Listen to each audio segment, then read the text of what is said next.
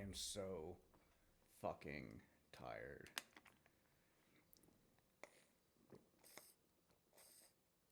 Ugh.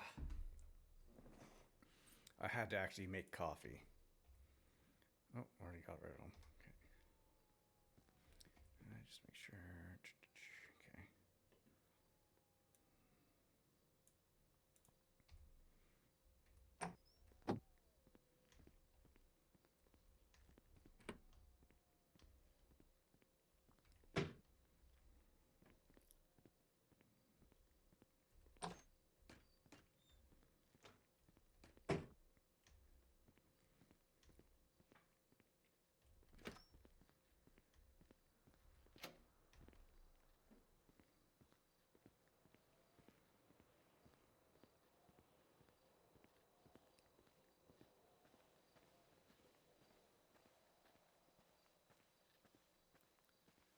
Fuck, I saw something moving in the window in front of me, kind of like up above, and it was a fucking crow just fucking staring down at me.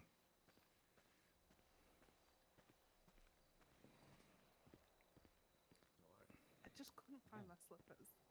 They must be in my cell. Oh, yeah. Right. Yeah. Oh, hey, Tim. In your Hey, cell Tim. or over on the couch?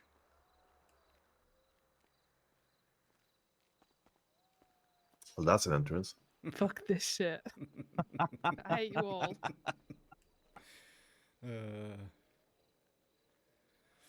Hey, Tim, Yeah, you know what I texted? I texted Castle. What's that? I sent him a text, said, "Hey, buddy, no conjugal visits in prison. You hear?" Yeah, no, Lucas dropped that bomb. Yeah. Lucas knows nothing. All right, I will be back. I'm going to go have a chit chat with our court person. Is that them? I think so, yes. Oh, all right. I thought it was Harley from this distance. Also, we're completely out of seats, by the way.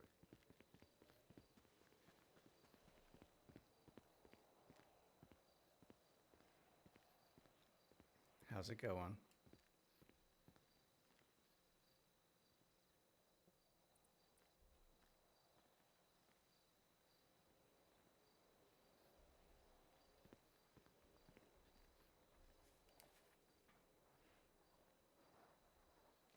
Did you sleep any better last night? No, actually, I don't think I slept at all. I do believe that this trial is probably going to be more taxing on me than I expected. Oh yeah, how so? I'm exhausted. I can imagine. Have you been keeping up to date with Twinsta? No, what's been going on? Oh, I know your brother has been putting things out quite a bit. Here, follow me.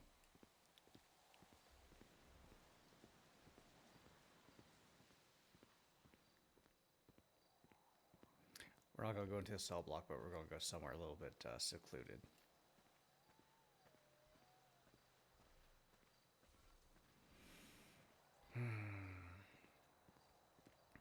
Are you going to be in your wheelchair all day today, or? Suppose it would be wise to have sympathy for it. True.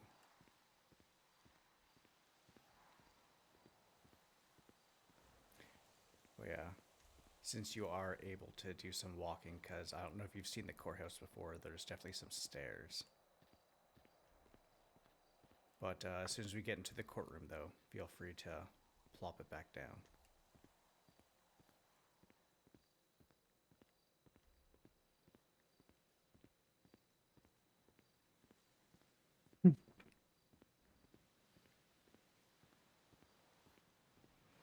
Yeah, watch the little holes and stuff around there.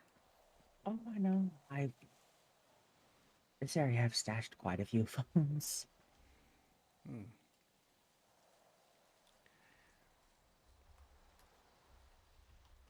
So it's been active. Let me see. Not that active. Last post 15 hours ago. Okay. God damn it. Fucking god damn it. Hmm. So, it's the day of your trial. Mm-hmm. Yes. And besides feeling the possibility of it being taxing, how are you feeling so far today?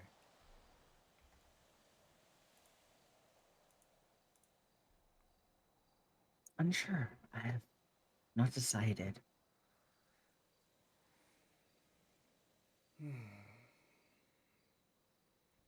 I haven't spoken to my lawyers in days.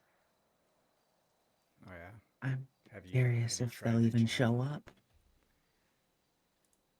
Yes.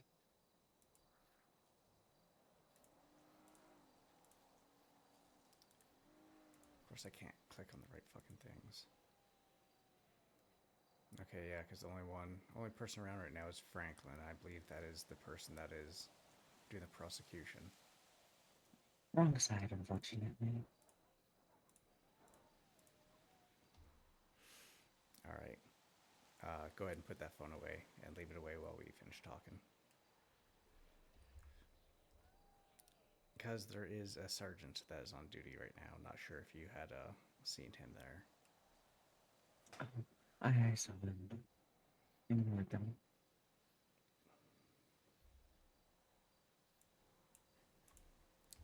So, what would you like to talk about for this last talk before your trial?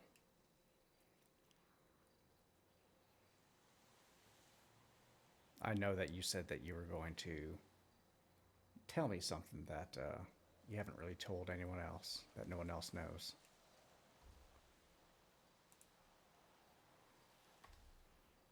I think that one might have to wait for a more private discussion when there's less people around.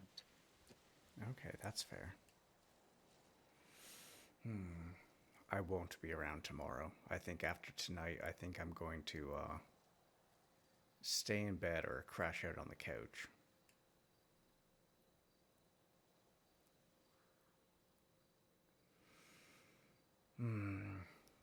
Now, besides the trial itself, how do you think tonight's going to go?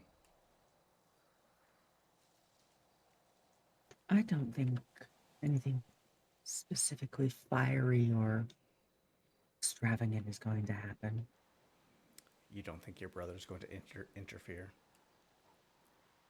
Not at the trial. What do you think the sentencing hearing? If there is It's one. that. I think so. Sensing hearing is a possibility. But I think more than likely they'll do something. And post it onto Insta or call the police.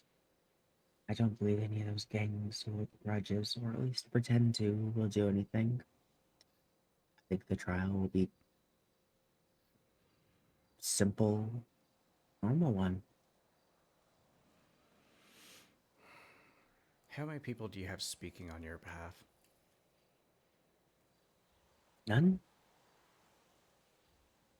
No I one at don't all? exactly.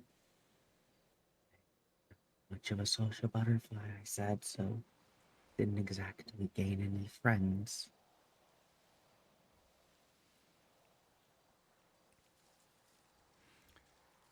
If I forget when we're loading you up into the transport, remind me. We're going to have food for you. I will do my best.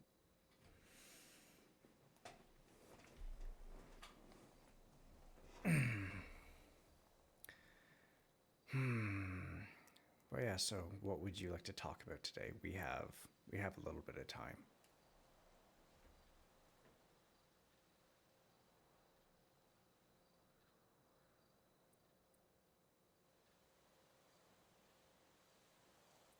Let's talk about Afghanistan. Disregard shot. 10-4. Gunshots? Shotgun. Hmm. Okay, what about Afghanistan?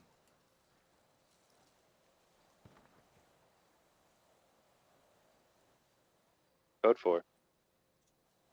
Should I be worried about any of that? No. It's a beanbag shotgun. I think he's just demonstrating what it does.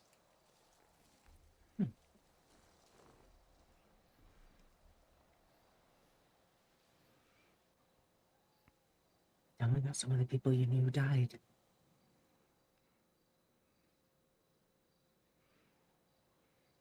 One of the people that I knew that died.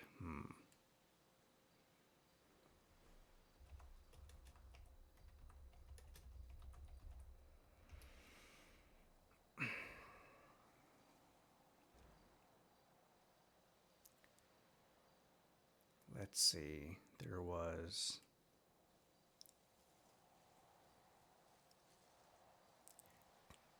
His name was Jesse. He was a young guy. He was about 20. Sorry, just 1 second.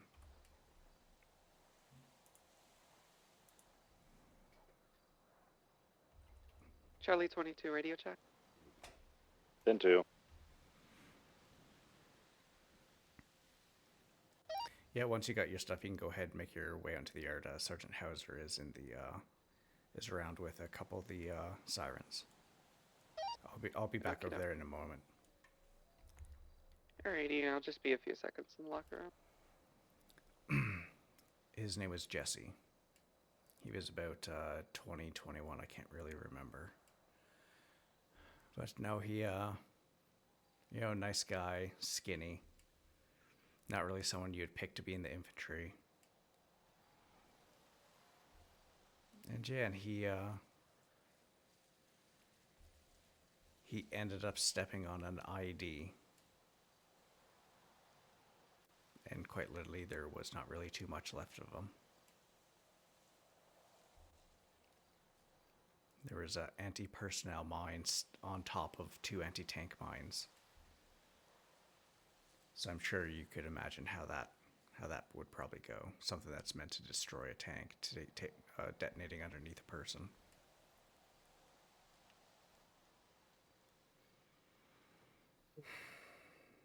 Imagine. What do you do in a situation like that? Do you grab what little bits of them you can, put stuff in a box, mail them under a flag? Yeah, you secure the area. And once things are quiet down, you obviously pick up the piece of equipment that you can. And if able to, you pick up what remains, but usually in those situations there isn't really too much. The most weight that's inside the caskets that we use while we're over there are usually just filled with ice. And then yeah, obviously he gets shipped back to the Kandahar airfield with probably about a section worth of guys, and they have a ramp ceremony for him or her. So where everyone kind of gathers on the tarmac. There used to be a few thousand people there. They all sit there while the body gets loaded onto the aircraft while bagpipes play.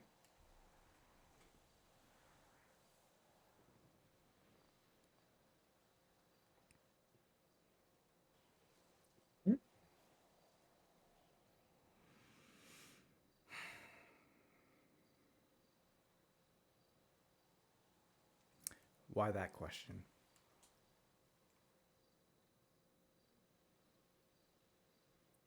Shouldn't ask. Wasn't done though. Okay. What else?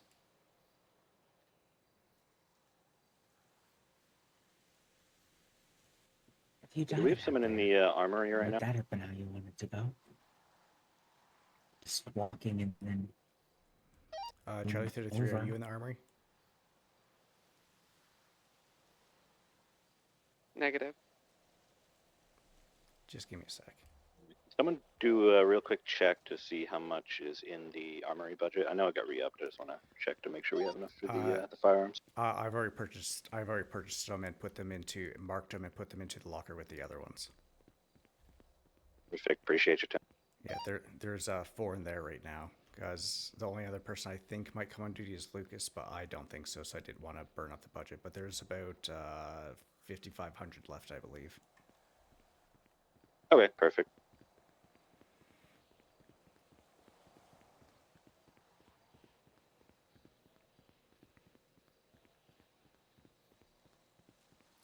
Sorry about that.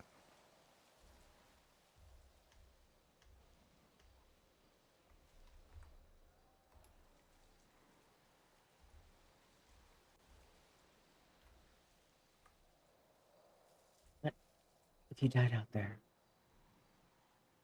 just take some steps and then click boom, gone.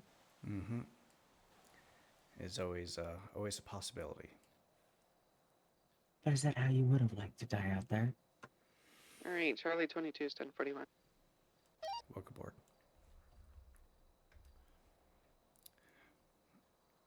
Is that how I would have liked to? I mean, that's definitely one way to go. Nice, quick, easy. Wouldn't know what happened, it would just be over.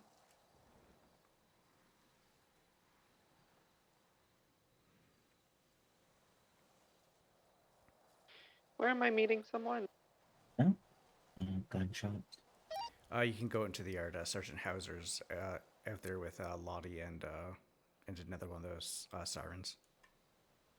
I'll be back over there shortly.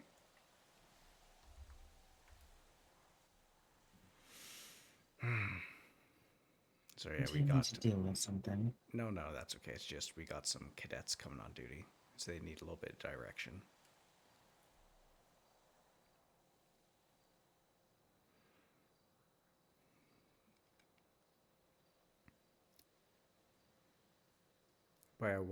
Why that question?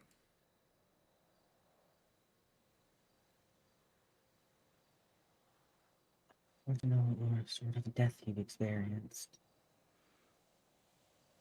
My life has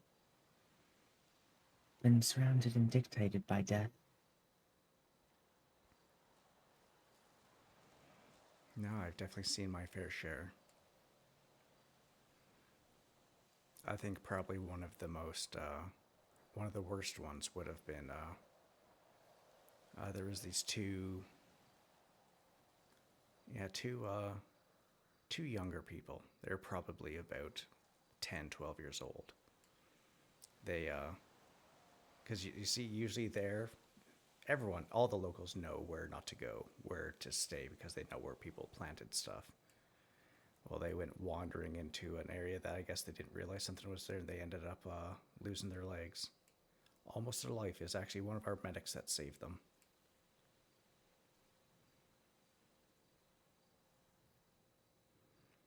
Hmm.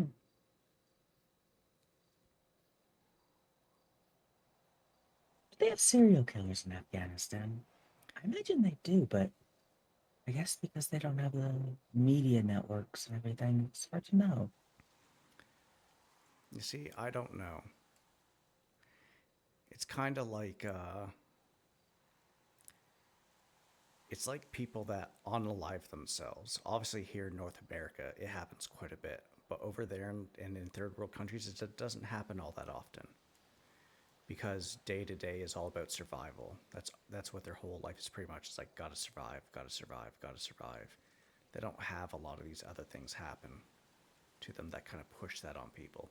Now, of course, that means that there probably is some things that do happen with it, but when it comes to serial killers, I really don't know. I think if there would be any sort of thing like that, it'd probably be a foreigner. Do you think any of the soldiers you were working with may or may not have, well, let's say, been that foreigner? It's definitely Probably. possible.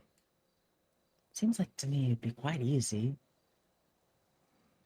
Just every single time claim they were, one of the bad guys. Yeah, well, I mean, you also got the Taliban over there that would pretty much sometimes, if they came up upon a village that either was harboring, NATO people, there's definitely a chance that they would go in and, do stuff to that village. Now, would you consider that a serial killer, or would you just consider that like a mass murder?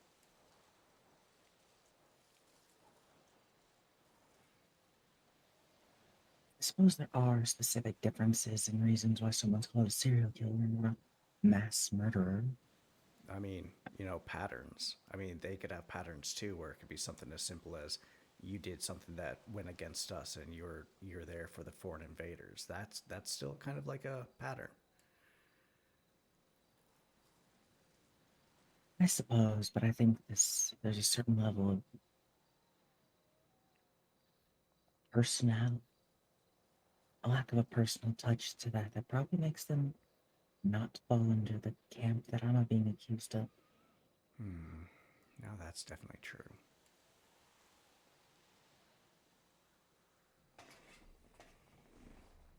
How would you do it? If you wanted to kill people or felt urges or couldn't control yourself, how do you think you would kill people? Now, are you asking me how do I think I would pick my victims, or how would I actually do the killing? Both. Well, I mean, honestly, I'd probably go the Dexter route. Oh, here comes that hero complex again. But the only difference between what me and Dexter do is I would do it quick. I don't believe in torture for anything.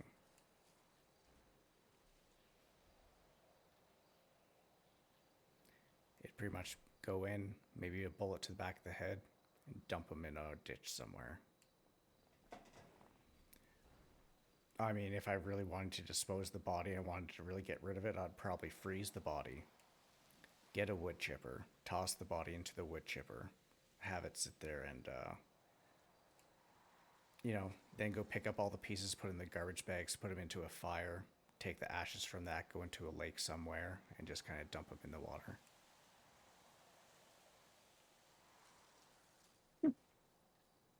You've thought about this quite a bit. Listen, I was in the army for 10 years. We sit around and we talk about the weirdest stuff.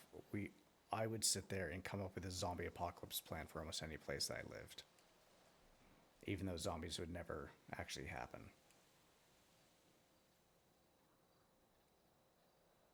I don't know.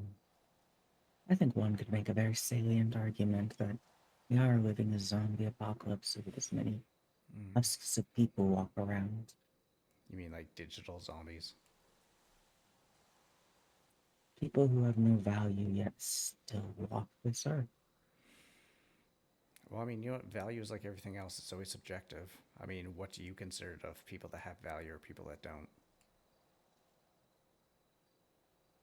People who are useful. I mean, that again is also subjective. People who are useful to me.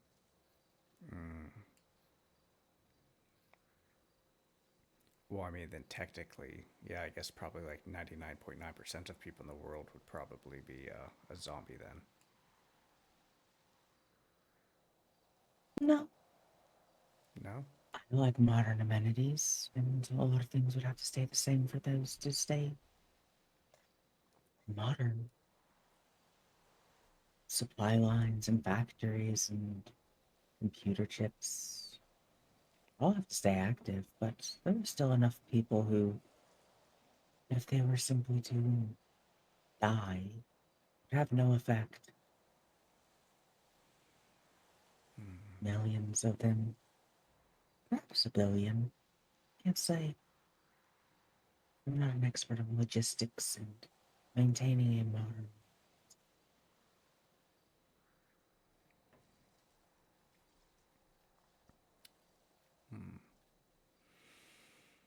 What would you consider to be useless then? Give me an example of a person that would be useless. What job would you think is menial enough to be considered useless?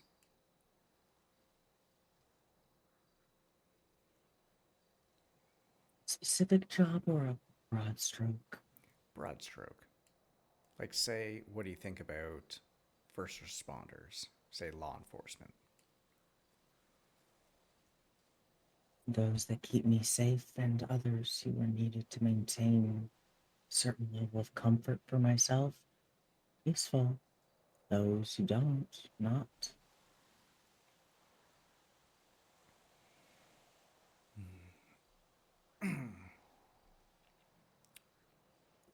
Actually, since I'm in prison and likely to be here for a while, I guess the number of people who are useful to me has drastically diminished. Probably 21, 10, 7, couple Mike.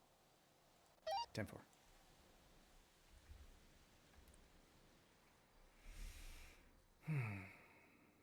I mean, that is definitely true. I mean, all you really need right now is kind of your basic necessities.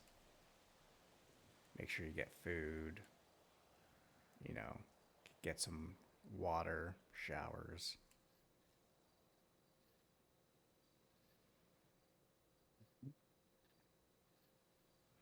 Where would someone like me fit into this?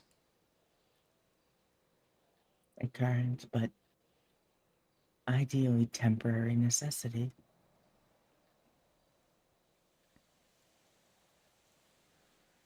And say if you were able to walk out of here a free person, what would I be then?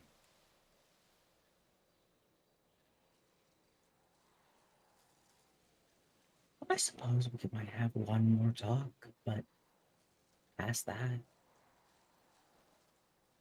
unnecessary.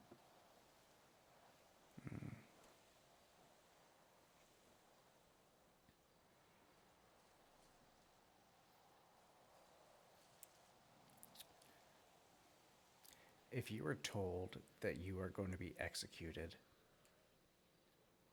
and you were allowed to have one more wish, whether it was to have a certain meal or see a certain bit of scenery, what would it be?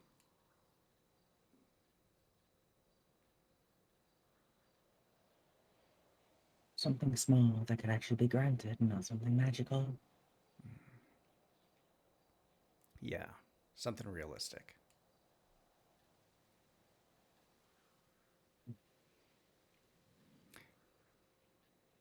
Like, for example, be able to see one last sunrise or one last sunset.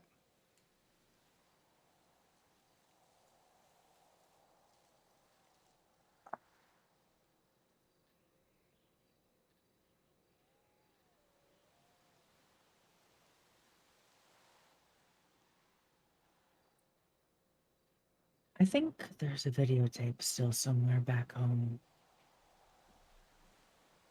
One of the times, one of the times me and my father went hunting, I think he recorded a good bit of it on a GoPro. I want to watch that. Pardon me.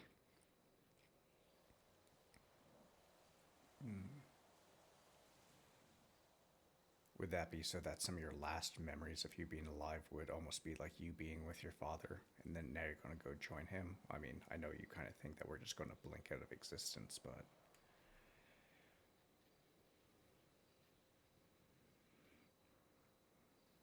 Yes. no, I can definitely appreciate that. I think him dying broke something inside of me.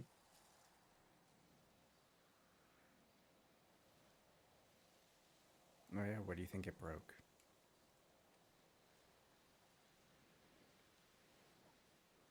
Whatever hadn't been broken by my brother and my upbringing.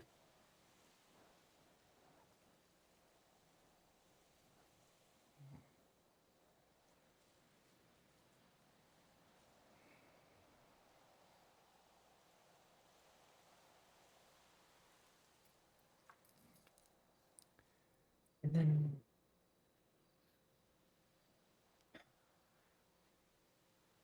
something permanently ruined everything that was broken so they could never be mended. That will be for a future conversation. There'd be no glue able to put it all back together. Nothing strong enough. Didn't seem like it. Doesn't seem like it.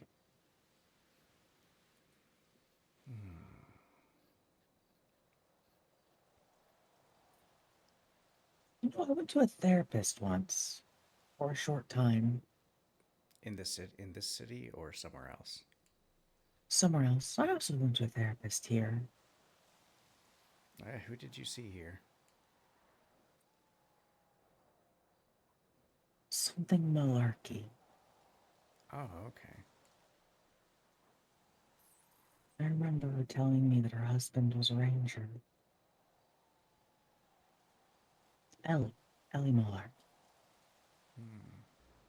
Okay, I've seen her name. I've never met her before, though. Ooh, my voice is low. Turn that right up. She's quite nice. I think good. Did you only see her once, or did you see her a few times? 3 times. I was engaging with her on how to, make friends.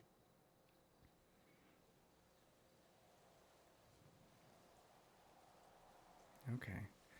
Now, how about this, the story that you're about to tell about this therapist that you saw before you moved here?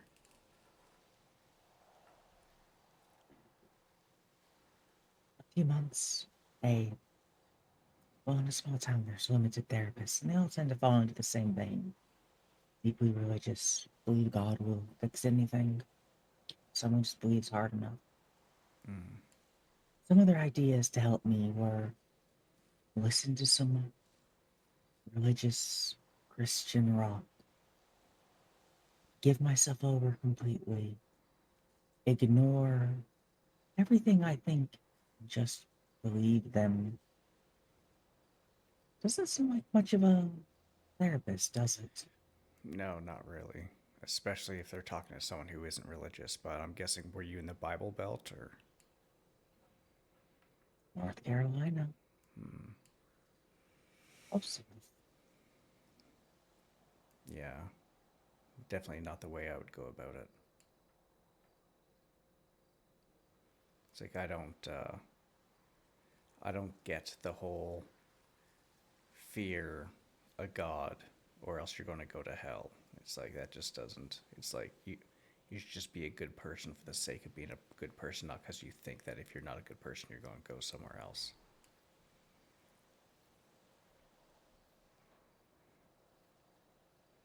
Because, I mean, like you said, who knows? Maybe we're all just going to blink out and it doesn't even matter.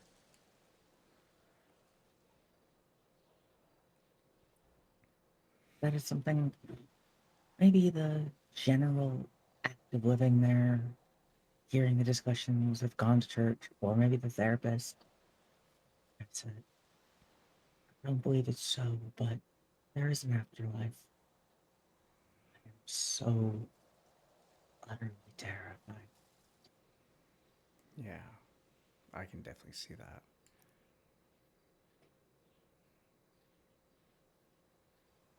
All right, enough time for either one more question or one more thing. Then we're going to need to get going. You're going to be able to go get changed into something else, and then it's going to be a wait till we get ready to take you out. Oh. Hmm.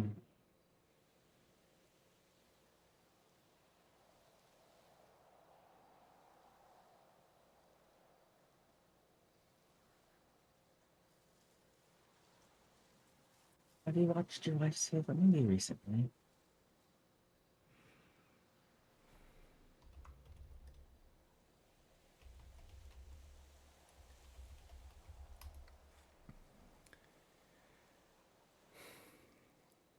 No, that won't happen until September.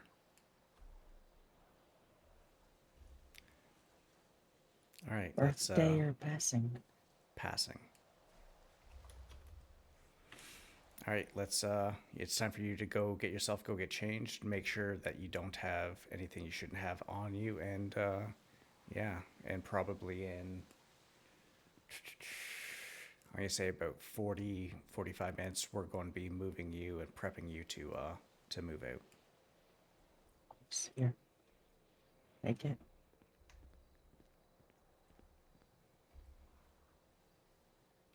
Charlie 21 10A. I'm going to be 76 to the city to Got grab it. food for all of us. You don't need to. I got the food truck in behind the cafeteria and it's fully stocked. Yeah, okay, copy.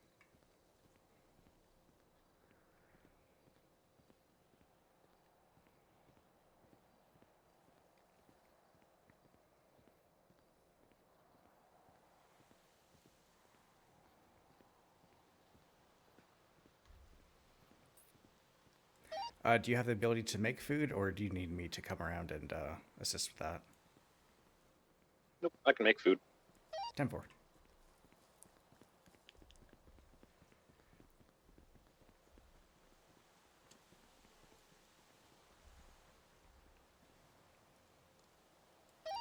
Charlie 22, Charlie 33. What's your 20? I am in the north yard right behind you. Or not north yard, Gen Pop, sorry.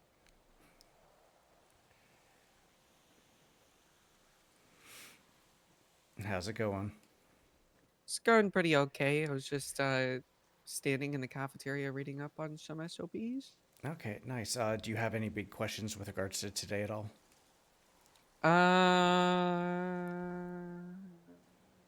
Not yet, but I'm sure I will have some in the near future. Okay. Oh, did Anna have a headache, or did she? I have not seen Anna. Oh, I must have heard. Maybe I just heard you say something, because I thought I heard both of you come on duty.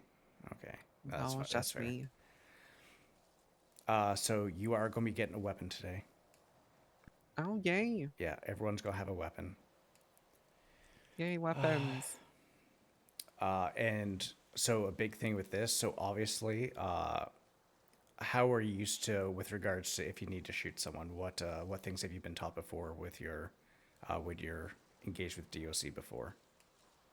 I know my force matrix, but I haven't. I know that there's no weapons in Gen Pop and stuff like that, but I haven't really gone extension. Yeah, this is going to be in regards to at the courthouse. Yeah, I know a very long time ago when I was first employed that I had a weapon when we did a court case before, Mm-hmm. but I'm not sure that I was given any like explicit notes on Okay. guidelines and stuff like that. So with this, I mean, you'll be around myself or Sergeant Hauser pretty much the whole time. So kind of follow our lead. Obviously, if someone, so what happened with? Did you hear about the whole Allison thing that happened a couple months ago? Allison Bentley, Yes. no, I have not. So we pretty much were bringing her for her trial or for her sentencing hearing. As we backed up, shut off the car. The DOC that was in the back, I think it was Jackson Jones. He gets out, and a couple people run up and hold Jackson hostage. So obviously, in that state, there, you make sure to do the normal kind of thing. Throw your hands up. Follow their instructions. If you are not the person being held hostage, obviously take cover. Don't go just shooting away. Now, Yeah. if it comes to a thing where obviously say our inmate that's going to be going through this, if goes to make a run for it, I mean that's going to be pretty much a call to pretty much drop her. Yay, fun. Yeah, but I don't think that's going to happen. Although I don't know if you've been paying Yeah. attention to Twinsta at all. There has been if you search Run.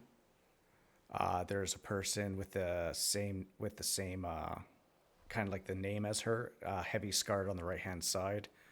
She has indicated that is her brother, and he does not want her to die and all this stuff. Although, I don't know if you've seen the report that I wrote up. Me and her have been having chats. She does not like her brother from what she says. No idea if she's bullshitting me or not. I mean, as far as I can tell, she could definitely very well be working with him. Or him working with her. But they did not have a good relationship growing up, from what she said. So who really kind of knows how that goes? So be kind of cognizant of that. I told her to go get changed for her thing.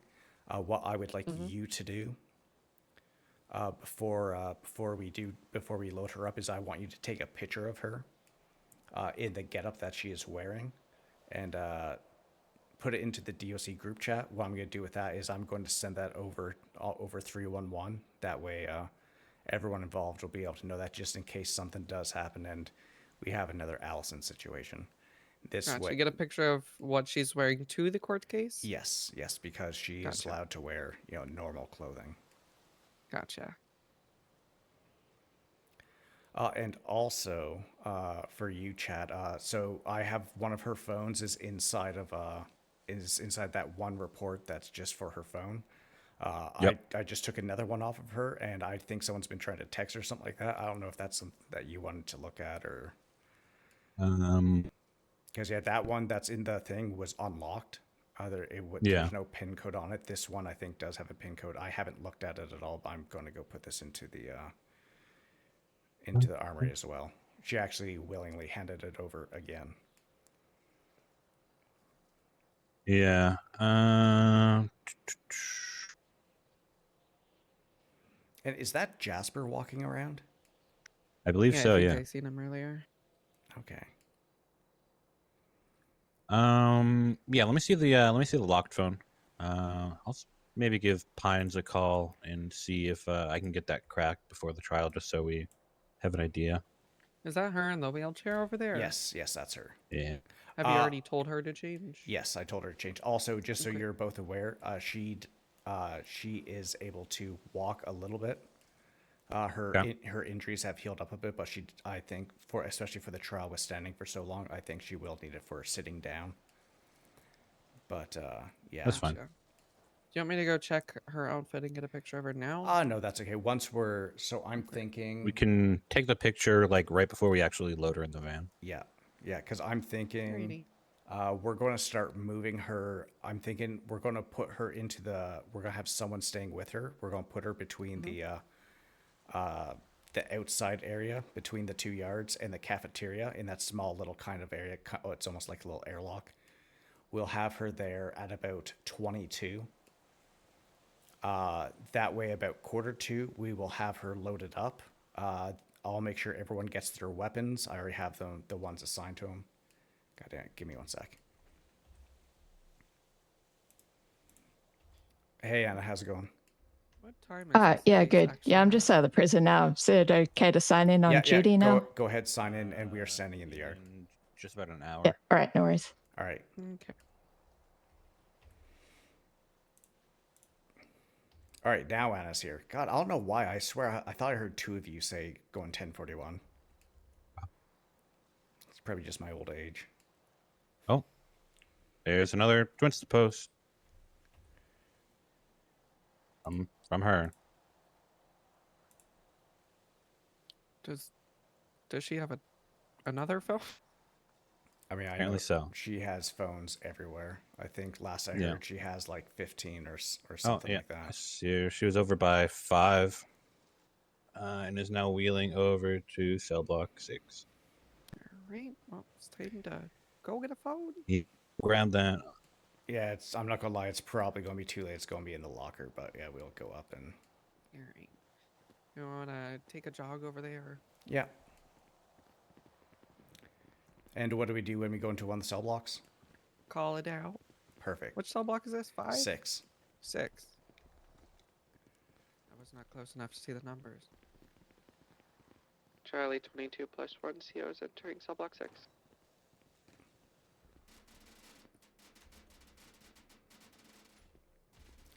All right, DOC. Hello. Hi, Fÿrr. All right. Might as well just hand that one over. Yeah, you got another phone on you?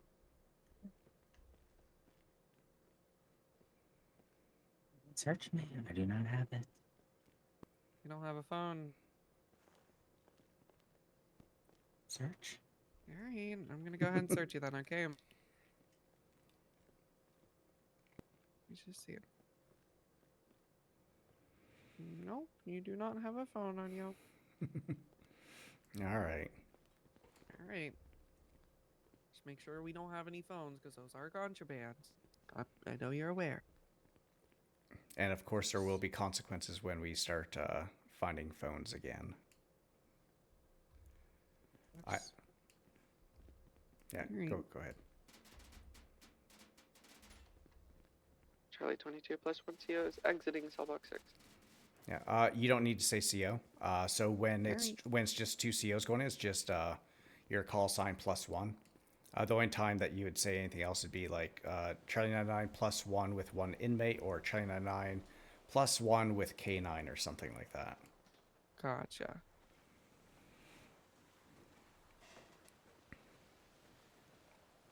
Have you ever worked at a courthouse before while doing DOC stuff before? Once. Once or I'm twice. okay. I'm going to send you some. I'm just going to send you something real quick on your text. Gotcha. Charlie 33, 1041. Welcome aboard.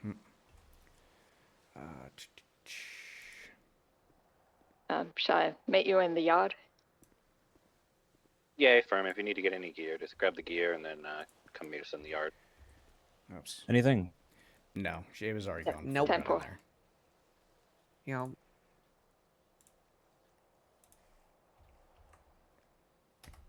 All right, there you go. So when you are when you are swearing in witnesses, that's the spiel that you give. Obviously, the names at the end. I'm sure you could probably figure that out. And then Right. once they're sworn in, you pretty much say, "The witness is sworn in, Your Honor."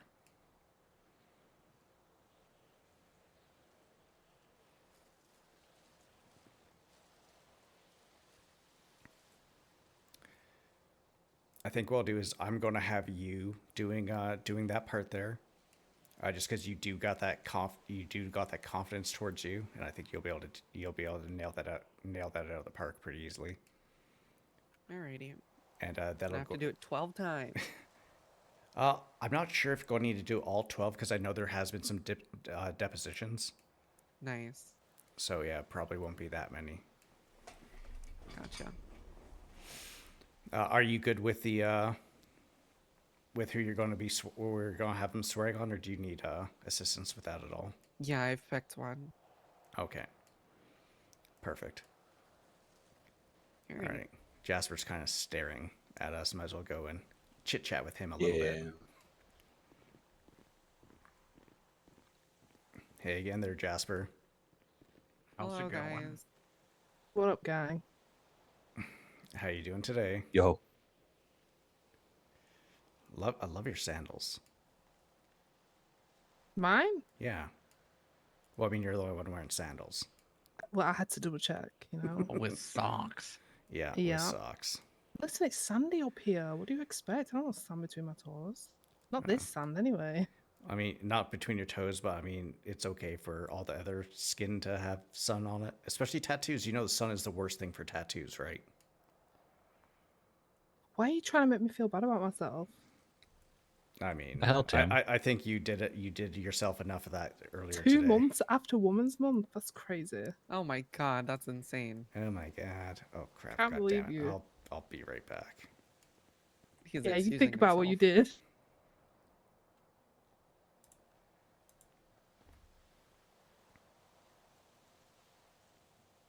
Wait, did the sandals really look bad? Should I go and change No, them? they look great. I think you Okay. should keep wearing them. No, it's a fashion statement.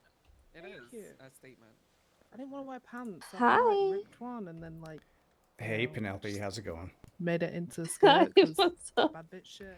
Not too much, just on work, getting ready for this thing. Are you coming to this or? To the court case? Yeah. We're currently having a search and rescue academy. Oh god damn it, that's right. I forgot. So oh my god, I'm sorry. But isn't it still in 1 hour? Yeah, it's in an hour. I forgot that you said that you were doing the search and rescue stuff. It's okay. I can come to it afterwards though. Yeah. What is this? Okay. I didn't. No, it's yeah, fine. I'll. No, it's like fine. I'm driving the car now, so Oh, it's like okay. yeah. I already did the introduction part. Mhm. We had like 40. It was 40 minutes. 20. No, it's like 30 minutes. I think honestly. Okay. I mean, that's not too bad. Of just talking about things. The theoretical part of it. Just Okay. teaching the basics, and now we're gonna go to different spots, and we're gonna let them like find us basically. Okay. Yeah. Nice. So it might be some 14 Bravos coming in though. Hey, you know what? If you're ever going to do this again and you, I don't know, need like a fake casualty somewhere, let me know and I'll definitely come. Usually help don't out. do it with casualties, but Oh no. Okay. no, but if you want to come and join, you're totally free to do so. You know, Yeah. next time. Yeah, maybe do that sometime. Definitely not during something like this, like today, but. All right. I'm going to go finish. I'm going to finish getting ready, and yeah, you have yourself a great evening, okay? And yeah, hopefully see you up at the courthouse. Okay. All right. You take care. Yeah, you too. Bye. All right, bye.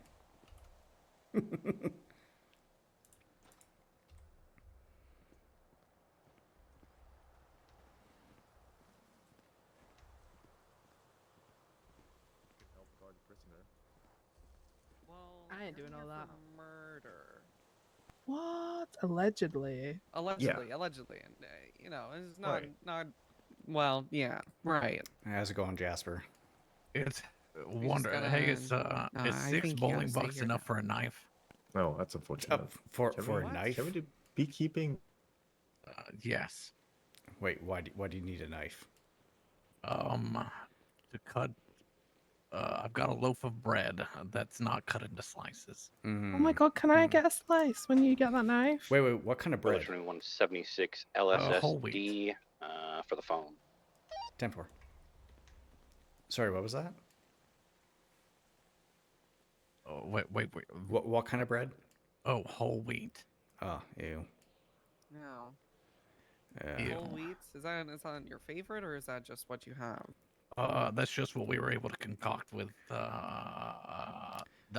Well, you know what? Oh, If alright. wait, if I get you guys banana seeds, what you can do is you can make some banana bread. What? Yeah. But make I some would banana still need a knife to cut it. bread. I mean, you could always get a brick and shave it down like that one inmate did. Oh no. Yeah, but then you're gonna get brick dust all over your bread, and isn't that Yeah. poisonous? Yeah. I mean, listen. Look around you, okay? Look around you. What do you see? Nothing but dust. And do you think this dust just stays down? No, it blows everywhere. It's probably like your lungs are probably like 15% full of fucking dust. Yeah, but isn't brick dust like chemicals? You know, this Wait, is just like natural dust. No, Listen. What part of the state are we in right now? I no clue. We're Los in, Santos. I don't know. We're I in didn't the go to in the school. north, and you got the what used to be the Alamo Sea up over that way, which was a cesspool to begin with. Think about all that dirt blowing up over here, It's very salty. and then also think all the garbage, and there's probably a bunch of waste. You know, even some of the radioactive fallout's probably still inside there somewhere. I So just there's, like, don't think old you fish should. poop. I just don't think you should cook bread with a brick. That's my personal opinion. I think Okay, you just yeah. need proper stainless steel. I mean, you know what? To be fair, when I was in Afghanistan, we actually made an oven out of shit dust, pretty much. Wow. Nice. Wait, what? You made an oven out of shit dust? Well, you know, because You might want to rephrase that, Tim. everything over there is pretty much shit, and it all just floats around everywhere. So yeah, we turned it into mud. We made a little oven out of it, and that's what when we got some fresh food, that's what we'd cook it in sometimes. Mud. Well, shit mud, apparently. Yeah, That shit sounds mud. horrendous. That Shit sounds. mud. I'm so sorry you had to go through that. Yeah, at least I wasn't one of the people that actually fell into like a sewage ditch. That was ugh. Oh. Yeah, that was disgusting. That guy, yeah, especially when you don't have showers readily available. Ugh. Yeah, that guy was not very happy. Can we talk about something other than shit dust? Like a couch. Kind of walked right into that one. Swear to fucking God. Hey Jasper, have you ever met Castle? The DOC castle? Yeah, the DOC castle. Yes. Oh, I've been okay. here for fucking ever, yes. Oh, yeah. Okay. I mean, no big reason at all, but yeah, it's okay. Are you okay, Lottie? Oh yeah, I'm Anna, by the Great. way. I'm new. Yes. Sorry. Actually, yeah, how about the both of you introduce yourselves to the room, or we can even do a little circle yeah. thing here. Oh, are Little we doing circle like an jerk. AA meeting? Yeah. Hi guys, I'm Quinn. Hi, Quinn. Oh, hey, Quinn. Hi, Quinn. I feel like I just met you like 5 minutes ago, but hey. It does seem like that. Fun fact about me. I love building sandcastles. Out of shit dust. Out of shit dust, specifically. Wow. Nice. God, you're so cool. What are you in here for? I work here, actually. Surprisingly, yeah. I know it doesn't look like it, but I do work here. All right. Blending right in. Riveting. All right, Lottie. Wait, why am I up? I don't have anything to say. I'm Lottie. Hi, bye. Wow. Nice. But I don't have any fun facts about me. Well, do you want me to add fun facts about you? No, let's Okay. not do Yes. that, Tim. Then let's no. hear your fun fact. I just want one fun fact from you.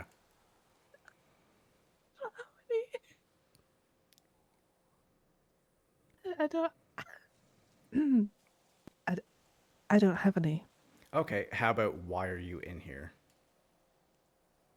I blooded out a gang member, and the knife hit his heart. And then I tortured the snitch who snitched on us, who seen him. Okay. It's not a fun fact. It's kind of a depressing fact, but all right. Well, that sounds like he deserved it. He did. Thank you so much. Sorry. But yeah, he did deserve it. Deserve the fuck out of it. Well, I mean, what's that saying? Snitches get stitches. I mean, he did get stitches though, did he? He did. They had to stitch up Snitch that we carved into his arm. Oh wow. Mm-hmm. Are you an artist? I am. And it was some Well, of my you see, best that's an work. interesting fact. You could have just said, "I'm a fucking artist." Well, I'm not. I can't really draw a stick man, but you know, pop off. All right, next. Am I next? Yes. I can't remember. Is it James or Mark? Whichever you want. I Let's feel go like with it's Mark. neither of those. Yeah. It is. It's one of them. It's Yeah. I just wait. No, Mark was wearing the full T-shirt, wasn't he? Right. Yeah.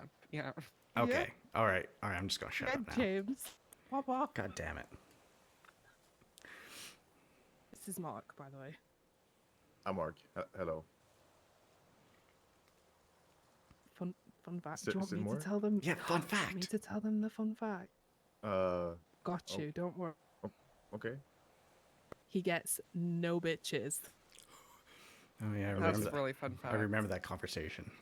Mm-hmm. Zero. Yeah, we guys. had that conversation a lot. I don't understand why. Not a single bitch in sight. It's okay though. I got you. All right. Thank you, I guess. All right, next. Can we move on? Yeah, thank you. Sure. Yeah, I'm Anna. Fun facts, I guess. I do singing and play guitar. Nice. Oh, nice. What kind of what genre do you like specifically like to sing and play? Personally, it's country. I do a bit of a mix. What? Yeah, not that. Yeah, I suppose I'm more into indie, alternative type music. Nice. Okay. Oh my God! You know what? We need to get her to come in to sing and play guitar and have Steve dance. Steve likes Dancing Queen. I don't like that. I mean, was it the song or was it what he said afterwards? The song and then what he said afterwards kind of hurt my soul. Yeah, that wasn't great. He called them the Vespucci Queens.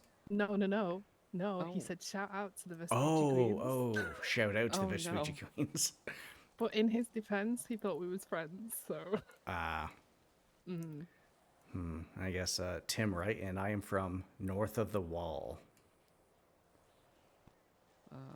Oh, like the oot wall? and a boot. Yeah, new dude to boot it, Oot and a boot, and there's a moose in the wood. You can really hear it when I say things like car and house. I heard it earlier, and I was like, he sounds Yeah. like a northerner. Mm-hmm. That means Canadian. Oh, thank you so much for telling me that. You could have told me too. I had no idea what you guys were talking about. Oh. I got you. Hold on. That means Canadian, by the way. Okay. I'm just gonna pick up my favorite rock over here. I feel like we're playing like Chinese Whispers. I love that game. All right, Jasper, your turn. Well, I can't go now. The circle's broken. Yeah, he has to wait. No, we Oh, gotta. okay. We can make like a square with Yeah. a point. Oh, yeah, yeah. Like a star. Yeah, but Wait, then- a Star. but then- there's a There star. we Mark go. Okay. Mark James isn't even gonna know what I'm in here for. Oh, he's back. He's back. Look, he's back. Come back. Come back. We Can gotta you make the finish circle again. Somebody's hungry. I think that's me. Ernesto's not Me cutting too. it. Me too. I'm back. Okay. I'm Jasper. Hi, Jasper. You guys, you're supposed to. Hey. Oh, sorry. Oh, All at the same so, time. that's right. It's AA. I'm a raging alcoholic. Oh, Oh, I love that for you. yeah. That's it. That's the fun fact. Nice. What kind of liquor? Okay. Hey, Sika. Fun fact for real. I'm a pathological liar. I'm not a raging alcoholic. Wow, you fooled Oh me. my god. You doubled down on that one. Wow. Hmm. I feel like Very. everyone got a fun fact except for me. I'm kind of feeling a bit FOMO. You're an right now. artist. Yeah, Yeah, you're you're an an artist. artist. Dude. Yeah. I'm really not. No, I saw the carvings. Did you see my exclamation mark on the end too? I It's pretty did. cool, right? Yeah, it was a nice finishing touch. Thank you so much. Do we need to go like have a demonstration in the sands or something? Well, do you have a Just knife? share with the class. Well, no, you can use your finger though. Well, Jasper wants a knife, so I could just borrow it when you give Jasper one, right? Yeah, not gonna lie, Well, Jasper's probably the last yeah. person that should have a knife. I'm not the Yeah. last person. There's literally a serial killer in here that's about to go to trial. Well, I mean, That's true. What She about should your? be Wait, first. what do you mean? There's 2 serial killers in here right now. Wait, where the fuck's the other one? It's you. I reformed serial Oh killer. yeah, a reformed serial killer. Mm-hmm. What do you guys think about pineapple? Hate it unless it's fresh. Okay, now And here. if you put it on pizza, no. All right, I wait. swear to God, I will Here's slap the you with a pineapple slice. here's the thing. Okay, if you get a pizza, you get extra cheese, extra pepperoni, with Nope. jalapeno and pineapple. It Oh, is hell no. amazing. I don't like pineapple usually, but when you mix those two on pizza, it is fucking amazing. No, fresh pineapple's fire. I love fresh pineapple, but when you cook it, cooked is just wrong and backward. I have to agree with you there. I don't even like apple pie. Apple pie stinks. Although I also hate cooked fruit, with the exception of Yeah. banana and banana bread and pineapple and pizza.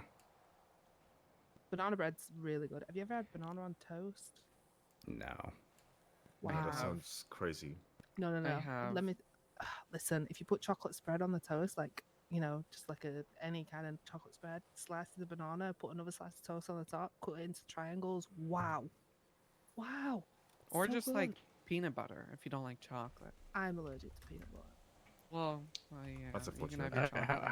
How much commissary coins for peanut butter? I don't know. I haven't done the commissary stuff, the training for it, so I don't know. I don't even know Oh how the my bowling bucks work. gosh, Yeah, it's already closed. I'm not gonna probably. lie. I probably need to learn since I'm around here as much as I am. Someone needs to learn how to change the fucking calendar because we're a month behind. Yeah. Oh no. No, that's true. All right, I'll be right back. All right. You guys have fun. Always go in and take Thank the you so reading much. course on the calendar. Charlie and I is gonna go 10-7 for about 2 mics. All right.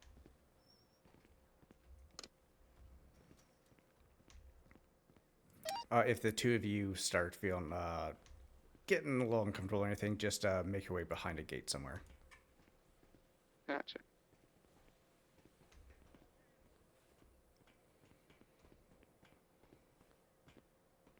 Ugh, that does not sound good at all.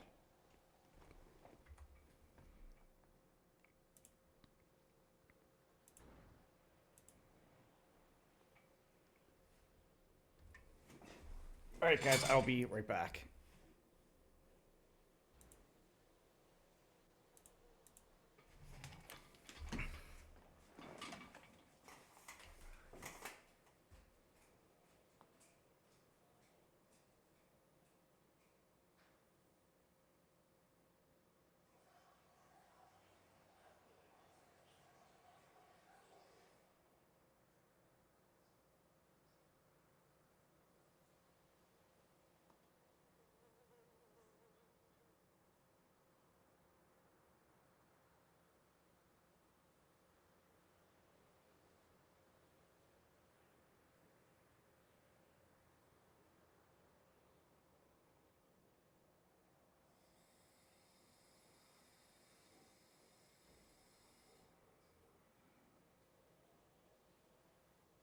Pillar 21, 23 Bolingbrook.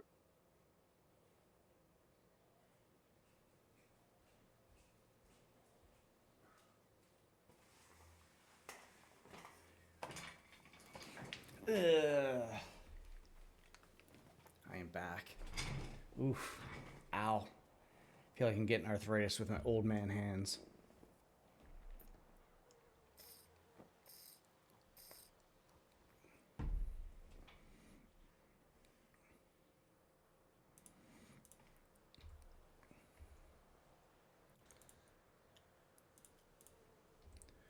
C-99 is back 10-8. For the two of you, meet me in the cafeteria. 10-4.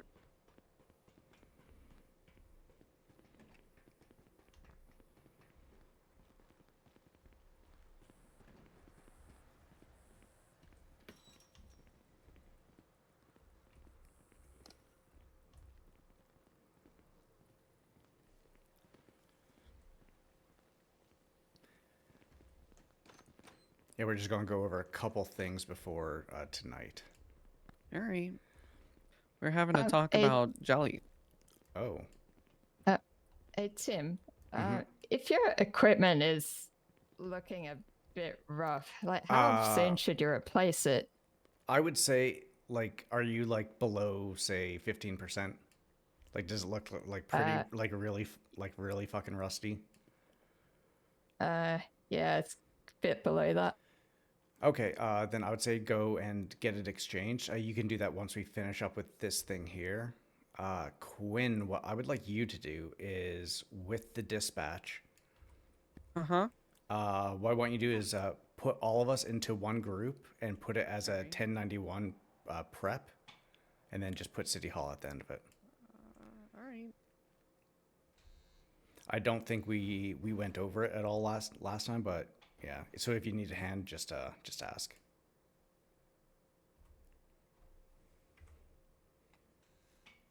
Oh, whoops. I got this, guys.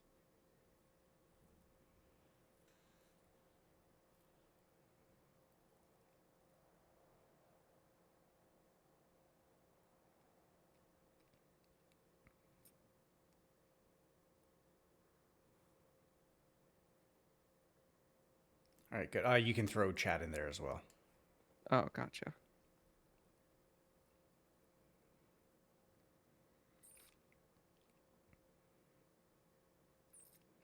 All right, perfect. That way, just before we leave, you'll take the prep out, then you'll put City Hall, then probably just trial. All right. Have you guys made a card before? I know how to, but I haven't made one. Oh, okay. All right, perfect. If you know how about yourself, Anna? Do you know how to make a card? I think we went over it when we did the transport don't think last time. so. All right, so if you Yeah, open I up think your maybe dispatch. we talked about it. So open up your dispatch. Yep. Now, in the top left corner, go to create call. Okay. Now, you're not going to actually make this, so make sure to hit cancel instead of submit. So call type will be 1091. Now that we're just going to go over it, you don't have to actually write anything in there just in case. Then for the description, that's where you're going to put the going to City Hall for, you can put in either the full on thing for the Fÿrr trial, or you could just put for City Hall for trial. And then when you look at the priority, leave it as default. Right. All right. Perfect. Pillar 21 to all units. Here in about 10 minutes, I want us to all meet over by the transport vehicles, and we're just going to do a quick briefing before we start the transport stuff. 10-4, we were just slowly going over something like that right now. But yeah, we can do that. I'll hold off. I mean, if we have the privacy to do it now, that's fine too. So today what we're going to do, I'm going to drive the one. What's your 20? We're just sitting in the cafeteria right now. Out of that. If you want, we can move out to the back because I already got the vehicle staged there. You guys are fine.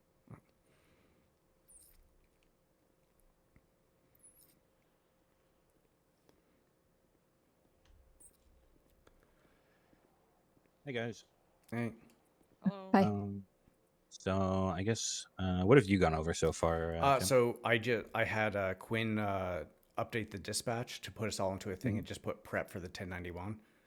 We just went Perfect. over making a card. Yep. So now when we are doing these transports, I know we already went over this, Anna, but for yourself, Quinn, if you open up, just one second, go into your MDW.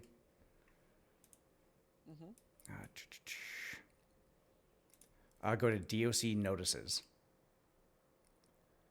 And then the very top one, inmate transport log. Gotcha.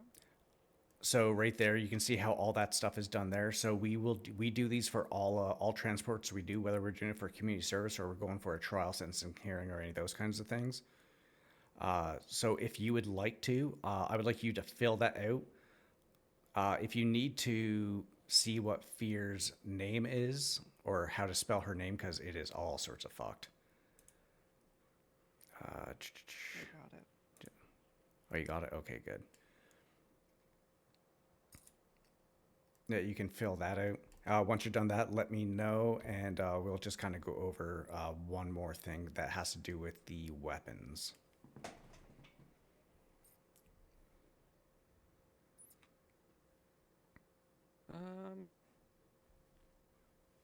It's not letting me type it in.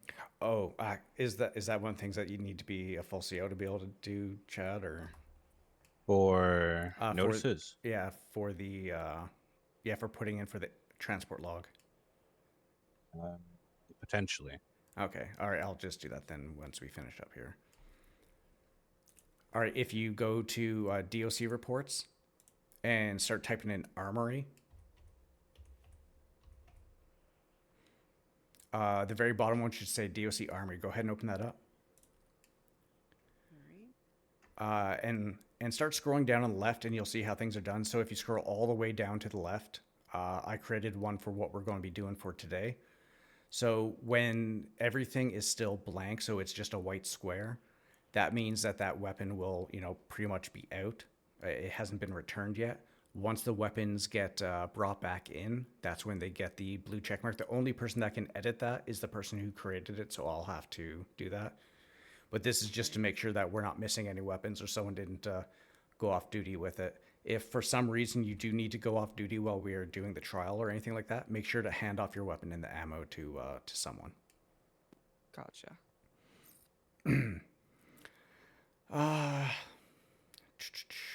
So for today, Anna, I'm gonna switch things up a bit from what we discussed earlier. I'm gonna have Quinn pretty much standing by the witness stand, and you're gonna be going over what we had talked about. Anna, let's see. Because I'm probably gonna locate myself up in the rafters. Okay. To give overhead. Perfect. So. Okay, then Anna, what you can do is you can stand on the opposite end from Quinn. So you'll see there will be let's do it like this. So if pretty much the judge is sitting right there, Anna's going to be standing on this side over here between the door and where the witnesses go. Anna, I want you on the far side over there by where there'll be a nice little corner kind of where, you don't have to go there right now, but just for once we get in there. Because that's where the judges' chambers are, and you'll just kind of stand right there and keep an eye out, pretty much like scanning the crowd. That's the crowd itself on the ground floor, and also keeping a look at the people that are up top. Big thing that I want you guys to remember is keep an eye out for that gentleman with that Twinsta post with the heavy scar on the right hand side. If you do kind of see him there, just kind of call it out over radio. Don't be yelling while you're on there, except for when you are swearing people in, Quinn. Make sure that you are talking nice and loud. But besides that, pretty much just keep yourself on a whisper. That way, if the judge is talking or someone's talking, we're not interrupting anyone. I do need to stare at my phone for like 5 minutes because I That's really need to watch some funny cat videos. To boost my Yeah, yeah, that's okay. When you're done, we'll go over the other stuff that I have.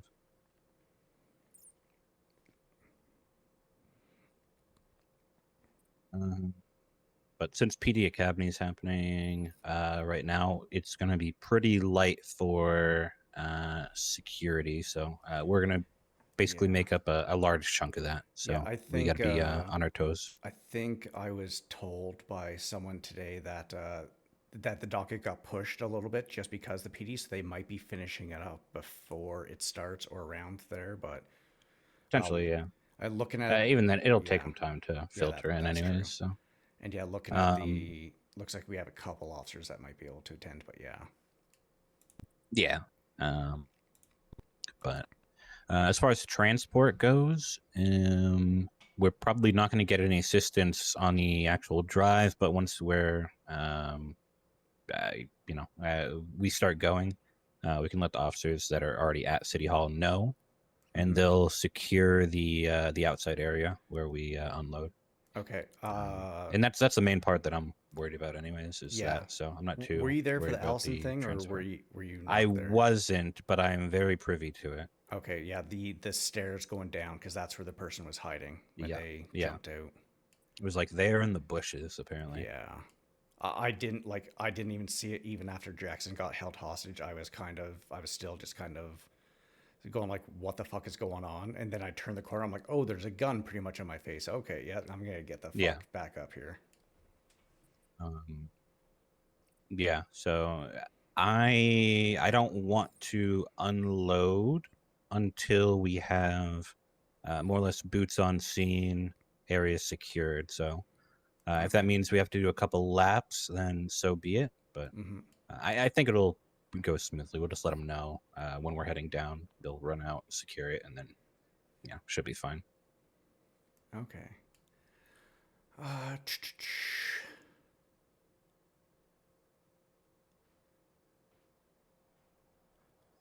I'm going to start making food in about while she's done, I'm just going to start get some on deck so that we can all have food. I'm also going to make some food for Fÿrr, and so I'll be right back.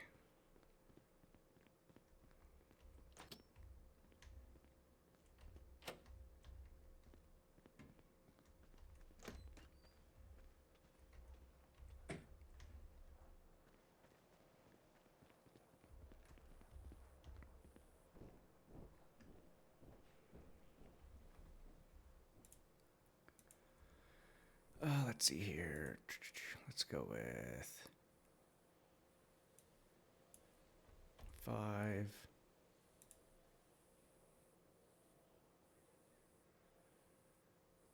Let's go with potato skins. 5.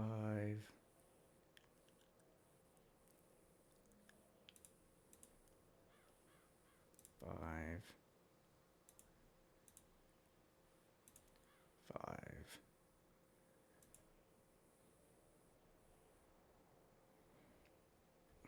All right, perfect. All right, good to go.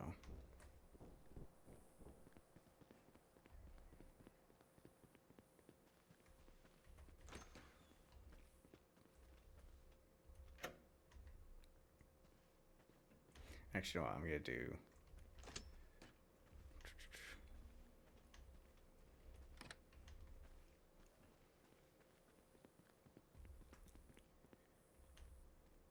Fear and Loathing. Oh my god, that was hilarious. Do one more of 4 and 4.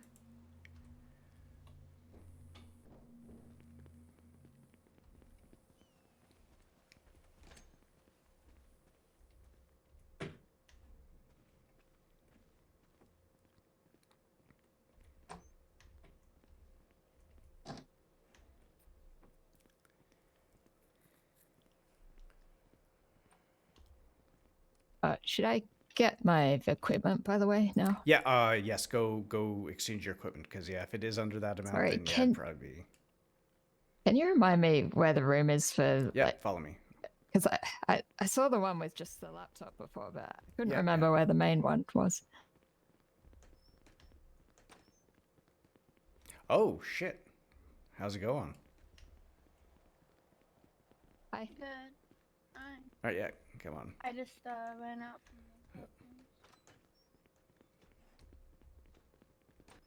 All right, so this door right here. Yep. Hey, Tim and Anna, when you guys are done grabbing that gear, just meet us out by the food truck, and we'll go over those last items. 10-4 Juliet just got on duty too. Yeah, I was gonna tackle him. You ruined the surprise. Welcome aboard, Juliet. God.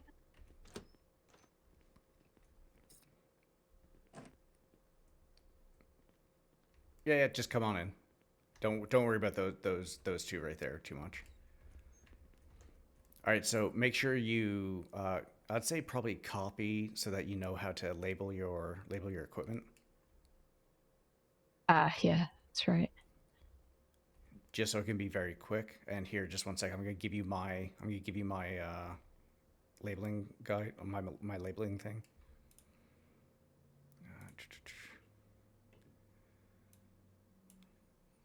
Oh. So take that. All right, now what you do is in this garbage can Hey, right here. Tim, actually on your way over here, can you go ahead and grab the firearms and then 10-4. also purchase, I think we just need an extra one and get that labeled. Yeah, 10-4. Say, go ahead and all your wasted items or your items that are going away, just put them inside there.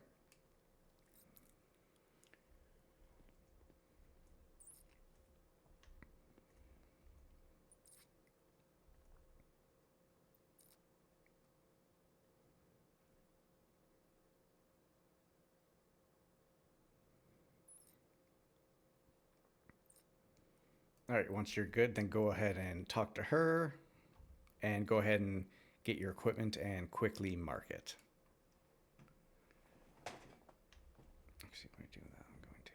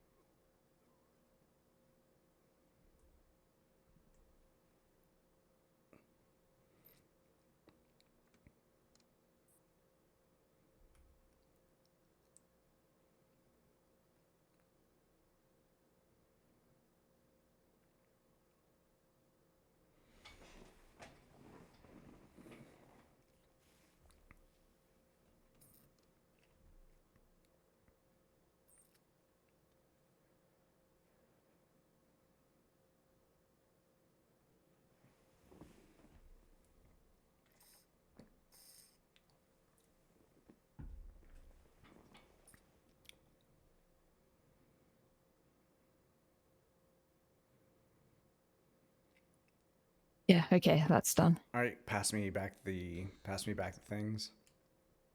The markers, sorry.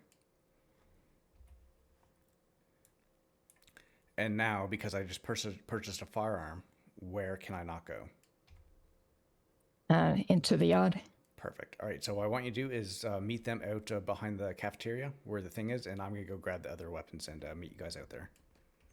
Yeah, right. Sorry, I didn't mean to do that. I'll leave that one unlocked for you. And then just wait till I go through the door to the stairs before you go through, so no one can come grab me.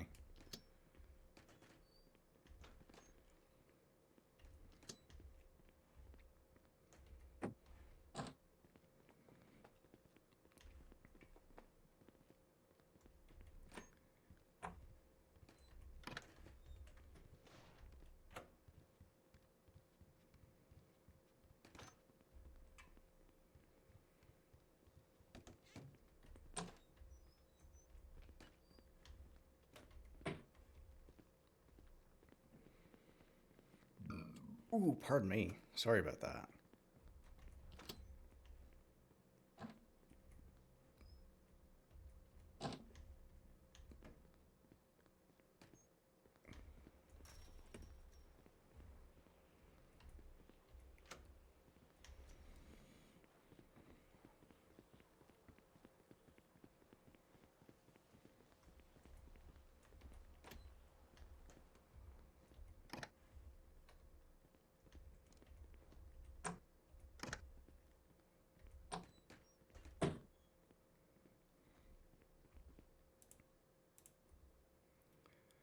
DSC farm.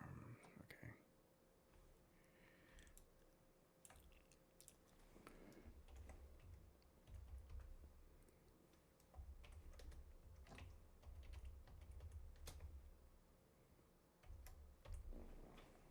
Oh, god damn it. God fucking damn it.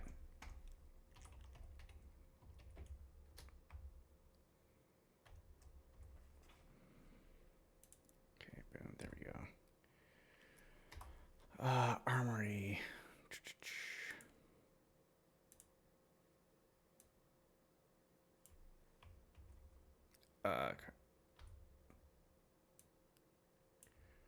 Control C. Control V. What is her name? Juliet.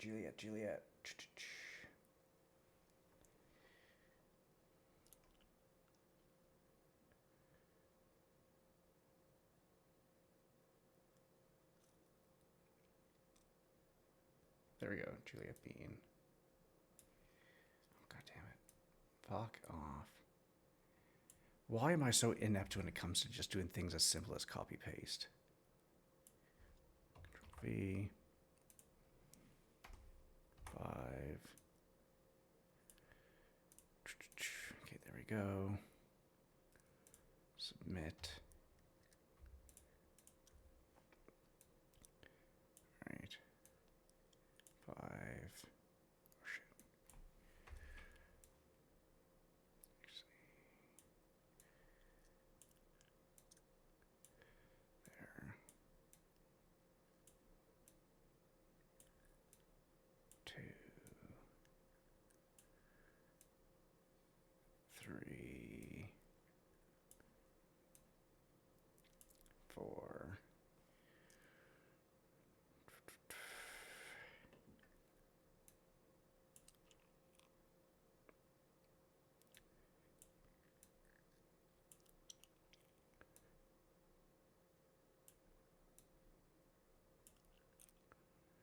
4. That's 5.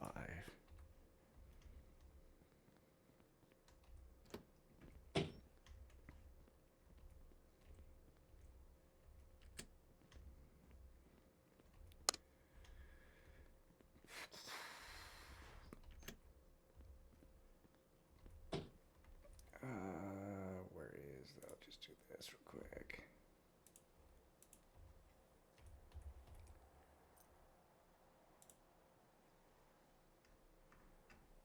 Just have that there. Pretty much ready to go. There. And sorry if I'm not in chit-chatting that. I'm just making sure I got my shit pretty much ready. And I'm locked in. Lock it in, right?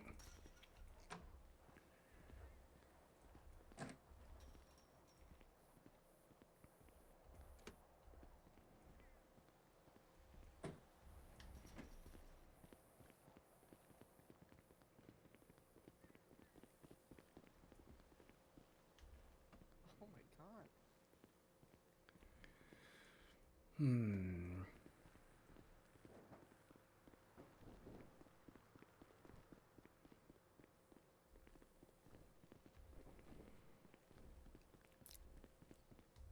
You just need to make 3 more meals and 3 more drinks just because Juliet showed up.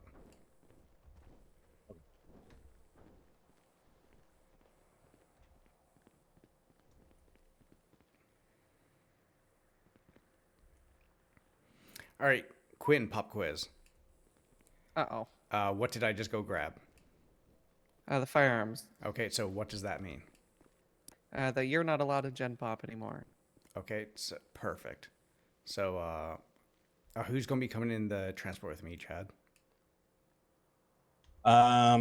So I'm just gonna take the illusion in the back, Okay. and then you guys can kind of disperse.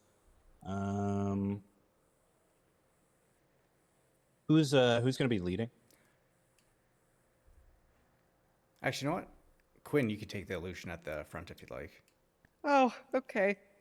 Oh, wait, you have issues with driving, right? With sometimes you Yeah, got... I'm not the best driver. All right, Juliet, you'll take the illusion at the front, and Quinn will go with you. Anna. Juliet doesn't have a I'm driver's license. I can Oh. drive. It's Actually, fine. it's only 15 days expired. Oh my god. Yeah. Also, I don't have a valid driver's license either, and mine's way more Alright, we're than just 15 days. Yeah, we're just gonna pretend we didn't hear any of Yeah, that. yes. So we'll just continue as normal. Yeah, so Juliet, you I- and Quinn will go in the front of Lucian. You know where the city hall is, correct? Yeah. All right, perfect. Anna, you'll come with me. You'll be in the back with the inmate. I'll drive, and then Chad, I guess you'll be doing your thing. Yep, I'll just be taking up the rear. Juliet, you comfortable doing transport callouts? No, I'm I too can if she's cooked. driving. I'll say Yeah. I'm going to keep it real. I am extremely cooked. Yep, that is completely fine. that's fair. Quinn, if you want to do the callouts, Gotcha. let's just take the most direct route there. So, more or less straight down Ellis Freeway. We'll get off on Hawick. Take Hawick over to injured person at the courthouse. We'll take Hawick over to Eastbourne, and then Eastbourne to Rockford. Then we'll be there. Okay. All right. Yeah, we always park on that side. Yeah. All right. What I would like is Juliet and Anna. I'd like you to go into the yard and go grab the inmate, and I would like you to pretty much put her into the airlock between the cafeteria and here. Juliet, you'll stay with her. Take a picture of her in the clothing that she is in and put it into the DOC group chat. That way, that's done. We have it in case anything kind of goes sideways and we have an Allison situation. And then, that was fun. We love that. Yeah. All right, go ahead. Go do that.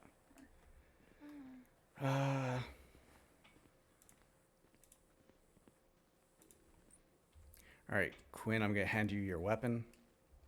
All right. You are number 1. And just confirm that is firearm number 1. Yes. Okay, and then Chad. That's number 3. Firearm number 3. Okay, perfect. That is correct. Oh, God damn it. Hi, Cara. How's Hello. it going? What is happening? Is Lottie awake? Make sure you take it out and load it. She was, yes. Is she still awake? Because I want to visit her in prison and I'm... Okay, don't want to come down there. give me 1 sec, okay? Aye, take your time. If you guys see Lottie out there running around, just let her know that Cara's going to come up and visit her, okay? Okay.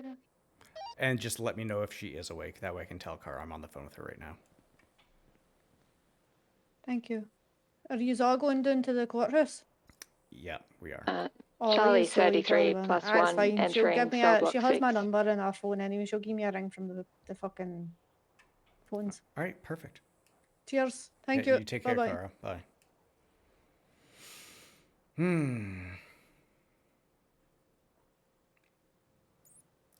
Sweet. Anything else think need to go over at all, Chad, or?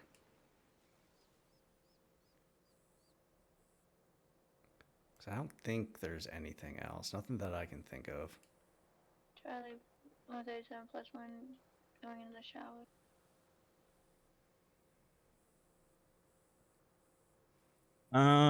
Let's see. Frisking is going to be taken care of by FIB, so we don't have to worry about that.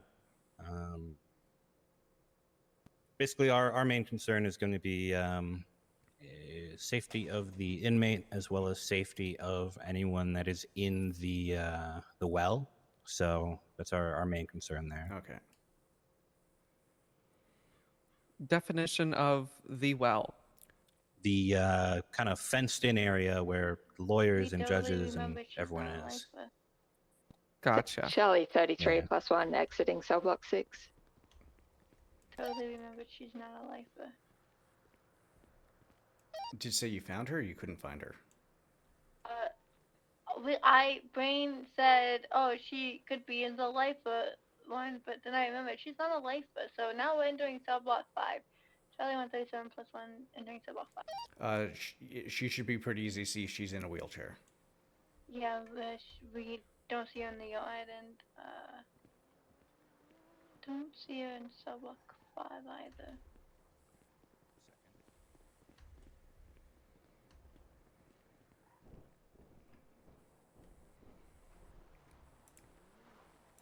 We have breach. Over by the motor pool, 2-door vehicle.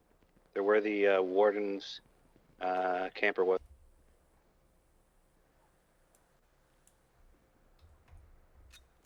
Charlie 33 plus 1, 76 motor pool.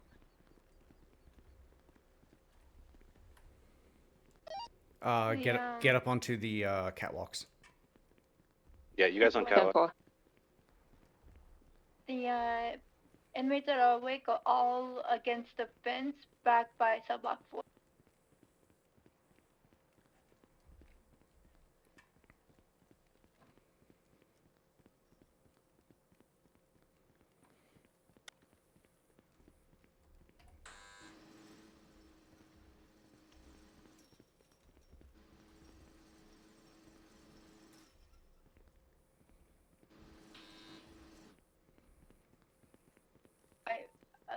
Found Fÿrr, but we're on the catwalk. Yeah, get on catwalks and start making your way. Start peeking over onto the north yard.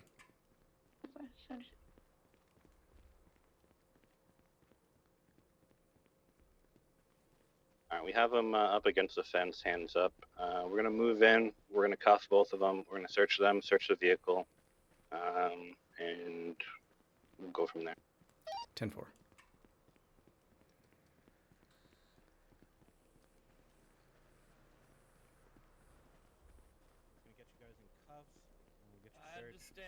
I understand. Man, are we putting you in cuffs now?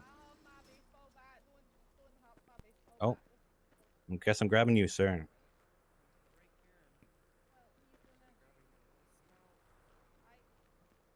Oh, he just... I get it. I'm very comfortable. All right, here we go. Max, is that you? Yeah. We have 2 in custody.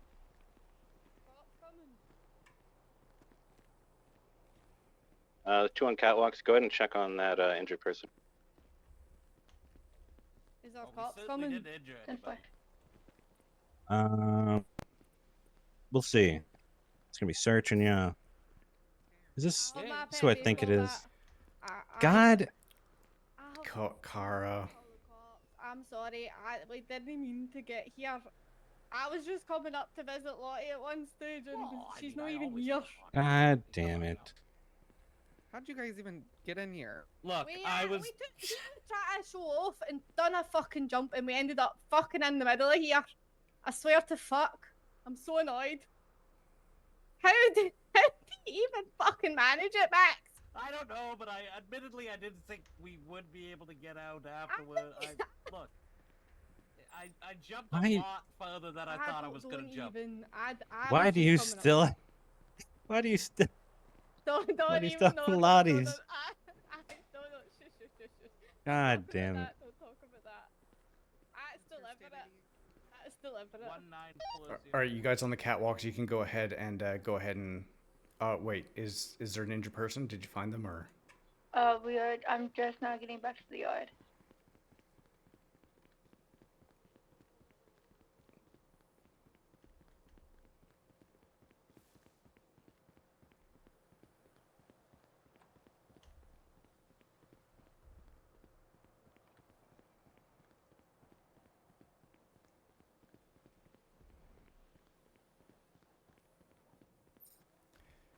Charlie and I need to go 10-7 for about 45 seconds. Be right back, chat.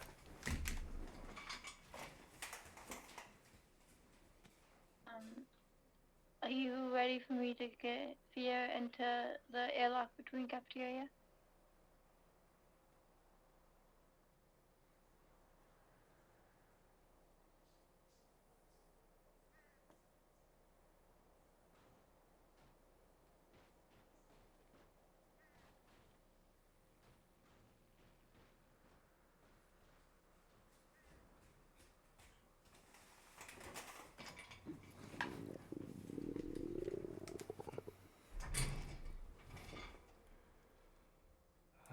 Oops. God damn it. Why am I being such a fucking potato? That.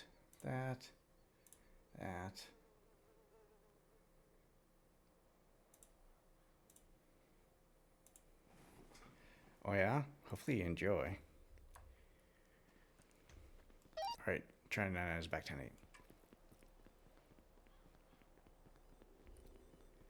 Can you put my cups in the front at least? I'm standing staring at this fence. No, you're gonna sit right there, Max. I'm standing. Max, I swear to fuck, you're after getting me with these fucking warrants now.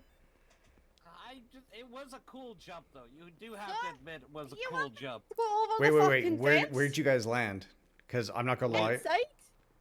Because I'm not gonna lie, like I locked all the gates on that lead into the inside, so you must have just ramped right over both gates. Yeah. He fucking flew. Look, see that car behind? It has the hops like you wouldn't believe. I really didn't expect it. What's the status of the We were 47? coming to prison so she could chat It's with called Lottie, I Scorpio, guess. fell But out of like the- I was gonna do a cool jump and the slam into the visitor fence, but section, we jumped no over. fucking It was. inside the prison. Okay, copy that. Look, we gave up right away, prison, which I is would nothing have else. wanted You myself don't out. like us at all. The airlock between the cafeteria and motor pool with Sophia now. Copy that. While you're there and while we have some time, go ahead and snap a picture of her outfit and already save did. that. Perfect, appreciate it. I think. I mean, what are you thinking? I'm kind of thinking tell them to get in the vehicle and then probably get them the fuck out of here. That's what I was gonna do until I realized that Kara has 3 active warrants, and I can't. So, Okay. I called PD to come up here. If Right. there was no warrants or anything, then I'll Yeah. be like, sure. But yeah, kind of out of my hands at that point. So fucking frustrating. I'm very upset. We good to come out, or you want to stay in the airlock? Just wait there for now. We're just dealing with the situation. Yeah, once Oh, we yeah, sorry, I clear this forgot, up, yeah. we'll continue with everything else. I will admit the car is stolen. I didn't. There shouldn't be anything in it. Unless you had fucking shit in it, Max. No, I just have some furniture I was helping Maddie move with earlier, but I don't have anything illegal in there. I'm trying to decorate, actually. The mansion. I'm actually being a good boy today, other than this, this, believe it or not. Hey, Tim, Quinn, I don't know if you already did, but let's just make sure we get pictures of both their pockets, as well as any ID cards on them. I know Kara's does not match her actual ID, though. I just want to leave. I don't want to be in here. I'm just going to take you just 2 feet away so I can search you one more time, okay? Okay. Whatever you gonna do. All right, I'll grab picture of Kara's pockets. I have my pet baseball backpack's in my pockets. Please be gentle. Yeah, I'll be gentle. Don't worry. Yeah, Oh well, my God, you got And that then in I've your food. vest. If you're hungry, I've food. I'm actually kind of hungry, so please don't eat it.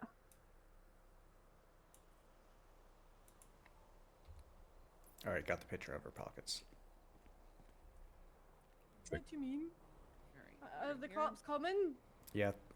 Yeah, What? you had 3 Please, warrants. Actually, right here. Please, no, It's out no, of no, my no, no. hands. Max, It's out of my fuck hands. you, prick. You Oh, have Max warrants. is so getting I fucking was, beaten. This is so annoying. I was probably gonna let you guys go, but Yeah, because we're on a bit of a time Honestly, crunch. I should have just fucking ran.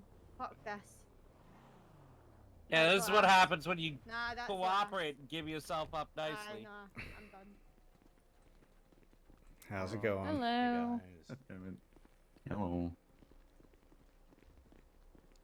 we haven't taken anything off of them. They should still have their possessions on them. The vehicle has a bunch of furniture and stuff in the trunk. So Interesting. That's our furniture. And I'm not even to deal with. Oh, Jesus.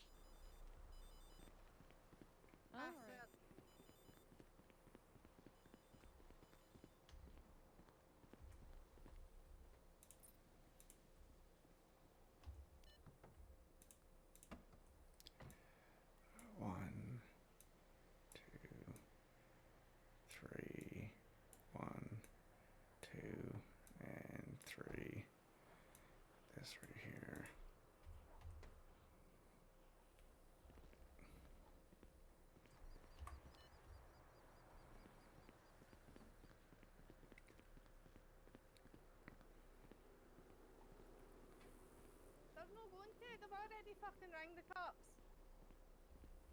Fuck this. Alright. Here, I'll let you walk over to the cart.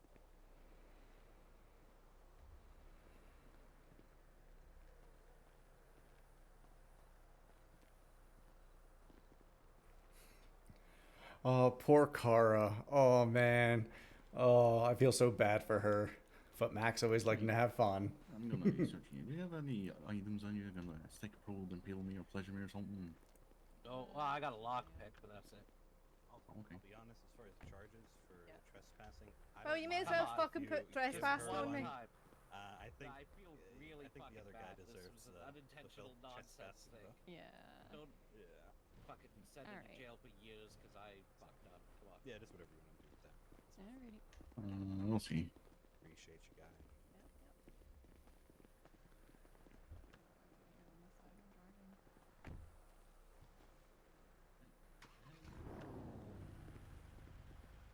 Alright. Thank you, fellas. Thank you. Thank you. Bye-bye.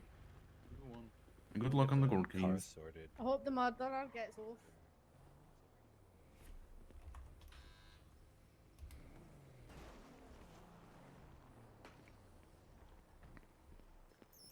All right, you can go and move her out of the airlock area now.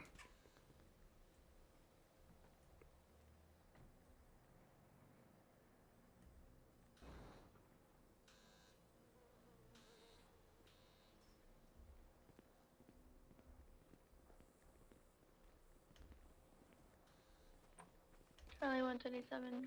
I'm doing the motor pool. Guess it's not really motor pool, but Does she have her paperwork done yet? Go ahead and get the 91 on the way.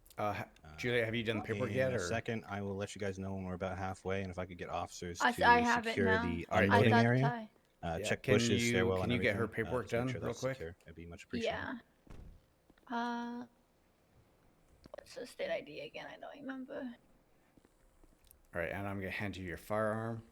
1960. Good job, guys. Thank you. Of course. I was like, I swear that car does not sound like it's outside. It is. So just confirm you have weapon number 2. Yes, I do. All right, perfect.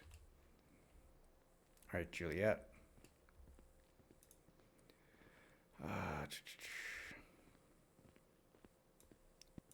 At which point do I need to create the card for this? You can create it now.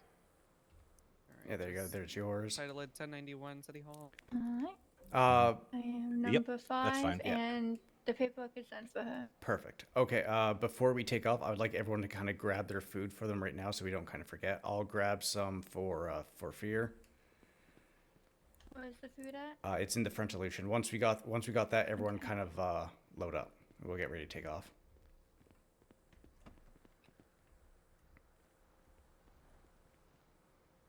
There we go.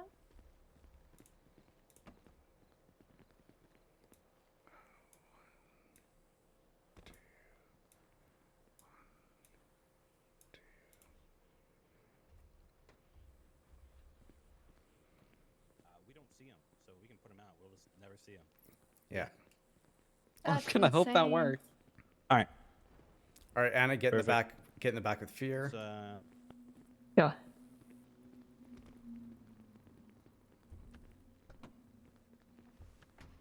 You wanna go 50 for this, or what speed limit do you wanna go? Go ahead to spell off. We love it. Since we're running a bit late, let's keep everything to 10 over the posted speed limit.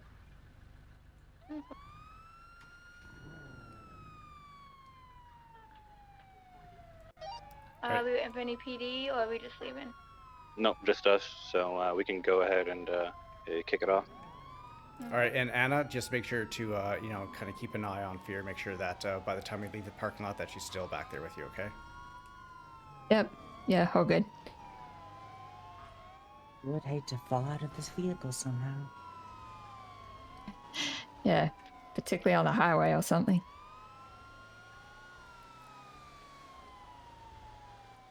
Alright, Well, Siren's going 1091 today. will be 76 City Hall for the trial. Hmm.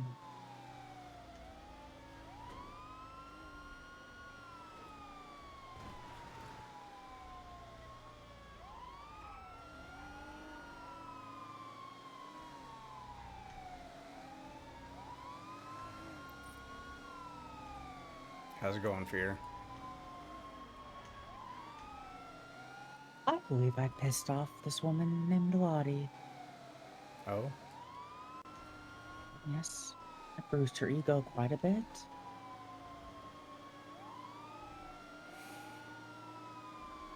Yeah, what happened? Oh, her and some other man came up harassing and accosting me, so certain of my guilt before anything had even happened. Threatening me, telling me that they were going to do things to me. I don't think they liked that I thought it was funny and pathetic.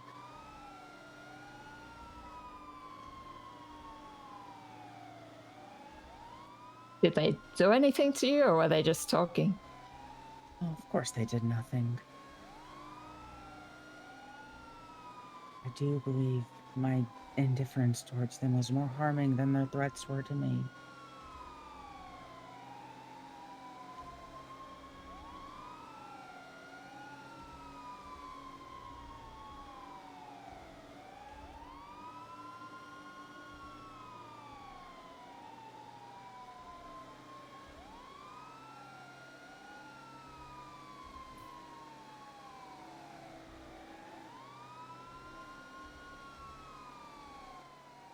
Have you been in the prison for a while, waiting for this case? Many years. Okay. We're going to be taking this exit here. Lead is slowing and Tim. taking a right. I almost forgot. Can you hear me? Yeah, we can. I forgot my last question. Do you think I'm guilty? Unsure.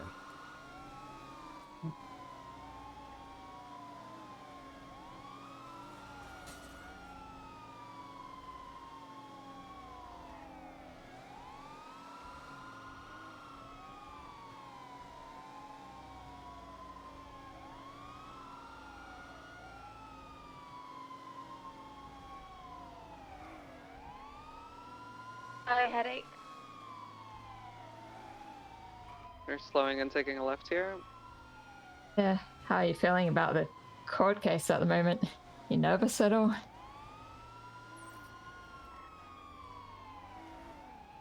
Be in a similar situation. Transport is 23 at City Hall. Sorry, you've been in a similar situation, did you say? Would you be in a similar situation? Oh, would I be? Oh, probably. I don't see the ground under me. All right, Anna, go ahead and get out.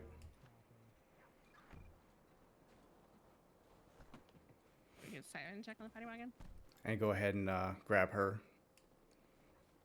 Sure. Don't see the ground under me. Right, watch your head, Fÿrr. You flick your, Okay. flick your sirens. Say, Yep, just right down here, right on the carry her, steps. or?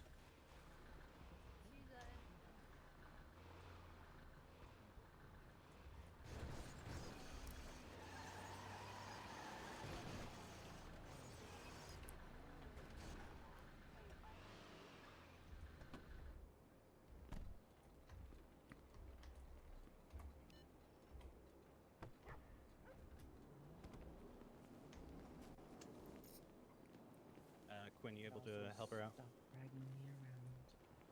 Alright. I got him to stop escorting her. Yep, done. All right, we shall go now.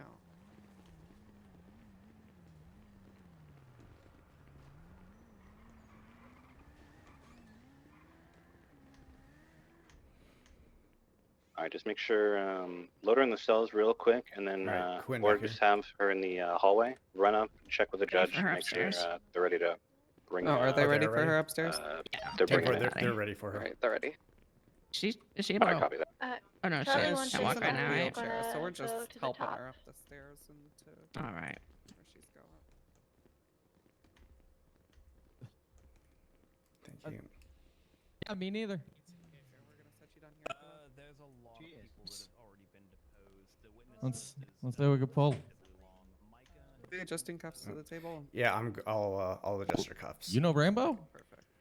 All right, I'm going to cuff you to the table right here. Oh no shit.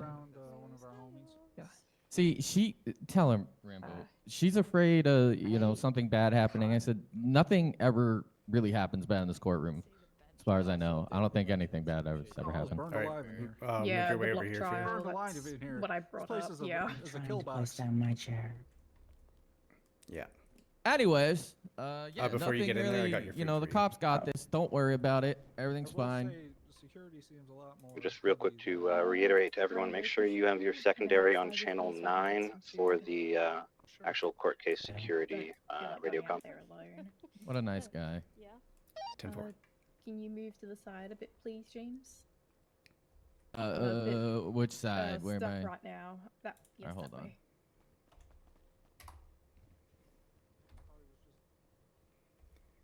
Radio check. And do. All right, we're good. I'm down here keeping an eye on things.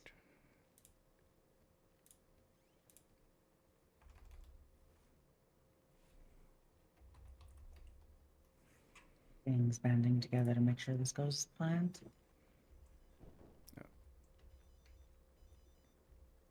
All right, there you go. Just wheel yourself up beside the desk.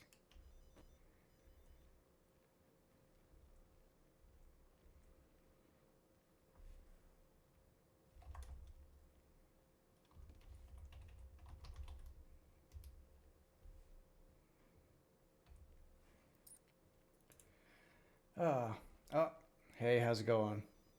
Yeah, no, there's a PD Academy going on today.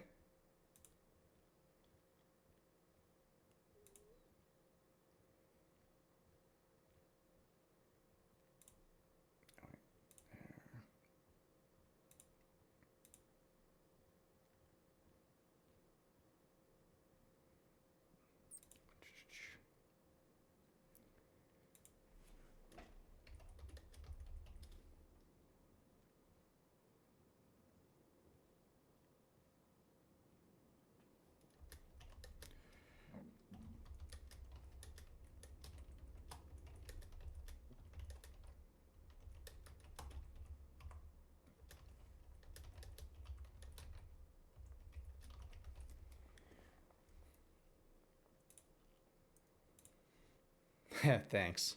We'll see how it goes.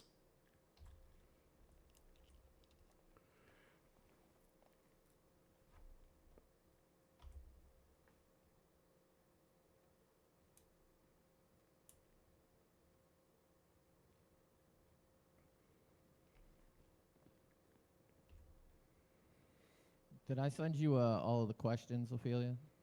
Did you get a? I think I sent you everything.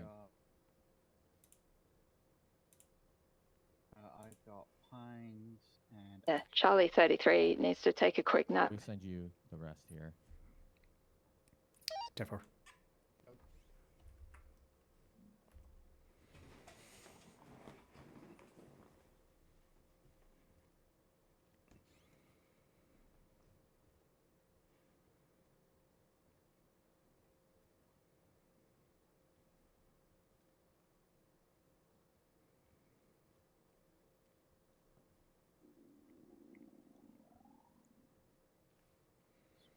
My phone on music because I'm not getting contempt for that. My bad. I'm waiting my boyfriend to bring me food.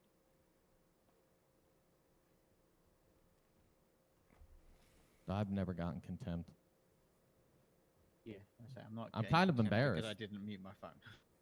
Oh yeah, no. I've never Getting gotten contempt. contempt. I'm gonna do it by doing something pretty spectacular in order to try and win a case.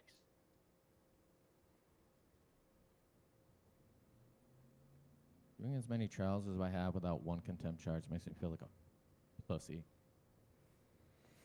What do I gotta do? That or the opposing lawyers just ain't good enough for you to have to resort to it. I'm too charming. God, haven't had coffee in a couple of weeks, but I really need it today. I need to give you the January questions last, I believe. Yeah. Hey, Gus. Individual in the courthouse with a mask on despite being told several times not to.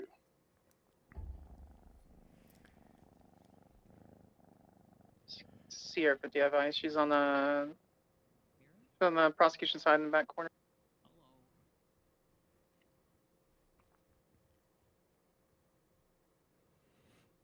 Claiming it's a religious item. It's not an exception. They were first, at least.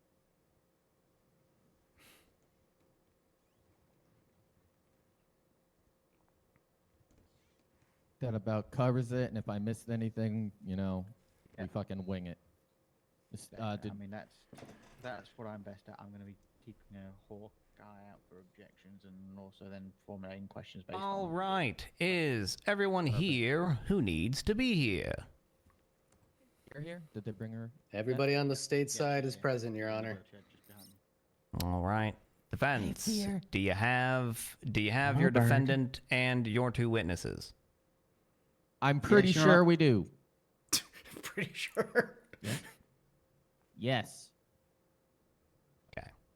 All right, then.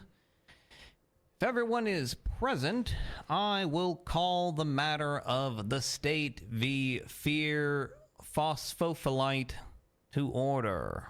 Will the counselors representing your various parties please announce your appearances for the record? Franklin Starr for the state. James Bird for the defense. Ophelia Thorns for the defense.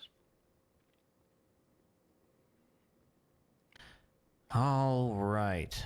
So to fill everyone in who is not an attorney, so far we have deposed 5 of the state's witnesses prior to trial, and we will be hearing testimony from the remaining 5 witnesses for the state, Really as well interesting as the 2 witnesses for defense. Back tonight. Now, oh god, this is going to be a really lengthy arraignment. Okay. There's not really any way to split this up, so... Literally came in and said, Okay. talked about it and Miss just let it go, so I figured it was- Phosphøphÿllite, you stand accused of the following charges. I'm going to read them off, I guess, per person, and then Your Honor. What? If I may, we actually have a motion to amend those charges pre-trial, if that would You've be got a motion to amend more? Yeah, when you hear the motion, you'll understand. Okay. Go upstairs.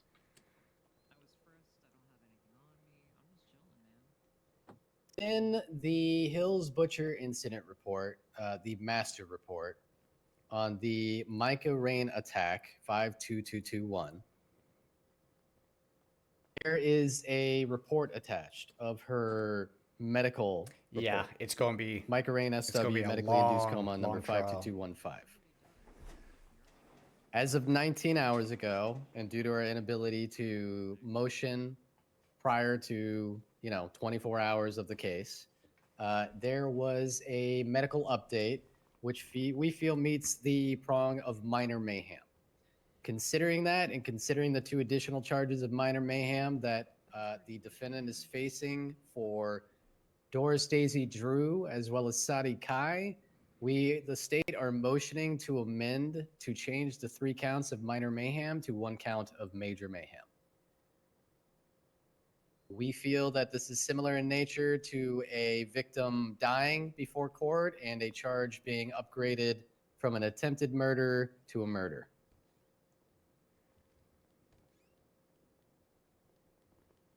So essentially your argument is, well, I've got 2 mayhem minors charged already. Based on a change of circumstances in the medical condition of a 3rd individual, you think it believes, or you think it rises to the level of minor mayhem. 3 minor mayhems together make a major. Is that what's going on here? That is correct, Your Honor. Okay. Does the defense have anything to say about that? In the 11th hour, Your Honor. 19 hours ago, evidence was supposed to be cut off, submitted, what, about 48 hours ago, as you explained to me? If the panel needs a further rebuttal to that, we, the state, have one. We're good.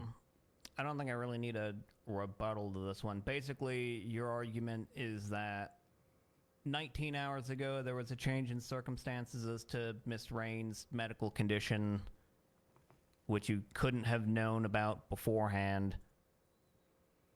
And you're arguing essentially that exception to admit or to amend the charges. I mean, the medical report's already admitted, but that's where you're going, Franklin? Yeah, that would have been my rebuttal, that the medical report is already within evidence and that it simply was updated as per the checkup that was made from Micah Rain 19 hours prior.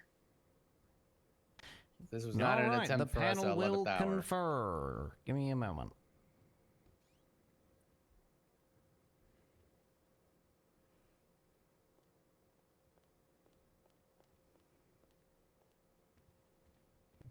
Bird, do you hear me? Yeah, I hear, like, amazing. What's up?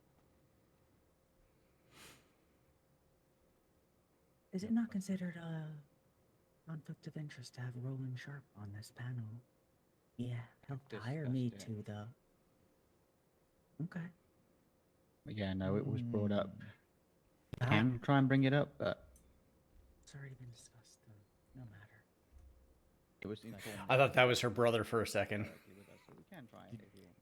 Did you have a positive relationship with Roland?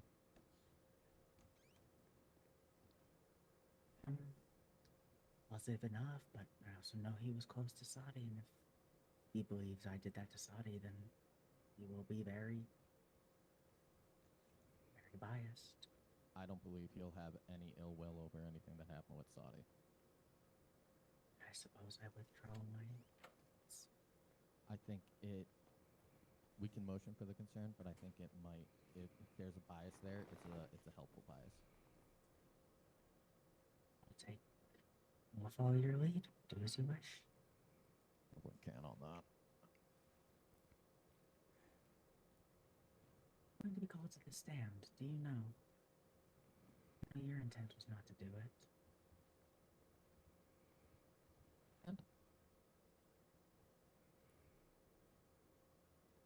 The thing that we talked about in regards to you, is that what you're referring to? Am I going to be expected to take the stand? I know you did not intend to call me, but... They can't call you. Only can't make you. Yeah, only you can voluntarily do it, and we as your attorneys highly suggest against it. Not an idiot. I will listen to my attorneys. Yeah. We aren't dumb. I like that. That's our mantra, all right? We've been working very hard, and I do apologize that I haven't had the chance to meet up as much, but we put a lot of time and effort into this. Yeah, it's one of those things where I've just been head down, just fucking audio booking, and but that I gotta give you a heads up on too. There's a lot that I needed to use AI to help me write here in Braille. Your last name does not come through good in Braille. So if that ends up just coming out sounding different sometimes, I apologize for it ahead of time. It's not my intention. Fine. I've had the last name my entire life. Know how much people struggle with it. Yeah, and then add in the fact that I've only been blind for like 3 months, and I only just got Braille like 2 weeks ago. Oh my god. I know. I think it's a flash. He's really playing lawyer on hard mode. Gonna be in such a groove sometimes. I might not catch it to correct myself. Okay. Okay. We're good. We're good. All right, so after conferring with the panel. Okay, so we've got something in Los Santos called the delayed death exception. I don't know exactly if we've ever written it down because it's never actually come up in practice, but it's always something that we've intended to follow. And basically that means if you're like mortally wounded and we're not sure if you're going to make it, and then in the pendency of the litigation, you die, even if you've already been charged with attempted murder for that crime, it allows the state to also charge you with murder. Here's the thing, though. There's no such thing as an almost death exception, or a part of death exception. Like, there's no lesser version of that. There's also honestly kind of a question of, with the harsh severity and mountain of charges to which Miss Phosphøphylite is already being charged with, there's a question of whether it is going to end up actually making a substantial difference in either the incarceration or sentencing of Miss Phosphøphylite. So what we're going to do is, we're not going to hear it today. I know, right, fellas? If it ends up coming to pass that, you know, she beats all 7 murder charges and 1 or more of the mayhem charges, then we can set a separate hearing on it, and defense will have had enough time to, you know, look at the report and, you know, prepare adequately for their defense of, you know, the mayhem major charge. Because at the end of the day, I mean, I understand where you're coming from, Franklin, but that is kind of the definition of a trial by surprise. I know it's outside of your control, but there's other mechanisms to deal with it other than just rushing it out, you know, in this case. Even if it may not be the most judicially efficient way of handling it, in order to preserve the due process rights of the defendant, handling that in a separate hearing and or trial later down the road, if it ends up even mattering, is the more correct call. Does that make sense? Makes sense to me, Your Honor. All right. Any other pretrial motions? I think that, yeah, I think Further it's because pretrial he needs motions to from the use the state. braille. But still, yeah, that would not be comforting to hear.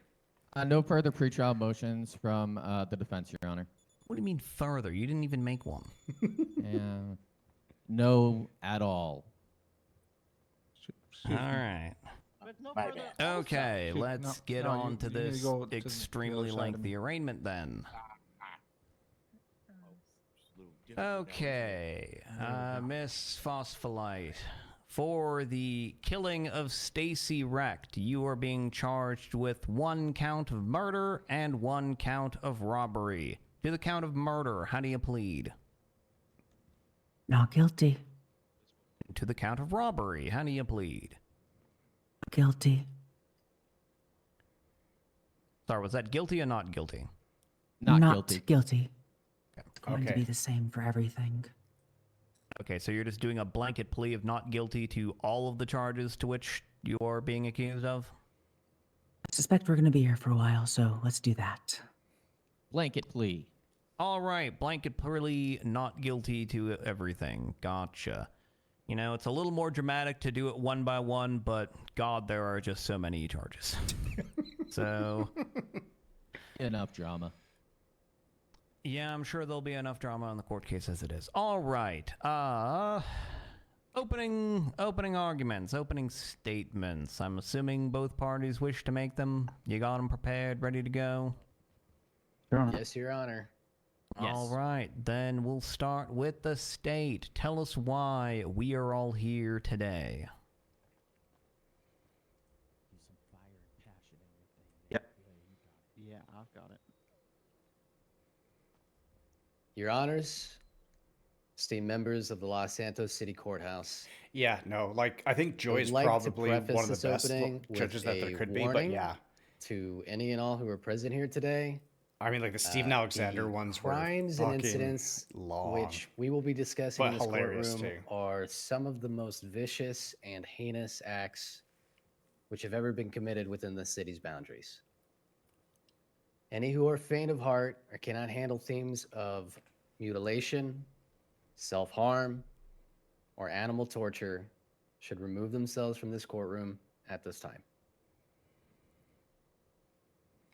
On March 17th, 2025, the bodies of our local wildlife began to appear around our forests and state parks which showed signs of extreme mutilation and torture.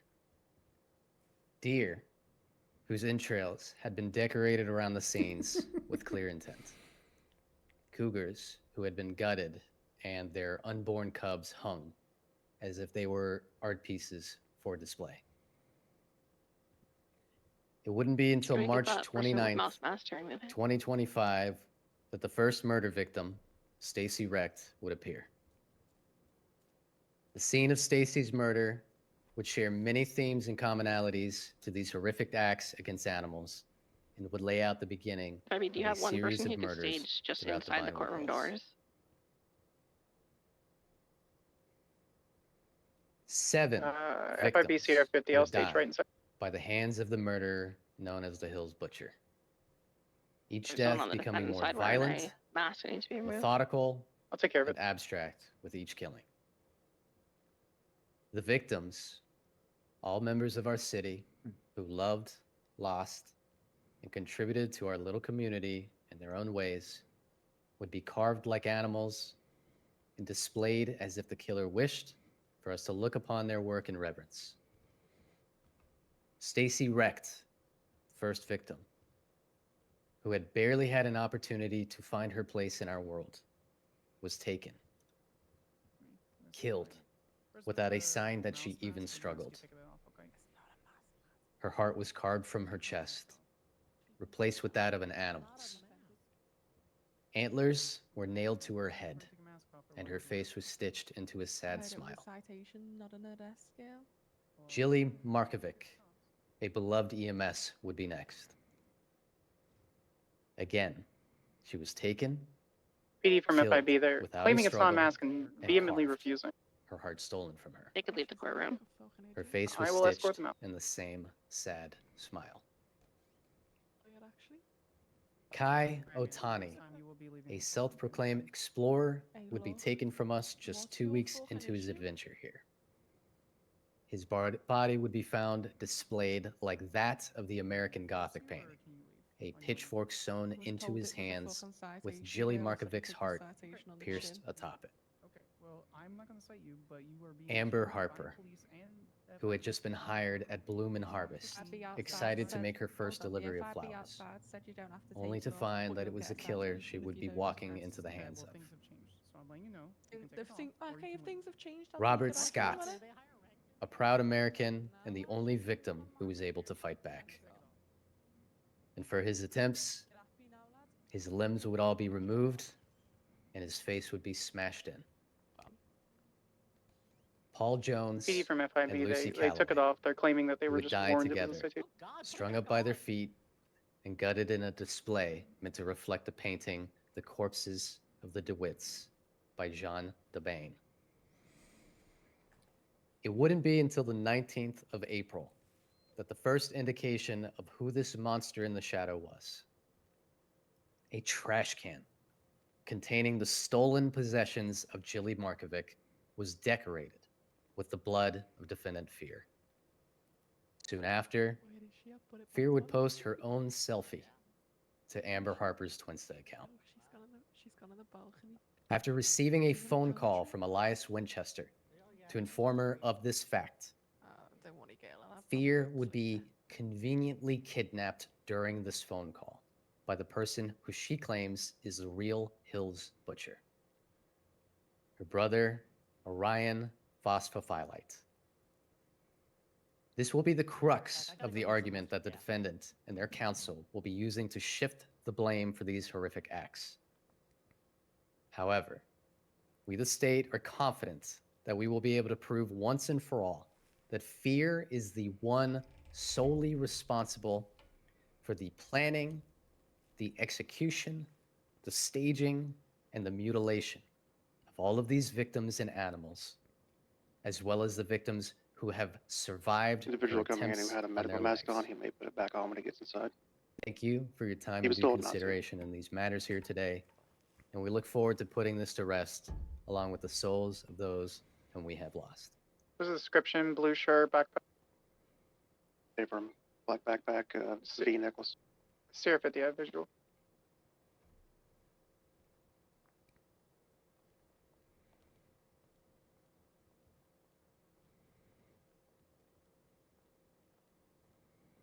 Ready, Your Honor? Yep, go ahead. Gentlemen of the court, Mr. San Andreas and all those that witnessed this, we have a tragedy of Shakespearean proportions. A real-life horror story. Story where many people were brutally attacked and killed. Story that detectives worked very hard on, as seen by the sheer mountain of paperwork all the legal counsels have had to wade through. Despite all that work, easy option out. They found a person they could just throw this at to send them to an executioner tied up in a bow. The victim of the story and pointed their accusatory ire at her forming a bogeyman to sate the public's fears despite the continued deaths. That's why we're here today, because of vagaries and speculations being used to accuse a traumatized and brutalized victim of a killer who still walks freely, possibly even killing as we speak. I wish to be here today, dealing with such grave circumstances. The individual with the mouse mask has put it back But on. by the rule of the law of this just society we call home, we must be, to ensure that the innocent are not harmed by the erroneous failure of the detectives who were just too eager to put a neat little seal on this tale that will haunt all of us that have been I'm unfortunate gonna wait enough for the to be closings involved to finish, with and the then grim, I'll escort out of the ongoing story of the Hills Butchers. The scene here today must be taken with the utmost severity, but not only the judiciary, but the citizens who bear witness. Not about just the victims who died. Stacey Recht, Amber Harper, Jilly Markovich, Paul Jones, Kayotani, Lucy Calloway and Robert Scott. Those who survived. Daisy Drews, Sati Kai, Micah Rain, and the defendant herself. I'm gonna stage Fÿrr. down here. The one surviving victim whose life is on the line in this courtroom today. Who was not only a victim, but an individual who actively tried to help the police in catching those responsible. Quiet, artistic soul, who despite the trials and tribulations of life, even tried to make the world a better place as part of the district attorney's office. But despite the horrors all present here today will have to be exposed, we must remember, if we are not careful with what occurs over the next few hours, mind the core of everything today, the life and freedom of a victim of monsters, end up collectively lowering ourselves to the level of the individuals who are no doubt watching and hoping we finish off one more of their victims for them, completing their nefarious schemes.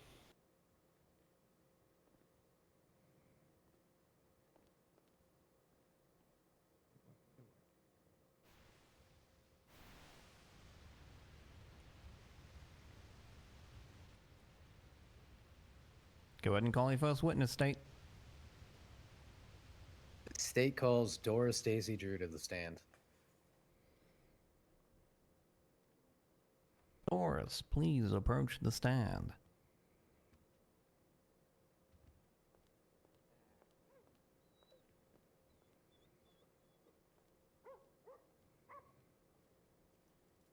For everybody in the day shop. Can do. All right. You can go ahead and raise your left hand for me. Oh, I guess they're going to it. Do you solemnly swear that the testimony you're going to give before the court today shall be the truth, the whole truth, and nothing but the truth under the pains and penalties of perjury, so help you Danielle? I do. State, the witness is sworn in. Yeah. Ms. Drew, we appreciate you taking your time to be here today to speak on behalf this of definitely yourself fucked up and the other Daisy. victims. Could you state your full name and occupation for the record? My name is Doris Drews. My preferred name is Daisy. I have several jobs. I work as a manager for the Scrap and Fix, the Painted Moon, owner of Forever Speak Two into the Wheels. microphone. There's a microphone in front of you. Speak into it. Yeah, go ahead and reach over and just push that little on button for us, will you? Is that better? On and off again. Can the counselors hear clearly? I'm having no issues, Your Honor. No issues here for me, Your Honor. All But I have like daredevil hearing.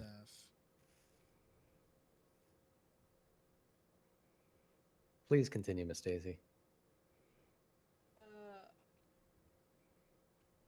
Those are my main jobs that I work. Miss Daisy, are you aware of the incident in which you were attacked on May 2nd around 9 p.m. Eastern? Do you know why you were attacked?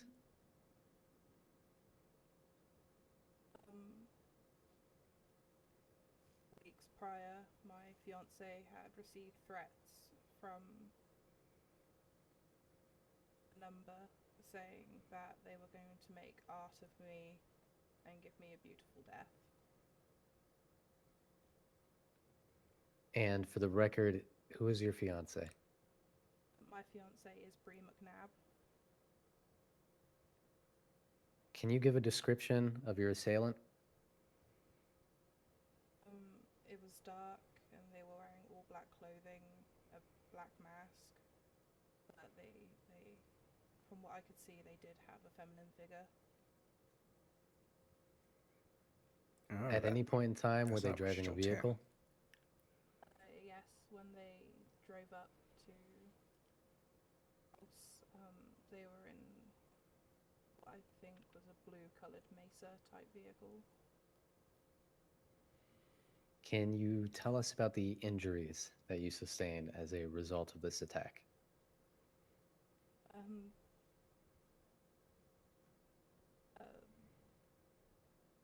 Stabbed in the abdomen. Alright. Hit my kidney. I was then had the word haunt carved into my face and then again into my chest. Who's that? And I don't how has this recognize him. affected your life going forward? I don't recognize that ranger. I feel comfortable in my own skin. I don't show my face to people.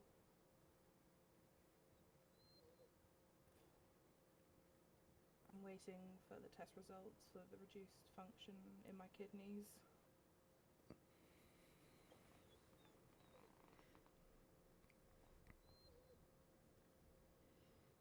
Did the assailant say anything to you during this attack?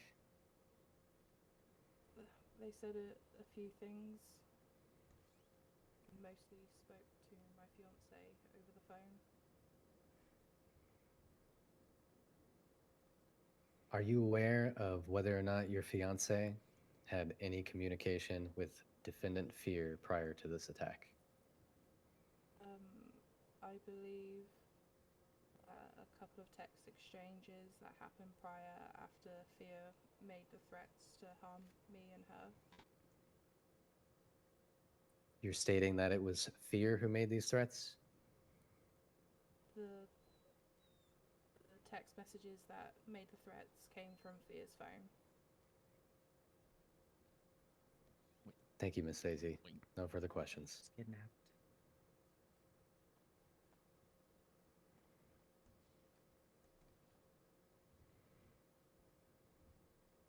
I've got during the time you were kidnapped, right? Yes. I've got questions. Jump in if you want some. Okay, before we go on to cross, I need a clarification on 2 questions because I was unable to hear the answer. First was the description that you gave of your assailant. Can you please repeat that? So it was dark, so it was difficult for me to see, but they were wearing all dark clothing. Face was covered with a mask, but from what I could tell, they did have a feminine figure.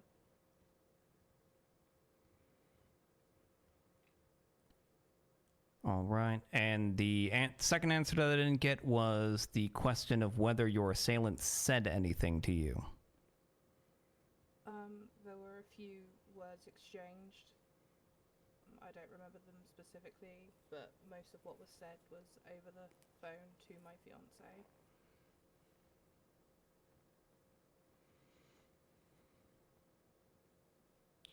Okay, that's the clarification that I needed. Does anyone else on the panel need any clarification, or we good to go to cross?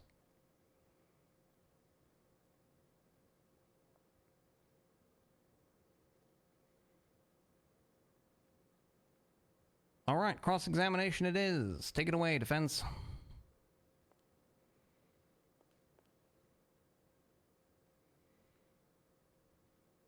Then, Daisy? Can you tell us the date of which your attack occurred? I believe it was on the 2nd, was during the time of the Diamond Take terrorism court case.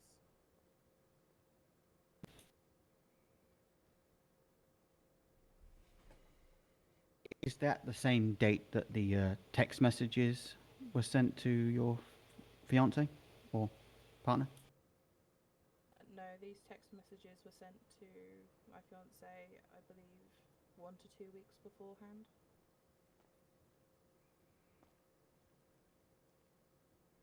Are you aware that Fÿrr was kidnapped at the period Objection of this scope, date? Your Honor.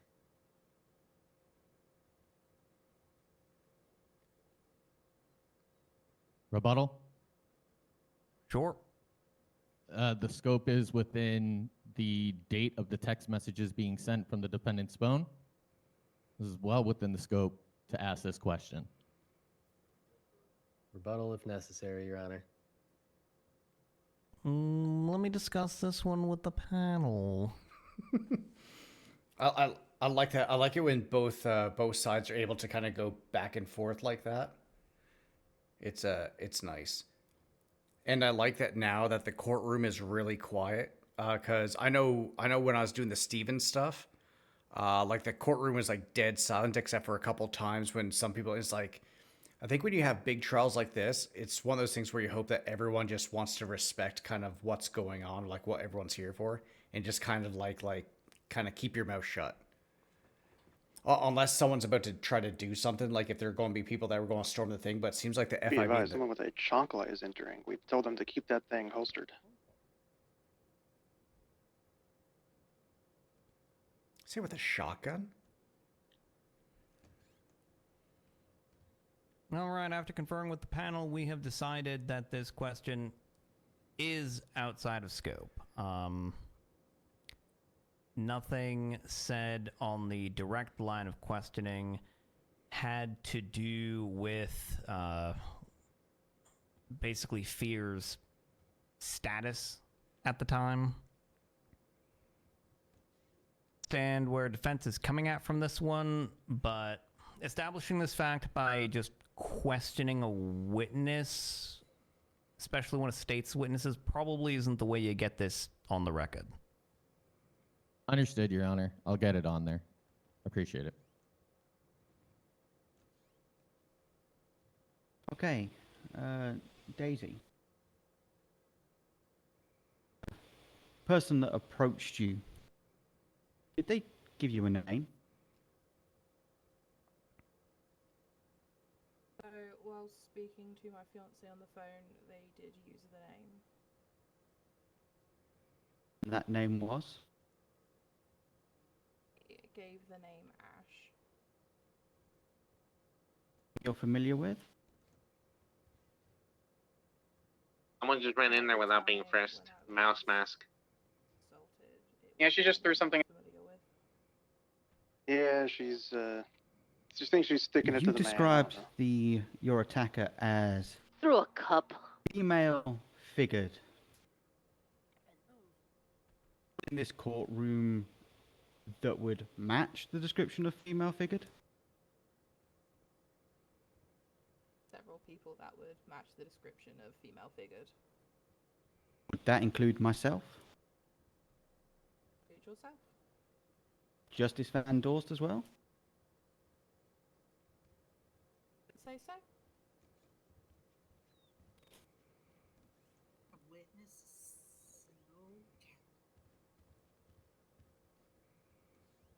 Casey.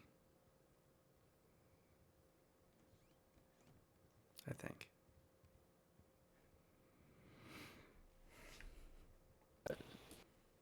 I hate having my back to like wide open areas. It fucking just sets You things have off no for other me. description than a female-figured person. Would it be reasonable to say that you have no idea who attacked you? I feel that threats coming from a particular person's phone could indicate that they had attacked me. Objection. Didn't answer the question. Rebuttal, Your Honor. Sure, what's your rebuttal? The counselor insinuated that my client had no idea who attacked her or asked her if it would be reasonable to suggest that she had no idea. And my client responded with an answer to suggest that she did have an idea and why she had that idea. I think this was a perfectly valid answer, and the counselor just simply does not like it. Hey, objection, speculation on us not liking it. Okay. Let's not object to rebuttals. That's not how this works. I'll go ahead and take this one. I'm going to overrule this one. She did respond to the question because the substance of the question essentially was, so you don't have any, reasonable identification of this person. And then the answer to that question was another fact that could be used in order to discern the identity of the person, which is also in substance basically answering your question with a no. Allow me 1 second to confer with co-counsel.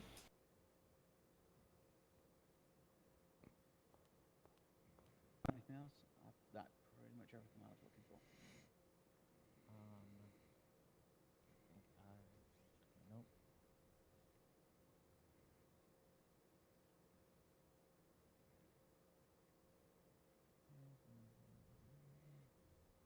If she's ever met Fÿrr in person, if they would have any idea why Fÿrr would have any personal vendetta against them, and I'll open that said up that they had been into the back and scope. Actually, no, leave it. We don't need to That's go what over I was this one too thinking. much. Yeah, we just gotta. we don't want to just gotta open it up hammer away further than we need to. eventually. Yeah. Yeah. Close it. Nothing else? No further questions, Your Honor. All right. Mr. DuPont, do you have a redirect based on that line of cross-examination? We have no redirect, Your Honor. N2. Can someone go outside and Alright, report all then, the Miss cars that Daisy, just you drove may by? There's step a tow down. truck towing cars outside City Hall. Chasing the schmuck right now. We're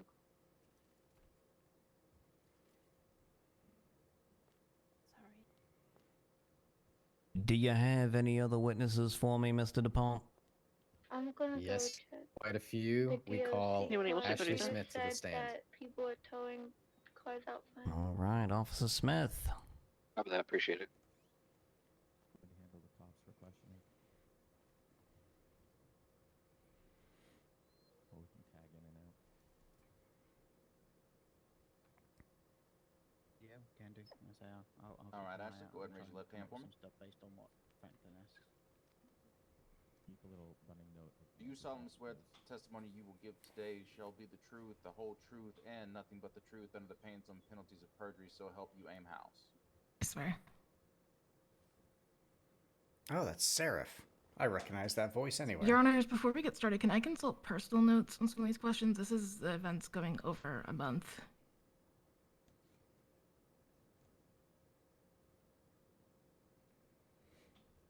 You want to look at your personal notes on Just my on own the personal case notes. Yeah. prior to questioning? If there's anything like specific, like dates, times, things like that, details that aren't easily rememberable. Okay, so you're basically asking to be able to refresh your memory if you can't recall something?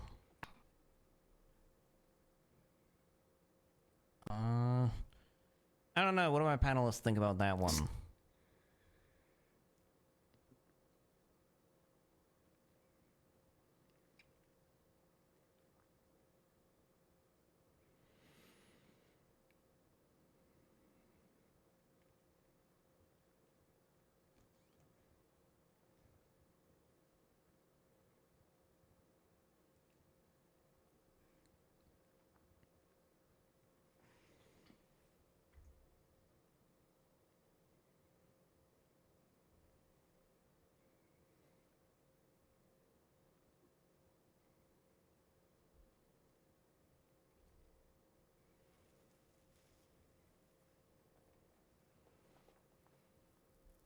I need to go stare at my phone in the back if somebody wants to replace me, but I should be like 3 minutes. Charlie 33, go replace her. All right, so after conferring with the panel has decided that if there's any specific things like dates and times and whatnot, I fixed all of we it. know a witness on the stand is probably going to be a bit unreliable in that regard, and that their recorded recollection as given in reports and other statements therein are probably going to be a lot more accurate. This is all to say, don't sweat the details.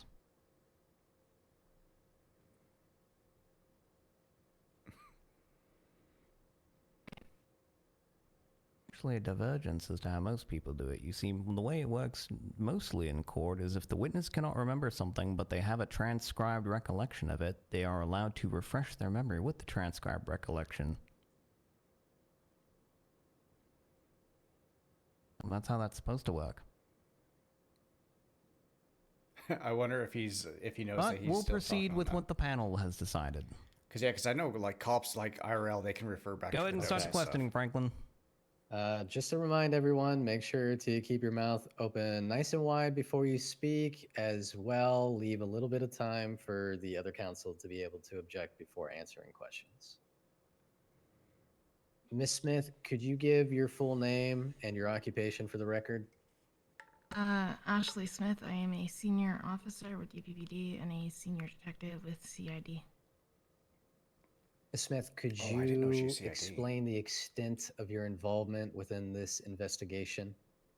I've been one of the main investigators on this case, working with Wesley Pines and Alice Meyer. I've helped coordinate and gather information, responded to multiple scenes, interrogated suspects. Are you aware of the murder of Stacy Recht, which took place on March 29th, 2025 at approximately midnight Eastern? Suspects. Are you aware of how the police were informed of this murder? Yeah, there was a text message in 911, something about her heart was beating too loud. It was a very erratic typing pattern. It was very unique. And there was a GPS location screenshot sent after that initial text. Do you know which phone this 911 text informing the police of where Stacy Recht's body originated from? Yeah, Stacy Recht's phone was the one that was used to call in her own death. And upon investigation of Stacy Recht's body, was anything missing, any property from her person? Was missing. Her driver's license was also missing. Could you repeat that, Miss Ashley, and give a little pause before you speak? Sorry. Her phone and driver's license were also missing. Was Stacy's phone ever found? Yes, it was found on the next victim in this series, Julie Markovic. Was there any activity from Stacy's phone after her death aside from this text to 911? Texts were sent to some of her contacts saying, I'm sorry. There was an additional 911 a few days later about she's afraid, it's the person, it wasn't her obviously, saying they're afraid they'll do it again. Pain in their head was overwhelming. And then there was also some Twinstas posted, or at least one Twinsta posted of her corpse with the phrase, didn't deserve to die.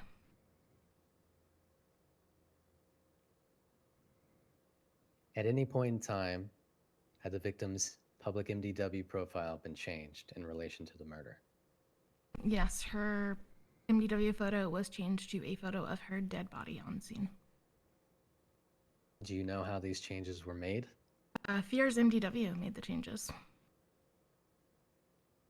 And can you describe the condition of Stacy Reck's body upon its discovery? It was mutilated. Her lips were stitched. There was a crown of antlers on her head. Her chest had been smashed open. She was holding her own heart in her hands. Was Stacy Reck's body left near anything specific? Near a bloody pool. The blood from this pool, did this come back to anybody specific? I'm honestly unsure about that one. Was Stacy Reck GSR tested? Could you repeat that answer and make sure to leave your mouth nice and wide open? Sorry, yes, she was GSR tested. And what were the results of that GSR test? They were negative. Was there any evidence in connection to the death of Stacy Reck which was not found on the scene? Yeah, there was a knife, a hammer, an axe, and some gloves with her blood on it. They were all found in a trash can in the cemetery where Fÿrr was working at the time. Were these the only things found in that cemetery trash can? There was also a no. It was the same one that was left at a later point for Pines in a dead drop from quote unquote Sam, talking about snaring, skinning, and killing wolves. It's in evidence, but I could read it for you if you really want me to. By the mortuary. No, thank you, Miss Smith. The wording she used there is very careful. Was there anything on the scene of Stacy's murder to indicate that there were other individuals aside from Stacy herself on scene? There was just a bloody trail and the bloody pool water.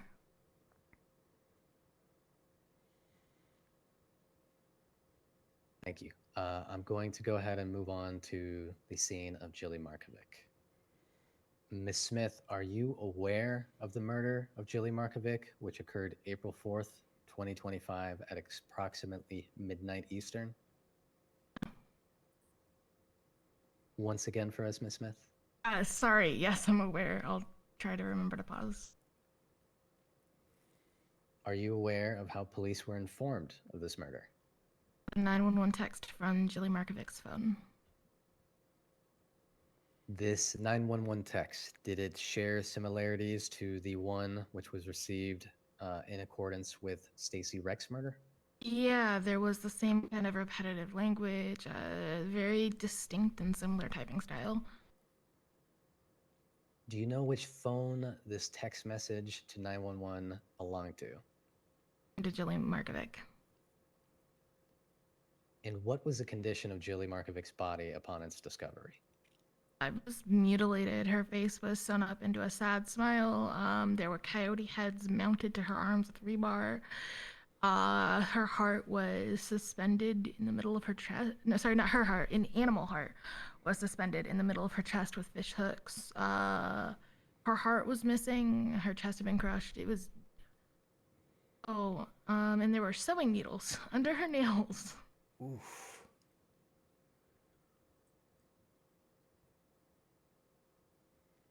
You mentioned that her chest had been cut open and an animal heart was suspended with fish hooks. Do you know where her heart is? Well, her heart is currently in evidence cold storage, but it was found on the scene of Kayotani's murder on a pitchfork. All right, Charlie. And Jilly's body, was it located near anything specific? Our pool, that pool was also red with blood. Was there anything of note left on Jilly's person? Stacy Reck's phone was left on Jilly's person. Was there anything that was missing from Jilly's person? Driver's license, phone, MDW, radio, medic belt with God knows how many syringes in it. Was there any activity on Jilly's personal phone other than this text message to 911? There were immediately after her death, there were some text group chats she was part of. I think there were also some Twinsta sent from that phone, and there were texts sent to a burner owned by a police officer, as well as texts to friends of Jilly's. Text messages sent to contacts and friends. What was the tone or substance of these texts? Is basically, I'm sorry, she didn't have to die, she shouldn't have died, just kind of language like that. And for the Twinsta, what was the tone and substance of those? One of the Twinstas was the same lines like, I didn't deserve to die. And the other one was like, please stop me, please, can you stop me, kind of language. Now, you stated that this phone was used to contact the burner of an officer. Can you state what officer this burner belonged to? Pines. You said Wesley Pines? Yes. Do you know what conversations were had between this burner and Officer Wesley Pines? There were quite a few conversations. It started off with, they were talking about potentially going hunting or hiking, going hiking together, spending time in the wilderness, talking about where they both lived, which this phone answered North Carolina is where she was from. This phone called itself Sam. This phone also at multiple points was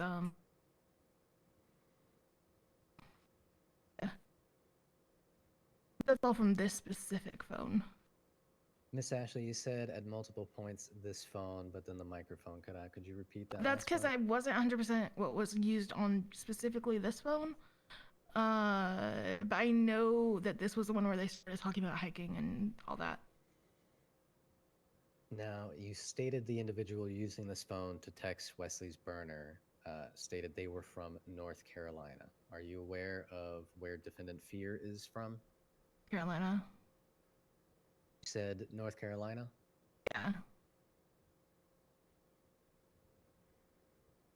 At any point in time, had the victim's NDW profile been changed in relation to this murder?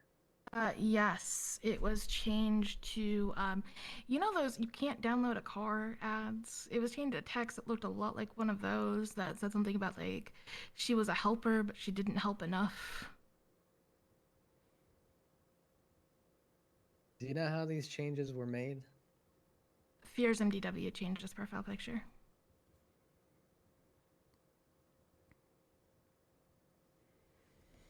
Was Jilly's missing property ever recovered? Yes. Jilly's property, her ID was found in a trash can in the cemetery that had Fÿrr's gun and Fÿrr's ID in it. There was also her MDW and her radio were found in a different trash can that had 2 hunting dogs in a note saying something like, will you find all 6 over and over again? That trash can also had some blood on it. The blood, did that come back to anybody specific? That came back to Fÿrr Phosphøphylite.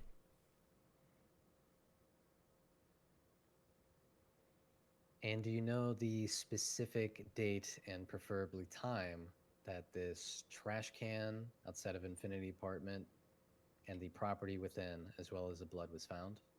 I don't know the time off the top of my head, but I know it was on the 19th.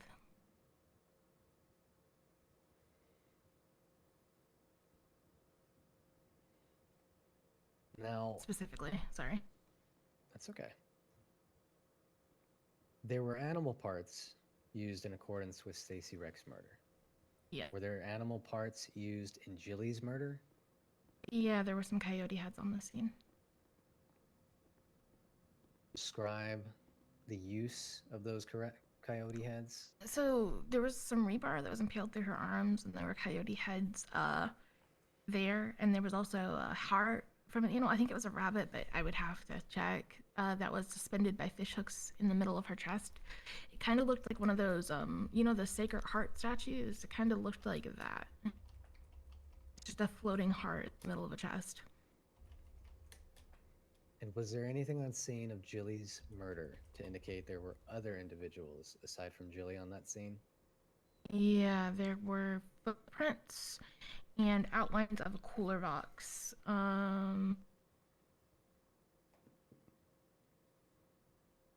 These footprints, could you describe them? Sorry, hold on. Outlines of what? Cooler box, like a cooler, like a. Okay. All right, please continue. I'll just repeat for the sake of the record and our judges. Could you describe these footprints for the court? They were high heels, like pieces, like the foot part and then the heel part. How is it that you know that these were high heels? Footprints were in two pieces. Now, was there any evidence in connection to the death of Jilly Markovic, which was not found on scene, other than those that you've already mentioned? I think her DNA was on the weapons that were found in the cemetery on a prior date from the IDs.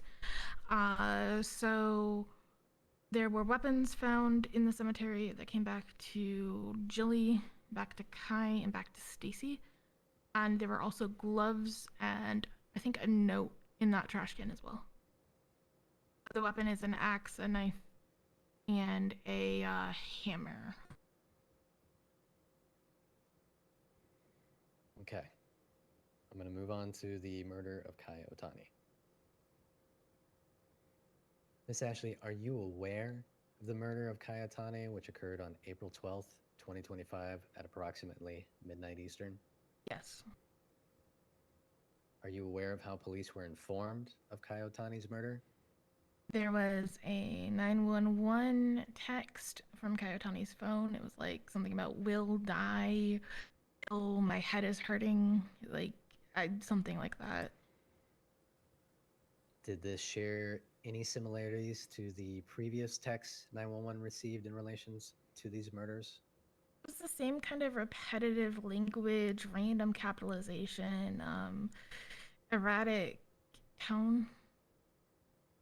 And the phone which sent this 911 text, are you aware of who it belonged to? It was Kai's phone. Was there any other activity from Kai Otani's phone after his death, aside from this text to 911? There were postmortem texts to an officer's to Wesley Pines' burner, and there was also a twinsta of his body, and it was like, I didn't deserve to die, I think was the caption. And at any point, similar to the previous victims, had his MDW profile been changed in relation to this murder? Yeah, it was changed the same you wouldn't steal a car font, being like, calms my urges, the beats less, and something like that. Do you know how these changes were made? Fÿrr's MDW made these changes. What was the condition of Kai Otani's body upon its discovery? Heavily mutilated, partially dismembered. He'd been axed in the back and the brain. His face was stitched up. He had a pitchfork in his hand that had Jilly Markovic's heart on it. And animal parts were strewn about. Can you describe the condition of Jilly Markovic's heart? It was cold. It was condensating. Like it had been kept in a freezer or a fridge. Was there anything of note left on Kai Otani's person? Jilly Markovic's phone was left on his person. Was there anything missing from Kai Otani's person? His phone and his driver's license were missing. Can you describe which are on? Sorry? I'm just withdrawing the question. I'm moving on to the next one. Was there any evidence on Kai Otani's murder scene to suggest another individual had been on that scene other than Kai Otani? His organs were left in a pool next to his body. There were some shoe prints. I don't know specifically what type. I think these were a little hard to read. And there was also a blood trail. Now, you mentioned that animal parts were used in Kai Otani's murder. Can you describe their use here on the scene? Yes, there were 3 deer heads in each of the cardinal directions. There was also the upper half of a deer staring at him, and with that and the pitchfork, it was pretty clear they were trying to imitate American Gothic, you know, with like the farmer and his wife and the pitchfork and all that. And was there any evidence in connection to the death of Kai Otani found after his murder scene had been investigated? Yeah, 2 different occasions on the cemetery, once on 419, once on 420. We found on the first occasion gloves, an axe, hammer, knife. The same one that had Jilly's blood on them had his blood on them. And the second time, his ID was found with Fyrr's ID, Jilly's ID, and Amber's ID, as well as Fyrr's gun. Thank you, Ms. Smith. We're going to move on to Amber Harper now. Are you aware of the murder of Amber Harper, which occurred on April 16th, 2025 at approximately 9 p.m. Eastern? Yes. Are you aware of how police were informed of Amber Harper's murder? There was a text from her phone, something about she brought pretty flowers and a pinned location. Was there any other activity from Amber Harper's phone after her death, aside from the 911 informing you of the location of her body? There were texts to the people in the Bloom and Harvest group chat. Something like, I'm sorry she has it. I just, the same things we'd seen before. There were Twinstas, and there was also a text to the same burner that Pine zoned. Multiple texts to the same burner that Pine zoned. Additionally, her phone was used to send a photo of Fÿrr, like a selfie of Fÿrr, along with the caption, "What sins am I trying to wash away?" And also the words John DeBean, and some stuff about like a pregnant cat that's really just gross, and they could read it themselves. Question. Hmm? Can you repeat what you said? They sent a selfie of Fÿrr. What sins am I trying to wash away? And what was the second thing that they sent? There was John DeBean, the John DeBean. It's a Dutch name. Gotcha. There was also Thanks, like that's what I some stuff about a pregnant cat. I don't know it verbatim, and it was honestly very gross.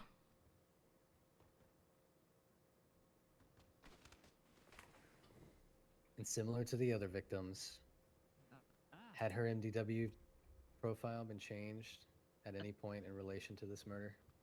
It was changed to a photo of her dead body, mutilated. Do you know where this photo originated from? I don't know where the photo originated from. It might have been on her phone because it was the background of her phone. And do you know how these MDW changes were made? Fyrr's MDW. Was there anything of note on Amber Harper's body? Tony's phone was found on her body. And was there anything missing from Amber's body? Her phone, and I think her driver's license as well. Now, can you walk us through the condition of Amber Harper's body upon its discovery? It was heavily mutilated. Either a wolf or a coyote, I am not really sure which, had been put in place of her head. Her stomach was protruding and she'd been turned into a Matryoshka doll. Basically, there was a series of animals, and each one was slightly smaller, and inside each slightly smaller animal was the next animal, like the old lady who swallowed a fly. It was a lot.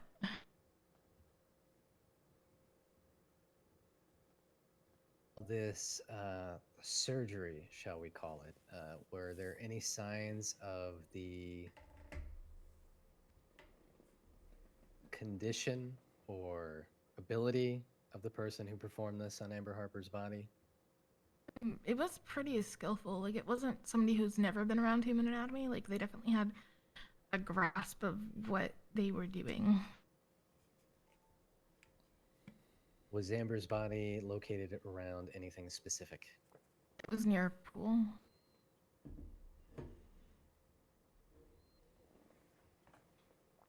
Was there anything on the scene of Amber's death that indicated there was another individual besides herself?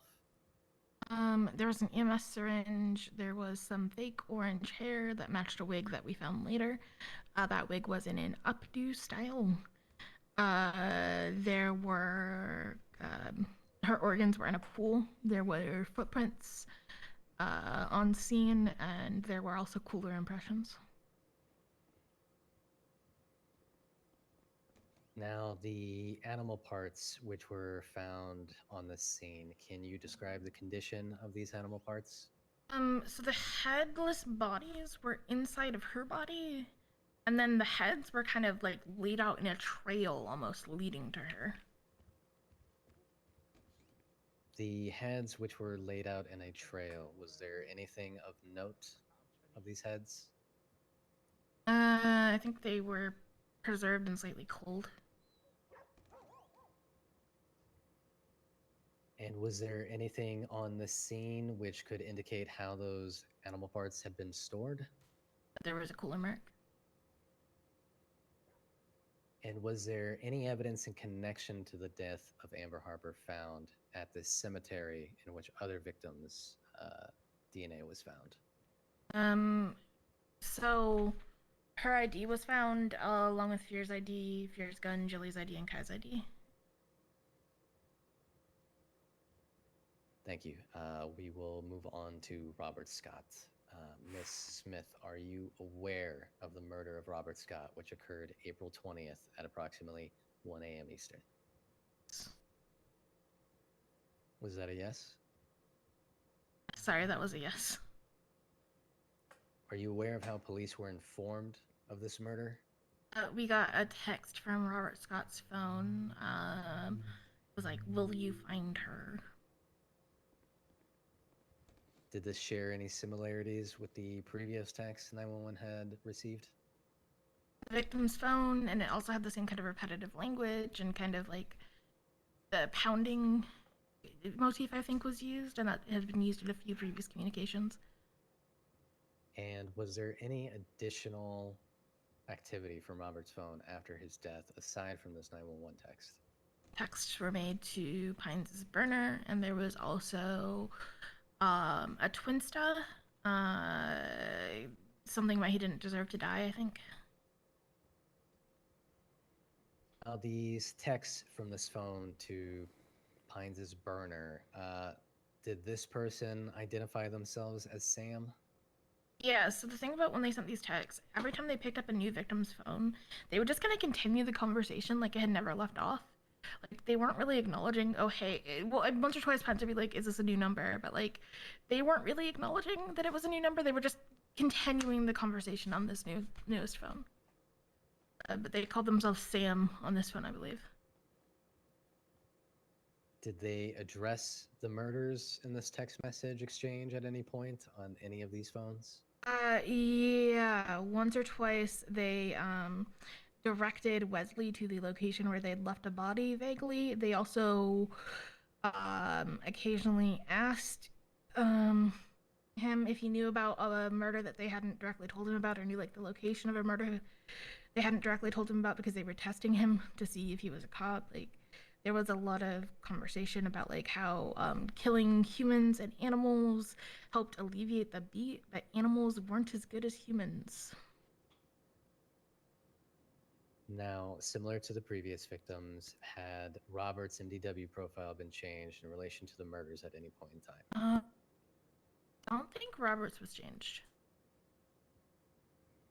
And what was the condition of Robert's body upon its discovery? It was brutalized. Like, the other ones were mutilated, but there was like some kind of, you know, almost artistic sense to the mutilation. This was just pure rage. He'd obviously fought back. Wood from the pool deck was found under his fingernails. There were bruises on his arm. His limbs were severed, and he was pretty much mush. Like, we had to scoop him into the body bag. Oof. And was Robert's body located near anything specific? It was right near a pool. Was there anything of note found on Robert's body? His body His body had Amber Harper's phone. It also had a note about Fÿrr. Fÿrr is learning Fÿrr and a whole bunch of other stuff. This note, do you know what it is in relation to? Sorry, Fÿrr is learning Fÿrr is a phrase that was used throughout the time Fÿrr was, allegedly missing. Basically, they would say Fÿrr is learning Fÿrr. They texted that from, like, she texted that from her phone during this period. It was in relation to her. Now, the murder of Robert, did this occur before or after Miss Fÿrr was allegedly kidnapped? Oh, this was... Robert's kidnapping was after Fÿrr was kidnapped.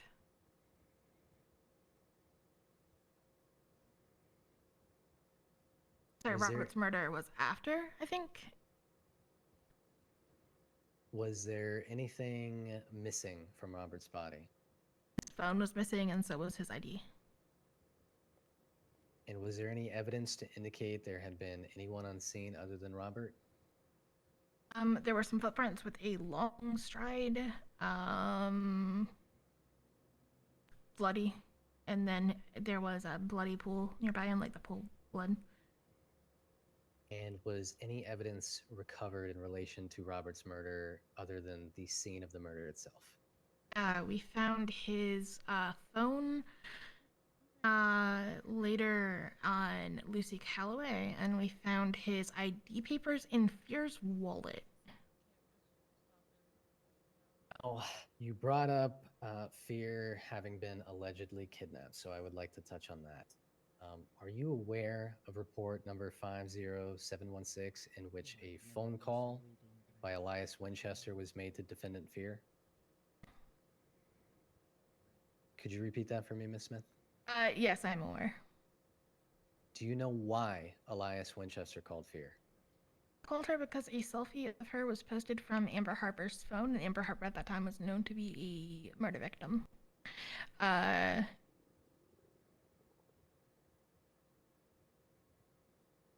And just to clarify, is this before Fÿrr was allegedly kidnapped?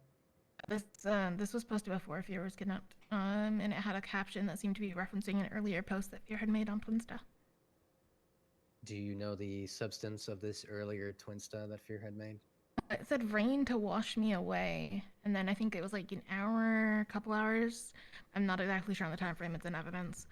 Later, there was the selfie that had not previously been posted that said rain to wash. Sorry, what sins am I trying to wash away? Were there any more Twinstas in relation to this selfie uploaded on Amber Harper's phone? Shortly after that selfie was posted from Amber Harper's phone, Fÿrr's phone posted a Twinsta saying, "And burn me away." Pausing for fire hydrant.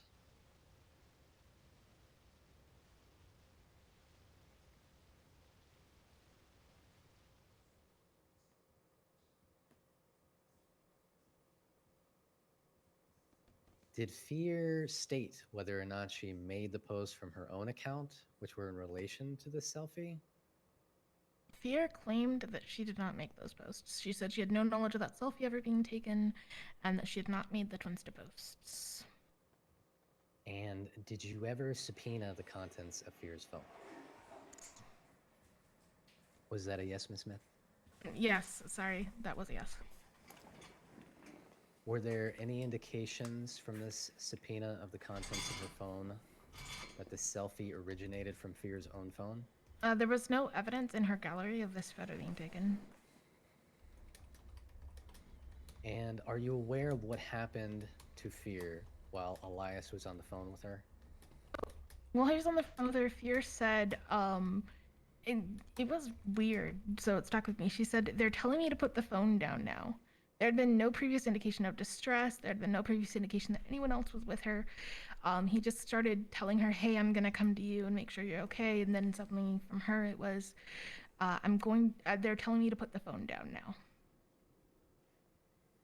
Was there any additional activity from Amber Harper's phone after Fÿrr claimed to have been kidnapped? Yes, there was more texts to the burner that Wesley had, and there was also a GPS location in Vinewood at like a construction house, a house under construction that's up near the hospital. And to clarify, the MDW changes of the first 4 victims, did these occur before or after Fÿrr's alleged kidnapping? Those occurred after.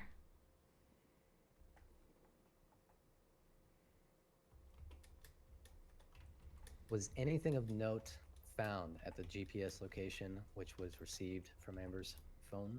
Fÿrr's blood was on scene. It was kind of like strewn about the place.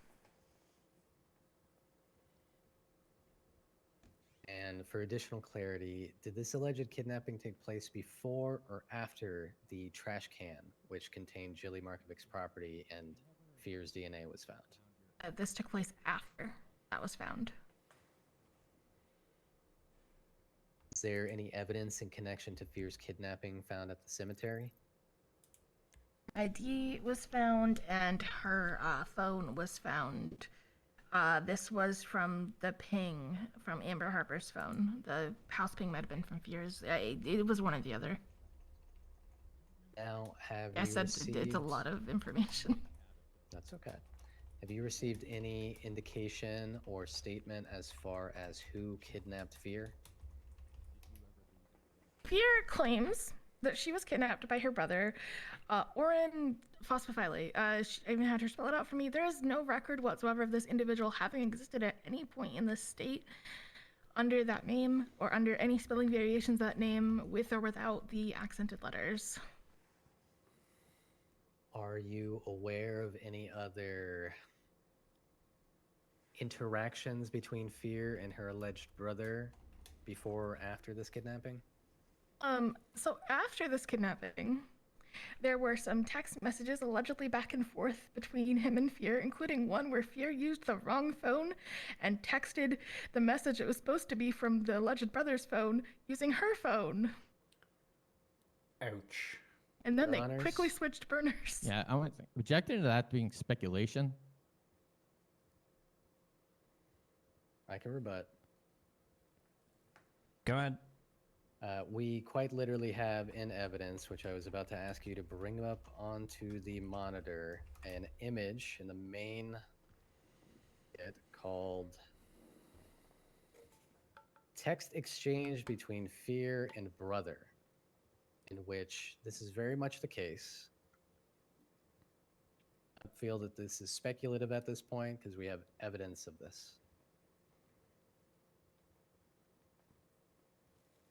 And if you would not mind popping that up there on that beautiful poster, thank you. This one. Yep. Yes, Your Honor.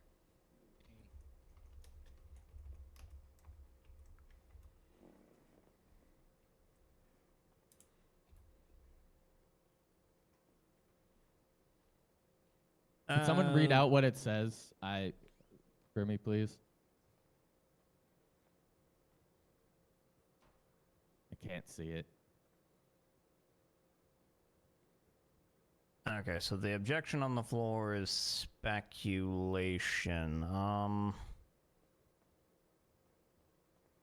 Speculation specifically is an objection to a question that asks a witness to speculate. In this case, no question was posed to the officer that required the officer to speculate. It sounds like the officer, based on their investigation or whatever has turned up, that it is the officer's opinion that it was made from Fÿrr's phone. So this wouldn't be speculation. This is incorrect. Defense is more than welcome to cross-examine the officer as to this assertion, but this wouldn't be a speculation objection. So overruled. Ms. Smith, could you kindly read out those text messages for the court? Yeah, so this burner phone texted Fÿrr over soon. Fÿrr replied, "Please stop." And then Fÿrr replied, "We'll stop soon, almost over. Will live, gone. Sorry, will be gone soon. And then a little bit later, the burner phone said, "You will be caught. I will be." Sorry, this one is really hard to read. "I will be free and gone." Now, See in the subpoena there that that third text message is originating from Fyrr's phone. the text message in which you are implying was a mistake by Fÿrr. Does this share a commonality with any other text messages within this investigation? Yeah, there was a lot of texting from burner phones to Fÿrr about how this person was going to frame her for all these murders, and then he was going to disappear from the state forever, and he would be gone, and she would be paying for it. And this was very much along those lines. It was also along the lines of a conversation that was continued on a different burner phone, I think about half an hour later.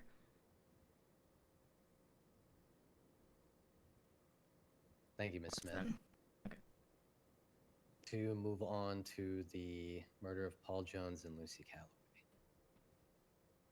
Are you aware of the murder of Paul Jones and Lucy Calloway, which took place April 25th, 2025 at approximately 11:30 p.m. Eastern? Was that a yes, Ms. Smith? Yeah, yes.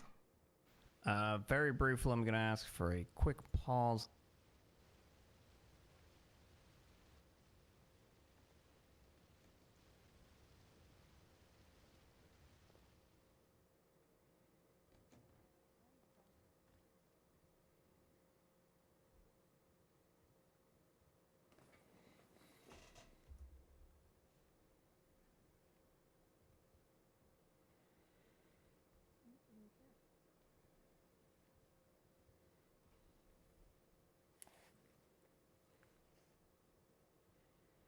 All right, turned out to be nothing. When a police captain calls you, you know, sometimes it might be important or related to something going on, and then sometimes it's just, oh, I didn't realize that you were in a giant murder trial. But this case, nothing happened. Please continue. Classic Ferraro. Oh, Miss Smith, are you aware of how police were informed of the murder of Paul and Lucy? There was a text from Fyrr's phone. It was like, "Will you find them?" And then there was a bunch of different locations shared from the phone. You said it was from Fyrr's phone. Was this her state-given phone number? Yes, her personal government-registered phone. Can you describe the condition of Paul and Lucy's body on the scene? Torn up and gutted, emulating John DeBane's painting The Corpses of the Double-Bit Brother. They were also both decapitated, and their organs were removed. Paul's organs were in the pool. Lucy's organs, except for her, there's no delicate way to say this, female sex organs were in the pool as well, I believe. Organs were missing, the sex organs. Were their heads ever recovered? Lucy's head was recovered at La Fuente Blanca. It was thrown through the window. And how about Paul's head? I'm unsure if that was recovered. You said they were hung up. How were they hung up? They were hung up like upside down with handmade rope.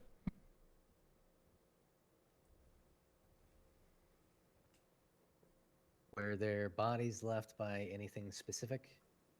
They were by a pool, and they were also by 17 Matryoshka dolls that were filled with animal hearts and potentially eyeballs. I'm not really sure if those were painted on or animal. It wasn't clear.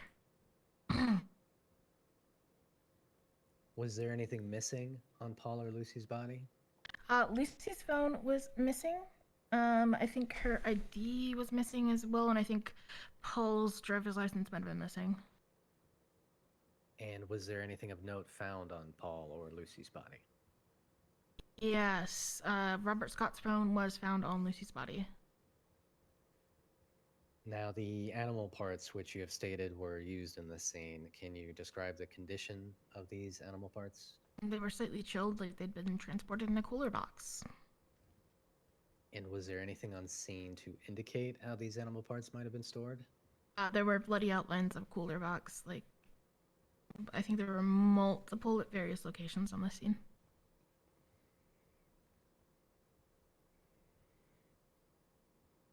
Was there anything on scene to indicate another person other than Paul or Lucy being on that scene? There was yellow hair. There was blood, which matched to Fÿrr's DNA. There was also 2 sets of footprints, but they had like the same stride pattern, even though they were slightly different sizes. This yellow hair, did you confirm whether or not this DNA went to anybody specific? I believe it was tested. To the best of my knowledge, it was tested and belonged to Fÿrr. And to clarify, you said that Fÿrr's blood was also on scene? At any point did Fÿrr indicate to you as to how her hair and blood were on the scene? Yes. When we interrogated Fÿrr, she stated that her brother forced her to help mutilate Paul and Lucy. She also stated that she was forced to kill Paul, and that she had been on the scene of this and also presumably Robert Scott's murder, as she said that she was very rarely apart from her brother during the time she was allegedly kidnapped.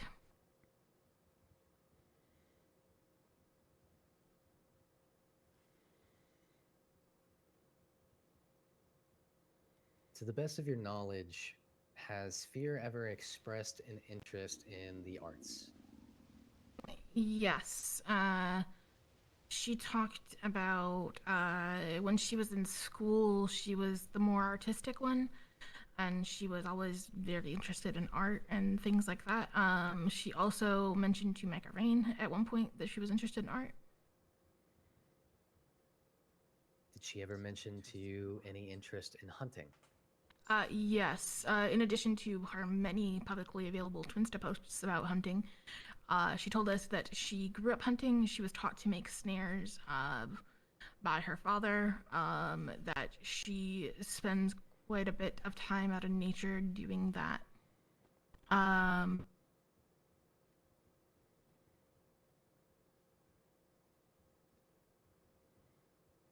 Right. You're okay. Now, we've spoken a bit about Fÿrr's home life and her originating from North Carolina. And this interrogation that you speak of, did Fÿrr ever speak about her involvement in any careers? When she was back home, she used to be a mortician. It was a family-owned business on the Black River.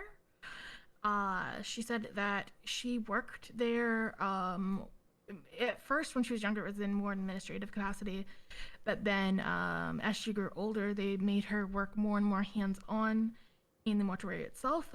She stated that they used to stitch eyelids and also expressions into people's faces at this mortuary.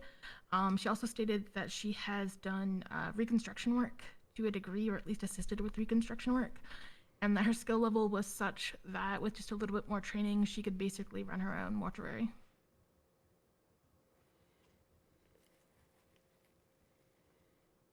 Smith, we're going to move on to the incident in which Fÿrr was located after her alleged kidnapping.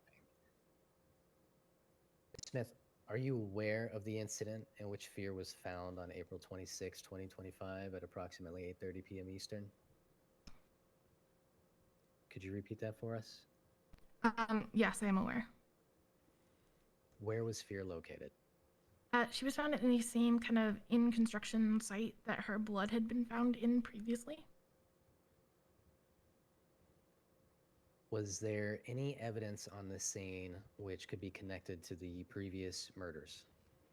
Yeah, there was a knife, a hammer, and an axe, which had blood coming back to Paul Jones, Lucy Calloway, and there was Fÿrr's DNA. I'm not sure if it was her blood DNA or other DNA. There were doxycycline syringes, which are medical supplies. There was Lucy Calloway's mobile phone. Robert Scott's ID papers were in her wallet. Lucy Calloway's ID papers and driving license, as well as Paul Jones's driving license, were found on the scene near her body. Oh, you spoke about the use of victims' phones to contact loved ones, 911, and to make twinstas. Were there any fingerprints on Lucy Calloway's phone? Lucy Calloway's phone was wiped clean. Now, Fÿrr, having alleged to be one of the victims and having her own phone used, were there any fingerprints on Fyrr's phone? Yes, there were fingerprints on Fyrr's phone. They only came back to Fÿrr. Had her phone not been wiped clean? It was not wiped clean, no.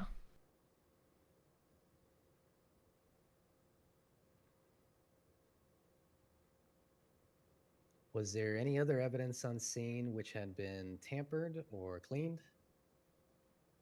There was a broken syringe. Nothing else really seemed cleaned. Like, there were bloody weapons just kind of laying there. Now, the weapons which were found on scene, could you specify if any DNA was found, whose DNA? Yes, DNA on the weapons came back to Paul Jones, Lucy Calloway, and Fÿrr Phosphøphylite. Did Fÿrr have anything of note on her person?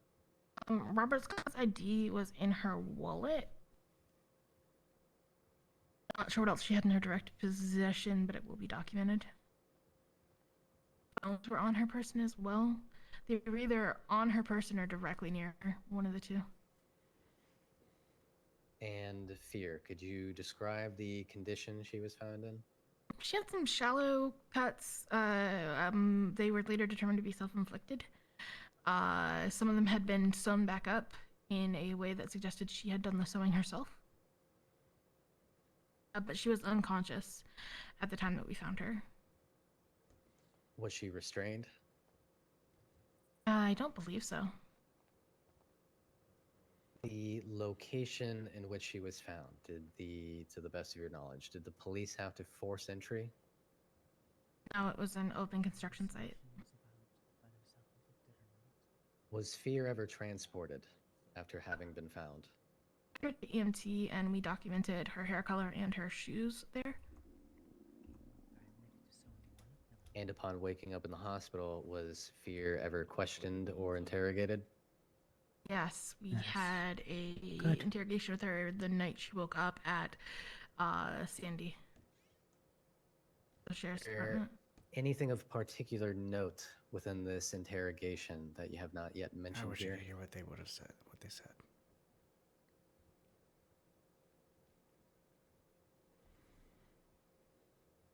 I'm sure there was a lot. So in this interrogation in specific, she told us a story about a kitten, and she claimed that like she had taken the blame for this kitten mutilation, and then later Buzzbros got an article saying the opposite, like that her brother had always been blamed, and I don't know, it was odd.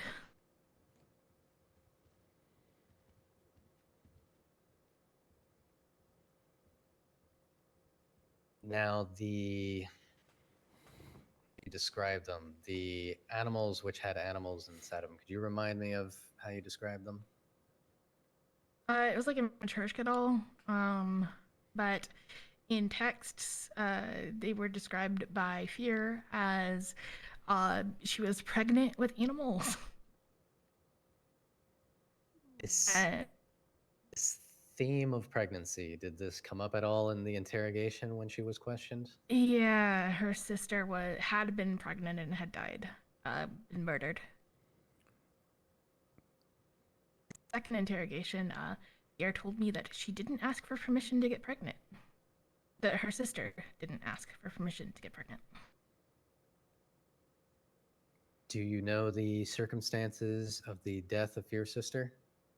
She was murdered. She was found mutilated in the family mortuary. Do you have any indication as to who murdered her sister?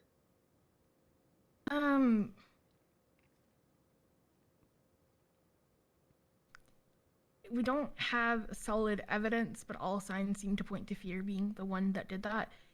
including the fact that she mentioned a trip back home around the time that murder occurred.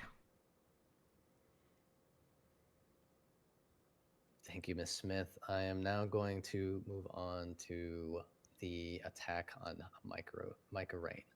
Are you aware of the attack on Micah Rain, which occurred on May 3rd, 2025?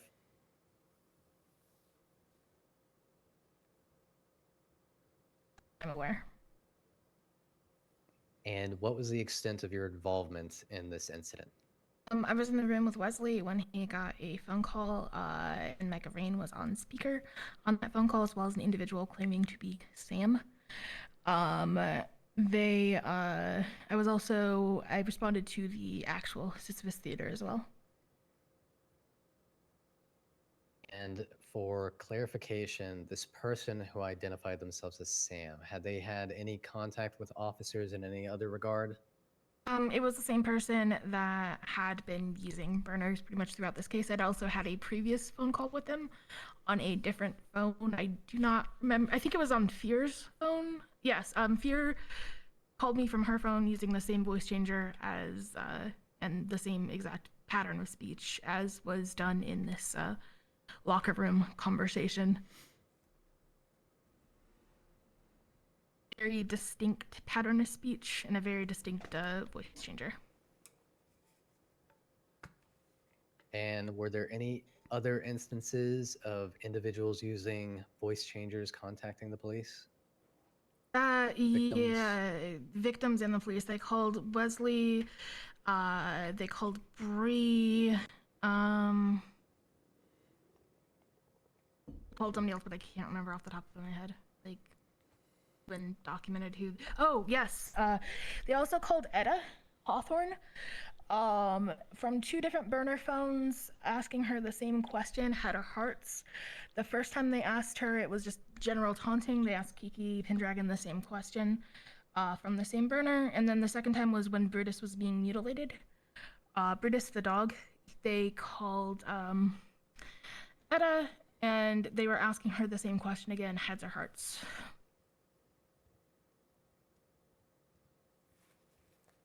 Thank you, Ms. Smith. No further questions for this witness. Whew.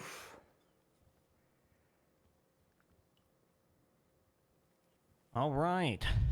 Does the defense have a cross-examination for Officer Smith? Oh, yes, Your Honor. Where's that goddamn podium? Right. Well, all right. I'm not Got gonna it, lie. got it. I do like that. Thank you. Is the microphone working? Am I talking into that? Yep, we can hear you. Thank you.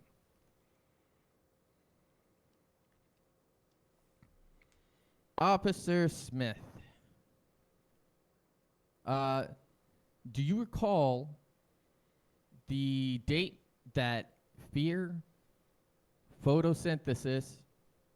I apologize. I have audio, like Braille text-to-speech here. I'm gonna get my client's name wrong a bunch. Fÿrr's, the date that Fÿrr went missing to the date that Fÿrr was found? She went missing on the 20th. I know we found her about a week later, but I do not know the exact date. The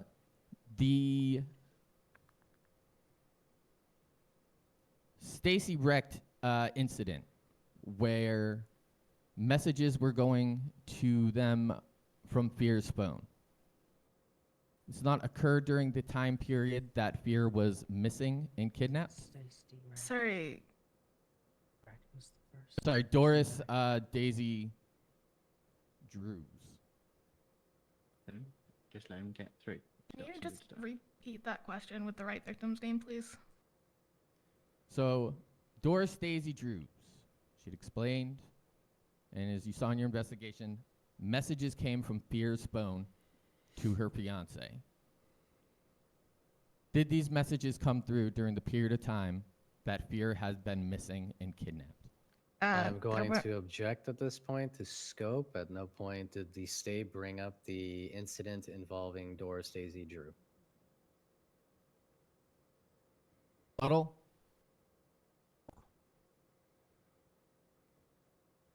The time that Fÿrr had been missing, it was brought up multiple times during their line of questioning, especially with the phone use and Fÿrr's text messages. So this is kind of imperative information to have on the record that these texts were coming while they were missing and could have been incapacitated, kidnapped. It is not clear what happened during that time. Let me consult with the panel. With the panel. So one thing I definitely do want to say is, like one, I am fucking exhausted. Like I've been up since 1 in the morning and it's coming up on 8 at night. But you know what? For things like this, I don't care. Like I fucking love these kinds of stories. And especially it's like, you know, because so many people did the same thing for when I did my, like the 3 different things I did with, or the 3 different court appearances with Steven. And even like the stuff with Kurt, like I would sit here fucking for like 48 hours as long as I had like coffee and crap like that to go. Because, no, these stories are fucking amazing and I love this shit so much. Like this story, I'm just like, I'm listening to like all the stuff that happened to the victims and I'm like kind of salivating a little bit. Because I'm like, oh my god, the imagination and the creativity that has come from this stuff. Yeah, like I mean, like the person that plays Fÿrr, like my god, the imagination is just fucking wild and I love it.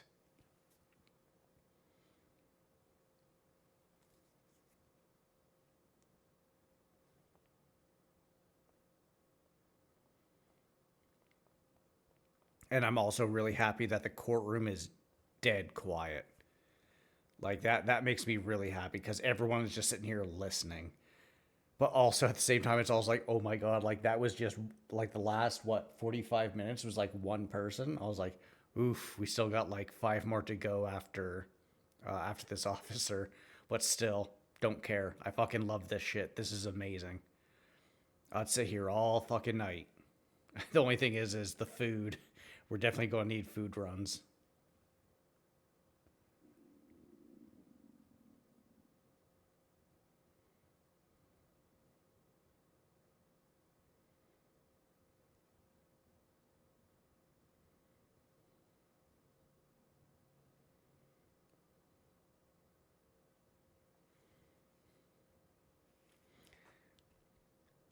At least I think, yeah, there's still something out at the front of the courthouse. All right. The panel, or rather my co-panelists, are split on whether this is within or without scope. On the one hand, yeah, we haven't heard any testimony from Officer Smith about Miss Drew. However, we did hear lots of testimony about Fÿrr being kidnapped. Were this a mainland courtroom, I believe a scope objection would probably be sustained on this one, specifically because whilst the context of Fÿrr's kidnapping would be within the scope of argument here, just merely running headfirst and asking, well, was Drew texted while she was kidnapped? Probably not going to fly. Probably would need to set up some additional foundation leading into it. In this particular case, so that I'm not here for 5 years, I'm just going to let this one slide. I could force you to ask, 2 or 3 foundational questions to build up to and kind of, open up the scope into asking about all that, but I don't want to be here for 5 years. Officer Smith doesn't want to be here for 5 years. At some point, Franklin would have to go and buy cat food for Gus. Let's not belabor the point here. So I'm gonna go ahead and overrule the scope objection. Thank you very much, Your Honor. Officer Smith, would you like me to re-ask the question? Please. So, according to your investigation, during the time period that Fÿrr was declared missing, does not correlate with the time that messages were sent from Fyr's phone in the Daisy Drews incident. I need to rephrase that.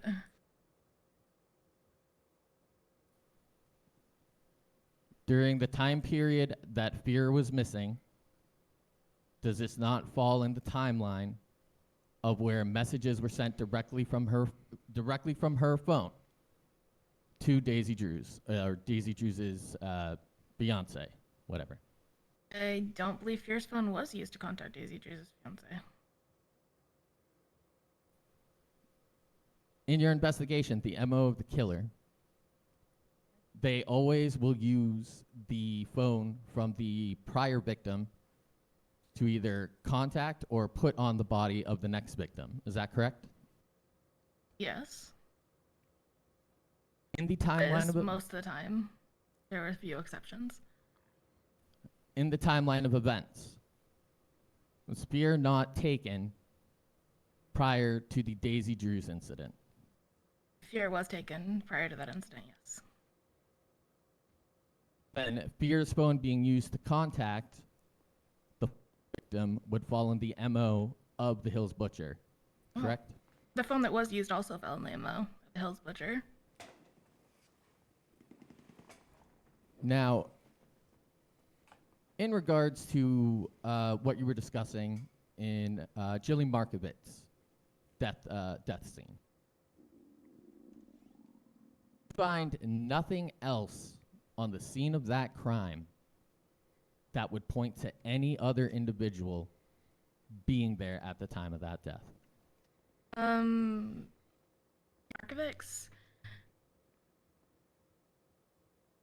I could trim it down for you if you like. Was there any blood of any other individual found on the scene of that crime? Not sure. The scene of Jilly's crime? I don't know. Your Honor, would this be a situation where we would allow to reference her notes or the NBW for this particular question? Yes. Yes. You're gonna have to tell me what the report number is, though. The report number is... Oh, I gotta minimize. 49081. 49081. Yes, that would be it. Okay. And what are we referencing here? There are 2 distinct blood samples found on the scene. One, obviously, from the victim, Jilly Markovic, and there is a second blood sample for a Sydney Martin. Oh, that blood was found on scene. That blood was found, okay, so this was down on Great Ocean Highway. Hold. That blood was found up on, it was, I'd say half a mile, maybe a little bit more from the scene. The only reason it was deemed even slightly relevant of inclusion was because that road had a little bit of an overlook, potentially. It was not on the actual scene.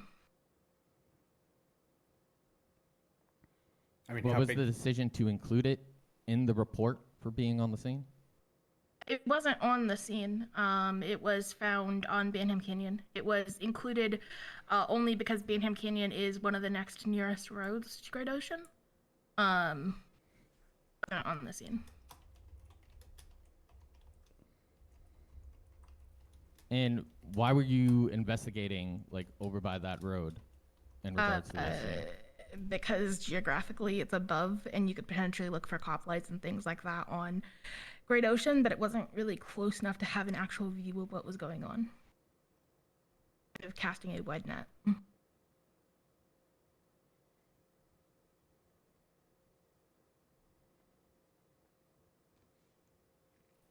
In regards to Jilly's ID being found along with the other IDs. When was that found again? So Jilly's ID was found. I think that was found on 420 in the trash can. And does that correspond with the day that Fÿrr also went missing? Yes. That was the day that Fÿrr went missing. In regards to all of the scenes of the deceased individuals in this case, were there any signs of struggle? Some of them, Be it advised, was if unclear anyone due needs to any the ice degree of packs or anything, there's a mutilation. doctor in the lobby. There was so clearly spy a sign of here, too. struggle in Robert Scott, but he was off pattern in a lot of other ways as well.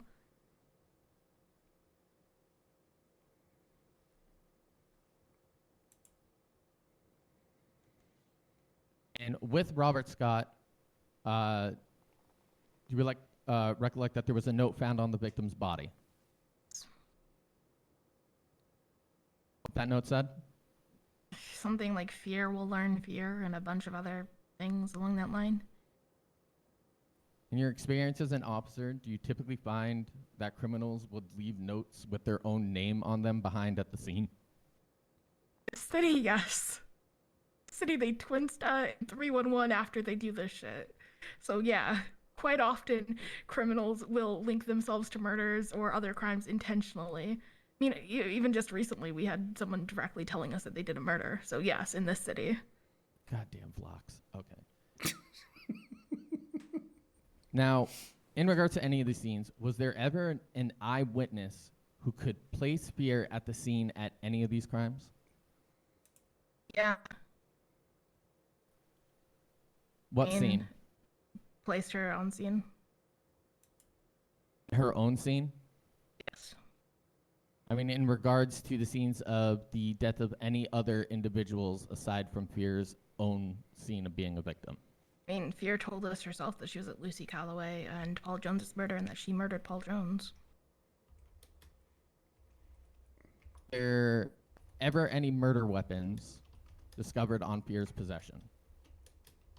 There were 3 weapons with victim's blood found in her constructed possession in the same room of the house she was in. Now, that is the case where you have documented that you believe all her wounds to be self-inflicted. Is that correct? Yeah, that's what the medical report said.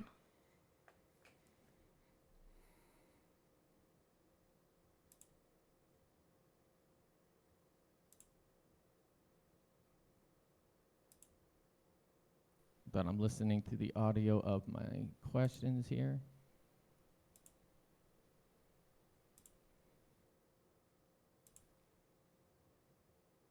So the date of where the MDW messages were sent from Fyrr's MDW, was that during the time period that Fÿrr had been missing?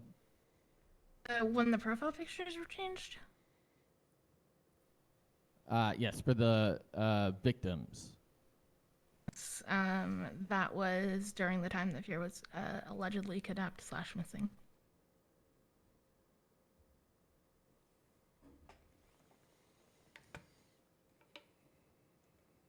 In regards to the questioning of Micah Rain, was Micah questioned immediately after getting out of surgery?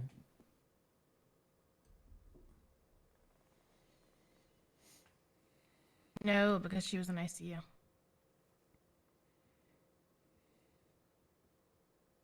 When Micah was questioned, did they appear to have a fully clear and coherent memory of the events of her attack? When I questioned Micah, she was clearly still very shooken up and traumatized by everything that had happened. A lot of details were fuzzy, as is common in cases of traumatic events. She had just got out of the hospital when I spoke to her. Propofol in your system affect your coherency when being questioned? Doctor.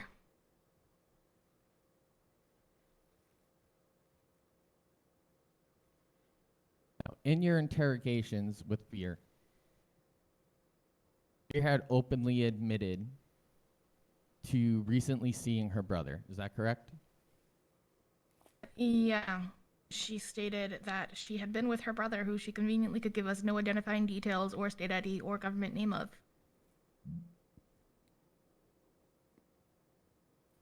So, if her brother was in the state and he was under an alias, as you had reported, did you have a list of aliases that you would be checking for her brother? There were no aliases that she could provide at the time that we asked. She did not know. She stated that she did not know any names that he was going by other than potentially Sam, and despite the fact that she also stated that she saw him talking to multiple people. She also gave us his name and the spelling of his name and the special character used in his name, and we were checking that, and there is no one by that name that was registered in the state of Los Santos as of 2 days ago. I have not checked today, but I'm pretty sure that would remain the same. You have gotten a passport under any name, essentially, that you just didn't happen to have checked. Is that correct? I have no idea how the passport system works. Ask a passport official. During the interrogation, did you find Fÿrr to be cooperative? Oh no, she was clearly hiding things. Like, she was clearly, like, not telling us the full truth. But she did tell you that she had been forced under duress to assist her brother in the Lucy Calloway murder. Is that correct? So, she claimed that she had been with her brother for pretty much the whole time that she was gone, and that encompassed 3 different murders. She admitted under direct questioning to being involved with both Lucy Calloway and Paul Jones, also admitted to helping mutilate them and to murdering Paul Jones.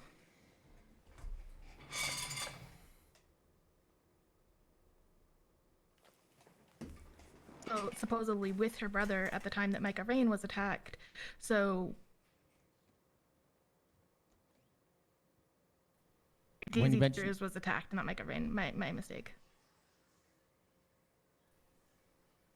When questioning Micah Rain, Micah Rain had cited she had heard multiple voices when she was being attacked.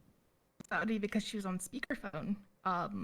So Fÿrr and her Sam guys had put the phone on speakerphone and was talking to myself and Officer Pines over the speakerphone. I took some notes at the time, and things were said about like how the father had died of cancer, which is something that Fÿrr's father died of, and how that's not a very artistic death.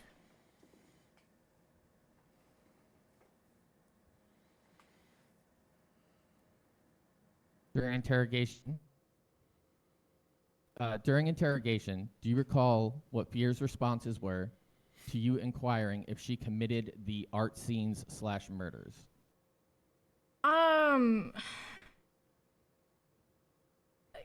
She seemed to have a pretty visceral reaction to some of them, but not in like a aversion way, more in a... She started talking about how she had migraines and how her head pounded sometimes. She seemed a little bit fascinated by some of the victim photos we put up. That if she was murdering people, it would be very artistic. That wasn't the exact quote, but it was something like, she is more artistic than her brother ever was. Recall her saying murder is not my forte? I don't. There was a lot of conversation.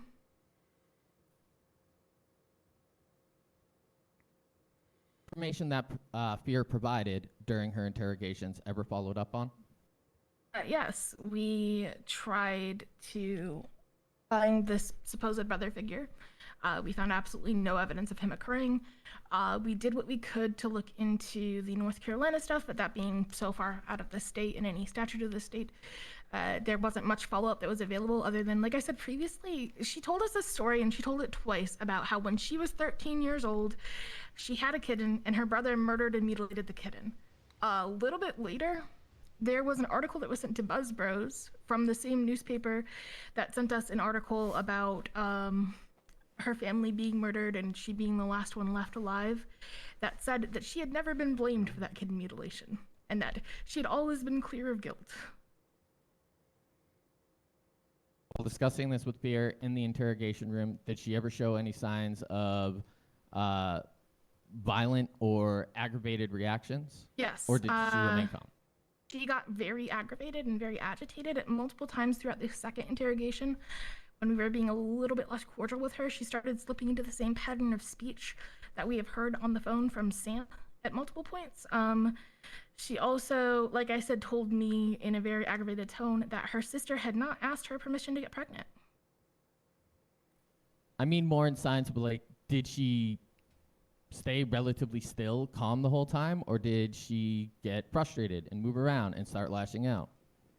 She multiple times had to take a break during the second interrogation because her head was starting to hurt. So would that be a no for agitated responses? I call that agitated.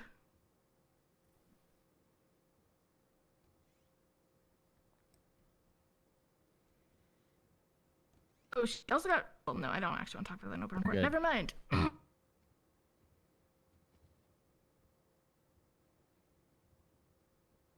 Well, now I want to know what she's Let's going to say. refer with my co-counsel, Your Honor. All right.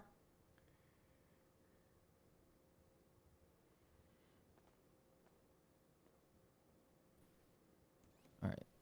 So we need to get on to the. She's being kind of argumentative and pushbacky because I think she's been up there too long. And a lot of these questions we could ask of Pines that are follow-up, and we have a lot more written for him. The only ones I would want to ask is how is she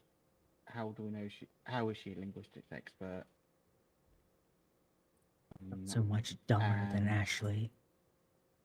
And also, I was gonna ask about did they actually contact any passport officials on whether someone can enter under an alias?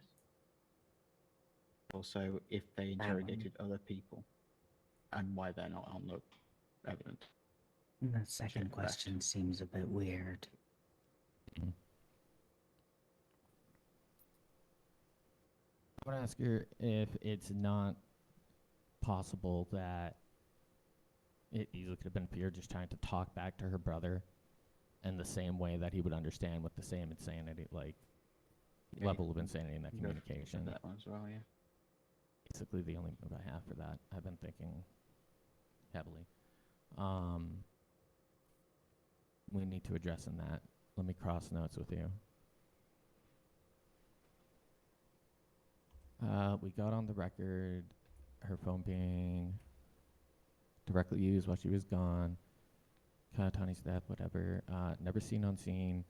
The only time that she was ever found on scene was her own scene. There's no other witnesses. Oh, or any of these burner phones found in her possession.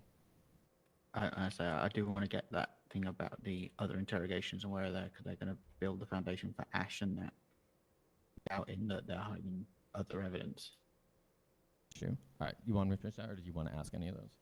I can ask some of those if you want to take a break and sort of calculate the ones you've got. Yeah. Let me calculate. Go ask those. Okay. This is dumb and a yapper. The harsher questions should be saved for him. Yeah, I have the bulk of everything written for Pines. She's argumentative as hell. But I think that's just from being up there too long because Franklin had a very long line of questioning. So I don't want to push it with this witness. Yes. There'll be a break soon. We've had what? All right, Miss Thorns, do you have some questions for Officer Smith? Officer Smith, are you a linguistics expert? I am very experienced with linguistics when it comes to forensics. You combine these expertise. Sorry. You combine these Keep your mouth expertise. open, Miss Ophelia. Sorry. Yeah. I come by these expertise because I have over 7 years as a homicide detective, including multiple serial killer cases. So you have no qualifications in linguistics? I have well over 7 years as a homicide detective with a specialty in serial killers. Responsive. Do you have any linguistics qualifications? objection. We're badgering at this point. The witness has answered the question. Ophelia feels that she does not like the answer. It does not mean it's not an answer. Answer the question.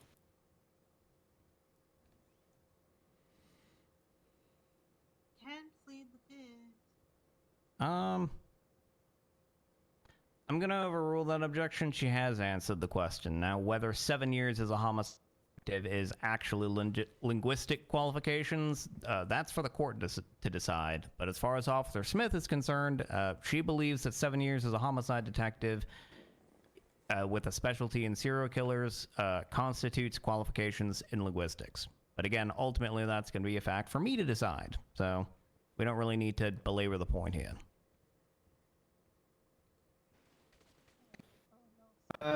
You mentioned that we should ask a passport officer or official about passport law, how they work. Did you seek out a passport official to ask them whether someone could get a passport under an alias?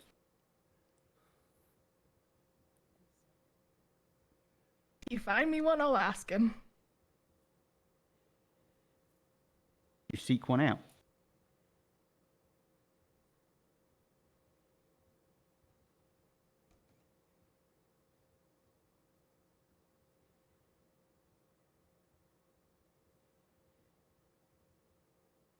I don't think the passport officials really check their texts or emails or Twinstas very often. It's not readily available for that kind of inquiry. No, you didn't reach out. What to say? I'm going to, again, object to badgering. The answers the witness has given have obviously implied that she did not reach out to whomever a passport expert may be in the city. Yeah, I'm going to sustain that one. It's pretty self-evident the answer to that question is no. You've mentioned you had interviews and interrogations with Fÿrr. Have interviews or interrogations with other individuals?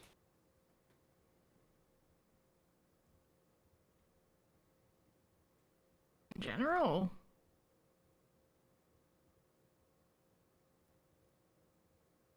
More specific. Did you have interviews or interrogations in police stations with other individuals? Can you repeat that? You kind of missed a word there. Did you have interrogations with other individuals? I did a lot of people. Name some of those people. I'm going to object at relevance to save the court's time here. I believe what Ms. Smith is getting at here is that this question is not specific as to the murder, but it's just asking in a general sense if she has ever interrogated anybody. We ask that the counselor rephrase to be more specific.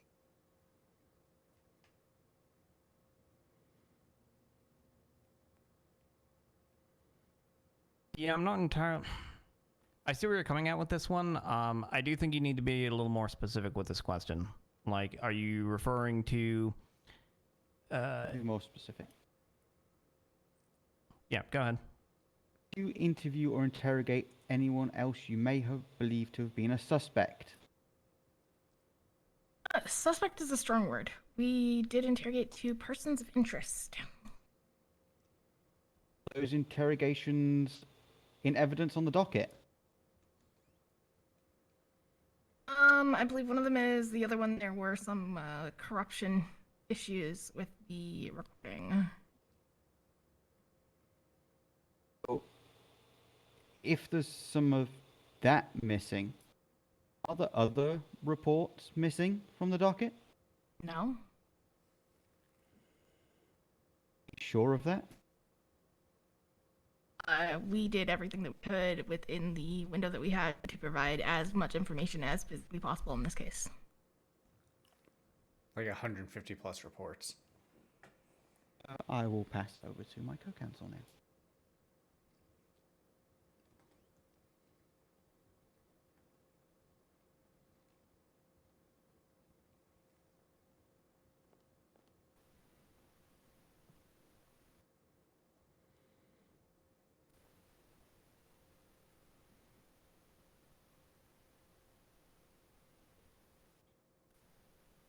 Bird, Yeah. I don't. Yeah, I you think need you're to take struggling talking. You need to take a throat pill.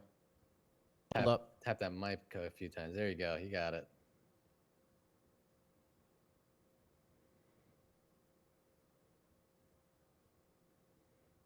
You lost the use of your eyes, Bird. Don't lose your mouth, too. You need that to be an attorney. Sort of. You sort of need that to be an attorney. You could use, like, hand signs or something. Is that any better? Yep. Yeah. Eyes not working good. Voice not working good. Sorry. So in your 7 years expertise with serial killers and your experience with their linguistics, would it not be uncommon for a family member or a close friend or someone associated with them to try to speak back with them in a way that would resonate with them, in a lingo that they would understand when pleading with them? Oh, that's not really common. It's often, if you imitate somebody else's pattern of speech, especially when they have a deranged or unusual pattern of speech, it's usually seen as mocking rather than sympathetic. Well, could it not also be considered mirroring for somebody as a way to resonate with them? Usually, like, especially in the case of something in text, that mirroring is very, very uncommon. It would be more common kind of like a verbal environment than a text-based environment.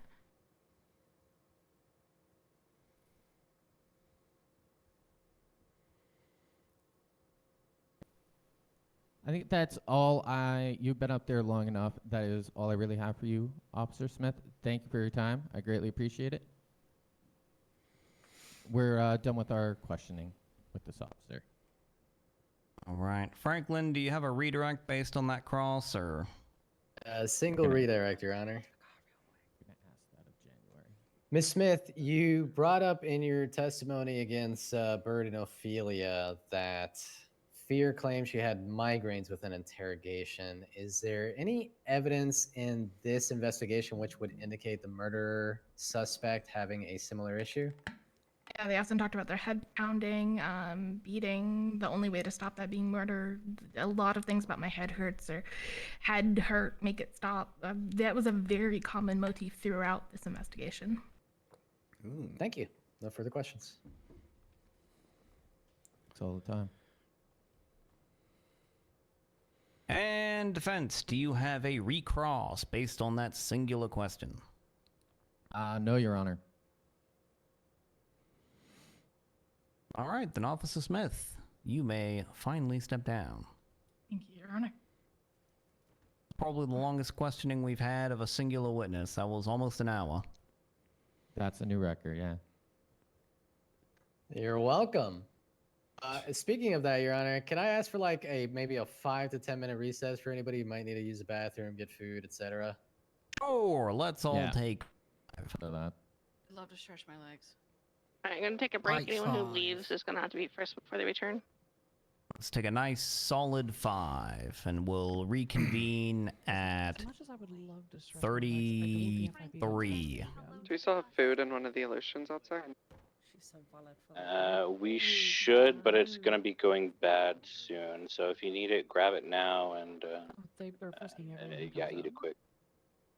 There's also a I'm ranger Charlie out there if you 22. I'm wanna gonna get run frisked outside by and grab a some ranger. food for myself. Does anybody else need anything? They're wearing that. Can you grab some for the inmate? Also, in case it does end up going bad, maybe a couple of us might just go up to. I know there's a thing in front of the courthouse. Throw it. It goes pretty far. Potentially even go up to Cluckenbell if there is enough time. 133, can you go with her? Just in case if there is no more food. This is the whitest I've ever seen you look. About you saying fucking Lamar yesterday. I'm funny, man. I'm very fucking funny sometimes. Just checking on you guys over here. That was like the perfect moment to say that. How you said it with your jazz. 10-9. Can you go with 122 in case there is no more food in the back of the illusion, just in case you need to go pick some up? I've got 3 meals, 1 for myself, and I have 2 extra. are about to go bad, so whoever's the most hungry will receive. You want to step into a room for a couple? 10 for would the two of you be able to go out and grab something from Cluck and Bell or the painted moon? I believe that's out front of the courthouse. I'll try to be. Okay, from Just plan. I'm right back. Fresh air. Hello, Kira. You still haven't had a session. I still had some from earlier. Could we use the Do you need any food or are you good? jury room real quick? Yeah. Me and my co-counsel. I got food before I came in, so I thought I'd check Okay, out you the quits behind me. allowed to give them access to the jury room, the attorneys. Hey, you're good. I'm just gonna be upstairs because I didn't know where to stand and I came If there's no one else using, then yes, go ahead. I'm surprised you don't have like toast with you. Toast would be cool.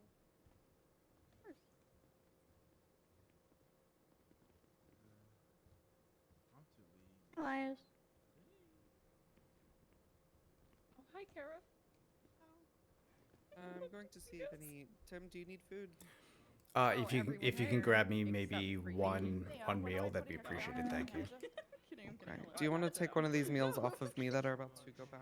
I have one that's about to go bad on me right now. It'd need to be a bit of a fresher one for later time. Okay. Let me see if I can salvage any of this to any of the judges, and then I'll go out and check 10 for for. food. Yeah, that sounds good.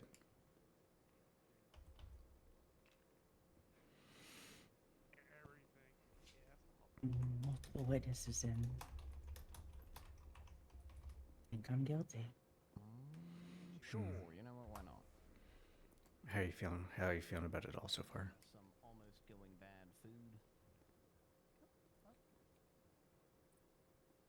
Aggravated. So much.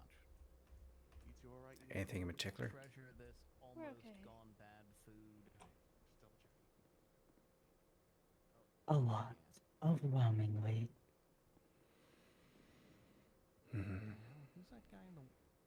Who's that guy in the onesie over there? What's he doing?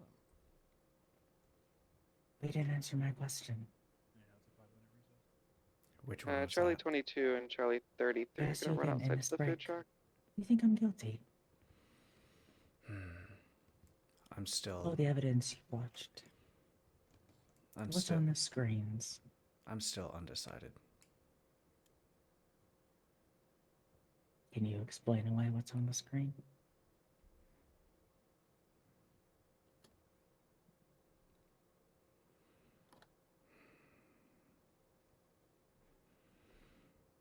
I mean, it's obviously text messages, but I mean, I do know that sometimes text messages can obviously be sent from different people. Do we got anyone to kind of take over the You front haven't door really of this looked into city the hall? case. Is it the first time you've learned about how they were all murdered? Yes. Yes, this is the first time I've heard any of this. Do you guys Charlie 33 needs to take a nap. I am leaving Right. soonish. Notify you. Say that again. Does And it Johan notify could you? use more than just himself at the front door. Sierra 33, I can do it. It's definitely different. It's definitely different, a bit more extreme than things I have ever been exposed to. If I miss and I hit someone else. Yeah, he's sitting back down. He's sitting back down. Like, I mean, I know you know that I've seen quite a few different things, especially with my old Alright, line the of work, time is but now 33. it's definitely been Are different. all the parties back? I see we don't have defense counsel. Where'd defense counsel go? Where did they go? I think they went out for a little walkie, Your Honor. In the jury It's probably room. gonna take them a second to get back in since they gotta be. They're in the jury room, sir. Okay, alright. You know, most courthouses, some attorneys will have like little badges and things, so when they walk into the courthouse, it means that they don't have to be searched because, you know, they're like an attorney and everything. We should think about getting some of those. Yeah, that FIP has a 5-second memory span, so. I was gonna say Skylar suggested that before she died, so.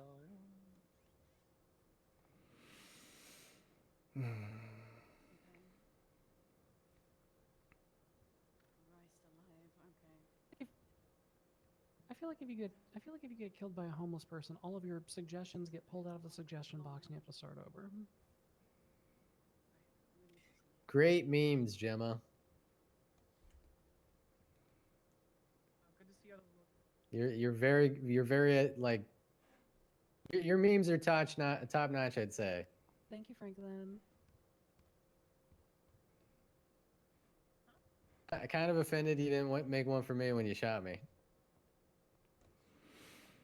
That would have been an admission of guilt. Earn that one, Fair Franklin. enough.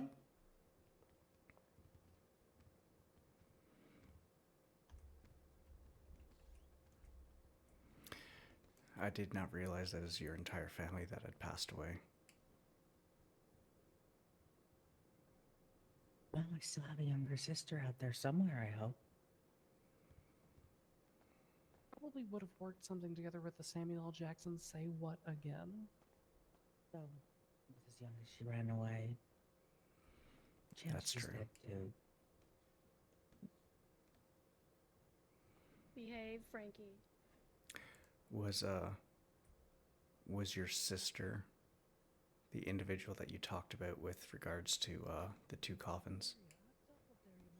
Be Frankie. I kind of want to throw a book at James Bird when he comes in for making me wait, but I also would kind of feel bad doing that because he's blind.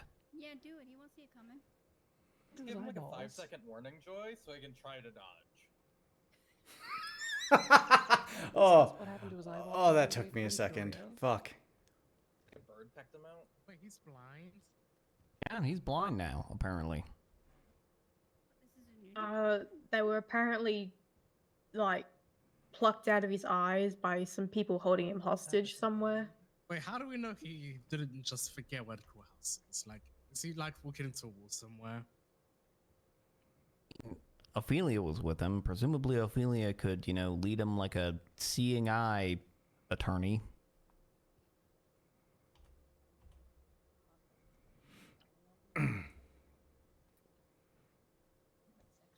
Could you imagine if in the brief recess at court they got kidnapped for like a store robbery at something and they're just sitting at a 7-Eleven with somebody, Not outside. Yeah, that could actually happen. The defense counsel is inside the jury room, Your Honor. Are they just back here? Yeah, they're just back in that room right there.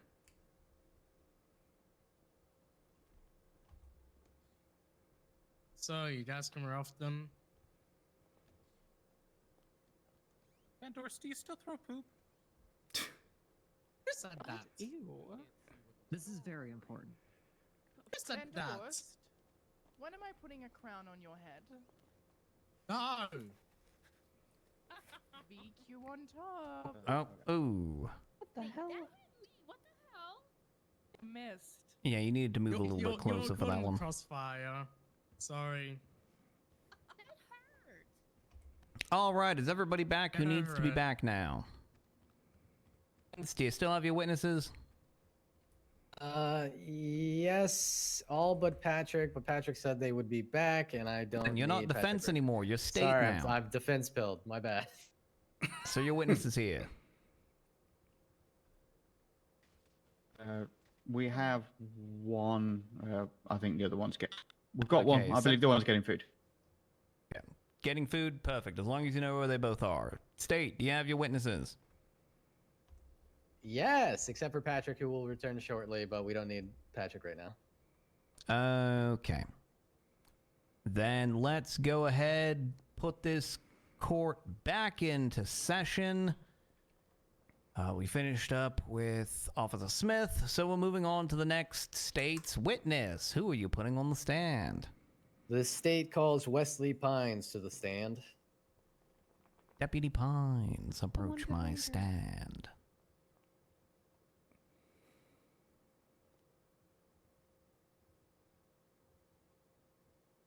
All right. Go ahead and raise your left hand for me.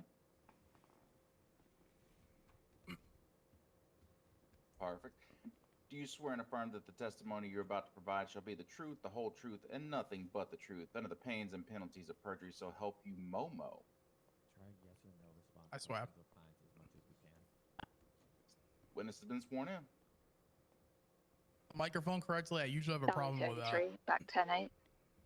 You sound good, Pines. Just remember to keep your mouth nice and wide open before you speak and to give a little time to the other counsel to object before you answer. Sounds good. Thank you. Mr. Pines, could you state your full name and occupation for the record? He doesn't get to say Yes, that. my name He is doesn't hear it enough for himself. Wesley Pines. I'm a senior ranger with the San Andreas State Parks, and I'm also a detective in the Criminal Investigative Division. And could you describe the extent to which you were involved in the investigation into the Hills Butcher? I was one of the lead detectives of this entire investigation. Mr. Pines, are you aware of the murder of Stacy Recht, which we have discussed here today? Yes, I am. I was one of the original units to respond to that homicide. Now, during this murder, it was found that Stacy Recht had 4 deer antlers nailed to her head as per the report and as per Miss Ashley's testimony. Are these antlers consistent with any other scenes you have come across? Yes, they are. The following morning, I was alerted to a scene on Zancrudo Grand Valley, about a few miles north of the road, where a severed deer head was found with the antlers visibly sawed off. Are you aware of any other animals or their parts being used in any of the murder scenes tied to the incidents which we are discussing here today? Numerous. Nearly every homicide has been discussed this evening, outside of the death of Robert Scott, which I believe did not include any deceased animals. Can you do your best to describe these animals and their parts as well as their use in these scenes? Sure. It really varies per the homicide. There was some obvious consistencies. Animal hats, deer antlers, carcasses. Some were definitely worse compared to others.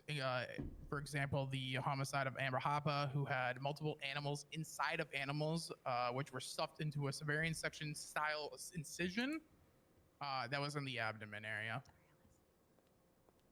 Animals inside of animals, can you elaborate on that? Yeah, so I observed the autopsy that was conducted by Mercy Schilling at Eclipse Medical.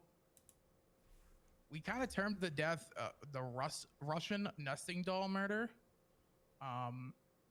Numerous headless bodies kind of stuffed into each other, then was put into that cut that I mentioned in the abdomen. Now, in regards to Miss Harper's murder scene, were there any other animals found that stood out to you?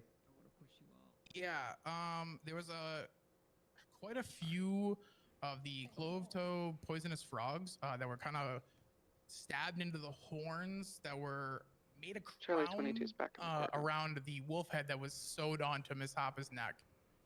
As well as there was a trail of animal heads that basically from the driveway and the road back to where we found Miss Harper.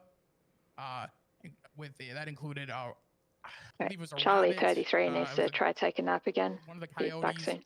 and a double-crested cormorant. Now, could you describe for the courts the status of these various animals when in consideration of their endangerment? Where is he? That question? Absolutely. Could you describe to the courts the status of these animals when in consideration of their level of endangerment? Yeah, so in my animal mutilation timeline, the full endangered species list, where I actually highlighted all 10 endangered species out of that wide list that were found. I outlined in that report, everything was in chronological order for animal-related charges, and that included numerous animals like the poisonous frog, the cormorant, the the brown-backed coyote, and the gray wolves.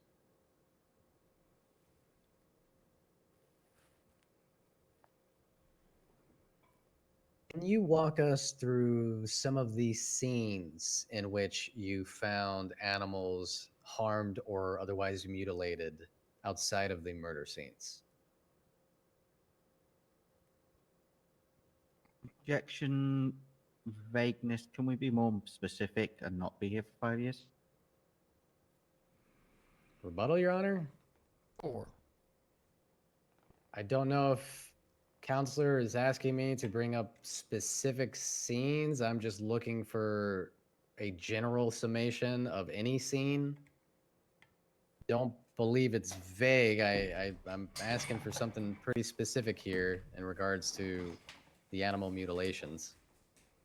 I disagree. I think this is vague, and I'm going to sustain that objection. I can reword. Mr. Pines. Is there any particular scene in which animals were mutilated that stood out to you? Yeah, there was a handful. There was one incident where we found skinned and headless animals hanging from rafters at the largest building at the old nudist camp. Outlined in that report as well of how we found everything from blood at a wolf's den all the way up to there. In addition, there was just numerous times where I found traps in front of wolves' dens and the like.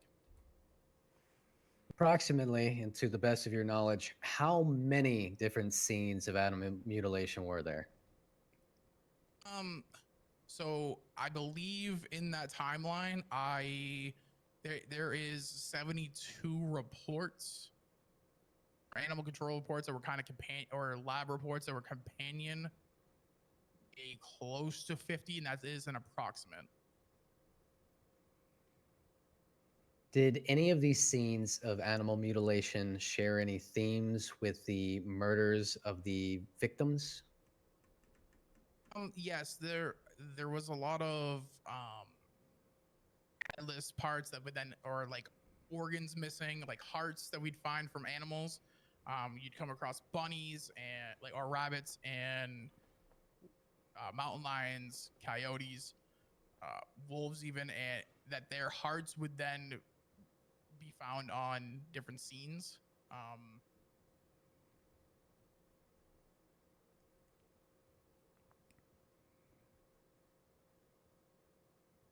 And Mr. Pines, are there any specific things that you feel connect Fÿrr to the killing and mutilations of these animals?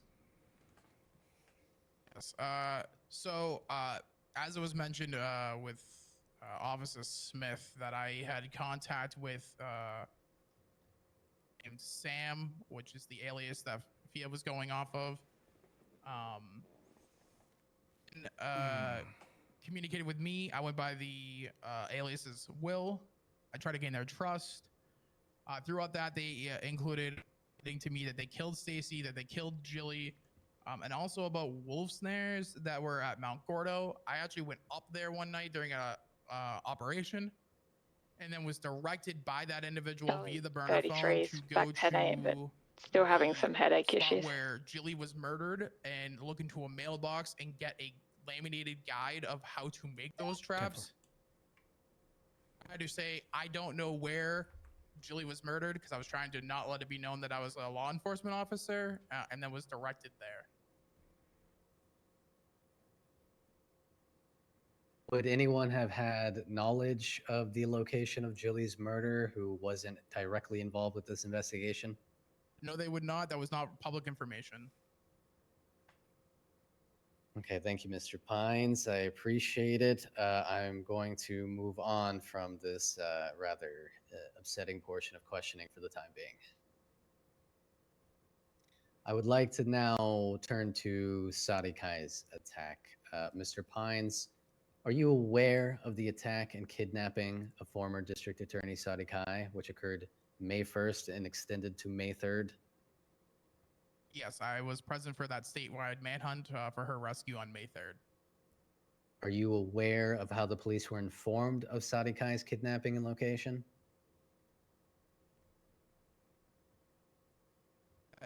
Chief Detective Veronica Wilson was contacted by Sam in regards to Miss Kai being taken. And what was the condition of Sadi Kai upon her being found? She was chained to the floor. Her mouth was sewn shut. And I believe when they took her to the hospital that it was found that her Achilles were also slashed as well. Did Sadi Kai inform you or any other officers of where she was when she was originally taken? Yeah, in a conversation that she had with myself and Chief Detective Wilson, she said that she was taken from the porch of her her personal residence in Sandy Shores. Do you have any indication as to any individuals who may have been inhabiting that area of the DA's office owned by Sadi Kai? When we had interrogated Miss Phosphøphylite the first time, myself and Ashley Smith brought Fÿrr to the district attorney's office, like their satellite office that is in Sandy Shores, which is like 3 houses down from Miss Kai's personal residence. And we watched her use her key that she was given for her employment to get into the building. Was there any evidence within the building to suggest that Fÿrr had indeed been sleeping there? When we did search the office, I should say, it looked like somebody had been sleeping there, and there was also ends of blonde hair that were on a chair at the back part of the office. On that chair. Where Objection, it looked like speculation. A rebuttal, Your Honor? Sure. He is testifying to direct evidence. This is not speculation. Rebuttal. Yep. They're saying that this is evidence of Fÿrr's hair having been planted there. This hair was never tested. It's just a yellow hair that could have been for any number of individuals who had gone in and out of former DA Sadi Kai's office, as it was used as an office space, and they did meet with individuals there. Rebuttal, Your Honor? Don't need a rebuttal. Okay. The speculation objection is to a question that a counselor asks of a witness that asks a witness to speculate as to something that they would have no knowledge of. It is not an objection to a witness's statement. If you wish to counteract a witness's statement, you do that on cross-examination. Does that make sense? Yes, Your Honor. Please continue. Mr. Pines, did Sadi ever provide you with a description of her assailant?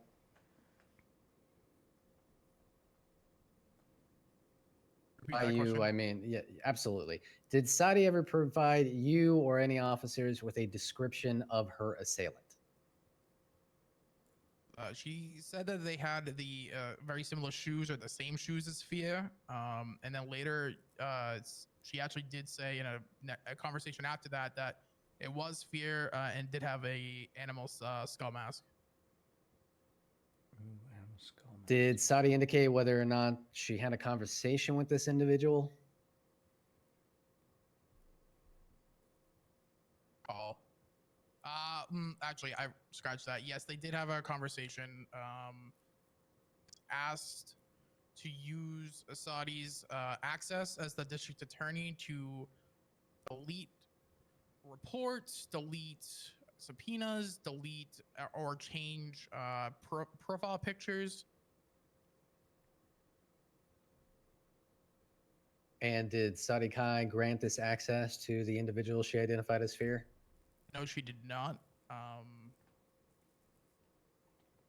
He had told Fÿrr no on numerous occasions from Sadi's statements. Do you know what happened after she refused to give Fÿrr this access? She, Sadi was attacked, was asked if, I don't know the specifics, but was basically asked about the mouth or the foot. Claims that she said mouth, but her both mouth was sewn shut and her Achilles were sliced.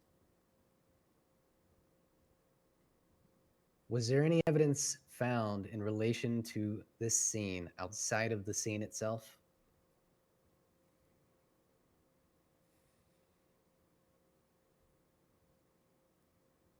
Can you repeat that one more time? Sorry, it's really hard to hear. You're okay. Was there any evidence found in relation to this scene outside of the scene itself? Are you asking from when she was found? So the scene in which Sadi was found, where was there any further evidence found in relation to her kidnapping aside from that scene in which she was found? I was texted a clue from the suspect, to which the text, I believe it said clothing store quick as a rabbit, but rabbit was spelled incorrectly, and I do remember that. I told that over radio. Detective Meyer did go with Ashley Lockhart to go check up on multiple stores, in which they did find one that had a knife in the store. Was there any DNA on this knife? Yeah, so the knife was a bloody knife, and it came back once tested in the crime lab as a DNA match for Miss Kai. Thank you, Mr. Pines. We are going to move on to the Daisy Drew attack. Are you aware of the attack on Doris Daisy Drew, in which it occurred May 2nd, 2025 at approximately 9 p.m. Eastern? So I actually responded to that scene and helped document evidence. Do you have any indication as to why this attack occurred? I believe when we're looking through both on Twinsta and in our subpoenas, that we found that Miss McNabb and Fÿrr had been with each other, and at one point, Fÿrr had even referred to Daisy as that redheaded bitch. Like I said, that's discoverable through subpoenas. Fear.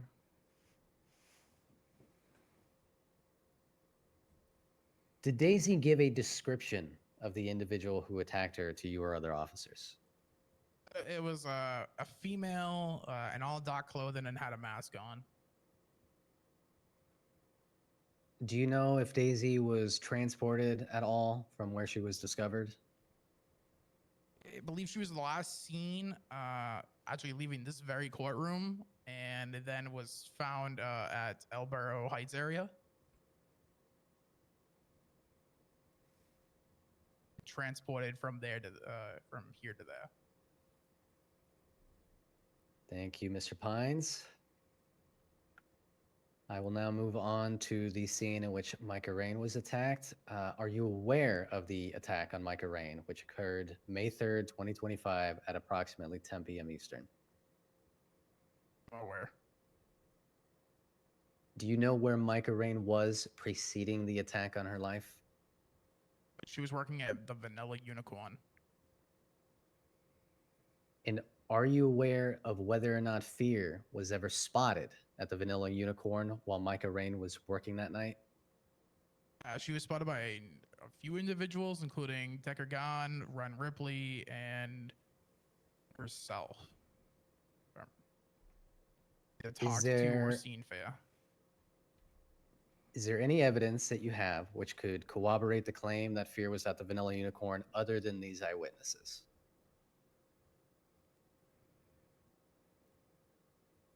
Eve, in the subpoena, there is a transaction for around that time that she was seen at one, and I also do know that they were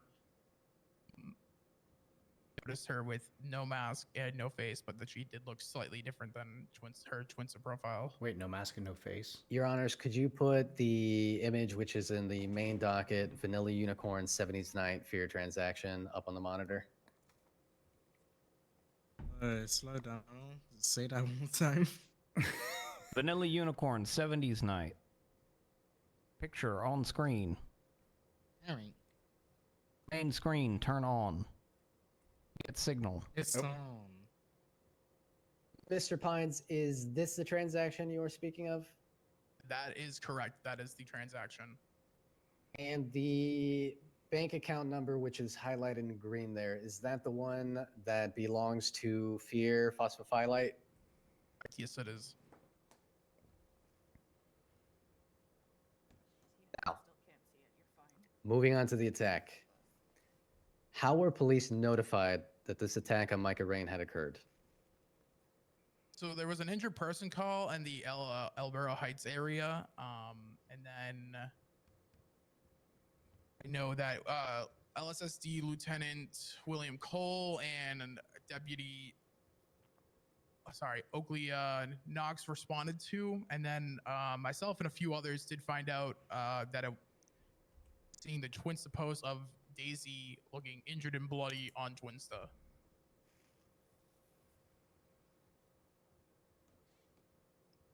And what was your involvement as far as Micah Rain's attack? Sorry.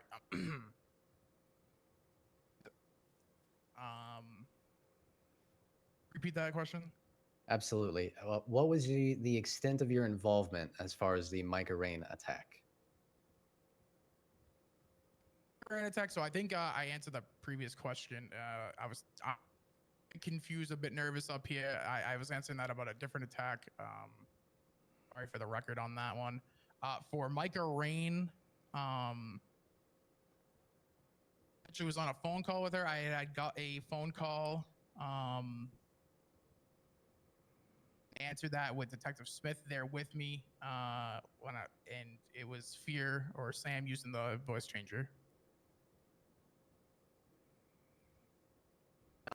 Were there any other individuals who witnessed this phone call that you had? There was another woman on the line with the suspect, and then, like I said, Detective Smith was on the phone with me. Do you have any indication as to who this other woman was on the phone call? I had asked Sam directly. They wouldn't tell me. They did say that something about dying in an autistic way, which kind of was like in line with like the comments of like death is beautiful that they've said to me beforehand. There was also a mention of cancer. I replied back, "Oh, so like your father, who died of cancer," as I was brought up in an interrogation. You can also see Detective Smith's full statement in the investigative report for the brief synopsis of that conversation. Now, these comments about the dying in an artistic way and cancer, were these made by Sam or the other woman on the phone call?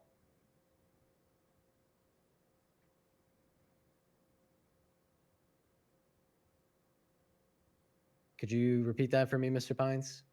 Sam? And the other woman on this phone call, did they say anything?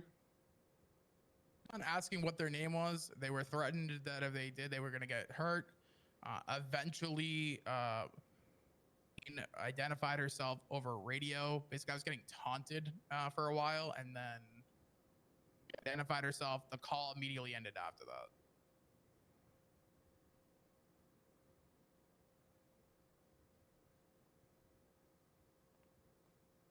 Where did you find Micah Rain? Sophist Theater.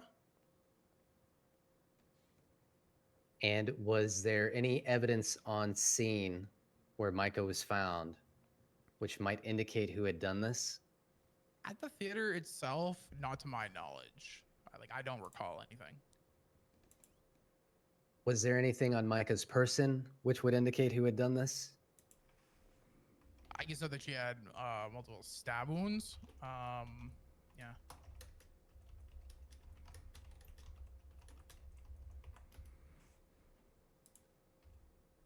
Thank you, Mr. Pines. I am going to now move on to the mutilation of Brutus Maximus. Are you aware of the incident involving Brutus Maximus the dog in which he was found mutilated on May 4th, 2025? Is that a lightsaber? Yes, I'm aware. Do you have any indication as to who mutilated Brutus? Thought she had a lightsaber on her head. Yeah, I believe it was Fÿrr. Are you aware of how Fÿrr came into custody of Brutus? Told by, I believe, a call from Sean Dean.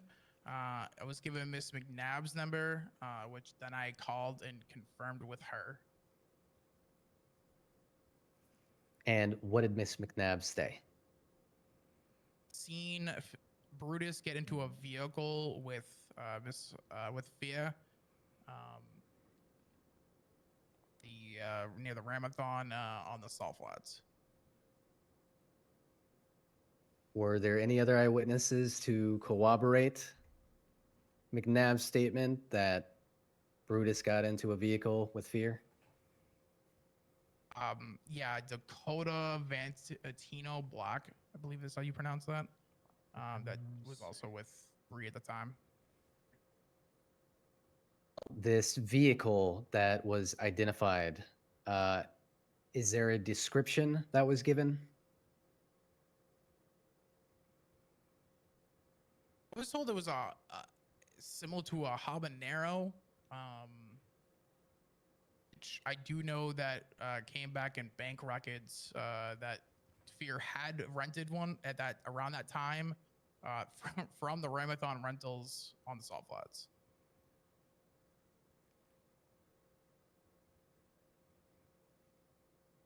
Are you aware of any evidence which was found on the scene of where Brutus was located, which would indicate that Fÿrr committed these crimes?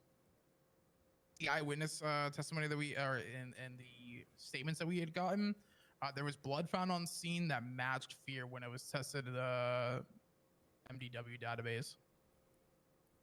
Can you describe for us where this blood was found in relation to where Brutus's body lied? I was found in the campsite, kind of near the base of Mount Gordo,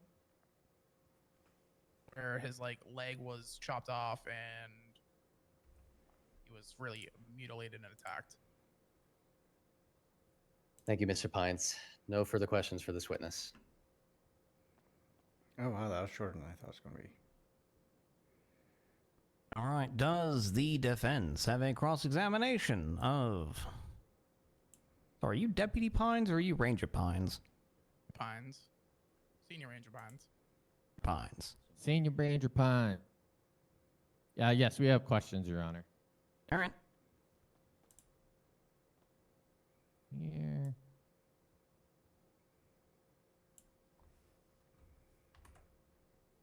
Did everyone hear me all right?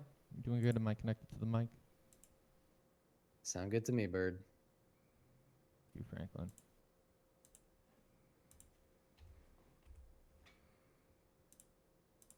Load up my audio file here for Pines. While I'm doing that. How you doing today, Pines? I'm doing all right. Yeah, could be better. Could not have to be dealing with all these animal mutilations. Are you liking living in my house? You stay there time to time, yes, sir. My fiance lives with you. You're a Boston native, is that right? Correct. Random icebreaker question, unaffiliated. What camp are you in? Is Karen Reed innocent or guilty? Not guilty.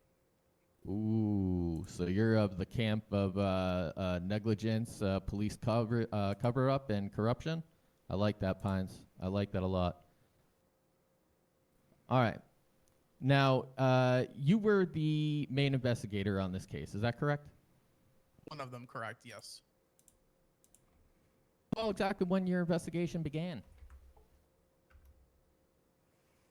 I started investigating animal-related crimes, I believe it was Valentine's Day, but this case specifically was a couple weeks later. I don't have a specific date for you.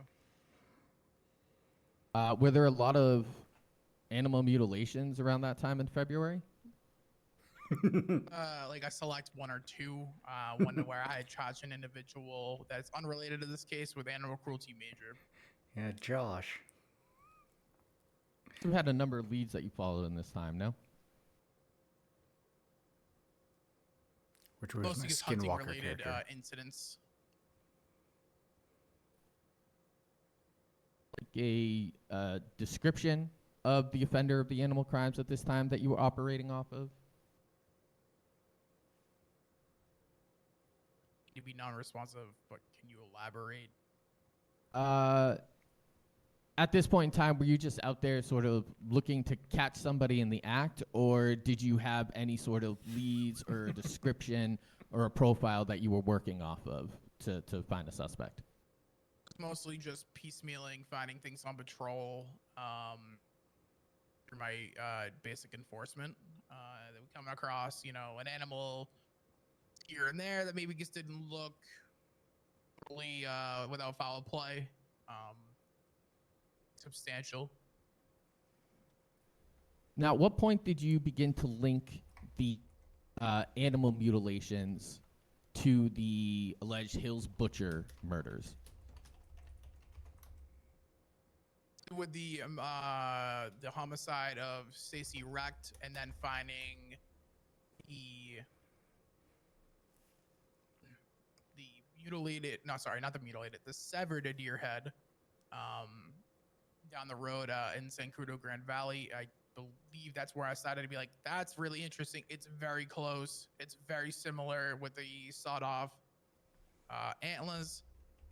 We'd also seen a couple of other things with deers in the days kind of leading up to that in the Chiliad wilderness. Kind of was like, at that point, put something together of maybe I should make a little document about all of this and look into it further.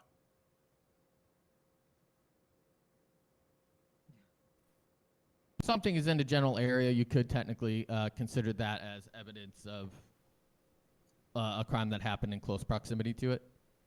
Is that what you're saying? With how close and within it being within 12 hours of finding the deceased body of Stacey Wright, I was sure in my investigative skills that it was related. You don't normally come across antlers of a severed deer head that are sawed off that I had just seen 12 hours earlier at the homicide scene. Would you know why it would be different when in regards to blood or DNA of an individual found within a street of a murder scene? A bit confused by your question. Yeah, I'm gonna object to big. I can specify more. So, using what you had just explained for how you were connecting these animal mutilation scenes to the Hills Butcher scene, as we had been talking about in regards to the scene for Jilly Markovich, there was blood found within a street of that murder scene, correct?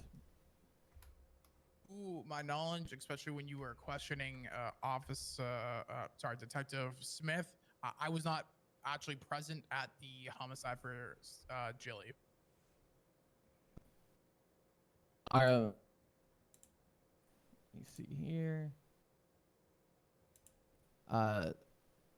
Did you have a number of different suspects on this case, or did you just focus in on Fÿrr?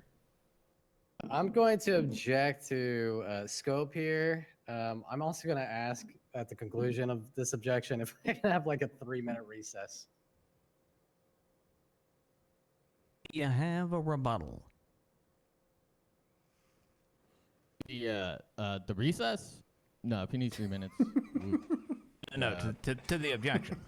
It cut off a little bit, so I didn't hear what his objection was actually on this. Sorry, Franklin. Franklin, Scope. repeat. It's your favorite mouthwash. Scope. Scope. The Detective Pines is the lead investigator on this whole case. These scenes were brought up and mentioned in his questioning by Franklin. All of this falls under scope in this case here, Your Honor, from the animal mutilation scenes to the murder scenes. This has all been discussed to death Yeah, I'm going to agree and overrule this objection. Let's take 3 minutes. Let's all convene at 16.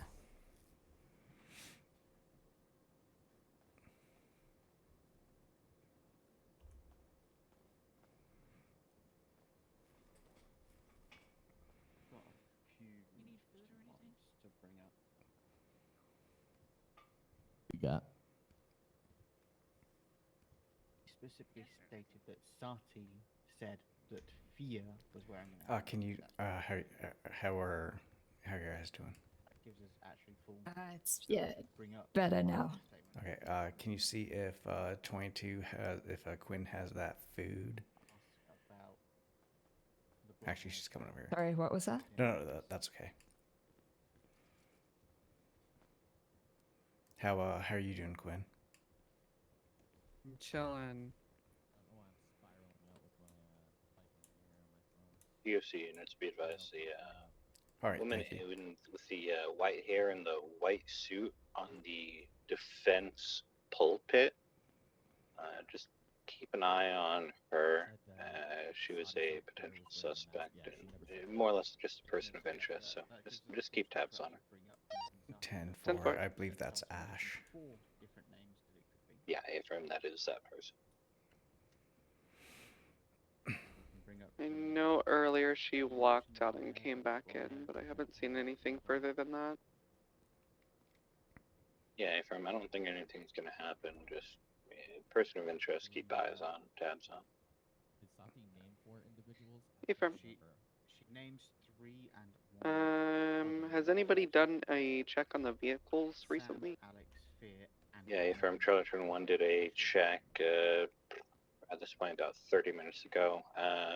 Someone crashed into all the vehicles. They're all fucked up. I fixed them, and they should be good now. 10-4. Did Juliet hand off her weapon to anyone before she went off duty? Or was it like a head issue? Juliet gave the weapon to me. 10-4. Ophelia, do you want to drill him on the Sati Kai?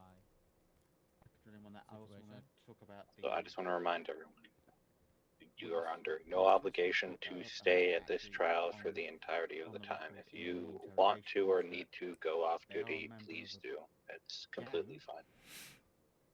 They in fact were complications. The only thing I'll say, and it's more just a request, is if someone does go off duty, if you can take one of the vehicles back to, one of the Lucians back to the prison and park it.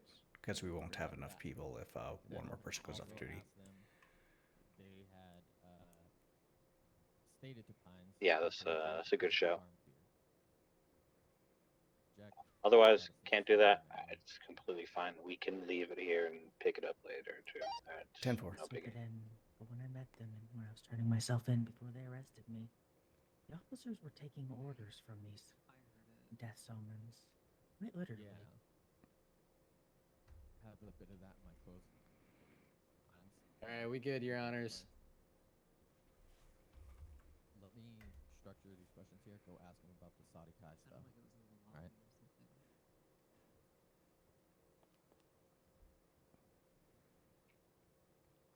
Is your mouth still stitched closed, Ash? All right, are the parties ready to pick up and continue? Yes. I'll take that as a yes. Although I would deposit a, never mind, you already rolled. Deposit? Franklin, you're in a courthouse, not a bank. What are you depositing? Posit. I just get the words mixed up because I'm dumb. The scope objection was originally to bringing up the other witnesses, or not witnesses, suspects. That was never questioned, but you ruled. I get the point you're making. It's about the investigation as a whole. We can continue. All right. So, Wesley, do you remember the question they were asked? No shot. I would need that repeated, please. The substance of the question was, did you have any other suspects you were looking into over the course of your investigation into all these animal things generally? People of interest, people who we thought might be related, yes. Looks away sheepish. Ooh. Are we ready to continue? Go ahead. So following up on that, Did you interview any of these other possible suspects?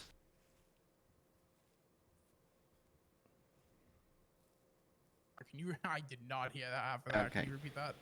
Did you interview any of these other possible suspects? Yes. Can you name those other possible suspects? I'm going to object to this. I don't really know what the objection here is, Your Honor, so I'm hoping you throw a bone. Some of these individuals have already had their lives put at risk. We have specifically asked to hob seal evidence that includes these individuals for that specific reason. And we would ask that if the counselors wish to explore this, they simply leave it to you to go through those sealed reports. Other than dead naming them here. But Franklin, my dear boy,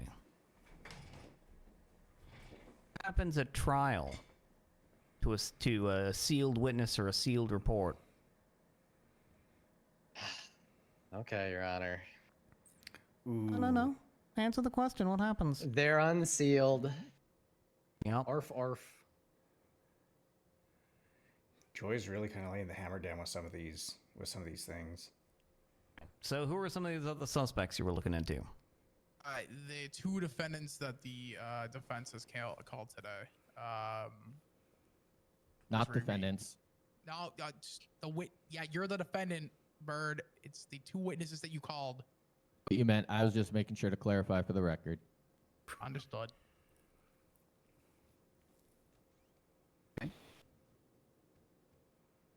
Within the evidence you have provided to the docket, the interviews of Fÿrr, but not the interviews of Alex and Ash. Why is that? All right, can you re-say that again? I'll shorten it. The interview/interrogations you did with Alex and Ash, why are they not in the evidence for this docket?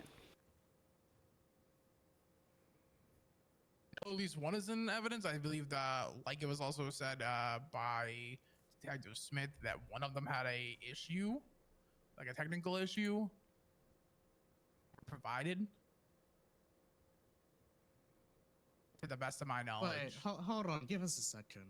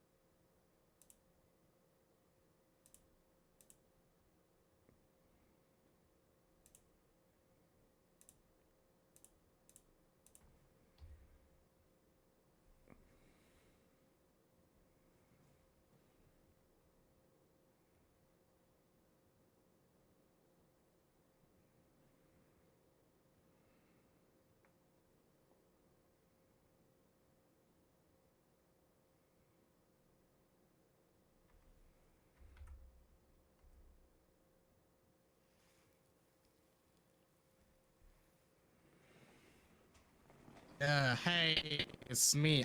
This is me objecting from the bench to particularly ask you, defense, what are you getting at here? Are you trying to basically question the credibility of the investigation that the CID and DPS have basically done, or are you actually like flagging up a serious, hey, like a serious Brady concern there's evidence that's material and exculpatory that's not been provided.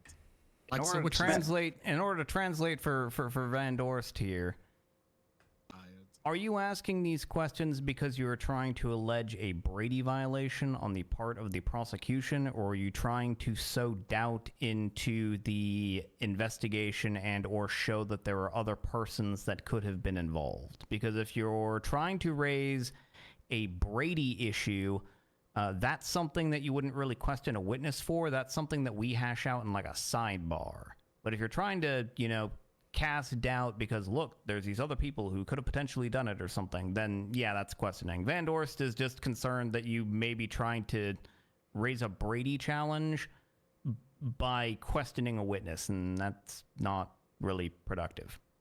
Just doing our job to sow doubt, Your Honor. Not a we Brady are- violation.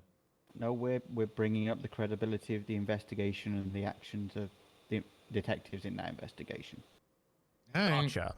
Okay, then appropriate questions. Please continue. Moving on to something else.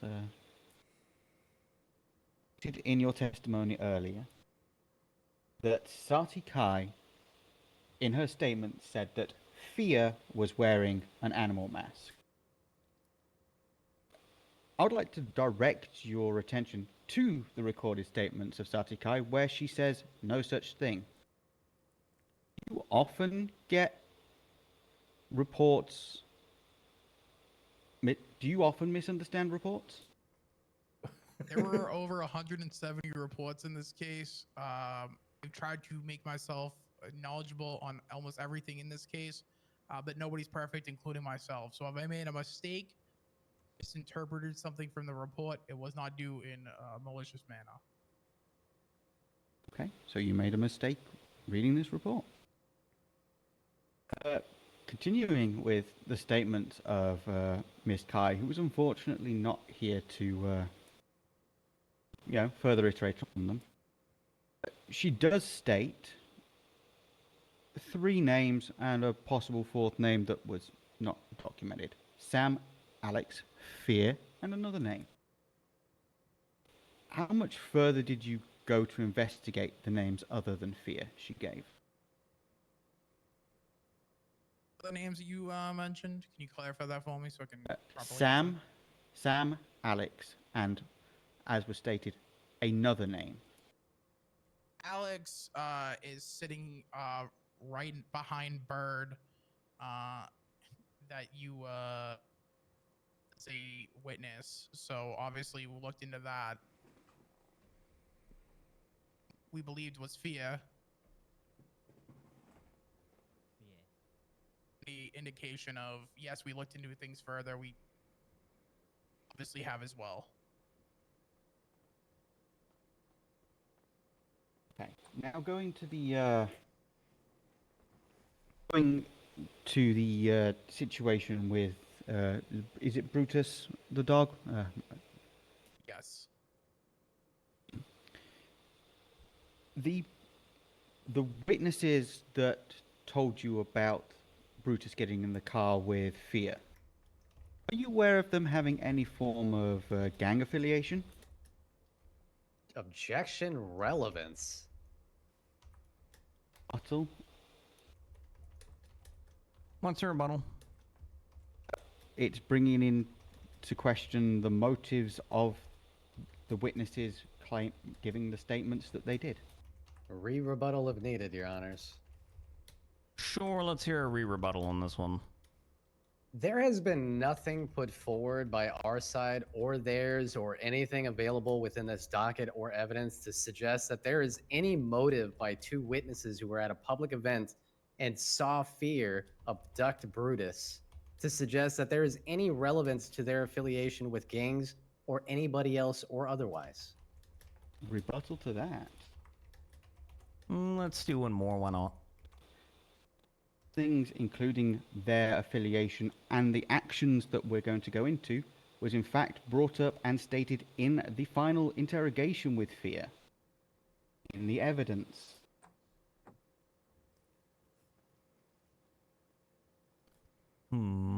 Beef.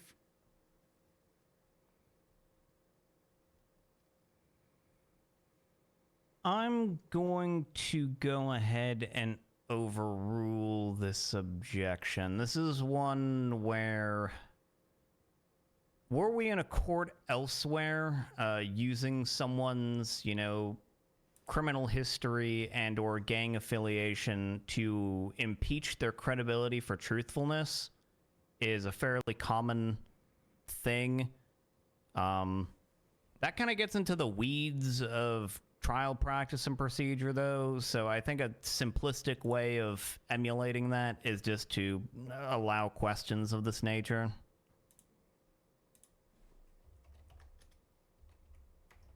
Do you want me to go ahead and answer? Or do you want to repeat the question? If you can remember the question, feel that to answer, or I can re-ask it. At the time... Objection scope. Nothing involving the personal lives of the two witnesses of Brutus Maximus's abduction was ever brought into question. Second interrogation was never brought into question. The fact that they may or may not be gang affiliated was never brought into question. This is not within the scope of the questions I asked Wesley Pines.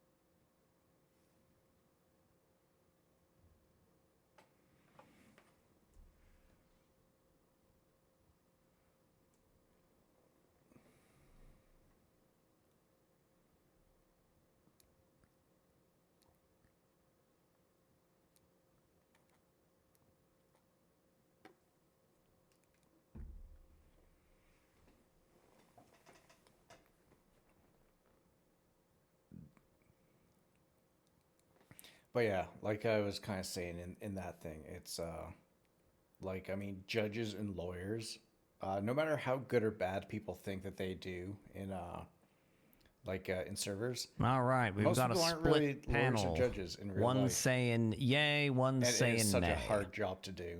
Like, I appreciate every I'm single. going to overrule this how they objection do. on scope. And the reason why I'm going to overrule this objection on scope is because it was asked on direct questioning how Pines was aware that Brutus was kidnapped by Fÿrr. And the answer given was because he got a call from Sean Dean and was given Bree McNabb's number and then was called by Bree McNabb and spoke to her about it. And then the immediate subsequent question was, were there any other eyewitnesses that you were aware of? To which the answer was Dakota Valentino Black. So both of these individuals have been established on direct questioning as being the eyewitnesses that saw Fÿrr get Brutus and get him into the car. So it is a fair question for defense to then undermine the credibility of those eyewitness identifications through attacking their character, trustworthiness, recollection, whatever it may be. You can't ask questions about who an eyewitness was and then deny defense the ability to ask questions to undermine that. All right, Charlie 22 is going to be So taking an illusion overruled. back Go to on the ahead, prison defense. and going 42. Thank you, Fÿrr. Can you Do pass I off need your to- weapon do you before need you me to head out, re-ask please? this? Yes, I Ranger? sure can. Yes, please. Okay. The witnesses Yeah, that you can either pass it off that told or you go put about it back, Brutus whichever getting in one the car with one's Fÿrr fine. Are you aware of them having any gang affiliation? I don't know exactly where they go. That I was Sergeant, informed what's your of this 20? incident, so that night, no, I had no. Basically, didn't. Upstairs.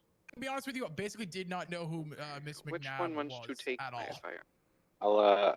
I'll meet you in the lobby. Been made aware of any gang affiliation since? Yes. And that affiliation is? The Death Omens MC. Relevance, objection. Rebuttal? This is building foundation of argument of the credibility and motives of the witnesses. Rebuttal, Your Honor. Sure. She's established what she was trying to establish. They're gang affiliated. What gang that they're affiliated with is not relevant, pertinent to this case, or should be added onto record. Let me ask you this, defense. Is this the last question in your line, or are you going somewhere else with this? We're going slightly somewhere else with this.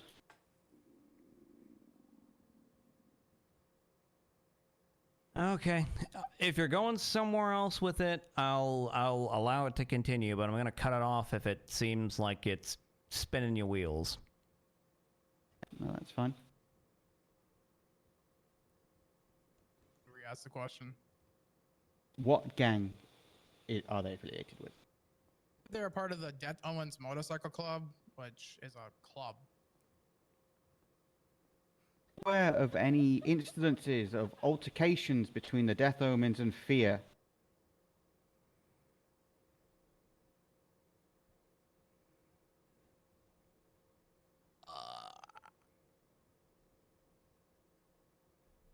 All of the vehicles were hit again, so I'm just going to fix them quickly before I leave. I think my witness is having Thank you very much. trouble understanding that question, so we're just going to object to vague. It's not vague. Yeah, I'm gonna overrule that. It's not vague. It's a fairly direct question. I mean, look, if you don't know, you don't know. Yeah, I guess I don't recall. I think I don't know. Okay. To my knowledge. Then let me refresh your memory back to the interview, the final interview. Fÿrr gave her side of the story of that situation. Do you recall that story? No, I don't recall. Can you please enlighten me? I would object to the witness allowing the counselor to give statements and testify. Okay, so we're gonna put the answer to that question as no. Please continue defense. Yeah, in fact, you said you don't remember the interview. That's fine. Are you aware of an incident where Fÿrr was attacked and hospitalized in prison? Objection, scope. Building from the previous questions, and the next question will expand upon, link the two. Rebuttal if needed, Your Honor. Okay, on this one, we are now post-arrest of Fÿrr with this question, and there has not been a single question on direct dealing with the circumstances behind the arrest of Fÿrr or what happened afterwards. You're going to have to give me a lot more to survive a scope objection on this one. I can make that question more blatant. Direct. Okay, go ahead. Are you aware of the Death Omens attacking Fÿrr in the prison and putting her in the hospital? I'm going to object once again to scope. Yeah, see, here's the problem with the scope of that question. All of the direct questioning of Pines related solely to the investigation leading up to the arrest of Fÿrr. You're trying to ask now a question based on what happened after Fÿrr was already incarcerated. That's not really within the scope of the direct questioning. So I'm going to have to sustain that objection on scope. Based on testimony given in the interviews about a confrontation between Fÿrr and the Death Omens, would it be fair to say that Death Omens may have an ulterior motive Objection to target to Fÿrr? scope. Objection to speculation. Rebuttal. This is within scope because we brought up the incident in question in the evidence. This isn't speculation. This is asking his professional opinion on whether someone that's had an altercation with someone previously would have an ulterior motive for claiming someone did something. Yeah, I'm gonna overrule the scope objection.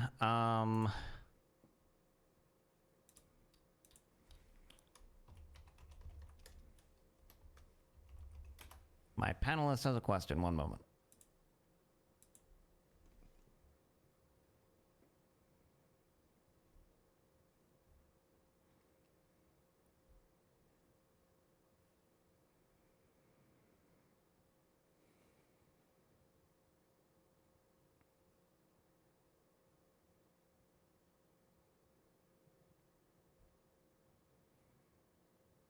All right, so my co-panelist raises a good point. I'm actually going to sustain this objection on speculation, and the reason why I'm going to sustain it is because the witness here has already admitted that he doesn't remember that part of the interview at all. So if he doesn't remember that interview at all, then logically speaking, he wouldn't really be able to say whether the Death Omens may or may not have an ulterior motive because he didn't even remember that part of the interview. So he would necessarily have to speculate on that. And as I had said before, the speculation objection is for a question when you're calling upon the witness to speculate as to something that they don't have firsthand personal knowledge of. He's already denied he doesn't have firsthand personal knowledge of whatever altercation was going on with Fÿrr and the Death Omens. So I'm going to sustain this one on speculation. Fair enough, and I'm now going to tag in my co-counsel.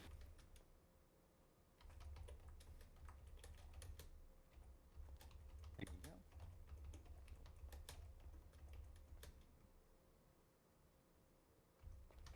All right, Pines, I don't want to keep you up there much longer. I'm just going to try and get through the rest of these questions I have here for you, okay? Sounds good.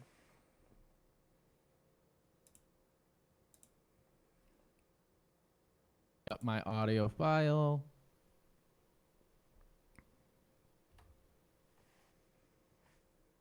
Within the evidence here, are you familiar with report number 52004, where Beef Malarkey had spoken to Ash Nuta? I'll look at that report. I'm gonna object to scope.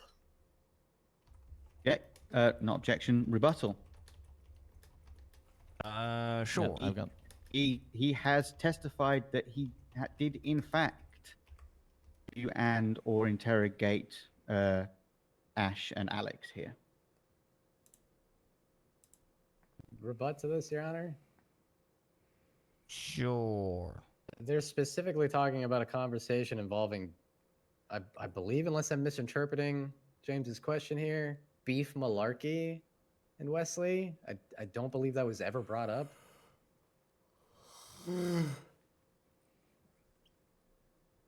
I am referencing it was conducted by Beef Malarkey, but it isn't the evidence here in the overall case. Okay, so clarification from the court. The interview of Ash, which Pines referenced in his cross-examination as occurring, Beef was the interrogator during that? Is that what's going on here? No, all we had submitted by the state for the evidence on it in regards to this was this one conversation. And I'm just looking to reference one thing about it, Your Honor. Okay. What's the report? 52004.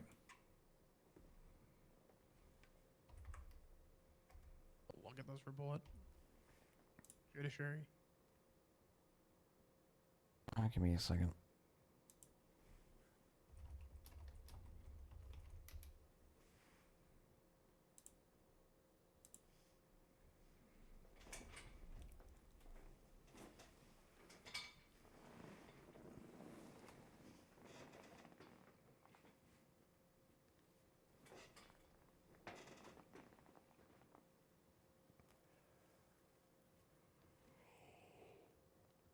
Okay.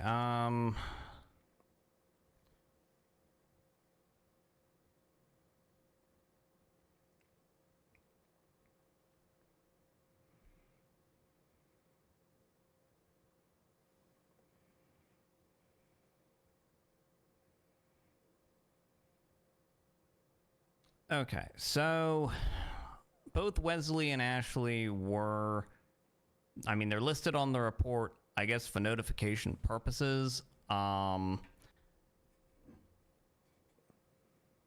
it was testified to that there was some kind of questioning of Ash. I think it's... Charlotte 21's out at the food truck now. Does anyone need I think any it's within food?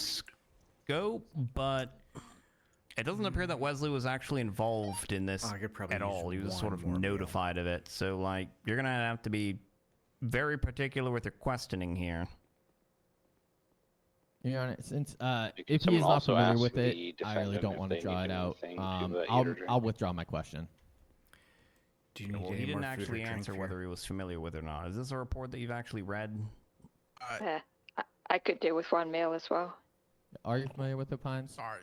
No, I'm not. I'm not familiar with it. There was so many reports that I was tagged for notification purposes. copy that. This is not what I'm familiar with at all. Every single one of them, like we did Pines? Come on.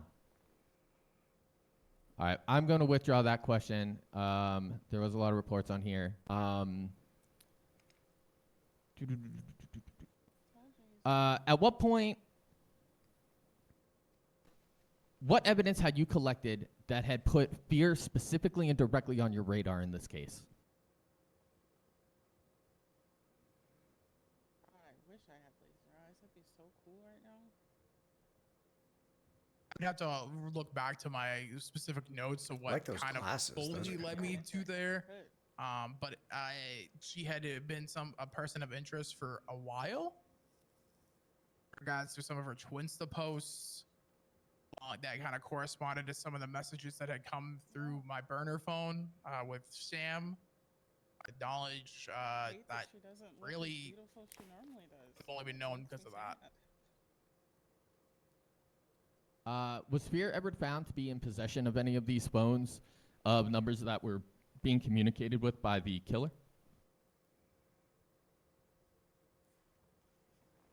Didn't look.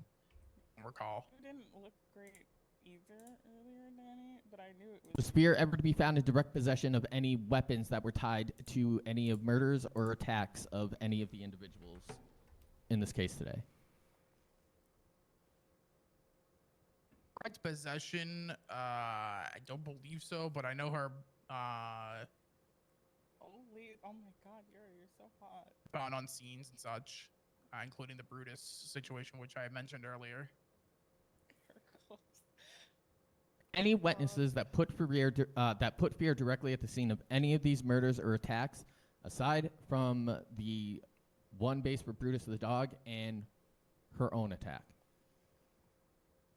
Wipe your drool, man. It's through the burner phone. I apologize. I didn't quite understand what your response was there, Pines. Were there any eyewitnesses that put Fÿrr at the scene of any of these attacks, aside from her own attack that she was found at? And the Brutus attack. Brutus attack, thank you, Justice. Go ahead. She herself said that she was present and assisted in the murders of Paul Jones and Lucy Calloway. That is directly in the interrogations. And did she explain that she was forced to participate in that scene for fear of her own life? In that, yeah.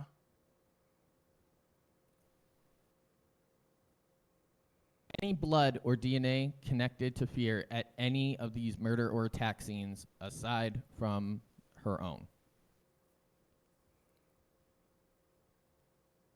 I said the one for Brutus.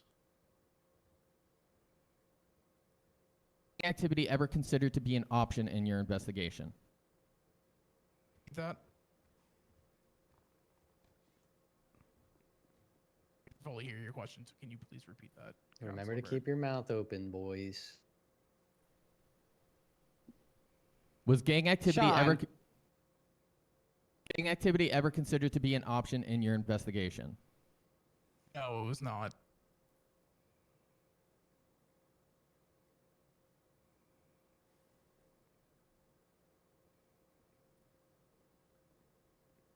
Did Fÿrr provide to you directly any options or leads, or even express directly who the killer was?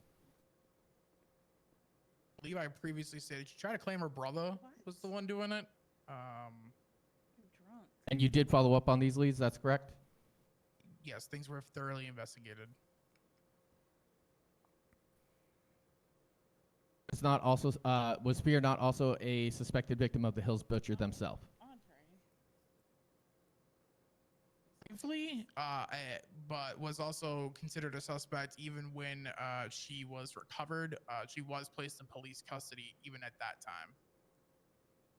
Aside from the interrogations, did Fÿrr ever call in to report any suspicious activity that was directly tied to this case? Yeah, going back to the, I believe I'd have to look specifically, but it's either the first or the second, or roughly around there, and then my animal mutilations timeline. It's a situation where we actually encountered Fÿrr near a scene. She called one in. We had also that day, then later on, had to educate her. We had a conversation to the pancake parlor regarding proper places to hunt.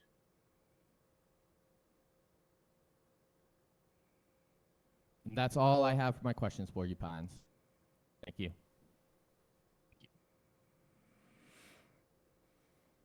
All right. Do we have a redirect based on that line of cross-examination? One moment to confer. Then I think it's only four witnesses on the prosecution side after this, and then the 2 for here. So we've still got 6 witnesses left.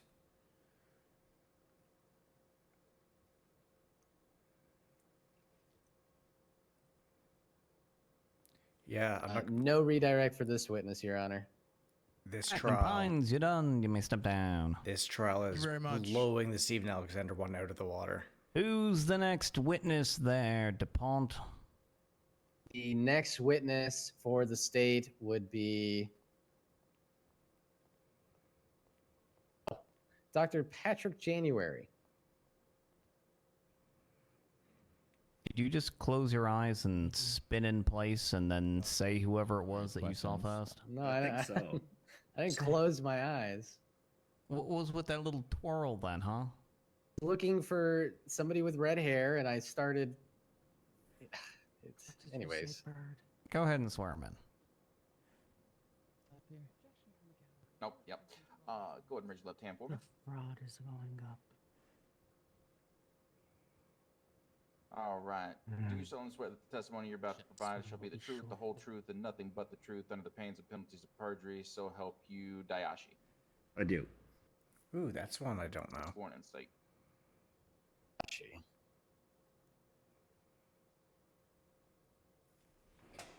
Hi, Patrick. Could you state your full name and occupation in its entirety for the record?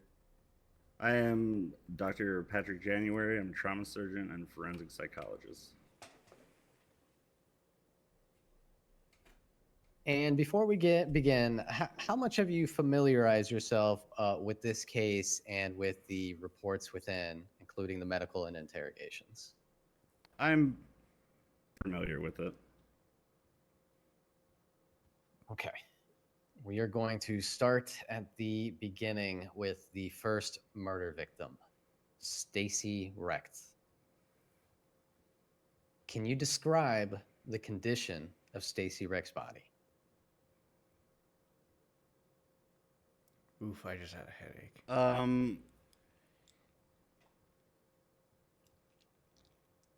On scene or when it was brought in?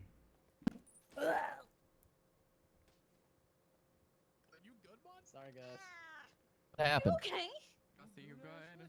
Gus, you okay? Good, all good. Something. All right, I'm sorry, guys. Oh my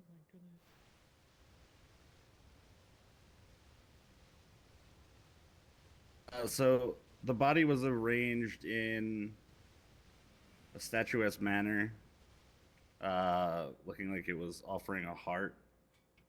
This was done by stitching rebar rods to the arms to hold them in place. The chest was completely cut open, the ribs were smashed apart. The heart was replaced, which later found to be a cougar's heart. Just reading off the medical. Like I said, there was rebar rods stitched to the arms to fix them in place.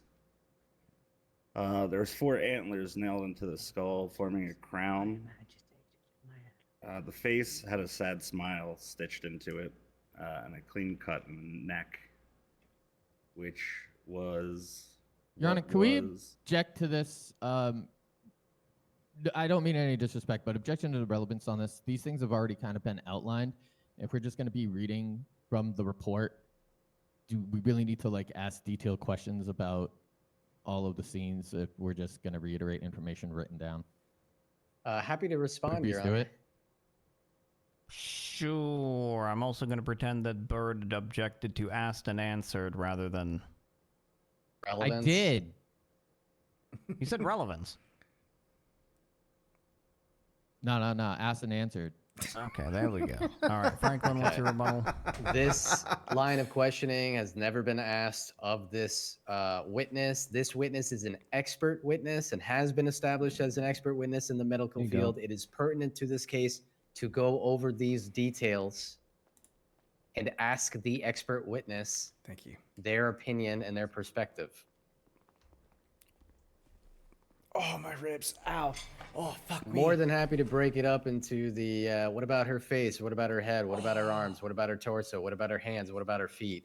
But for the sake of expediency, I would prefer to be able to just ask the condition of the body.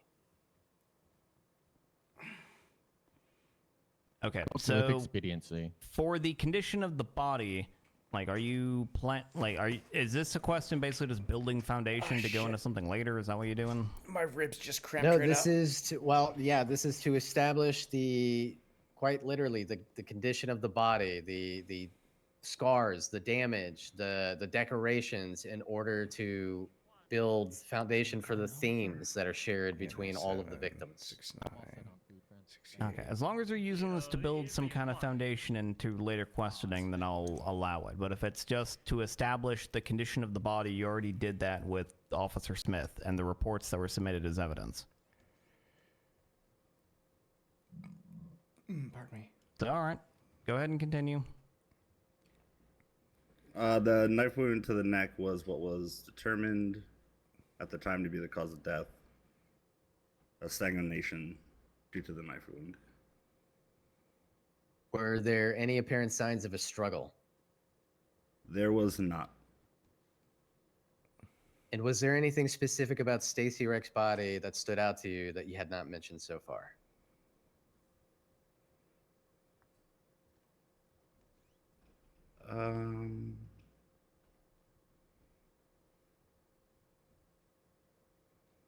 No, I believe that's everything.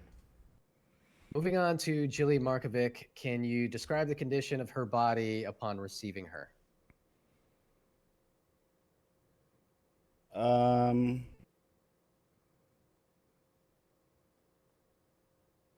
So her chest had been carved open with a blade.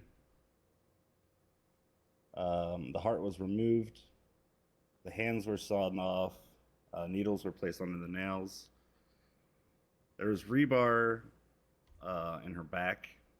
And again, an animal heart was replacing hers.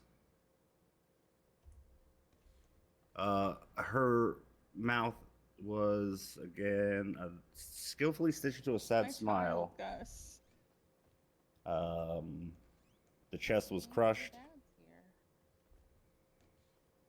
and rebar was stabbed into each of the deltoids with a coyote head mounted on each end. And what was the cause of death for Julie Makovic? That would have been exsanguination from the severed aorta due to the stab wound to the back. Were there any apparent signs of a struggle? There was not. Takai Atani, can you tell me the condition of his body upon receiving him at the morgue? Objection. Going into the facts of the case and not expanding upon the expert witness as well as asked and answered. Okay, my rebuttal is we've already crossed this bridge, Your Honor.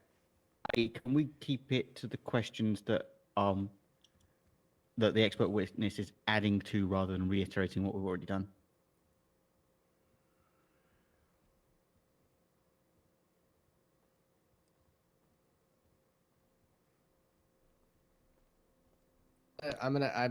Can I please rebut to this? A fairly important rebuttal. You can rebut to it, but I was gonna rule on it. Within my favor, because...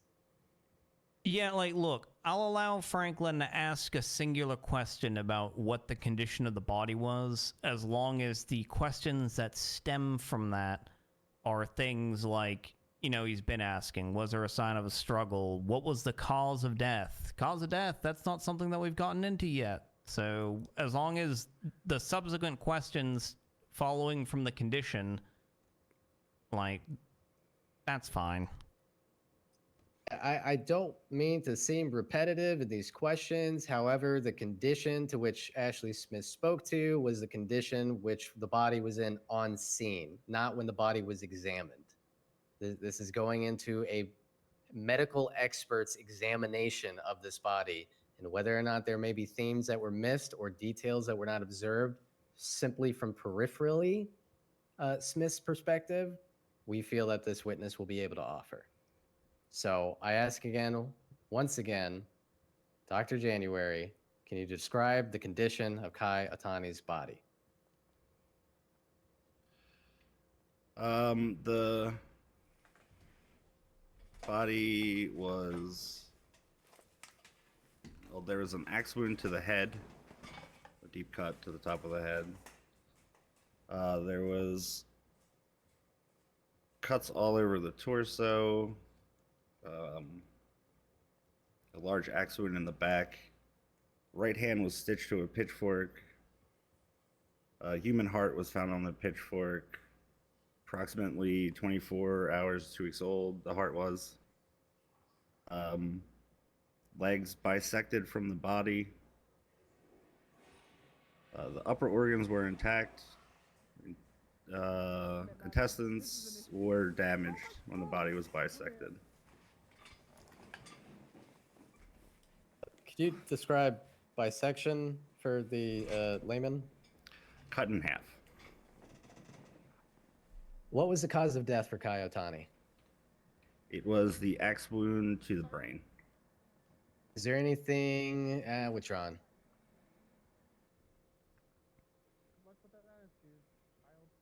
Were there signs of a struggle that were apparent with Kai Otani? Nothing to cite. The heart which was found on this pitchfork, do we know who this belonged to? Let me check the lab list real quick.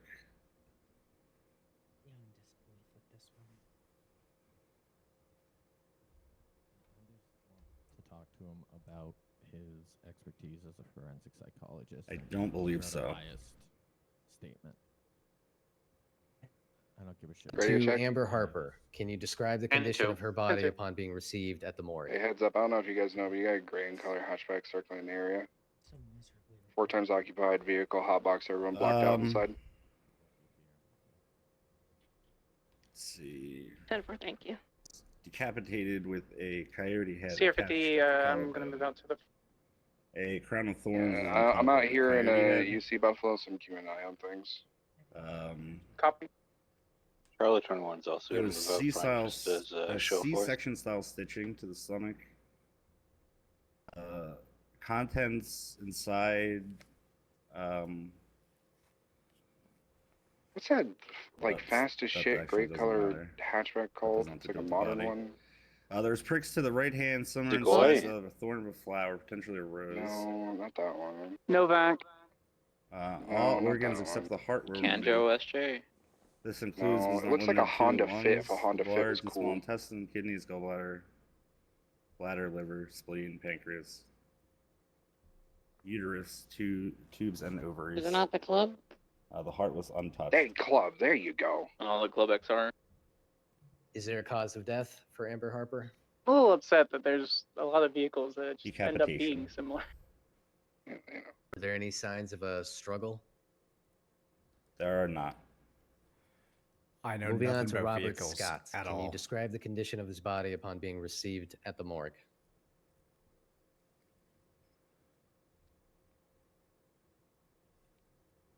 It needed to be reassembled when it got to the morgue. It came in a body bag. It was covered in multiple large lacerations that were most likely done by a hatchet or an axe. There's multiple blunt force trauma marks. This is violent and vicious in nature. The head was completely smashed in. Face was caved in. There's a single large laceration to the back of the head. The heart was missing. Bruising patterns along the arms. Pieces of wood underneath the fingernails. Lacerations on legs. Individuals Heart was in missing. the No other northern organs were alleyway missing. between Portola and Rockford. Running a few cars all blacked out. Was there a cause of death for Robert? Didn't see any It colors for any was affiliation. massive exsanguination due to multiple lacerations to head and torso. And were there signs of a struggle? There was the pieces of wood underneath the fingernails. There was black fiber found underneath the fingernails. There was bruising on the arms, which were likely caused by a struggle, but probably not restraints. Describe the condition of Paul Jones's body.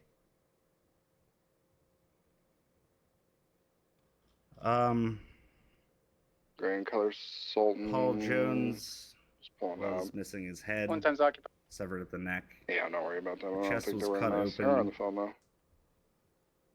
We just had an individual with a white and color cuts and Organs prospect with pink brought back hoodie from the trying to scene enter that the were city not hall with a in gun being. the body at the time. I Hands mean, were that missing, individual severed at the over on Las wrist. Lagunas, they were on their bike in the middle of the road There on was their bruising, phone. So rope burns on the ankles. Copy. The heart was Definitely still in missing. the It's not. area. It was not on scene, but all the other organs were on scene, and they were recovered. Was there a cause of death? Exsanguination. Are there signs of a struggle? Yes. Can you describe the condition of Lucy Calloway's body upon being received at the morgue?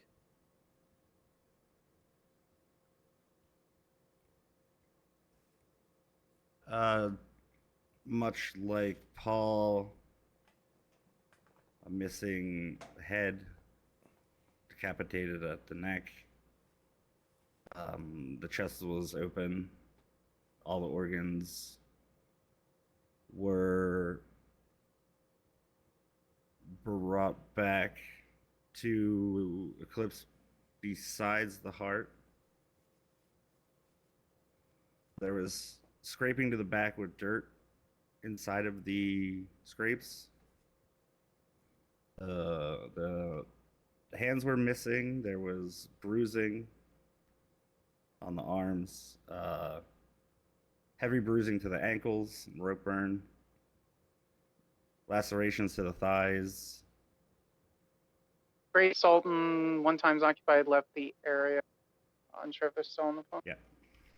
Is there a cause of death? Decapitation, excessive exsanguination. Were there signs of a struggle? Yes.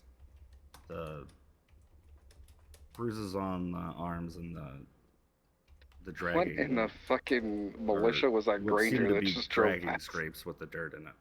It's missing the door for speed. Now, before we move Yeah, into the alright, they're pulling surviving up black, bro. I victims, think I they're want to nothing touch to worry back about. on Amber Harper.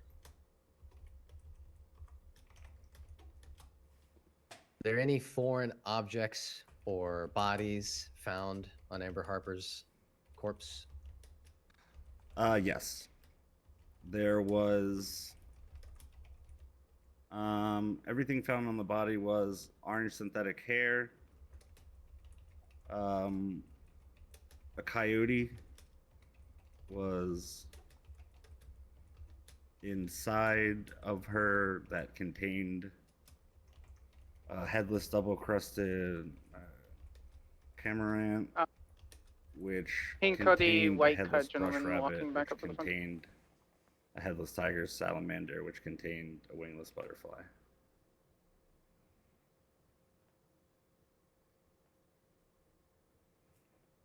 All right. Now, moving on to Sadi Kai. Can you describe the condition of Sadi Kai upon her arrival at the hospital? She had a severe stab wound to the stomach. Her Achilles tendon was completely severed on the right foot, and her mouth had been sewn shut.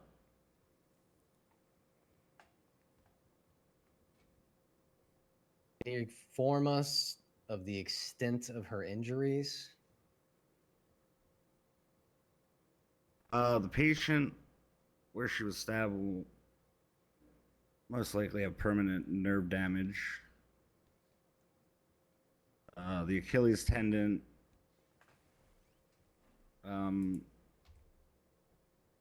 will make it so there'll be a long process of physical therapy before the patient may attempt to walk again. Were there any signs of permanent damage? Like I said, the Achilles tendon could be permanent.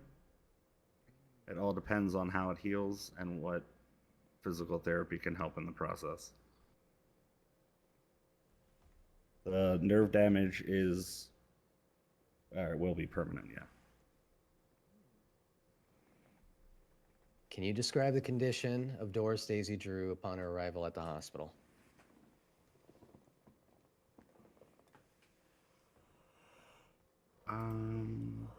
Okay, here it is. She had a stab wound to the abdomen and on her chest and face. Yeah. The abdominal wound went deep enough to puncture her kidney. Haunt was carved into the chest. Sarah 50, I'm going to return inside. H-A-U-N-T. We have an agent who's The security same guards word and was there's a DC carved officer. into her face, although this one was less deep and did not require stitches. Were there any signs of permanent damage?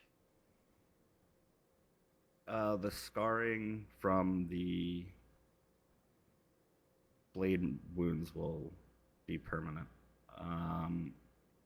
Later on, there was a test result done through the labs on her kidney injury. Do you have a current status of the potentially circling vehicles or anything? Sorry. There is evidence of reduced kidney function. Do we have further a diagnostic potential update evaluations. on any of the circling vehicles, or is that more or less code for? More or less Finally, code for. I'm and going to do lastly, another Can loop you describe around the in a condition of second. Micah Rain upon arriving at the hospital? Let me know what you find. If that ends up being code 4, I'll go back to the balcony. I believe it's this one. She had 6 stab wounds to the abdomen. Both her lungs were punctured by this, and her throat was slit. She had fluid in her lungs from the punctures.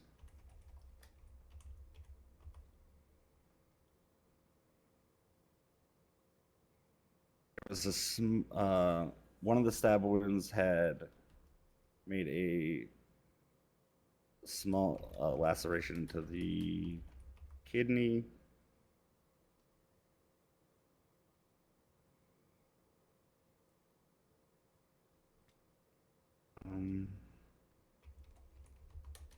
She was not breathing on her own post-operation. She woke up 4-ish days later. Vitals were better. She was in a lot of pain from her torso. There was no infections. Her breathing was labored. It was healing at that point. She had a CT scan recently, and there's a high probability that the lung will not fully recover to the state it was prior to being pierced twice. And go ahead. There's also a higher result or a higher increase of risk to the lung collapsing because of the injury sustained.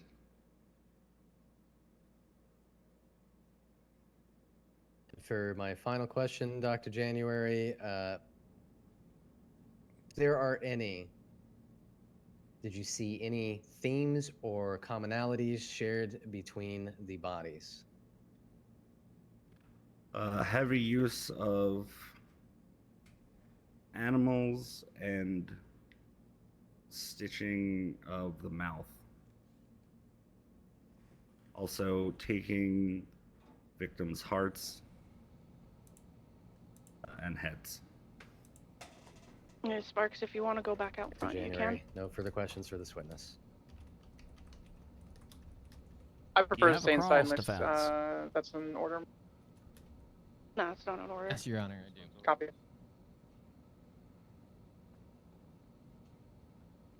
Speaking of that, how are we looking on that that perimeter check?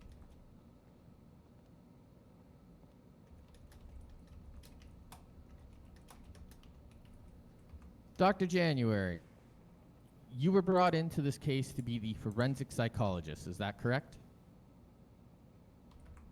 Yes.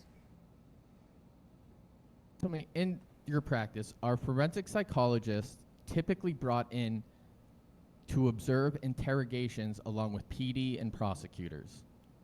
Yes. Yes. Can you describe the primary role of a forensic psychologist in an investigation?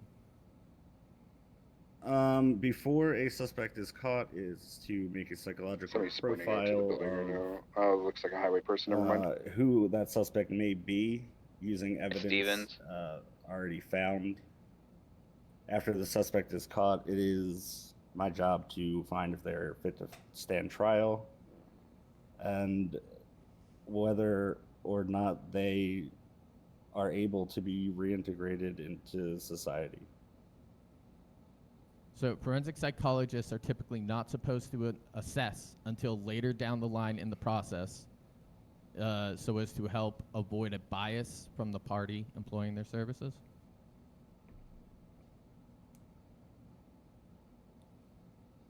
I don't understand the question. So the question is, you're saying that forensic psychologists are brought in to assess to see if they're fit to stand trial. Yes. You were brought in during the interrogation, and that is not common with forensic psychologists. Objecting to the counselor testifying there. Yeah, that's not a question, bud. You need to ask a question. It is very common. At what date did you first assess Fÿrr?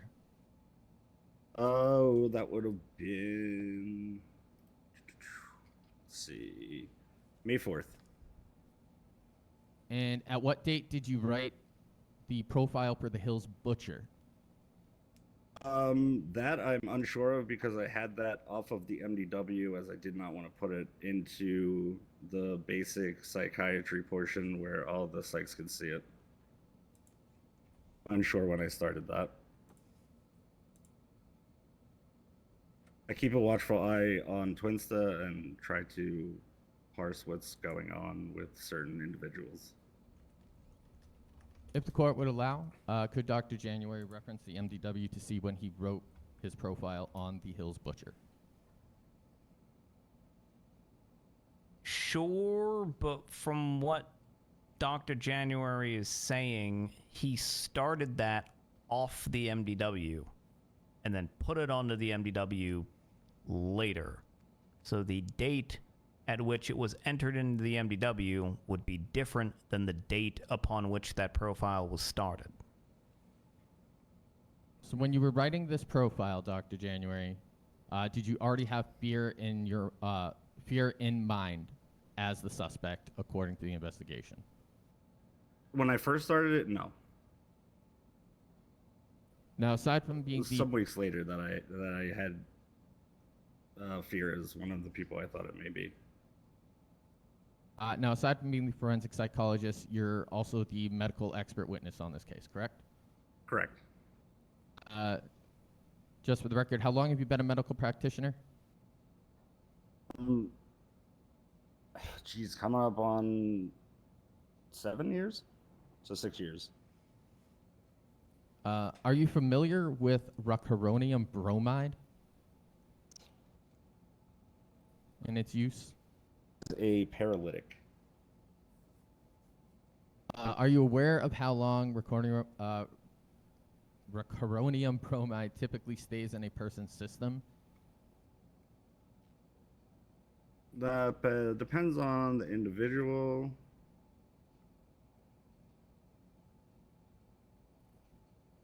Does it depend on the dosage used? Yes, it also heavily depends on that. Was it documented or able to be documented the amount of the rocuronium bromide found inside Fÿrr? Orange double D, sped past the front, just keep an eye. Would it be safe to say that rocuronium bromide would hinder a person's ability to function in terms of committing any of these acts?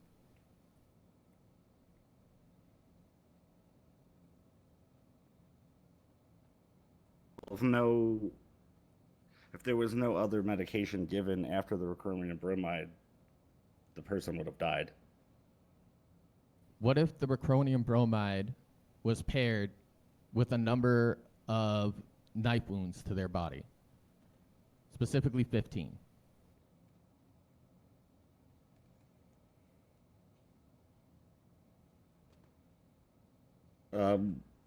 With medication and trauma surgery intervention, they could live. Saying that they had this in their system, they have these injuries, they have not been taken to a hospital or seen by EMS yet. What is the likelihood that an individual under these circumstances would be able to climb through a construction site, cutting and stabbing themselves, and sprinkling incriminating evidence against themselves all around their unconscious body? I'm gonna object so hard to this on speculation, calling for a conclusion that this witness is not an expert of. This is a doctor. Rebuttal. I might remind you. This is the medical expert that he has motioned onto this case, and this is a medical related question.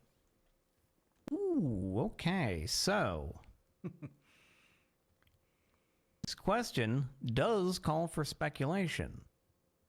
However, bring experts onto the stand literally to ask them to speculate about stuff. That is the whole point in having an expert witness, is to ask them what ifs and hypothetical scenarios about what could have possibly happened or whatnot. That is the whole point to an expert witness. That's why they're there. Overruled.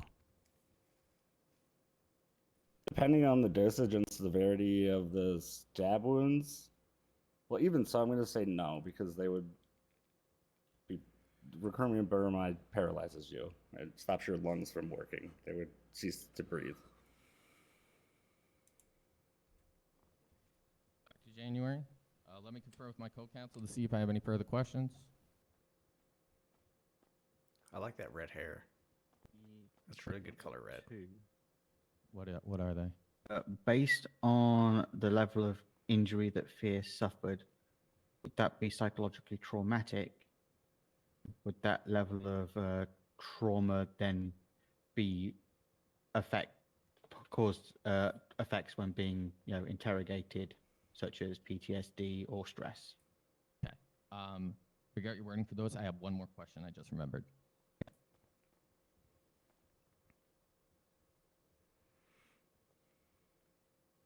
For your patience, Dr. January, I just had one more question for you before my co-counsel asks you something quick. In your experience and your forensic psychologist expertise, when a friend, a family member, or maybe even a victim is trying to reason or speak with a serial killer that they are faced with, is it not a common tactic to mirror them, to get them to adhere to you and like you? That's one of the responses. There's flight, fight, and freeze. fawn is one of them. And that would be mirroring to get the person to like you. Thank you, Dr. January. I'll hand it over to my co-counsel. Haven't heard that fawn thing before. That's interesting. A couple of quick ones for you, Doctor. With the significant level of injury that Fÿrr suffered, would it be a reasonable thing to say that she could have been psychologically traumatized by that ordeal? Her basis, personally, I can't say, but as a general consensus, yes. Someone who has been so recently psychologically traumatized, would reactions of panic, PTSD, distress be a potential response to being aggressively questioned in an interrogation? Again, general consensus, yes. Okay, I have no further questions. I'll pass to my co-counsel if they have any more.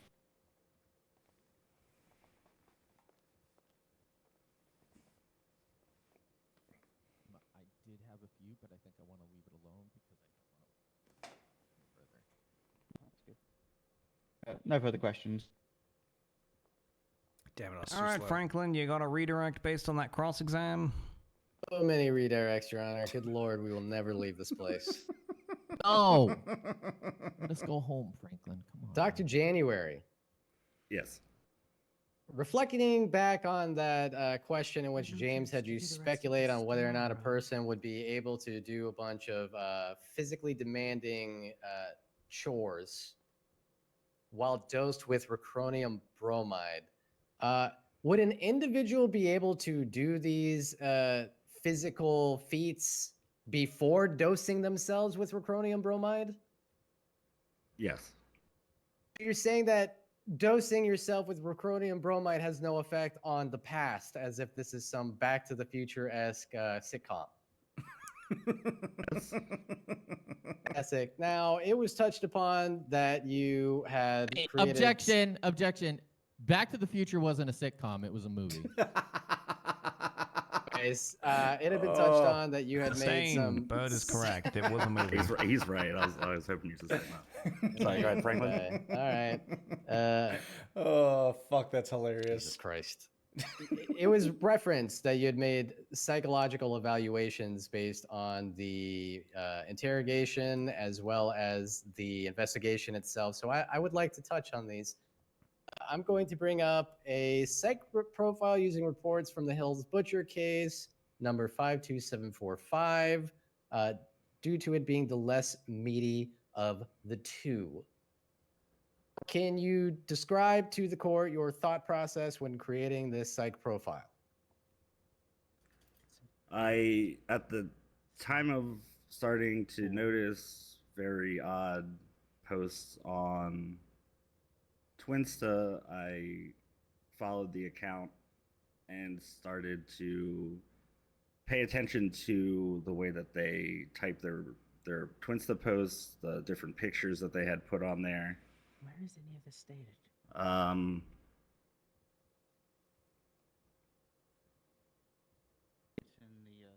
There was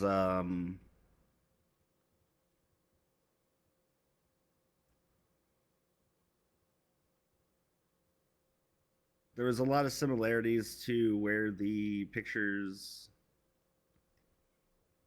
were taken on the hill, like what the account that I was following that matched up to areas that I noticed that Fÿrr was posting while hunting. I had noticed that there was autopsies coming in where animals were involved, and that sparked the connection to actually start writing things down.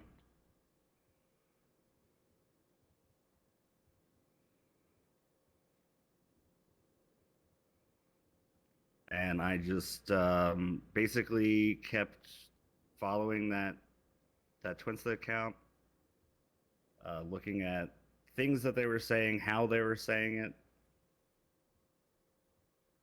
and the pictures that they were posting. Now, can you speak to the behavioral patterns by which you observed during this investigation or these series of events? There is a Nowhere in either of his medical that he a pattern state of that he ever looked talking into the about case loudness prior and to noise the and wanting it to interrogation. stop. Hey, Lima 2's breaking off the courthouse for a Really moment. I'll be don't back in know. like 5 minutes. That was also observed Copy, thank you. by me in Enjoy the your poop. interrogation, the second No, I have to go interrogation, save a the one cop that I from a sat in moldy on. building. Oh my god. Oh, oops. There was a lot of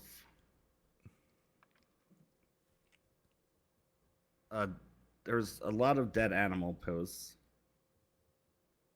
that were leading up to the deaths of all these individuals, which then pretty much that Twinsta account went kind of barren, and the person was then using the phones of the victims.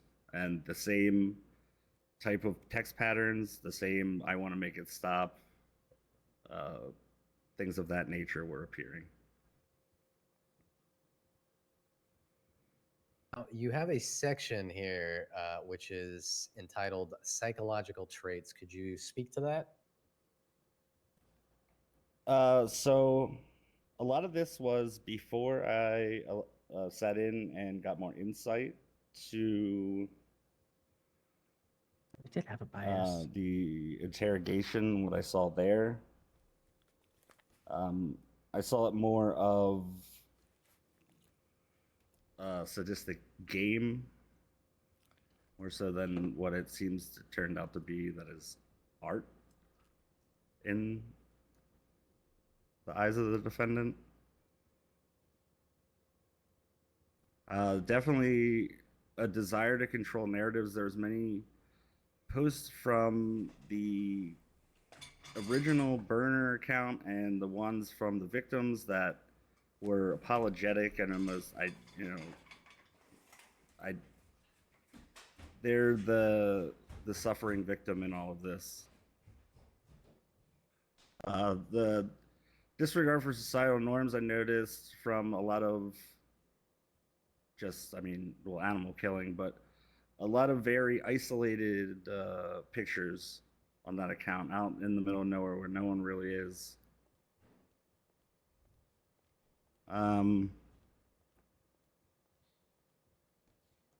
The possible identity confusion, again, was pre me knowing what I knew after the interrogation. And I thought that the use of the victims' phones was basically maybe the perpetrator taking on the traits of that person. This was all things that I was collecting over time before I knew the whole picture and got more evidence. He has just outed himself repeatedly out of bias, showing that Now, he's following the moving twisted on counts, to yet there's no count of that in interrogation any notes record. for Fÿrr think it's Phosphøphylite further He had 5 that. to predetermined 35. things before he was Don't called into my interrogation. You walk us through your thought 100%. process when creating these Here, I'm interrogation cleaning notes. it up in clothes, all right? I got I basically just what I do is I sit and I just Yeah, write Fyrr's notes definitely getting agitated. while I listen. I had 4 full pages of notes that I compiled down into this easier to digest, but still quite long, bullet pointed report. So when I first started to observe Fÿrr in the interrogation room, very, well maintained, relaxed. I had not known that she had been brought in before. I thought this was the first interrogation, so I made note of that. She instantly was scanning the room as she walked in. She made sure to check every corner and I just saw her spatial assessment of where and what was going on. She then made verbal references to the objects in the room, starting her situational awareness. And this is all things that I'm trying to note down, that whether or not she is fit to stand trial. There was art that was displayed for a while that Fÿrr was fixated on for a little while. Later on, rejecting it. And when she rejected it, she went so far as to physically step away from the screen that it was on.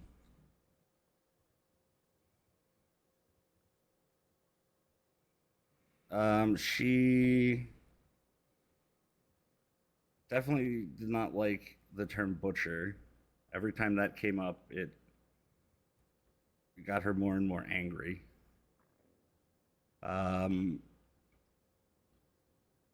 When she was talking to the detectives about scenes, it almost seemed like a disgruntled artist telling off art critics more than someone trying to plead their innocence. There's some key quotes that I had remembered that I wanted to bring up. One of the notable quotes is,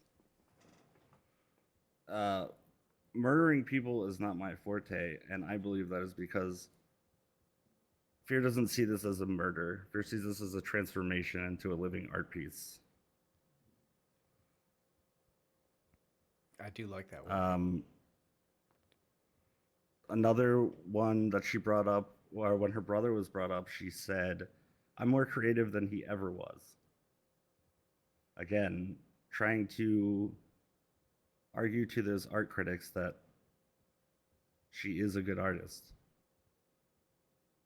There's triggers that were referenced, which caused the same type of psychological response I saw in the text, the noises, and make it stop. The word butcher, I said, definitely provoked emotional destabilization, but also the subject's brother, and the word pregnancy also elicited high emotional responses.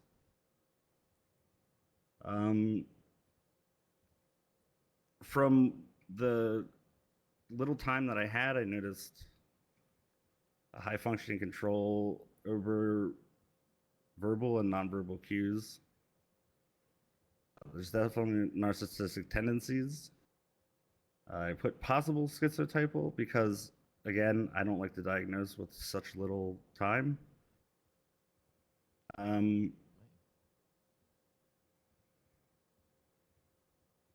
Another quote that I would like to bring up is, there was a picture of an animal put on the screen at one point, and with no emotion whatsoever, Fÿrr looked at it and referred to it as a dead animal.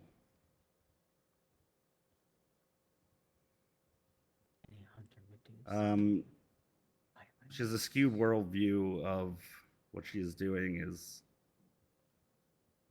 meaningful art while rejecting the moral responsibility and embracing a creative self-identity.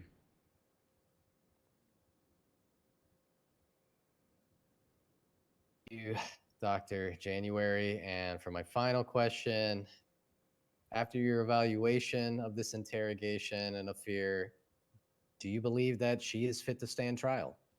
Yes. No further questions for this witness. All right, last but not least, does the defense have a recross based on that line of redirect questioning? We're good, Your Honor. All right. Then, Dr. January, you may step down. Let me put this down. Okay. Don't go All flying right, again. State, bring on thy last witness. Oh, We shit. bring up the person who I'm very apologetic for holding hostage here for many, many hours, Dr. Anapita. I'm gonna make you do a formal apology if you put Anna Peta on the stand and then only ask her like 4 or 5 questions. Don't set me up for failure, please. Oh, I Come love on that. up here, Miss Peta. I love that so much. I'm coming.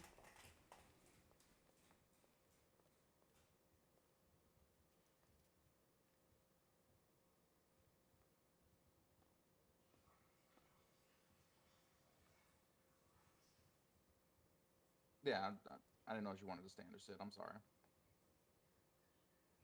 All right. Can you go ahead and raise your left hand for me?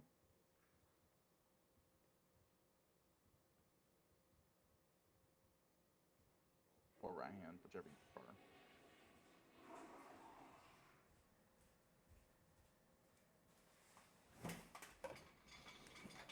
Do you swear and affirm that the testimony you're about to provide to the court shall be the truth, the whole truth, and nothing but the truth, and the pains and penalties of perjury, so help you, IDK Sean? Yes. Yes. Why did she sound so upset to be swearing on Sean? Yeah, okay, hold on a minute. Why do you sound so sad about that one? TBH, valid.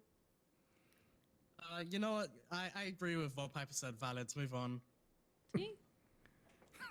All right, your witness defense. Wait, you're not defense, you're state. Ah, the turns have tabled. Oh God. I like that these guys Dr. can Peta, still can have you, a sense of humor. Give your when full we're- name what and is your it? occupation for the record. Like almost like coming up on My 5 name hours is into Anna this. Peta. I am the veterinary director for San Andreas Animal Care and Control. And could you describe to us how long you have been a veterinarian? Oh God, quite a few years now.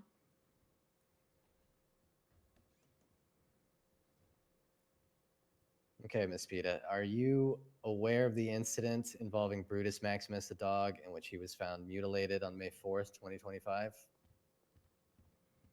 Yes, I am. Can you describe to us the extent of the injuries that Brutus received?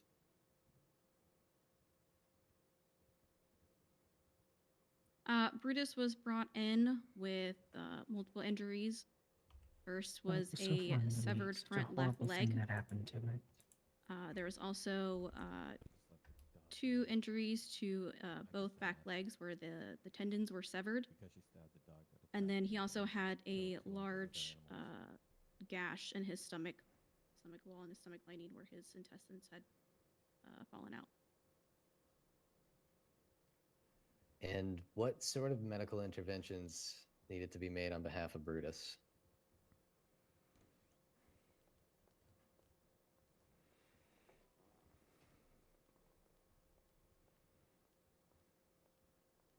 As far as the severed leg, obviously we couldn't do anything about that, so it's just a matter of making sure that there would be no infection that would occur while it was healing. As far as the tendons, they were both repaired. And then the stomach was repaired, the stomach wall was repaired. Luckily, there were no other injuries to the intestines. He's also been put on a high dosage of antibiotics and pain medication while he's recovering. Was there any further treatment that was required after this first medical intervention?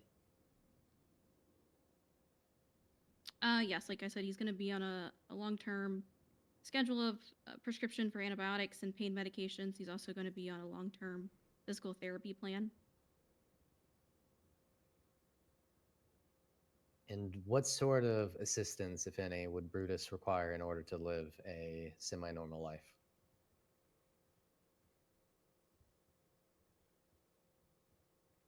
I mean, he's going to have to learn how to walk again with one less leg now.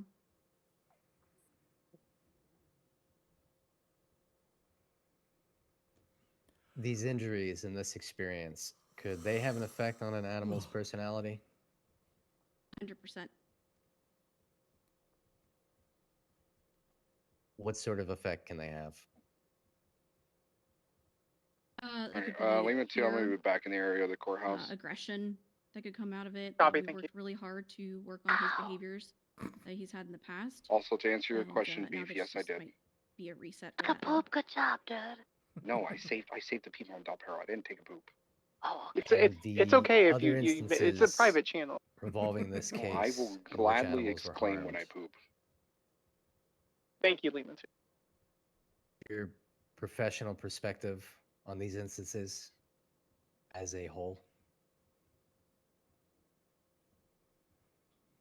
It's heartbreaking and also very disgusting that somebody would do something like that to animals that don't have a voice and can't necessarily defend themselves.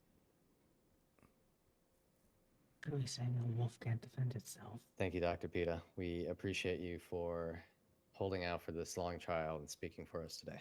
No further questions for this witness. He did the thing. Do you have any questions for them, Ophelia? Because I don't. That's it. No. I knew it. All right, okay, all right. Listen. I said he did the- Apologize. he did the Apologize I to Anna did. Peter right now. I did. I'm very sorry. To buy her That's not something nice, worthy, Franklin. but It needs more. I Throw tried it to out hold the later. medical experts for later, but I should have called you up first. My apologies, sincerely. It happens. dog. Okay. Defense, do you have a cross-examination for Dr. Pita? You have No, we did anything, not. Tim. You need some more. Okay. Yes, I got some for you. There you are, Pita. That's what you waited several hours for. Wow. Yep. Can Thank you you so stand much up for your being chair real here. quick? Wow. Wow, wow, wow.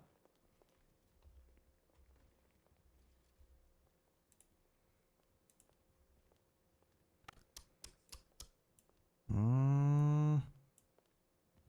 I think we should get a pat on the back for surviving 5 hours. I believe that's all the state's witnesses. Is that correct? That's correct. The state rests, Your Honor. You don't rest because you're going to be potentially cross-examining, the defense witnesses. Okay, but well, the the state would like to rest, but I guess we'll be cross-examining. you're done with your case in chief. That's right. Further witnesses to call at this time. No, Your Honor. Say it. Say it. What? I am sleep drunk, Your Honor. What do you No want from me? further witnesses to call. No further Say witnesses it. from the state. There you go. All right. Bud, you got some witnesses for me?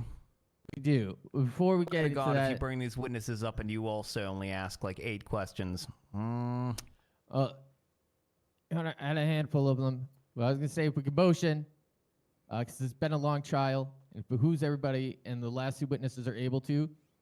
Could we do a continuance of this until tomorrow? If not, we can breeze through everything right now. It's I just do a not suggestion work for on the court. Saturdays. I do not work on the weekend. I'm up way past my bedtime already. I would strongly prefer to not do a continuance. Even All your right. witnesses are saying no. All right, let's get through this here. We do have some questions. We'll start calling them up. Call your first witness there, bud. All right. Just a moment.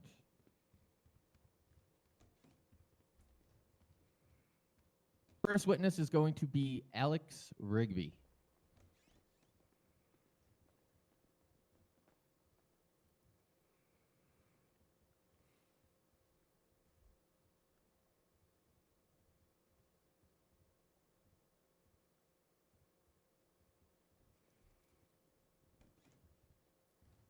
Huh? I need 5 minutes. Yeah, Van Doris wants 5 minutes. DuPont wants 5 minutes. We agree with a tight 5. Fuck it. We'll do it. We'll do it. Give him a tight 5. We'll do a Goodbye. tight 5. Everybody be back here at 55. Alright. I'm just gonna lay I'm not down gonna here throw quick. up. Grab some food quick. Help me about that. Charlie 33 will be 10-7 for 5 minutes. 10-4. Copy that.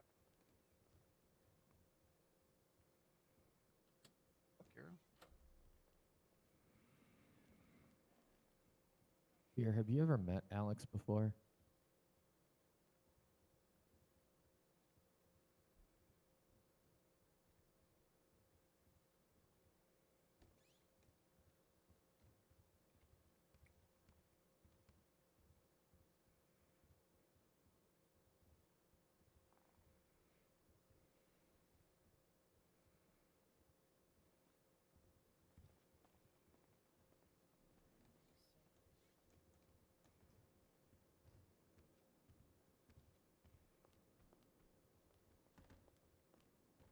Oh God.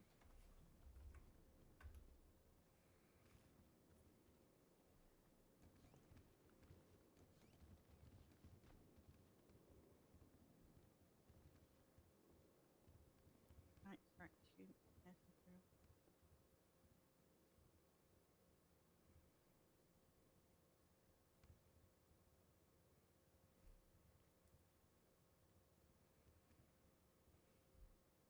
Sorry if y'all have been asked already. I'm doing a food run. Does anyone need anything?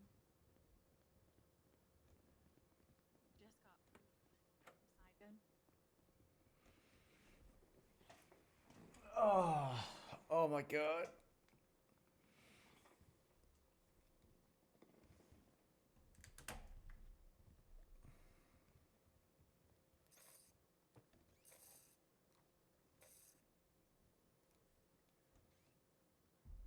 I just needed to run for a second. Just top the meters. Appreciate it. Here you go.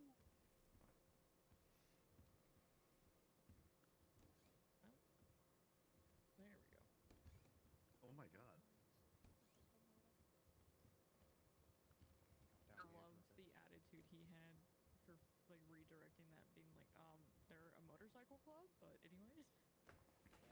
Gianna's either need food. I had some extra on me. Use welcome.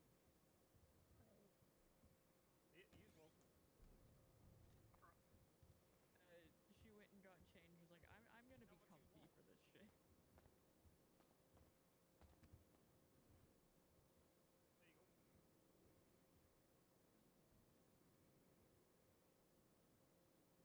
I am gonna be up all night because I want to make it to the auction. You don't enhance it. You don't move. That's early. All right. I'm not gonna have the money for it because I wasn't in town the last couple days, but I mean, maybe I'll find something cheap. Cool money. I'm gonna shake them if I do. Yeah, use welcome. Thank you. Yeah, that's the main thing now. Is I mean, I got the Cliffy, so. Hey, client, she getting enough to eat?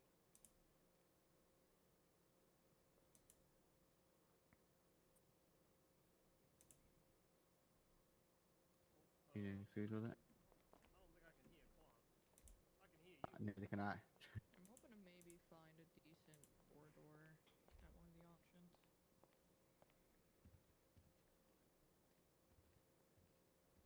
Is he okay? Not sure. Yeah, Can't I'm hear good. that. You just getting a rest? Yeah, Miss just Fÿrr, getting if you need some food, just point towards the sky and I'll give you some more. Thank you, but I am quite fine. Oh, I can hear you now. Okay. Yeah. Alright, we parked all the cars on the western side since y'all left Smash. My name Ranger Liam Pushova, sir. Hey, that is a sick ass name, man. Thank you for the food. Greatly appreciate it. Hey, That's a sick mustache. It's a mean one. How long did that take you? thank you. It is a great mustache. Yeah.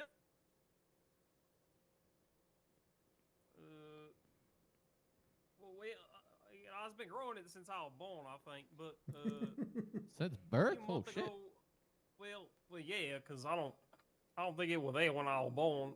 But I don't know. I got exploded by a gas pump one time, and I had to shave it all off, like so it'll grow back right. And I think that took me like 3 or 4 months, I think.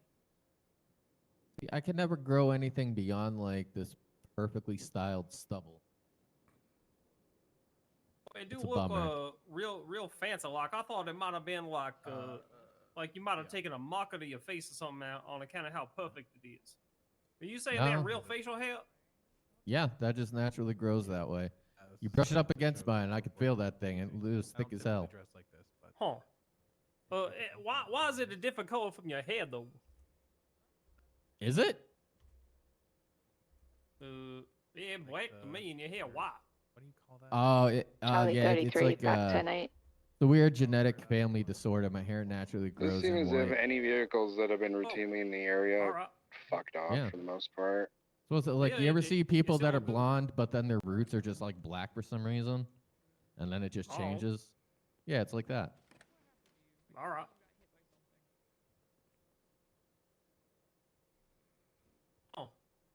Oh, I know who that redhead is now. That's fucking Holly, played by Wait, do you work Steam for like Charlie, the state, one of, or do you run like your own food one of truck? the people I RP'd with a lot. Oh, no, I was a actually state my ranger. therapist character. Oh, I didn't know best that. I didn't friend. know that. See the badge on my chest Back here? on It No kinda, Pixel 2.0. It kind of getting covered up by the fabric a little bit by my vest, but it there. I'm blind. I can't see. What? Yeah. Oh. Okay. Well, I was a ranger for the San Andreas State Parks. That is a great mustache, though. Thank you for your service. Really, Oh, yeah, the you as animals well. need saving. There's a maniac out there. Hey Noah, how's it going? Hopefully you'll catch them. I hope you're doing well.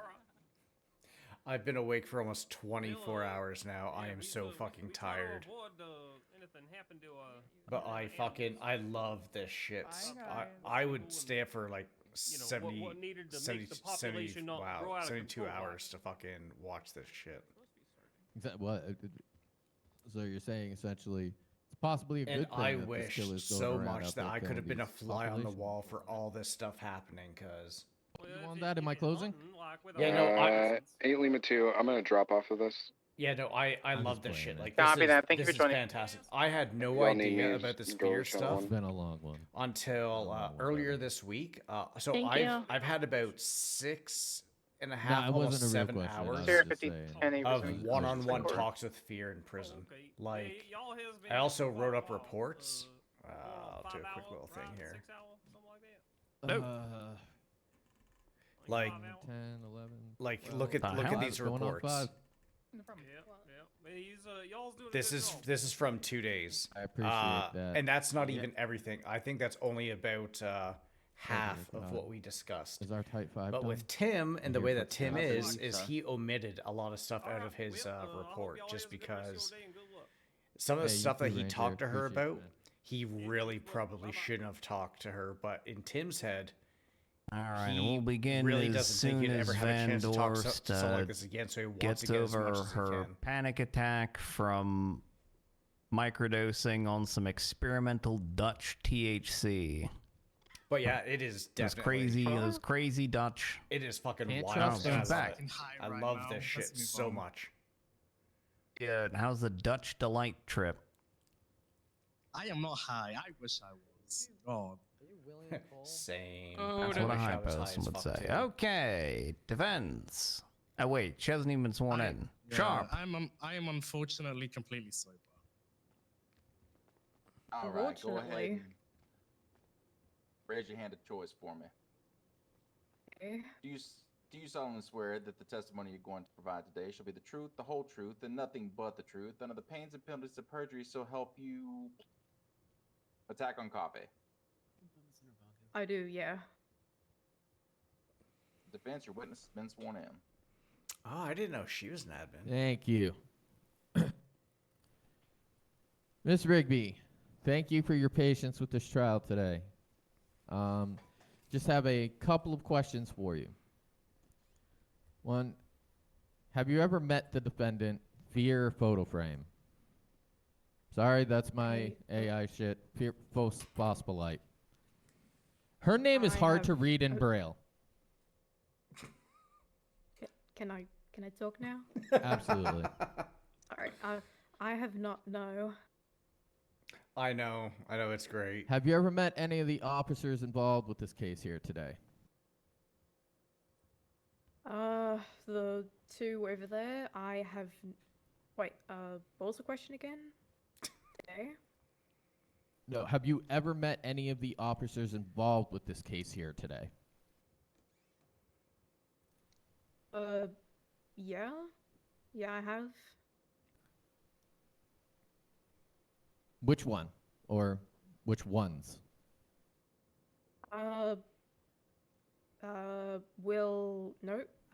Wesley and Ashley when they interrogated me.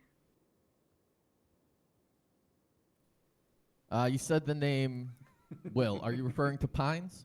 Or just really tired? Yes, it's something I haven't broken yet. It's yeah.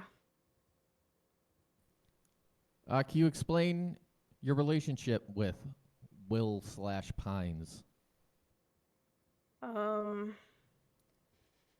I met him while I was trying to find a quiet place to grieve a friend of mine I lost.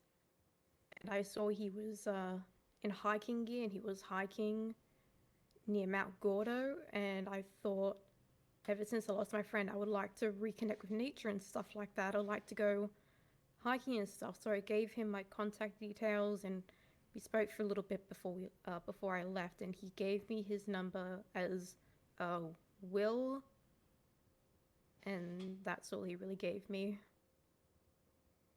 It's still in my phone. The first ever message he sent me was Will hiking buddy.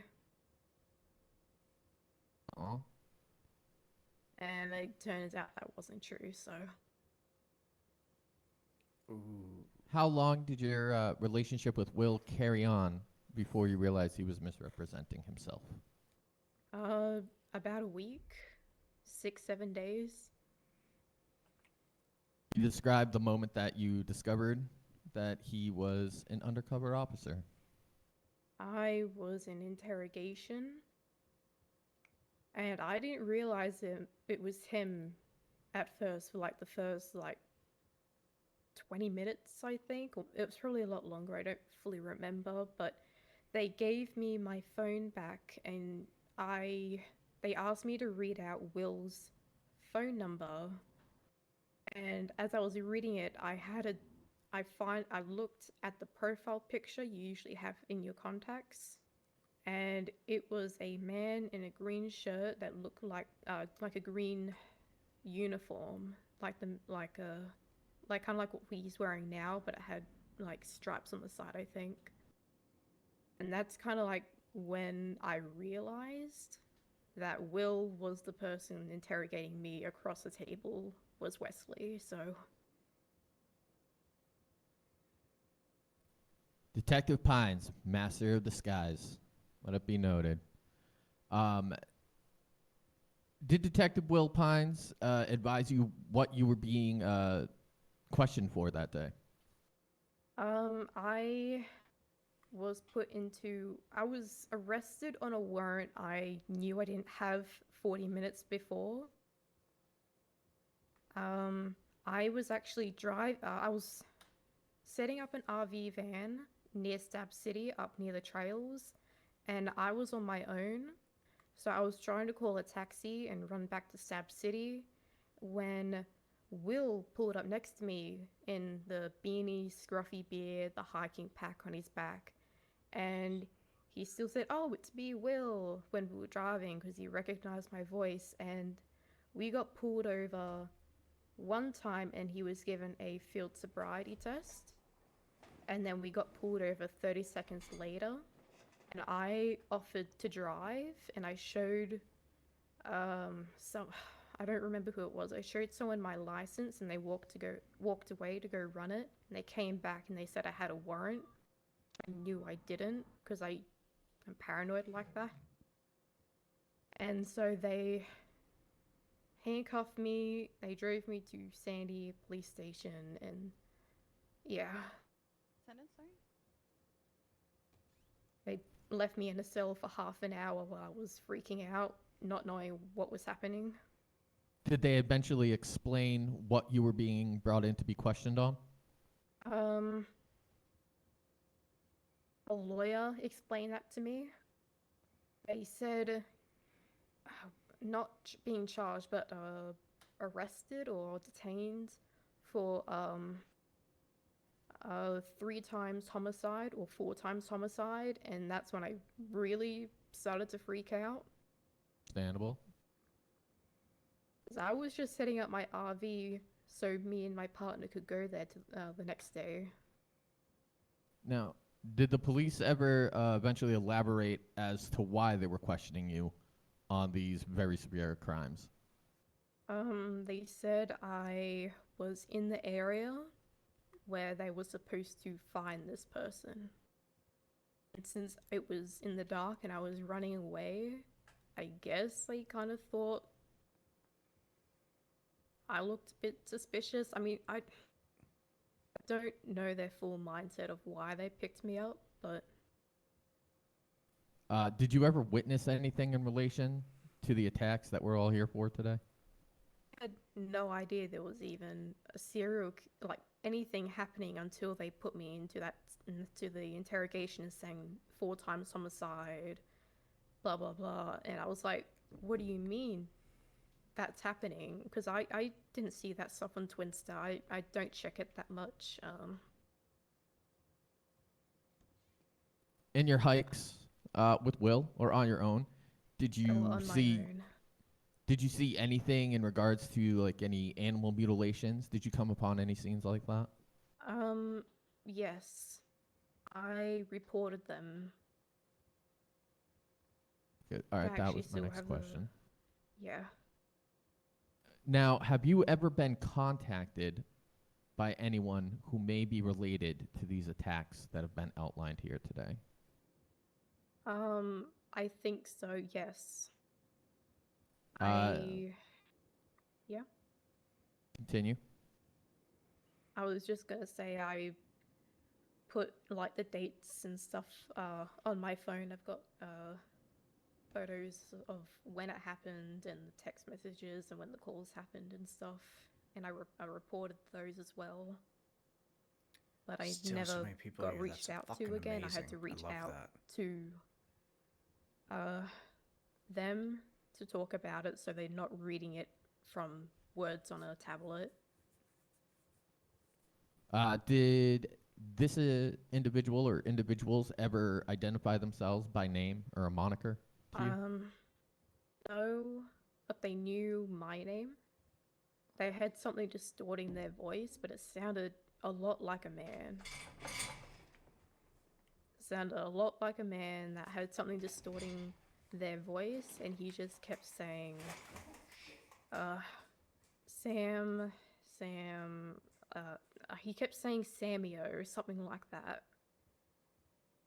Yeah. And he said, you fit the perfect description because I have a scar on the right side of my face. I have dark hair and green eyes. That's basically what they said, and that I was going to be the scapegoat. So that really freaked me out. And they said Absolutely. that no one was going to believe me. When was the last time that you received any contact from this individual or individuals? It was just the one time. It was just like within an hour, and they never contacted me again. Did you ever report that to the police? Yes, I thought it was someone just fucking with me because they might have found out I was interrogated and just wanted to scare me, and I was at the animal sanctuary. I don't know what it's called, but I was showing someone around there, and I got into my car, and I was going to go to a police station, and I drove about 200 meters, and then there were some troopers there already talking to someone, getting some stuff sorted for their dogs, I think. So I just pulled over and told them, and they did a report and everything. I'm a dumb And American. while How the much is report- 200 meters? Roughly? Like, gosh. You tell Like- us that in Pantos.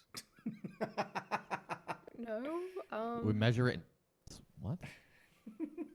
I don't understand them. It's not important. say maybe from, okay, maybe not 200 meters. I'm thinking about maybe 2 like football fields. maybe 80 meters. Like a mile? Were you ever questioned by police following that initial interrogation? Was I what? Sorry. So, were you ever interrogated or questioned by the police about this case again, following the initial investigation? Interrogation, rather. I was contacted by Wesley that they wanted to talk, but I refused to go to a station after what happened last time. I wanted them to talk to me on my terms in a place that I felt safe, in a possible room where they could just keep me there. Thank you, Alex. Let me just... And they, yeah, spoke off the record and stuff. Right, thank you. Let me just confer with my co-counsel real quick. Only What thing else I do we think need to ask is about her brother called Sam. Do that to her. Plus, Beyond that, it's kind of counterproductive, yeah. Okay, so beyond that, I got nothing.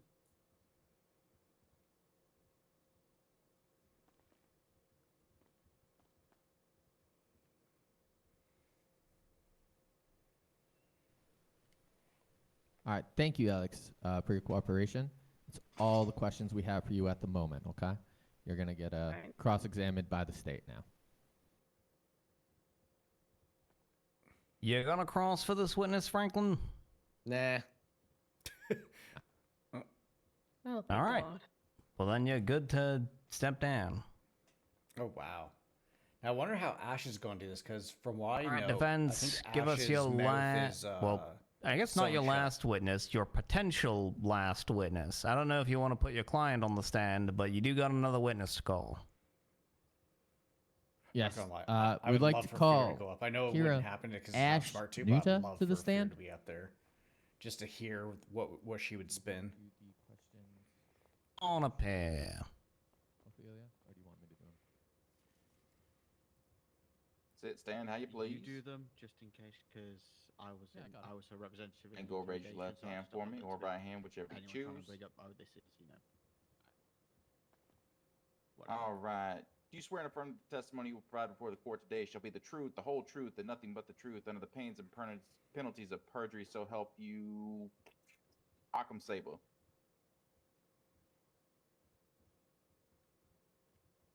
All right. I believe witness is sworn in.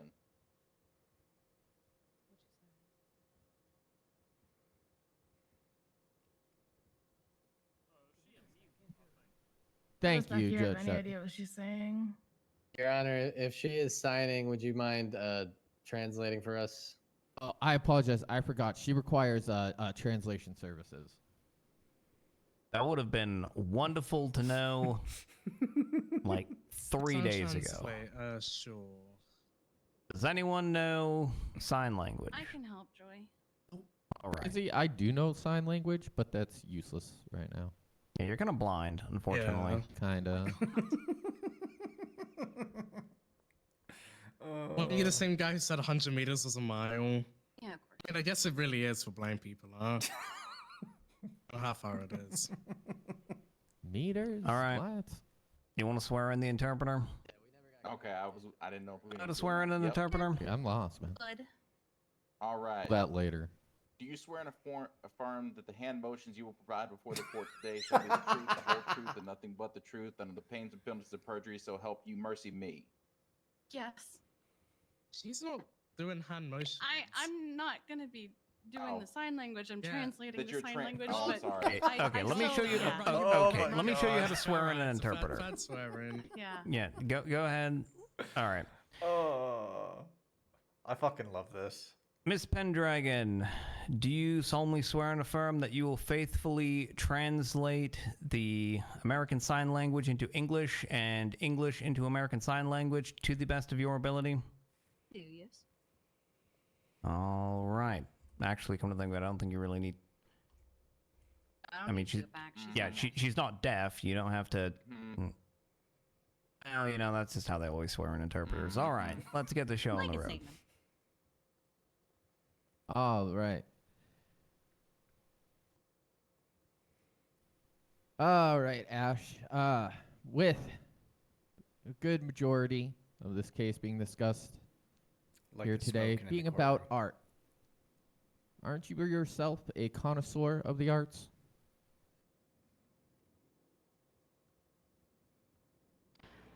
She's saying, generally speaking, yes.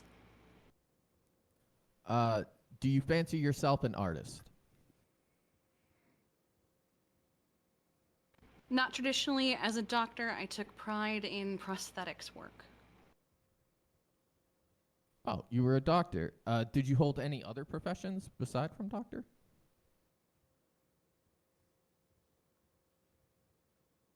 I spent multiple years as a prosthetist and then moved on to detective work.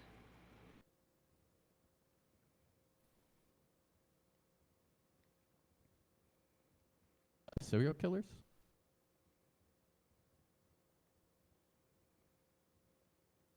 You might have to repeat that one, James. She Sorry. nodded rather than. Have you ever seen a situation to the degree of this one in your time as a detective?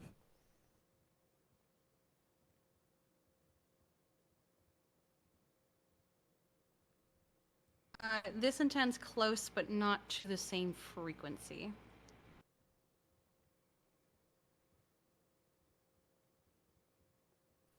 Have you ever met the defendant, Fÿrr, that's on trial here today?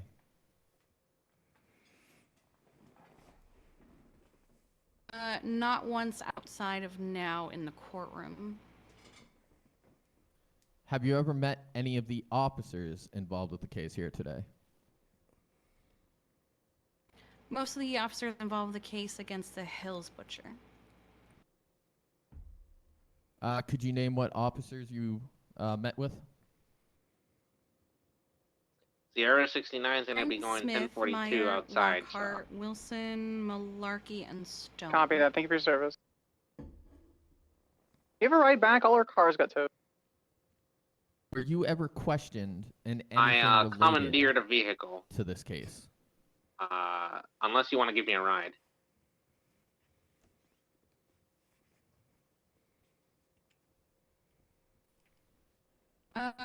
Yes, but she wasn't aware of the circumstances at the time.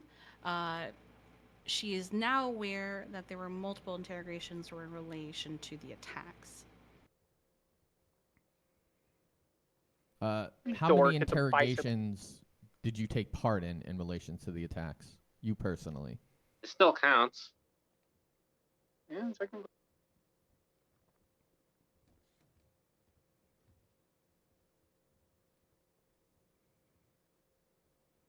Yeah, just be advised, at least last I checked, there were only 2 cop vehicles Around in the 5 or 6 vicinity. hours total, with the longest session being about 2.5 hours. I do want some presence 5 or 6 with the times with one of transport the sessions back, being about so 2.5 hours. if we can get some Did they ever drove to elaborate get 'em why back you here, that'd were be perfect.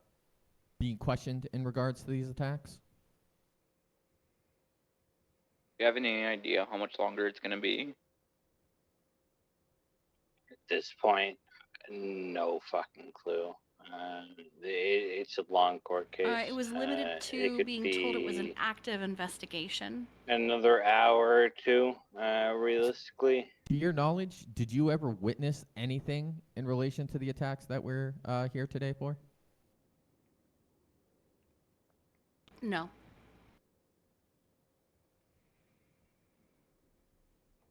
Were you ever present on scene or anywhere near any of the attacks that took place in relation to this case that we're here for today? No. Were you ever contacted by anyone who may be related to these attacks outlined today?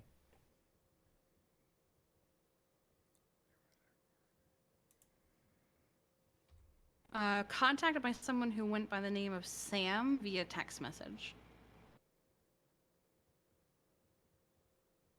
When was the last time that you can recollect that you had received any contact from this individual or individuals? May 2nd.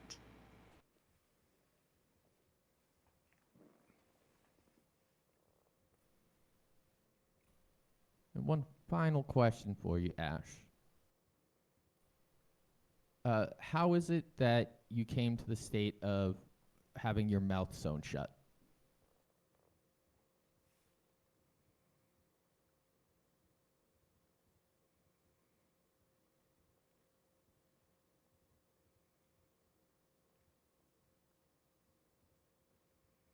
Her brother stitched her mouth shut when she was young.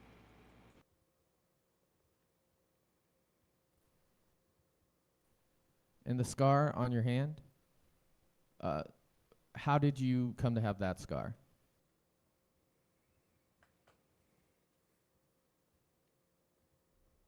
She's asking which one.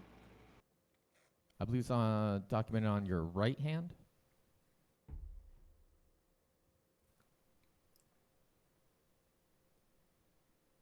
I could be wrong about that. It could be the left. Again, blind.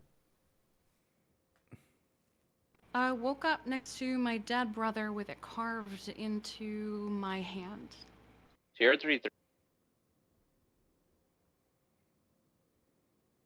That's a horrific thing to wake up to. Has this been a difficult trauma that you've had I have to deal go with 40. in your life? Have you been able to go on okay, having witnessed such a gruesome thing? It's a 10-1.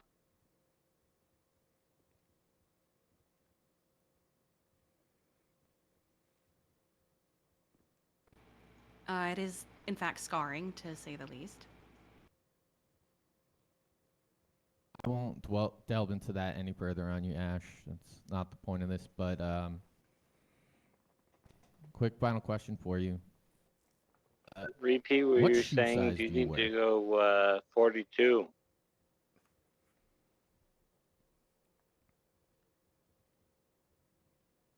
A size think 11 it's on the other Raider in channel. U.S. women's sizes.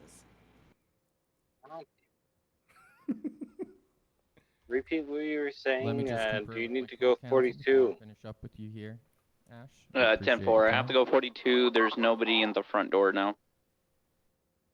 Sierra 50, I'm at front door.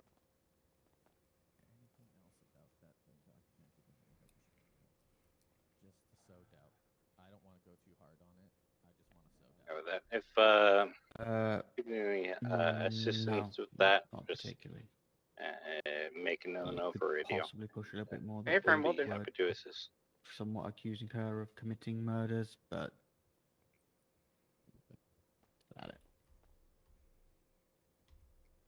All right, that's all the questions we have for you at this time, Ash. Thank you for your cooperation. I'm gonna. All right, State, do you And have a Chad cross? sounds fucking exhausted. He One sounds like he's moment, ready Your to Honor. pass out.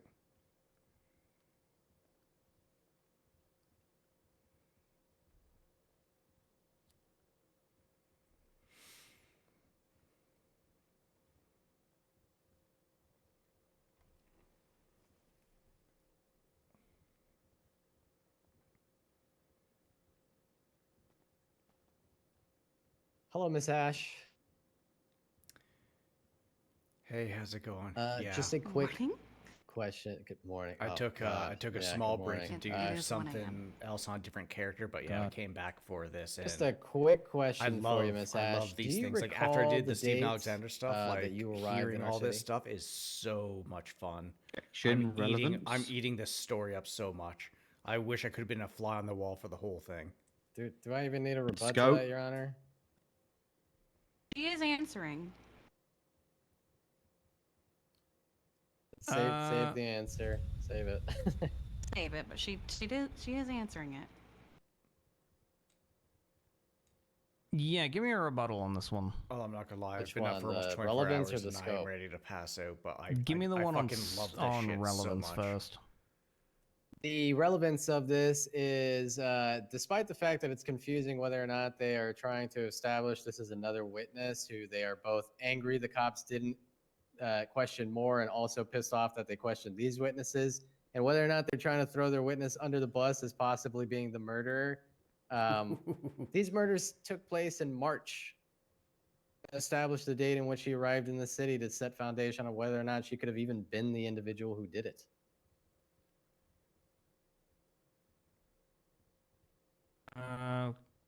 Okay, fair enough. And I have one for scope, locked and loaded. All right, hit me with the double barrel. The witness's entire career, or a significant portion in the timeline of that, has been brought into question. Life is clearly within scope. I feel that the relevance of whether or not she was I hope you got some good could be rest. suspected in this murder is also being questioned here, which would put it into scope. A few things to list them all. Got my best effort there.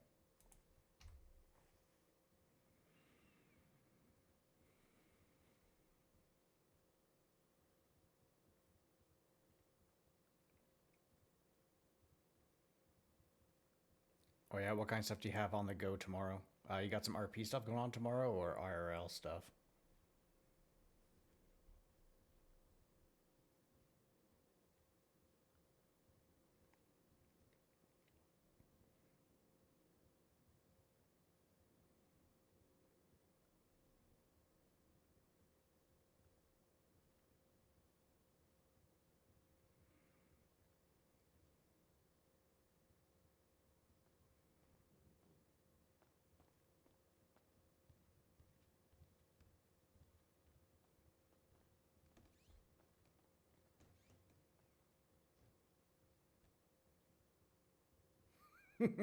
Oof, yeah, that's definitely a full day.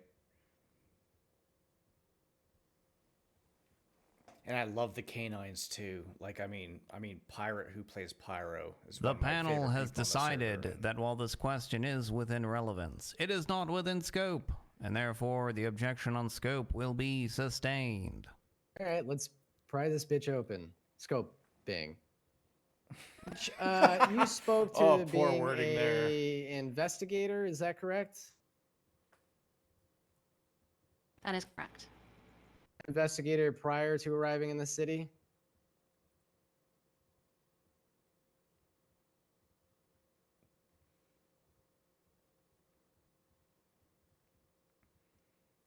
I love that when they say, like, let's rip this bitch 3 open, years especially as in a case like homicide this. detective in Baltimore.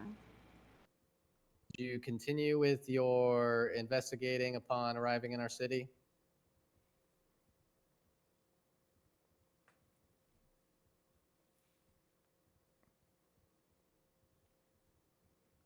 Wanted to, but circumstances have prevented her from being able to do that. I see. And when did you arrive to our city? Late December, early January.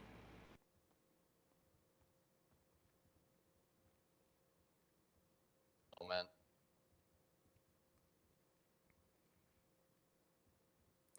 Man, she must be typing fast, because I'm guessing, like, the sign language thing.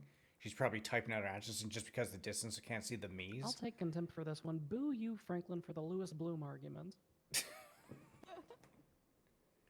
What's the Bloom argument? Bloom didn't like people who had high state IDs. Moment to confer. And also, I mean, academy must be just fucking exhausting too. Like I know you guys put in a lot of hours in those days, and a lot of stuff goes into it too.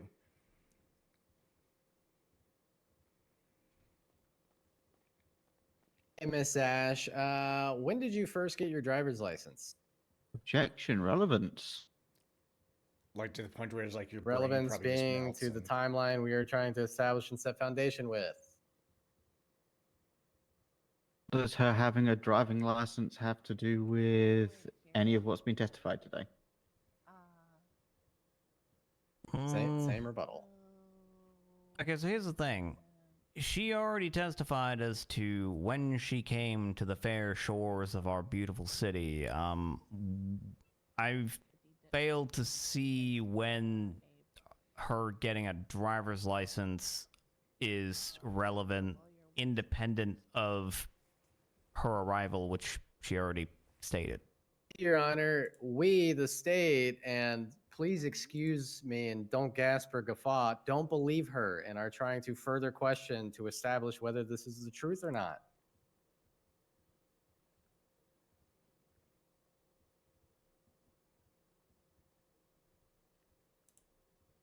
Okay.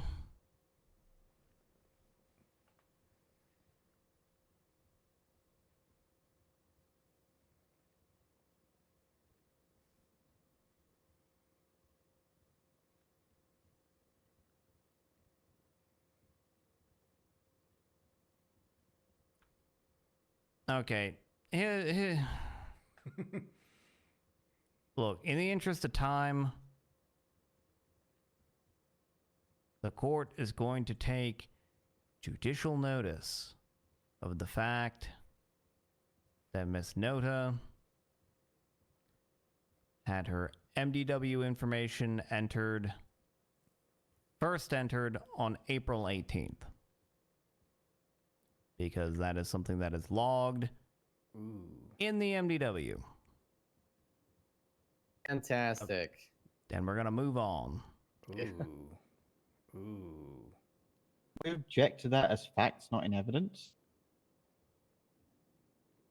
You're objecting to the judge who's making judicial notice of something that's on the MDW profile. I'm not gonna lie, like that's huge difference. April. Don't think that through again, Counselor. Even January to April, that is a big difference. We all good, Your Honors. No further questions for this witness.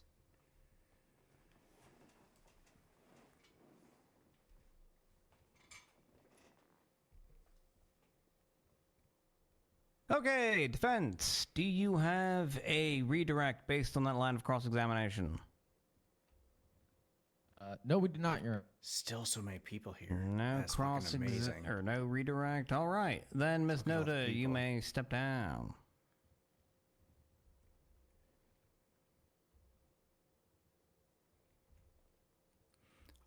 It's like, you know, Astoria is absolutely fantastic. All right, when closing arguments. Are we're- you all ready? We're Or do going you into need like some time to six prepare? hours or something like that, and there's still so many people in the courtroom. It's I am fucking both fantastic. ready, I Your love Honor. that. Ready? So Yeah, ready. we're ready.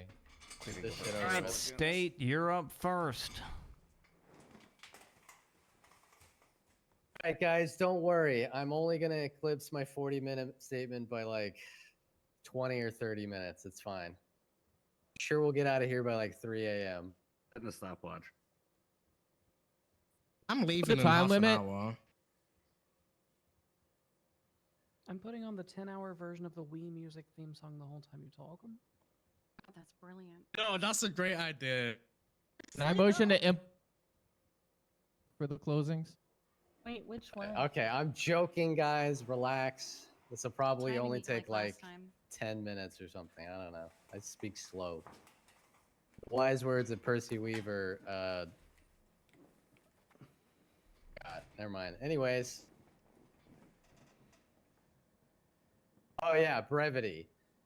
We once again thank the judiciary and all of those in attendance who were here to listen to the last echoes of the voices of the victims who died and suffered at the hands of defendant Fÿrr. The core argument, which has been made by the defendant and their counsel, is that they are not the individual who is responsible for these horrific acts. Fÿrr claiming it was her brother who is attempting to frame her, as he did so many years ago when he killed the defendant's beloved kitten. And yet, the defendant and their counsel have offered nothing which is substantial enough to corroborate this claim. There is no physical evidence that Fÿrr's brother was on any of the litany of scenes which are littered with the defendant's DNA and other physical evidence which would indicate her involvement. There are no witnesses who can attest to having seen anyone matching the description of Fÿrr's brother, despite her own statements within interrogation that he has spoken with multiple individuals. There's not even evidence which can be presented that Fÿrr's brother, Orion Phosphøphÿllite, is a citizen in this city. The only evidence which the defense counsel has put forward are twinstas from an obvious copycat who is attempting to claim responsibilities for these murders and mutilations. Not only does this person not fit the description of Fÿrr's brother, which she so kindly provided within her first interrogation, which she claimed he had no obvious scars to identify him by, unlike this twinsta user. Nothing which has been provided or put forward by this individual preceded the posting of this docket, which made these crimes and the details surrounding them public for anyone to observe and use. So let us focus on the evidence which we, the state, have provided in spades, indicating Fÿrr soul's responsibility in these sins. I'm so tired. Please forgive me. Good dog. On the 19th of April, 2025, Jilly Markovic's possessions were found outside the Infinity apartment, which Fÿrr claimed within interrogation that she lived, in a trash can, which was decorated with the blood of defendant Fÿrr. Fÿrr claims that her brother is attempting to frame her. However, within her own statement in interrogation, Fÿrr openly admits that the first time she had run into her brother was April 20th, 2025, when he kidnapped her outside of the apartments on the same phone call she was on with Elias Winchester. This comes an entire day after Jilly's possessions were found with Fÿrr's DNA. So we ask, how is it that Fÿrr's blood was used by her brother to frame her if she had no interactions with him until a day later? But moving on, within report number 52221, in which Micah Rain was attacked and left for dead at the Sisyphus Theater, 3 different witnesses, Decker Gahn, Ren Ripley, and Micah Rain, the victim, identified Fÿrr that night at the Vanilla Unicorn, all of which stated she had orange hair. Her presence at the Vanilla Unicorn is further corroborated by a digital transaction from her phone in which she paid her way into the club. Upon being found, Micah Rain had strands of synthetic orange hair on her body. These hairs were identical to the strands which were found on the body of Amber Harper, as well as Sadi Kai, who was abducted and tortured. The wig, which Fÿrr used that night at the Vanilla Unicorn, was found near Chumash Pier by Officer Wesley Pines after receiving a tip. This wig was covered in victim Micah Rain's blood. Alongside this wig, a pair of gloves, which not only had Micah's DNA on them, but Sadi Kai's. These gloves were found containing black nail polish, which can be observed as being used by Fÿrr on her Twinsta account.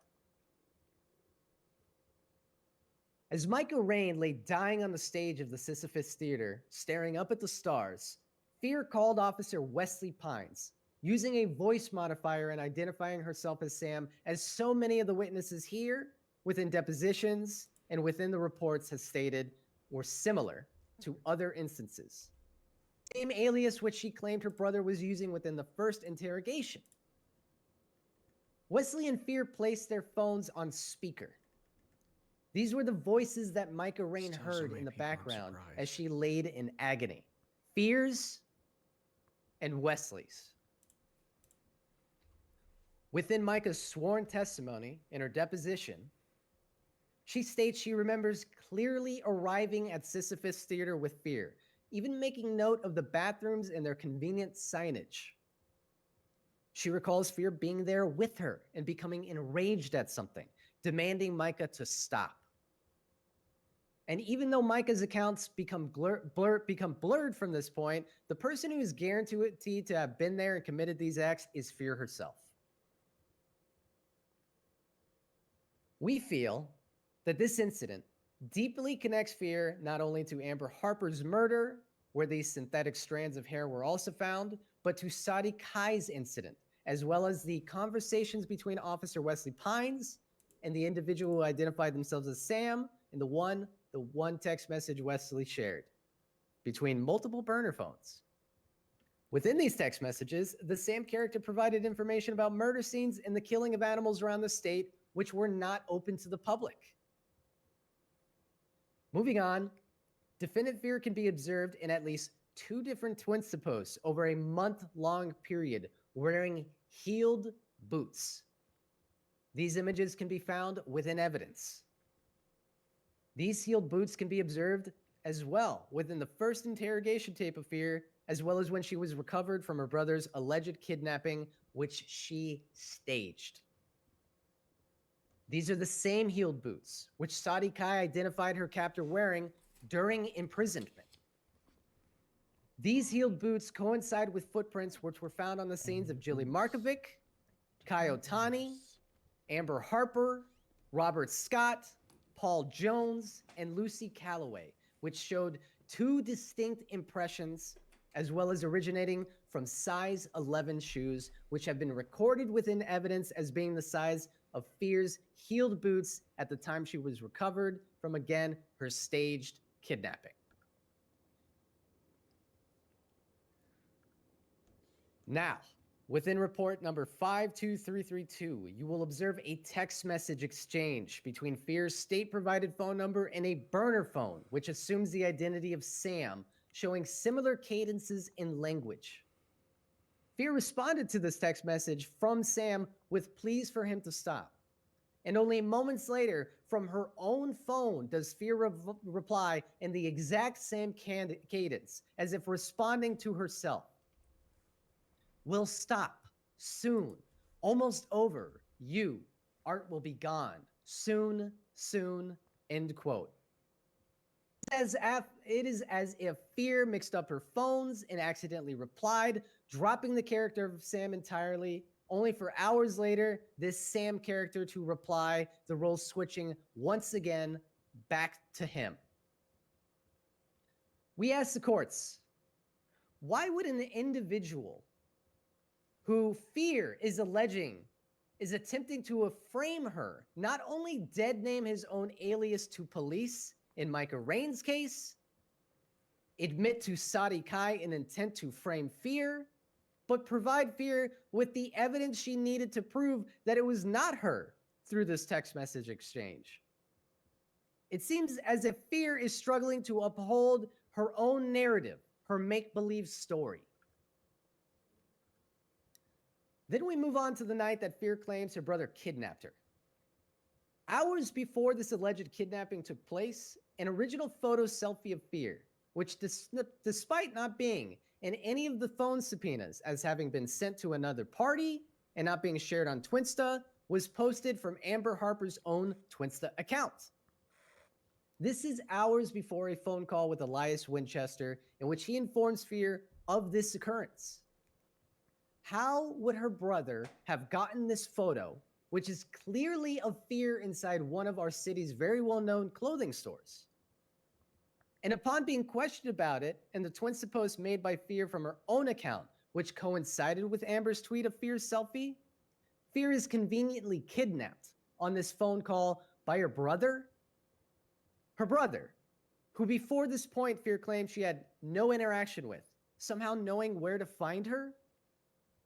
Are we to believe this elaborate and convenient miracle rather than the very likelihood that Fÿrr, becoming overly confident in her work, became sloppy and accidentally posted the selfie of her own accord, dumping this phone and other evidence in different scenes, along with evidence that would suggest it was her gun, her ID, to try to throw us off the trail.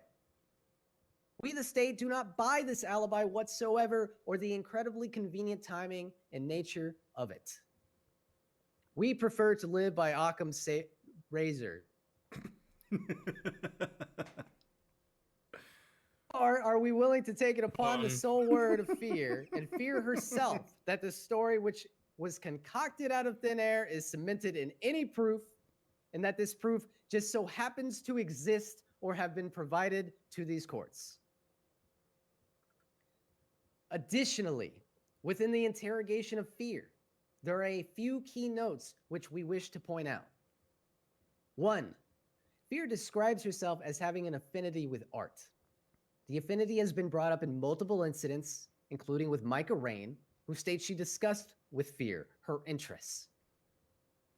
Fÿrr also states within this interrogation her experience with hunting and using traps through her time spent with her father and her familiarity with butchering and dressing the bodies of the animals. This can also be seen in her statement, which mentions her activities here in Los Santos within the state parks region, being an avid hunter. The same regions in which the horrific scenes of many animals' mutilations were found. Though the glaring statement by Fÿrr in this interrogation that we wish to highlight is Fyrr's own experience working within a morgue. Fÿrr speaks to her ability at preparing bodies, which include the stitching of their faces, 4 of the victims of which, Stacy Recht, Jilly Markovic, Kai Otani, and Amber Harper, had their faces stitched in different expressions by Fÿrr. At this point, we would like to highlight the shared themes among the murder victims, as well as some of the survivors, which we feel connect these crimes to one another, so that we may emphasize the overwhelming evidence which suggests that these crimes were committed by the same individual, Fÿrr Phosphøphÿllite. 6 of the victims, Stacy, Jilly, Kai, Amber, Robert, Paul, and Lucy, had their phones used to text 911 cryptic messages as well as GPS locations of their bodies. 4 of the victims, Stacy, Jilly, Kai, and Amber, as well as Sadi Kai, a living victim, had their faces stitched in different expressions. 6 of the victims, Jilly, Kai, Amber, Robert, and Lucy, had previous victims' phones on their bodies. 5 of the victims, Stacy, Jilly, Robert, Lucy, and Paul, had their hearts removed from their bodies. 6 of the victims, Stacy, Jilly, Kai, Amber, Paul, and Lucy, had animal parts used in the decoration and staging of their bodies. These animal parts coincide with many of the scenes of mutilation of animals throughout our state parks that were documented by Wesley Pines. 4 of the victims, Stacy, Jilly, Paul, and Lucy, died from exsanguination, blood loss.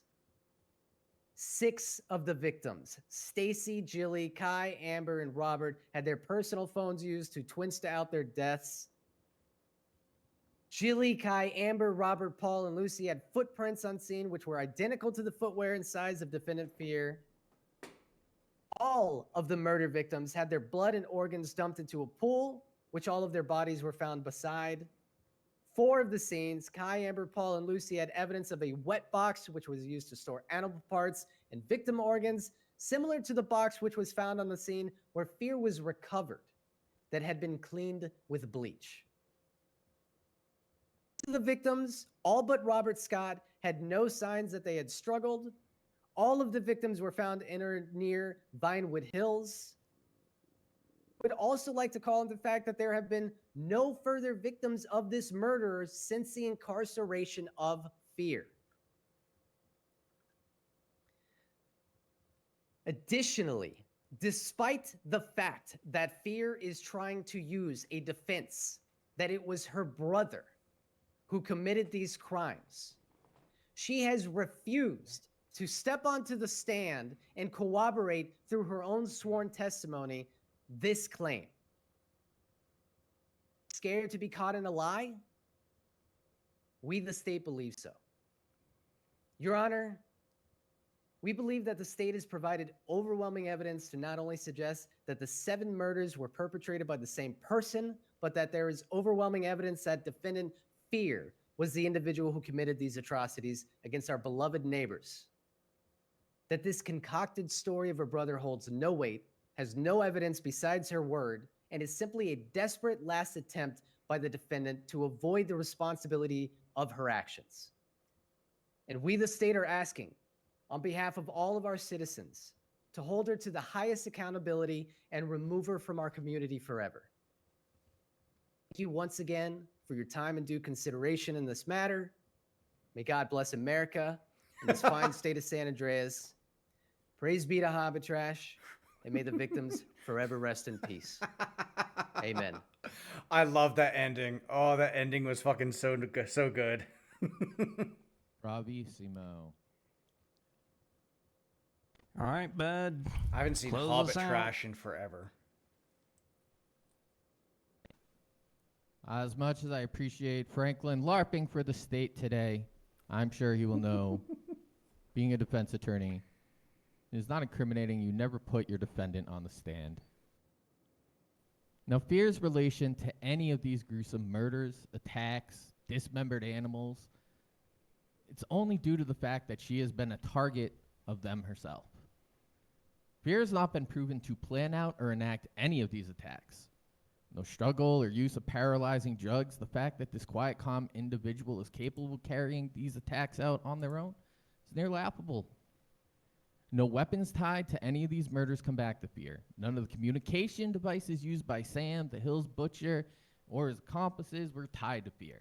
Fÿrr cannot clearly and directly be placed at any of these attacks except for the one she reported to the police that she was forced to watch and take part in for fear of losing her own life in that very moment.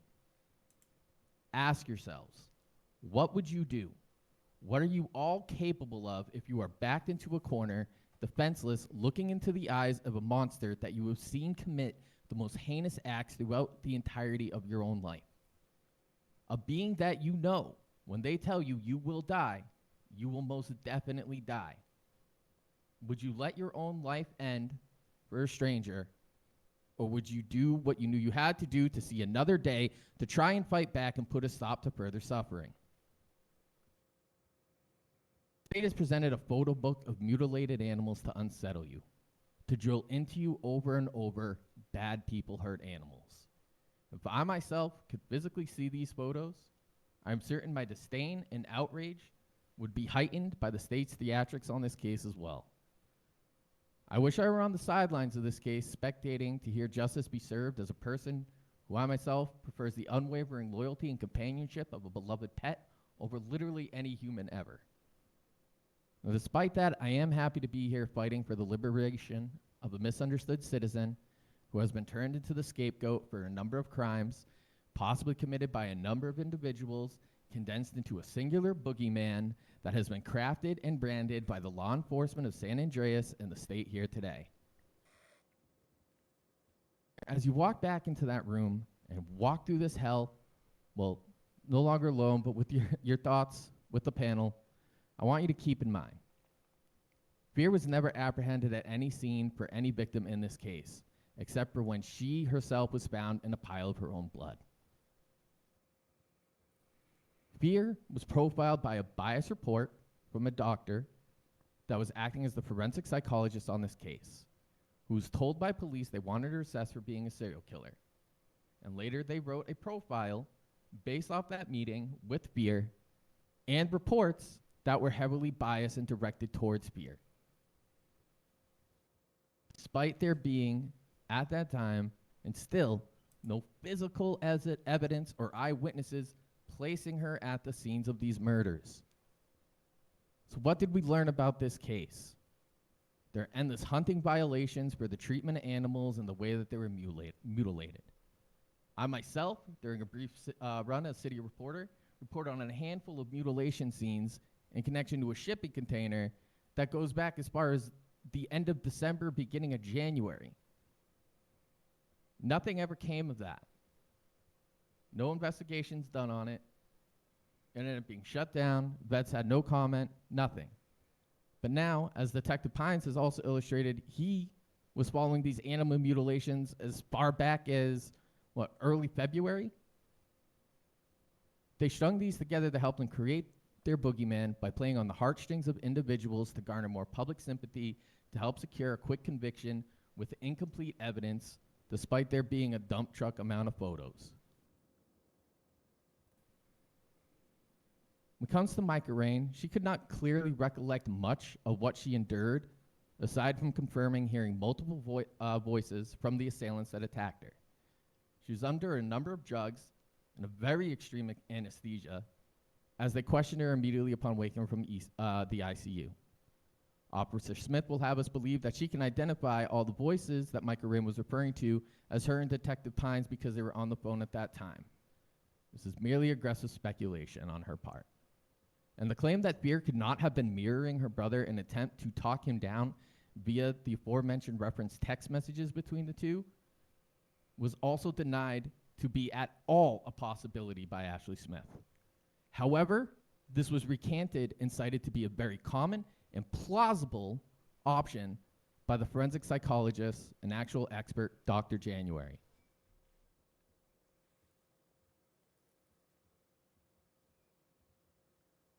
Was never found to be in direct possession of any weapon or tool utilized by the killers. Fÿrr was not found in direct possession of any of the phones utilized by Sam, Orion, the Butcher, killers, whoever. Anytime Fÿrr's NPW phone was in direct contact or relation to any of these crimes was during the time period that she herself was kidnapped and not in control of her devices. To January's assessment of Fÿrr, albeit we believe in an inherently biased one, he references Fÿrr's mention of a beloved pet cat and dog. Wait, dog? Fÿrr was a practice hunter who reported one of the many mutilation scenes to police as it had disturbed her. She has no prior history of handling animals in any disrespectful manner. She is a valid licensed hunter. Dr. January states in their profile of the killer that they would seemingly choose isolated areas in nature to commit their acts, as this seems to be something that would apply to Fÿrr, who prefers nature and hunting. Yet all the victims were found in the hills, close to the city, where they could have easily been found out at any time with minimal to no isolation. And despite his testimony stating that it is in fact normal procedure for forensic psychologists to be brought in to observe during the interrogations, as it is not exactly accurate, as it can greatly taint the process. And what a forensic psychologist needs to be brought in for is to determine, by his own words, that they're fit to stand trial, and to see if a mental, once it has been established that a mental evaluation is needed. To the state alluding Fÿrr set up their own scenes and decimated themselves and injected themselves with the bromide in question. That conclusion in no way can be drawn on a weak documentation, due to the weak documentation of the substances found in their body and the biased nature described in their injuries, which were clearly assisted and being dictated by the investigative officers on scene who came onto it, rolled their eyes, and went, "Oh, Fÿrr did this to themselves." There's evidence of this in the report of initially being drawn to the construction site at Picture Perfect Drive, where traces of blood were found. They speculated it was Fÿrr's and decided it was no big deal to go ahead and continue to investigate further. They didn't care. Now, we've illustrated the state had at least two other suspects, which we questioned here today, that fit the profile that they had built. They were referenced directly by the killer, contacted by the killer, just the same as Fÿrr.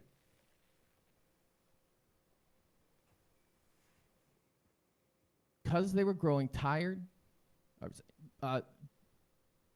one of which of these suspects were questioned 7 times, infinitely more times than the defendant Fÿrr sitting here today. But the state did not want to mention or present any evidence of that. Want to ask yourselves why? It's because they were growing tired and desperate. They wanted a conclusion to this case. That escalated to needing a conclusion to this case once they botched the state announcement where they were seeking any tips or information to help them identify the killer. And in approximately 24 hours, they pursued to arrest Fÿrr on the call and tip of a known criminal organization overseeing Fÿrr with their dog.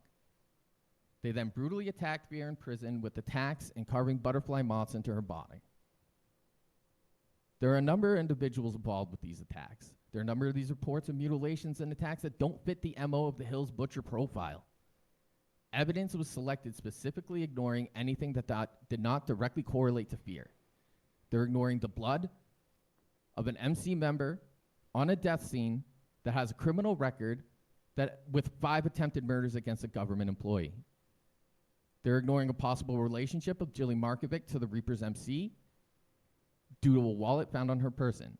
They ignore ultimately any possibilities that had any relevant evidence and just zoned in on Fÿrr for reasons they did not really effectively articulate.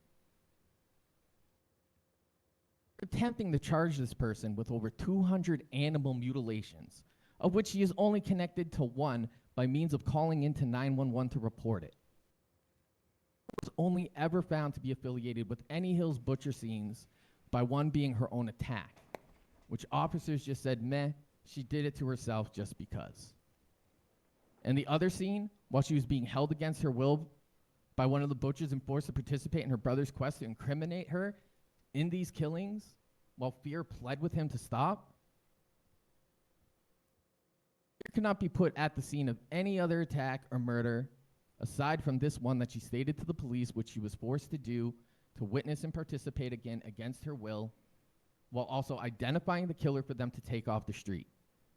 The extent of PD's investigation into this was a quick glance at an NDW where they couldn't see proof that this psychopath didn't go pick up a driver's license. So therefore, he must not exist, nor do any other individuals where there was sufficient evidence to illustrate that they had also existed.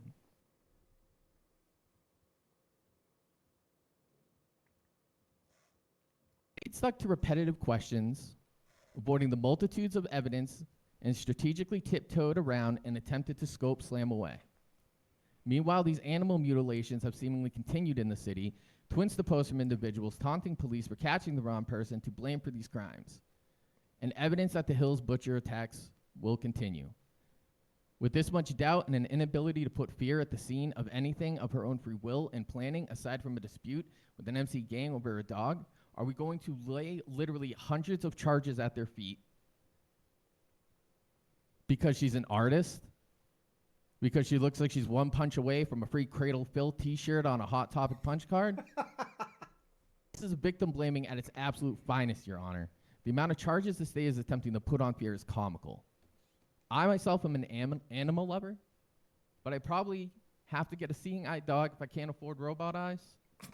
But because I love animals does not mean I would allow that to overcloud my judgment in regards to human lives lost and an added aggression in pursuing a quick boogeyman to blame for it all to tie up and go home. You don't have to fear anything from Fÿrr, except that Fÿrr themselves has been dealing with this monster, doing this to her and around her all her life. The state is basing this case on a great deal of speculation and conjecture based on twins to posts and their interpretation of text messages.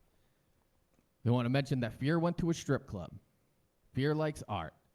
Fÿrr wears one of the most common-sized boots worn by a great deal of women in this city. Detective Pine stated that he was tracking animal mutilations as far back as February, and they're just stringing together every single one they've found since to create a monster that they were chasing.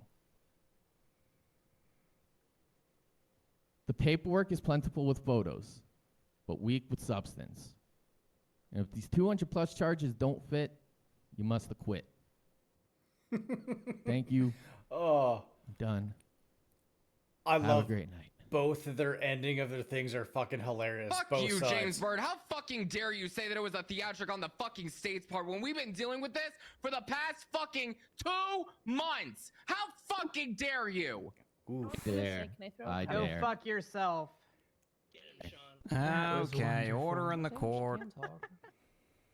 Order in my court. I hope you do get the death sentence, Fÿrr, you dumb bitch. Jan. Okay.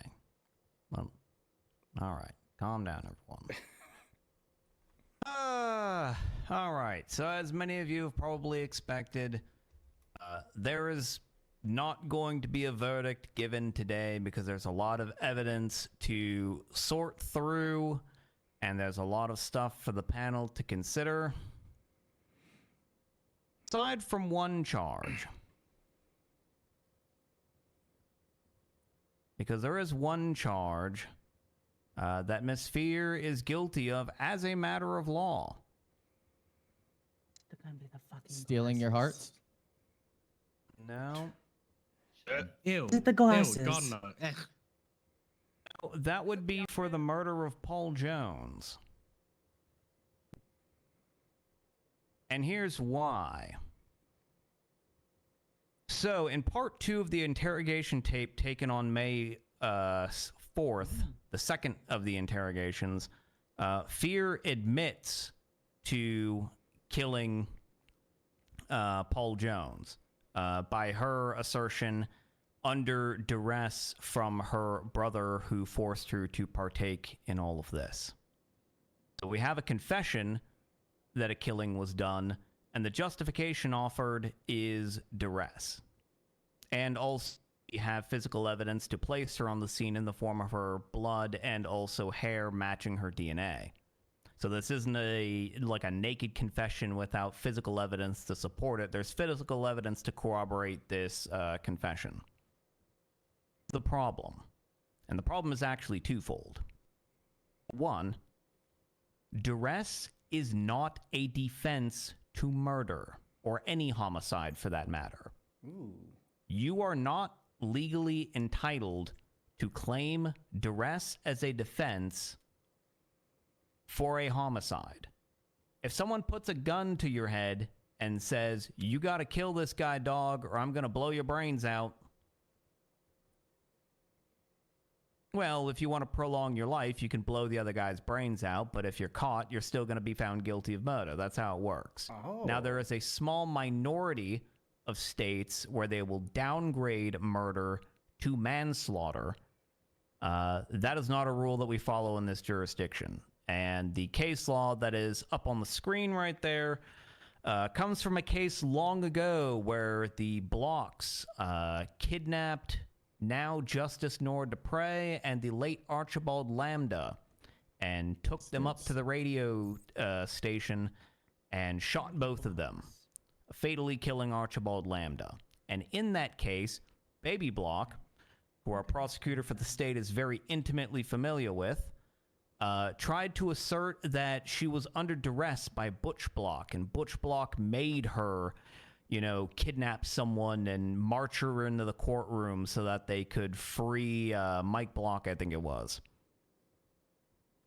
That's where this holding comes from. Baby Block tried to assert, oh, I was under duress, and that's why I was participating in this incident in which someone was murdered. But unfortunately, duress doesn't work for that because it is a categorical exclusion. It's one of the very few crimes that you cannot use duress as a defense for.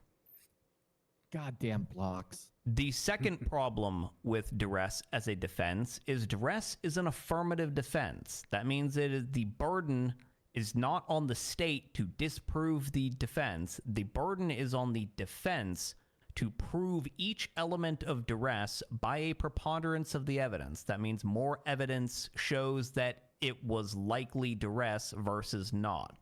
The three elements of a duress defense is there has to be an immediate threat of death or serious bodily injury. There has to be a reasonable fear that the source of the duress will carry out that threat. And there has to be no reasonable opportunity for escape aside from committing the unlawful act. These three elements of duress were not shown by the defense. On top of the categorical exclusion of duress as a defense to murder, even if that wasn't the case, even if we haven't already held that you don't get to claim duress for murder, you failed to prove the defense. As to Paul Jones, as a matter of law, given that you've already confessed to the murder of Paul Jones, we're finding you guilty of murder. Now, As to all of the other crimes, well, we're going to have to do some digging there. Sorry, Pierre. Charlie, So can I what's get going to 25 with me happen over here? They is ruin everything. They ruin everything. the state is essentially requesting the death penalty on this matter. And you have been convicted of at least one felony A crime, Alright, so, as soon as this is which done, what means you're the gonna do is death you're going penalty to, is at least uncuff up for her, pick her up, consideration. Now, make because sure that she is the death soft-cuffed. penalty is up for Once we get down consideration, to the that stairwell over necessarily there, means there has and to be a everything's sentencing locked, I'm gonna hearing. go get the Because in vehicle in order for the position, then death you're gonna wait penalty to move her out to till be told, okay? issued, there has to be an Okay. opportunity for the defense to present any and all your switch mitigating also. factors that would weigh against an imposition of death in a case. So that means, what that means is necessarily when the death penalty is being asked for and there is a conviction of a felony A crime, it must go to a sentencing hearing. So there is necessarily going to have to be a phase 2 for this trial to go to sentencing. What we're likely going to be doing is myself and my co-panelists are going to sit down and we're going to root through all the evidence and we're going to see what all crimes of this whole body of everything else that's been going on, which can be fairly imposed upon defendant Fÿrr. And in the meantime, because there's at least one murder conviction that is going to be standing in this instance, we'll be having the sentencing hearing basically at the same... essentially, we're going to be, reading out the verdict, and then we're going to go into a sentencing hearing and then handle sentencing right then and there. And that is the anticipated plan for how this trial is going to proceed from here. Depending on how long it takes to go through the evidence, we might have a verdict reading and then a sentencing reading or a sentencing hearing afterwards. We might split it up. Ideally, I would like to have them both at the same time. So if counsel would let the court know in a motion on the docket as to your availability in the coming weeks, we will be looking at scheduling that sentencing hearing as soon as possible. I don't anticipate it happening over the weekend due to the availability of certain counselors and also certain judges on the panel. So this will probably ideally happen sometime early next week. But again, it's all going to depend on availability of the people who you wish to speak, the availability of counselors, defendants' availability, etc., etc. But that is the trajectory of this case. Unfortunately, even if it is true that your violent, horrible, terrible brother forced you into mutilating and killing Paul, unfortunately, that defense does not work. And you're still guilty of killing him. Yeah, that I did not expect. That's where we're going to leave off on this case. Thank you, everyone, for coming.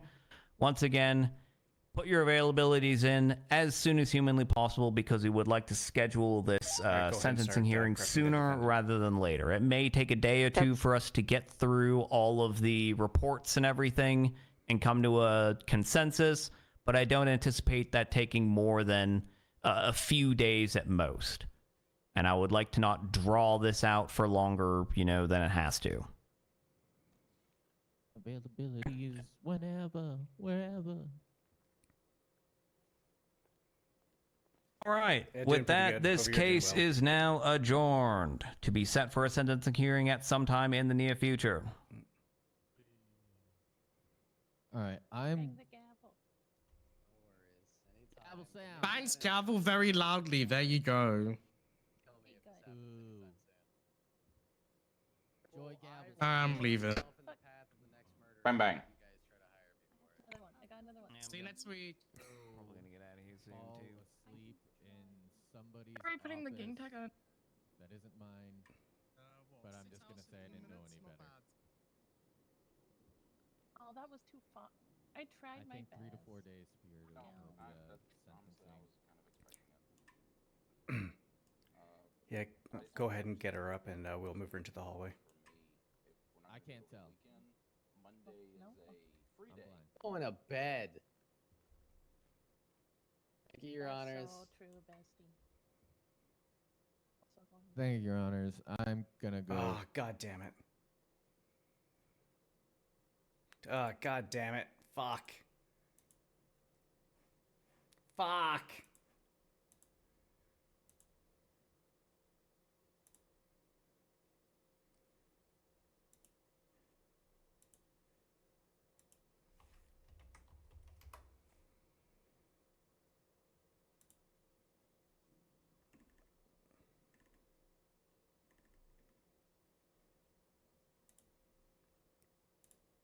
All right, reconnecting.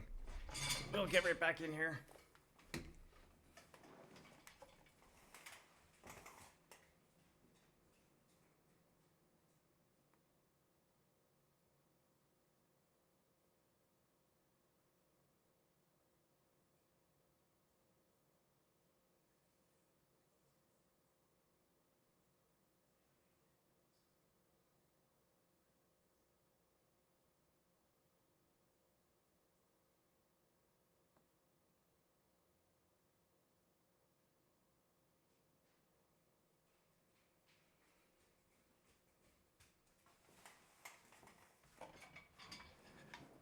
Uh-oh.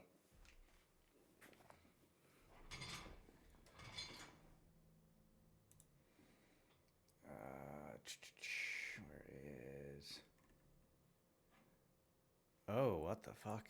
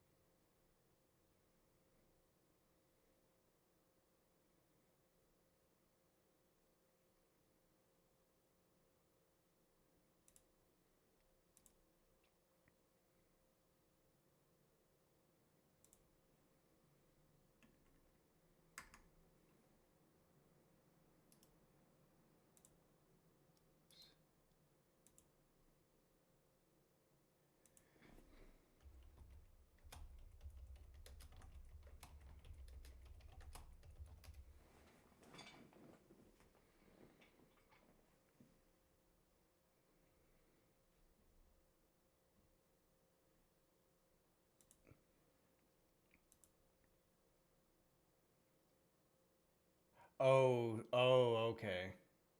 Okay, it's a whole server. Yeah, because I mean, you guys can see this handshake with server thing is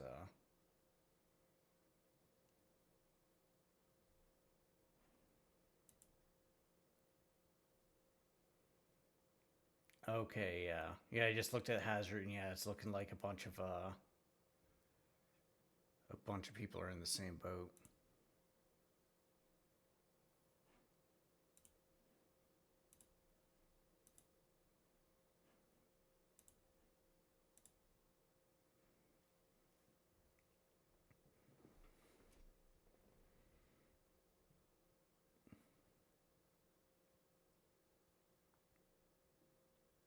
Come on.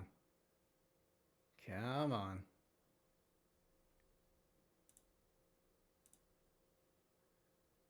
Actually, I guess I'll toss the BRB thing up.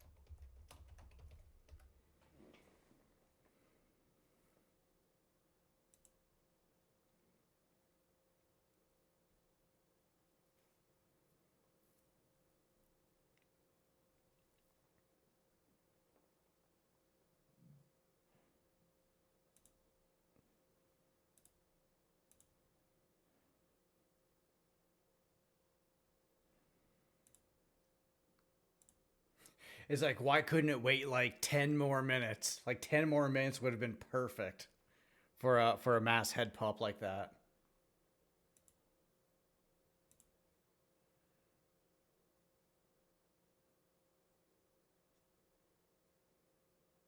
Okay.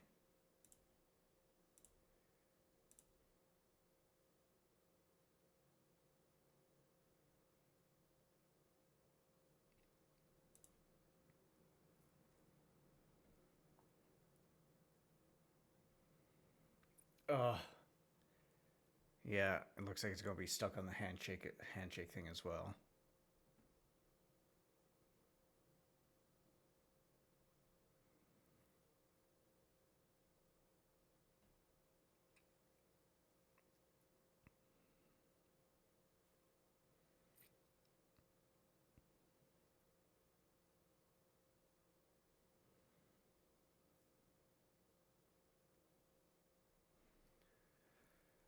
Uh,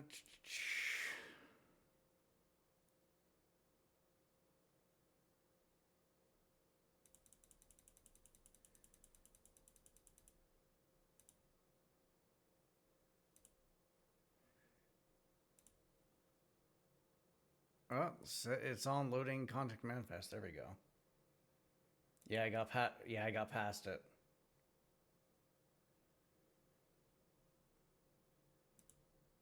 Oops. Take that away. Yeah. Well, so here's the thing. So with the paperwork that we have to do, so the transport paperwork, what that means is that Fÿrr gets sent back to prison. Fÿrr won't wake up inside the courtroom. Fyr's going to end up back at the prison.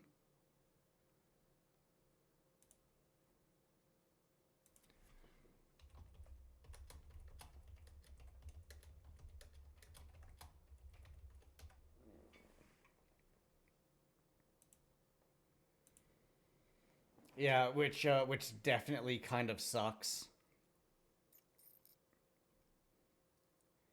Because then obviously if the big thing that sucks with that is if someone had something planned for like leaving the courtroom, obviously that can't go through right now.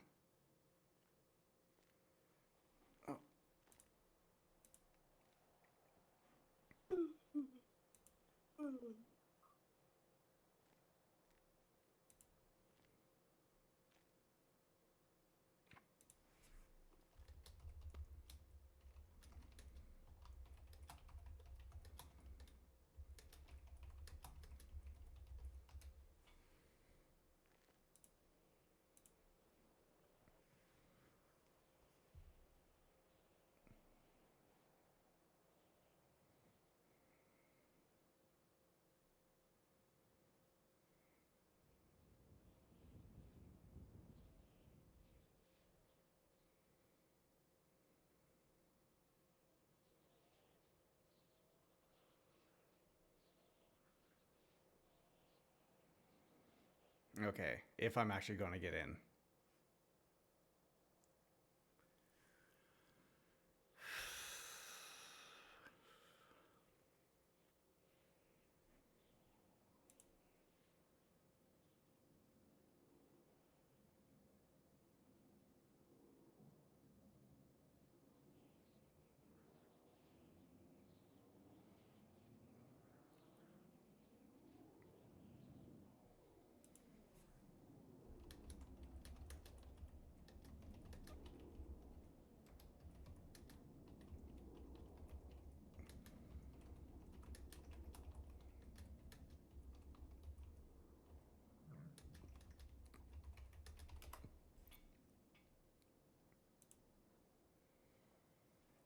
Am I just... Alright, you know, I'm just going to do that and then get back in.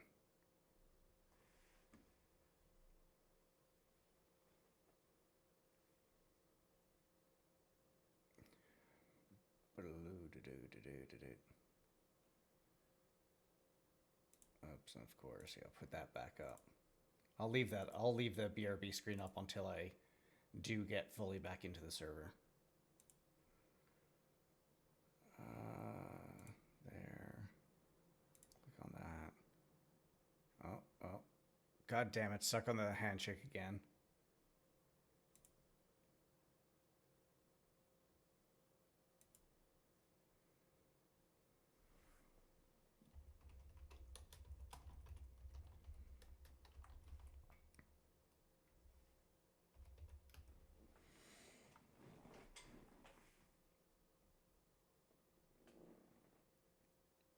Oh, wait, maybe, waiting. Oh, no, connection failed.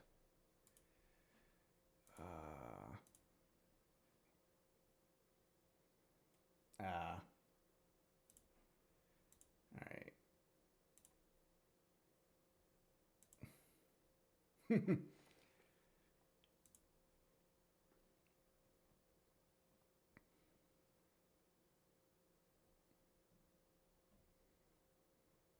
But yeah, if it only could have waited like 10, 15 more minutes, that would have been just perfect then.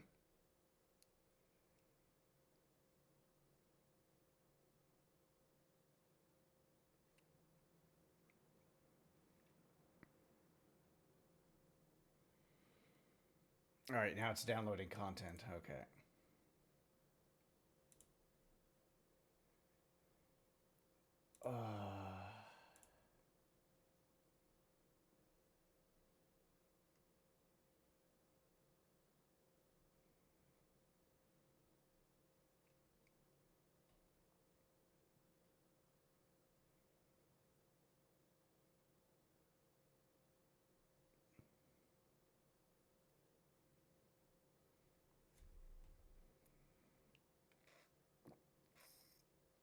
All right, we might have it now.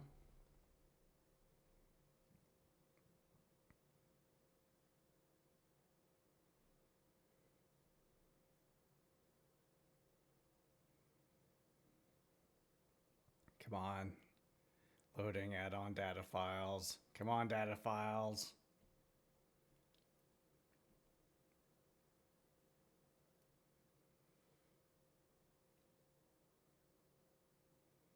Yep, preloading collisions. All right, there we go. Do Tim Wright.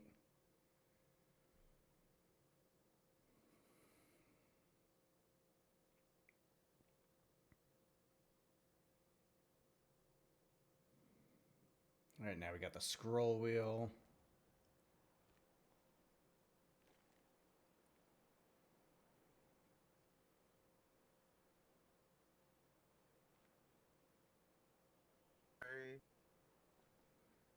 Oh, I'm sorry.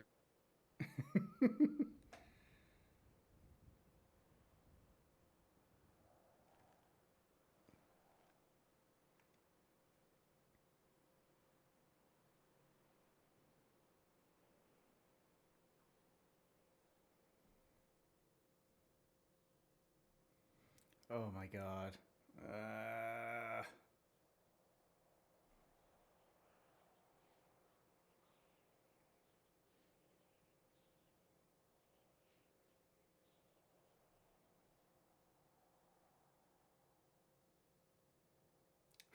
Hey, Chloe, how's it going? All right, let's try this again.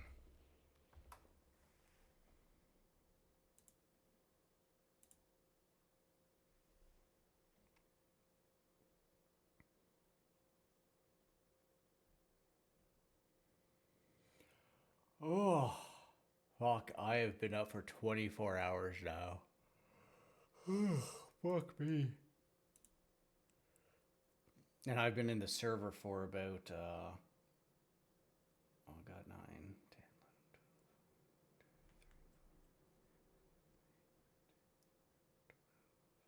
12. Yeah, I've been in the server for about 16 hours in total today. Yeah, I think it's having an issue.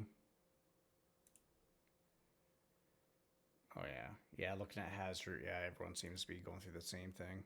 Well, I mean, the one good thing though, even though it's obviously not at the, it would have been better if it waited till we were all, back at the prison. But at least At least it didn't happen, like during the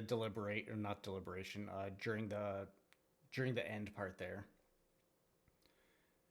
Or even part way through, because if it would have happened part way through, we would have had to race back to go pick Fÿrr up and bring her back to courthouse. Because that happened on Stephen Alexander when we first were driving to the prison. My head popped like halfway to the prison, and then my computer would not get me back onto 5M. I had to restart my computer, and it took me like 20 minutes to half an hour to get back in the server. And I was like, oh my god, I feel like such a piece of shit. Why is this happening right now? Yeah, I hope. But honestly, I'll probably be awake in like 2 or 3 hours after I get to sleep. Like, I'm not gonna lie, like, I'm kind of feeling myself waking up right now, too.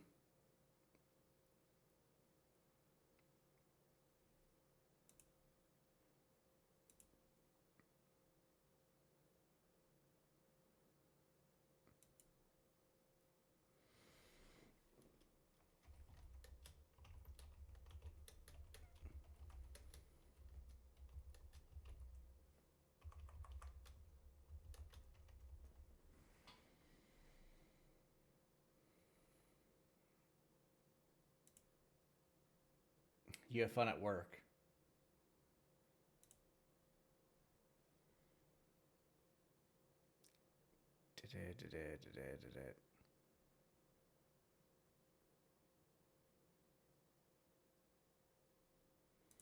All right, let's try this again. All right, we got the wheel.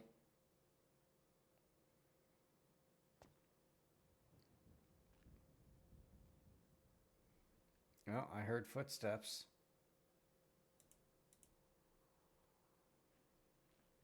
Oh, I'm back in.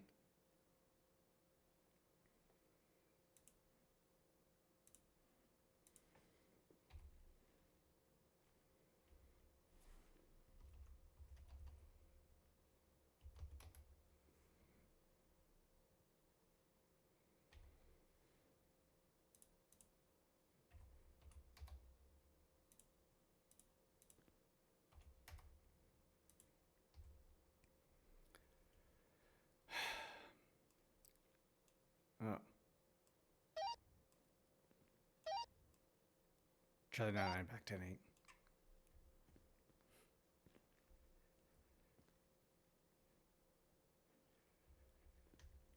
Are you on channel 9? Yes. My secondary. God, actually, my radio isn't Radio even check? My radio isn't even clicking. Okay, mine isn't either. That's why. Oh. Oh. Radio check. 10-2. I didn't hear it. Yeah, What? I'm not Did it hearing work you for over the you? radio. I'm just hearing you just talking normal. Yeah, I heard. Heard your radio check. Like the it's very delayed, I think, because Yeah. we'll see how long it takes before those two things register. Yeah. The one thing though is Fÿrr won't be back. Yeah. Yeah, she gets yoinked right back to the Transported prison. back. Yeah. One thing I do want to say though is like listening to everything, that was absolutely amazing the way that you guys were kind of working everything, especially on the outside, because I know like I was a little bit worried about having an Allison situation, but like listening to the Yeah. comms going on and even just seeing the way you guys were all set up when we showed up, like yeah, I was just like I was blown away by it. Yeah, we want to make sure we don't get a repeat of what happened last time. Yeah.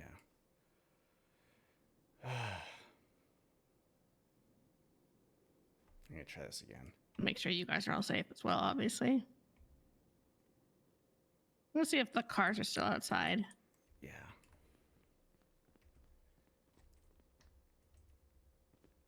Oh my okay. Oh my god. Yeah.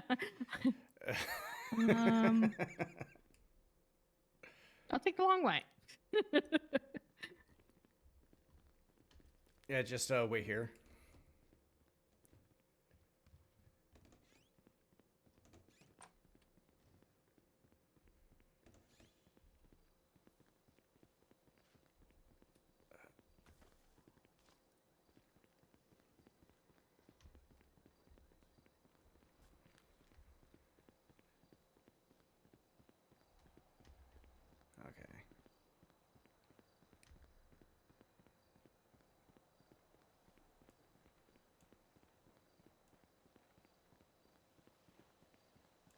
Yeah, that's not clicking. Yeah, that's true. Everyone trying to connect at the same time.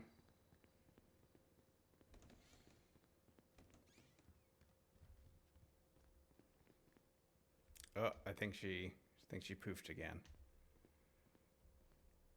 Oh, and I'm about to poof. Yeah. God damn it. Okay. All right, I'm going to give it a minute or two here. Yeah, I'm just going to give it a minute. I'm going to go use the washroom real quick and...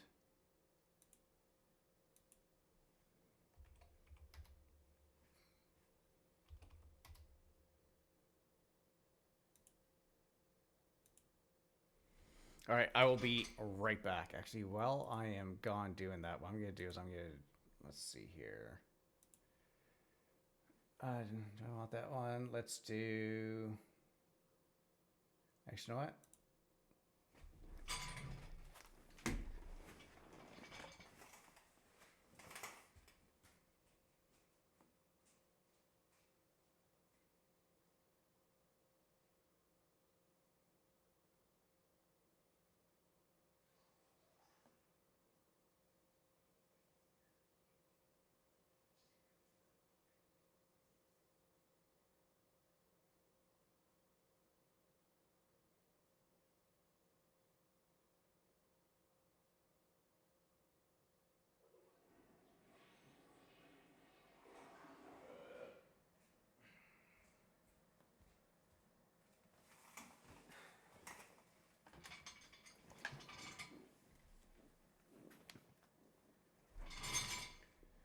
Oh, look at that. Perfect timing. All right, let's try her again.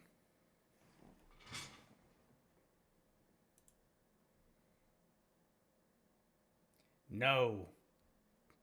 I told you how I'm going to do it. You need to start streaming. You need to start streaming, then I'll do it.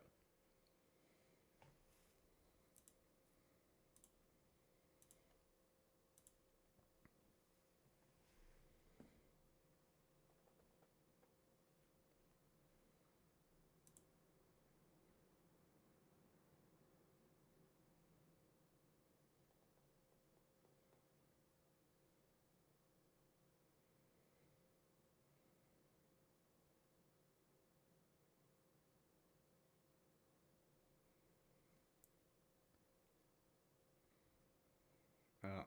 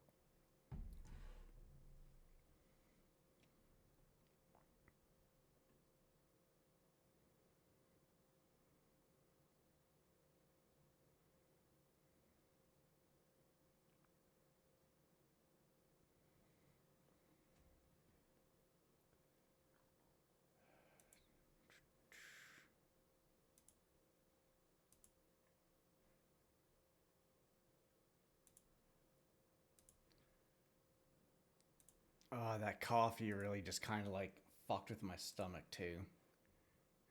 Close. Exit.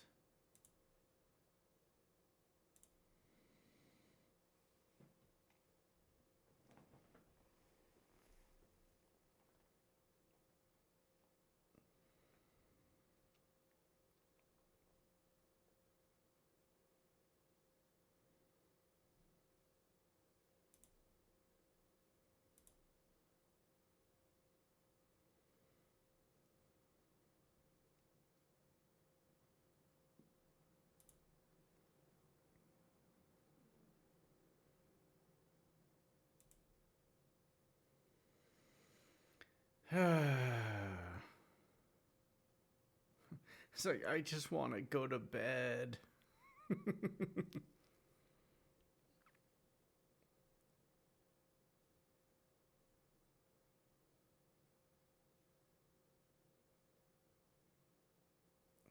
All right, I have a good feeling this time.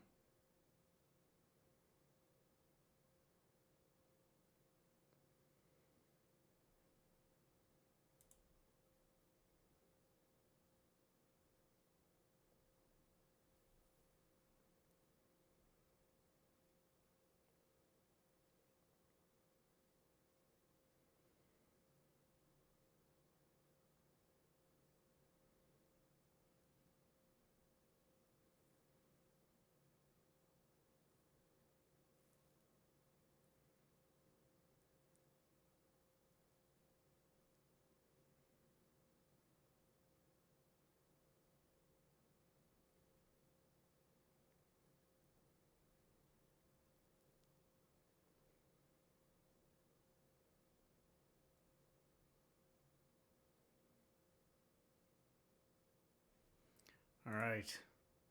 Let's try again.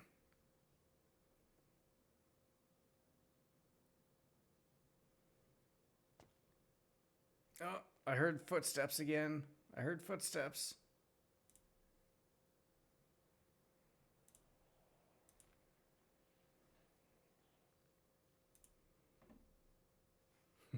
All right, we're back in again for who knows how long.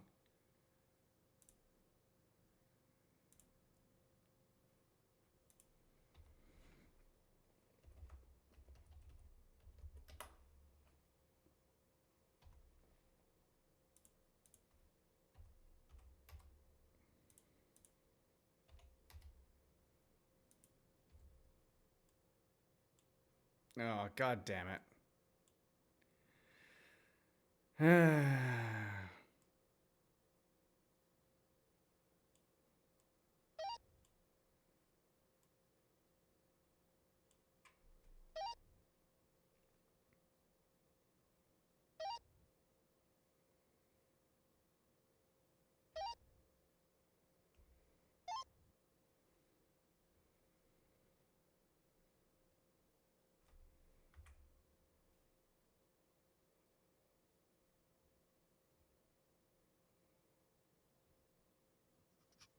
I'm running. I'm running.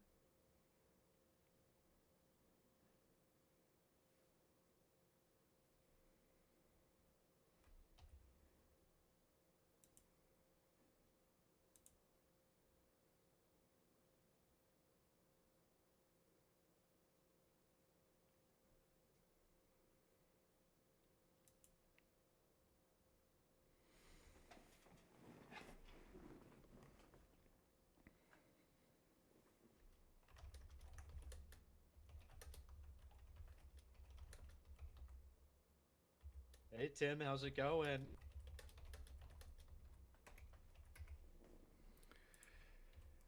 It's oh wait. I don't who the fuck. Oh, someone up there, okay.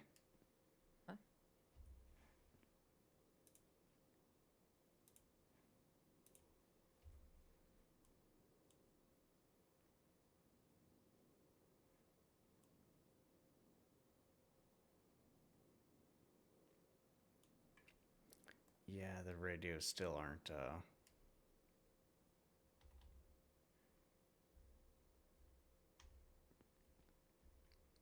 can you hear me? Not on radio. Okay. Yeah, not on radio. Yeah, the radio isn't Yeah. because yeah, it's not doing the clicks, and you could probably just hear me talking normally, not over radio. Yeah.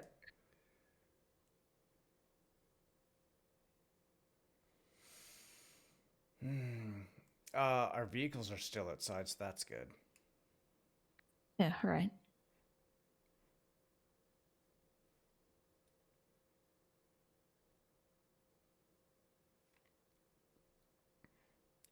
Yeah, just gonna kind of wait a minute, see. God fucking damn it. And we're BRB again.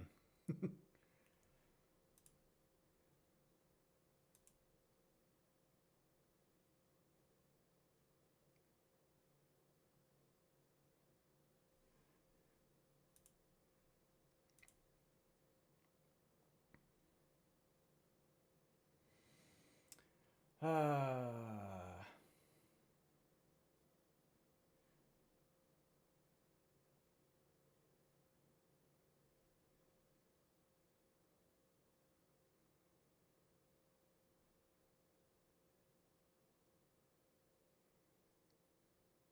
is PD Academy like happening like right now? Because I see a couple people on the hazard thing that have the academy thing. I wouldn't think that, although I mean maybe they're doing like a shift 3 academy part to it.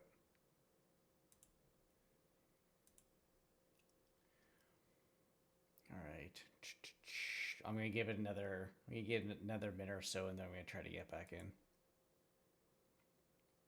Oh yeah, the server is really struggling. The struggle bus is real.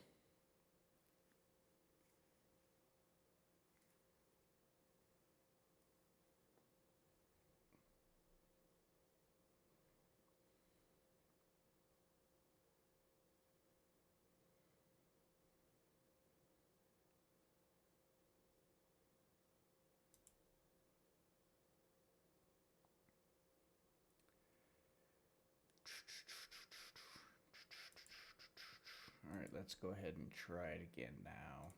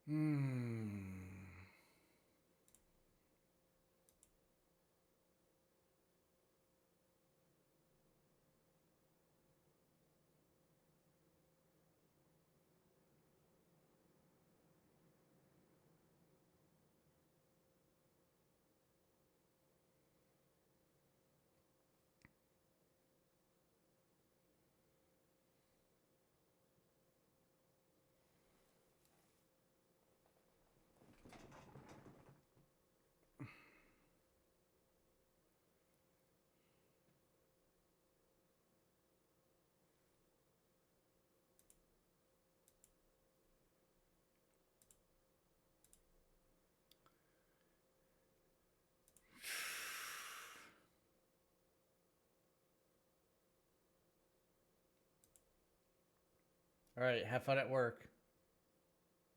Not too much fun though, because that's never allowed.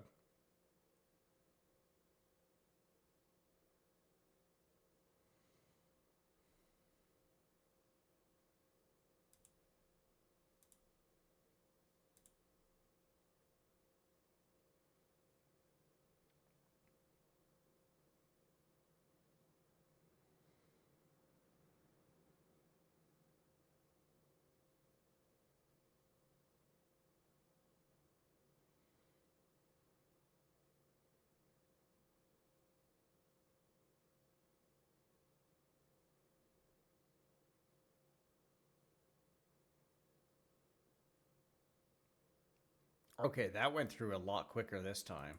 So it might actually get us in there.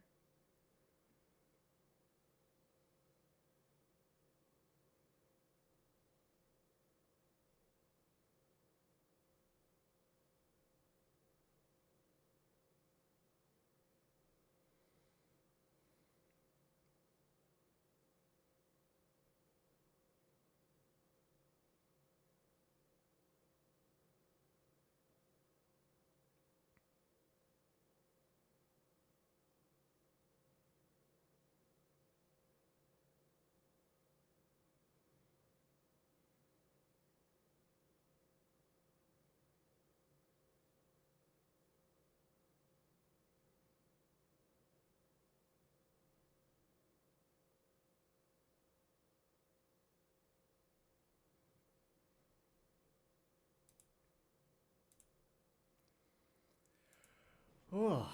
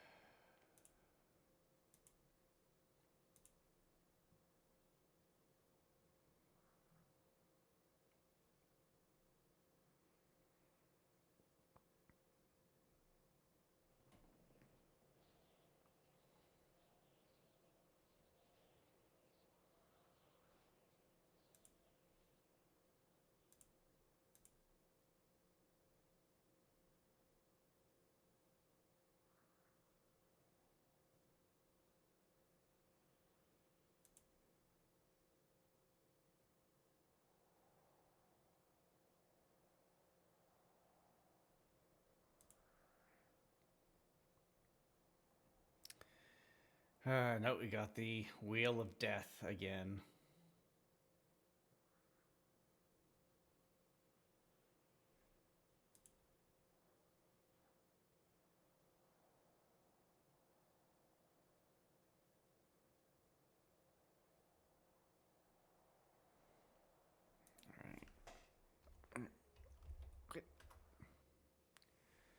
All right, I'm gonna give it another 2 minutes, I think, and then I'll try again.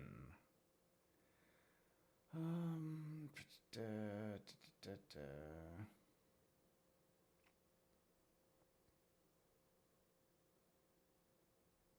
All right, guess while we're waiting, let's see here. This is my playlist. Let's go into this. Won't listen to this one. We'll listen to. Yeah, let's do a little Flogging Molly.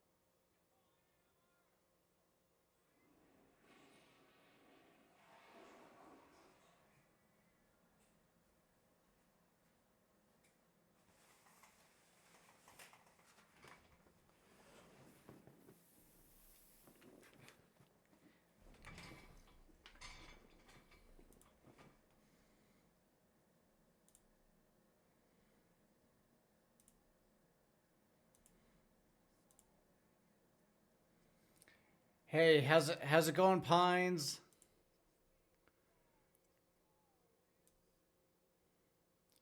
I hope you enjoyed the stuff tonight. Really kind of sucks that it didn't wait like another 10-15 minutes before the server did that, but I mean, at least it didn't do it partway through the trial. Cuz that really would have ended up sucking. Cuz then we would have had to wait a while. We would have had to go back and get Fÿrr and then bring her back up to the city hall. Oh my god, yeah. It's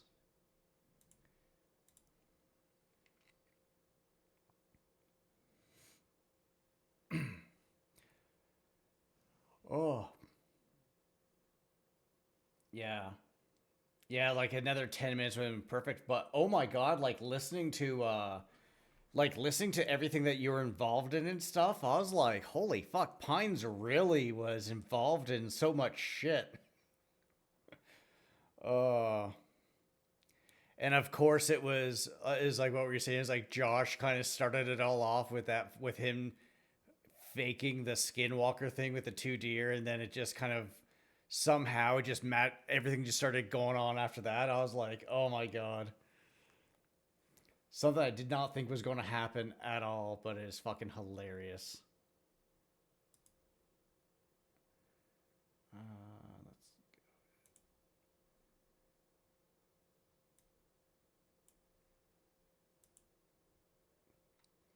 Yeah, glad you had fun with that.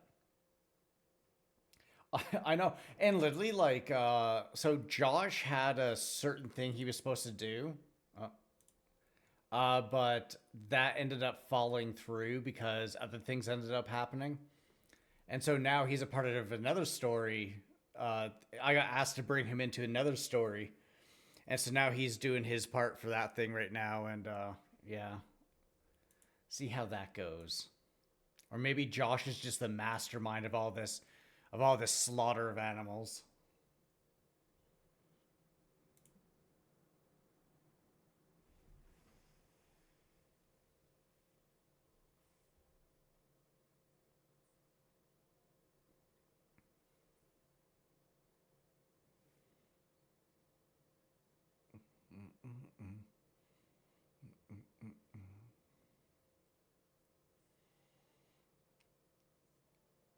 But no, I'll say it again. It's like what you guys in CID do. Like, I fucking love that shit so much. Like, the investigation type stuff. Oh my god, is just...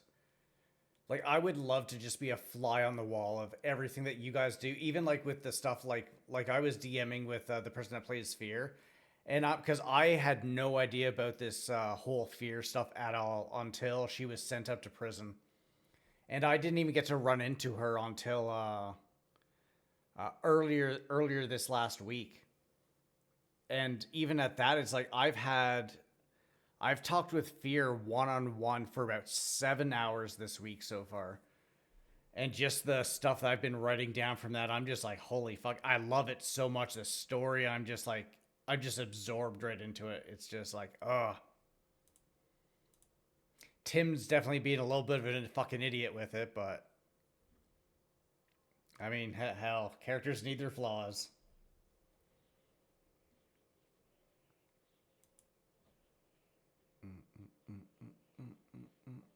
It looks like other people got in.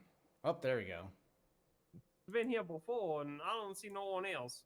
Hey, look at that. We got another one. Yeah, another fella. Is it gonna work? Oh. It was awake a bit longer this time, at least.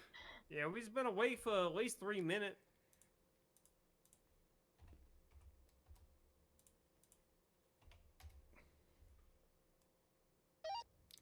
Ooh, radio check. Enter. Try it again because I didn't hear you over radio. 10-2. Perfect. Still hear me on radio? Yes. Okay.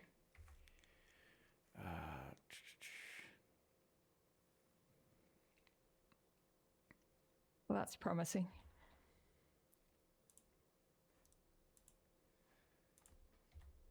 So this is what we're going to do. We're going to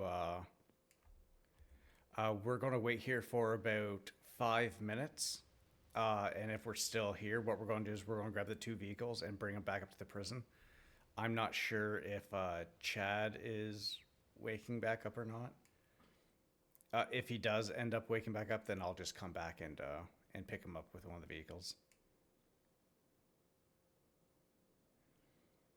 Actually, something you can do too. Hand me your pistol. Sure. I'll just take care of that now, so we don't have to worry about that, and especially just in case. What? Especially just in case this keeps happening, you don't have to worry about it.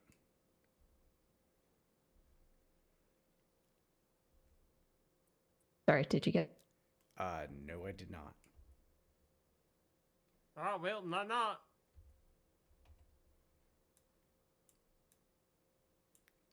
Oh, oh.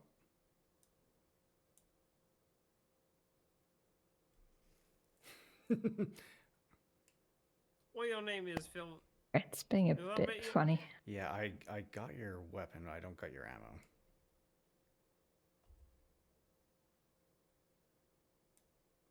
Hi. All right, there we go. Do you have that there now? we go. Yeah, I got it.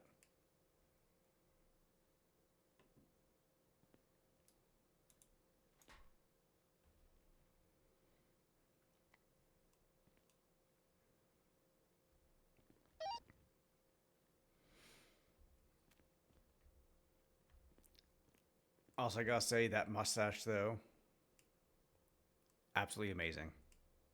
Oh, thank you. Yeah, I haven't seen such a strong mustache like that in a long time. It took me some time to grow it back on account of getting blown up by a gas pump. Ooh, that would definitely not be fun.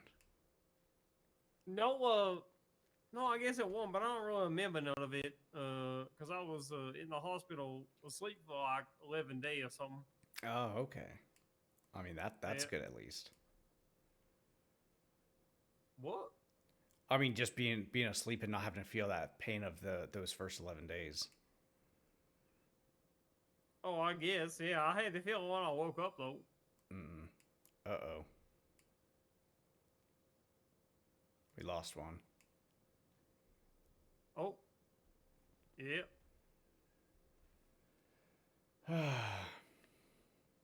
We just want to take bet on who go next.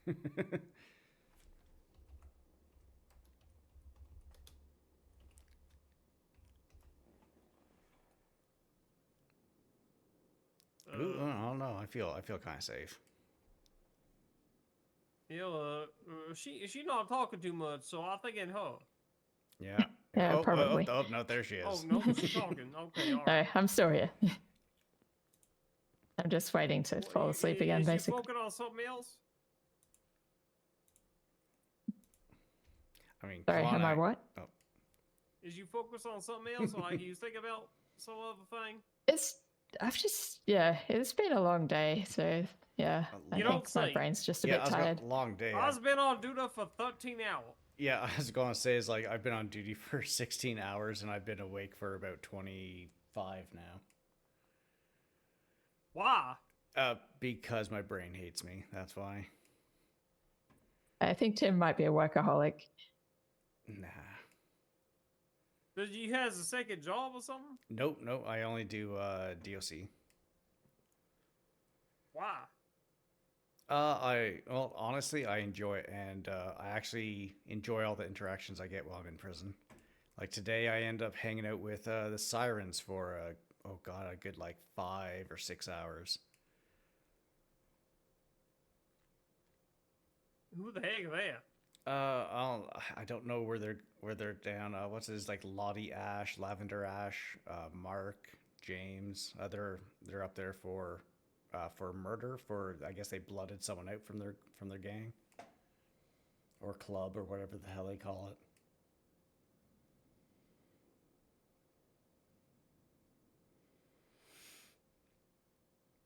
All right. Yeah, I don't really know how that stuff works all that well. All right, oh, Jesus.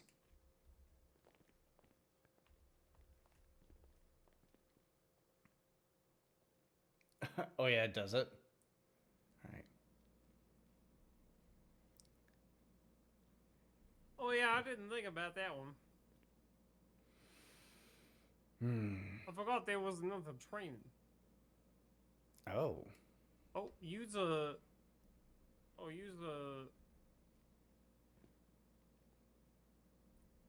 well. Oh, wait, something happening. Yeah, well, I feel You're like not we was about to escorting me, fall I- asleep again. Y'all's acting all funny. Yeah, Anna, you're kind of like floating around. Yeah, oh yeah, there it is. Oh, I think I'm about to go then. Yep. Well, I guess here's you're a good right. night. Yeah, good night. Maybe. Nice meeting you. You too.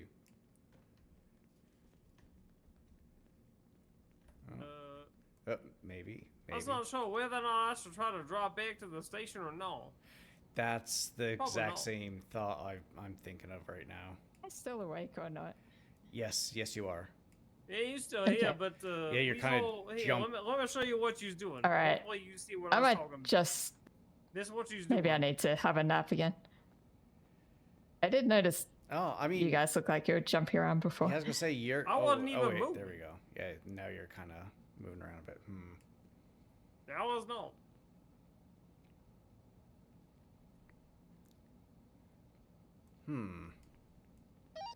Yeah. Ooh. Radio check. 10-2. Okay, never mind. It was like it the radio clicked right away the first time, then it delayed again. Yeah, you're still jumping around again. Alright, I'm just gonna nap again. Okay.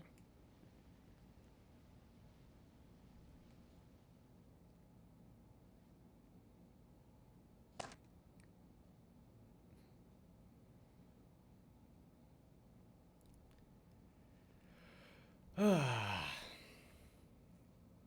check channel 702.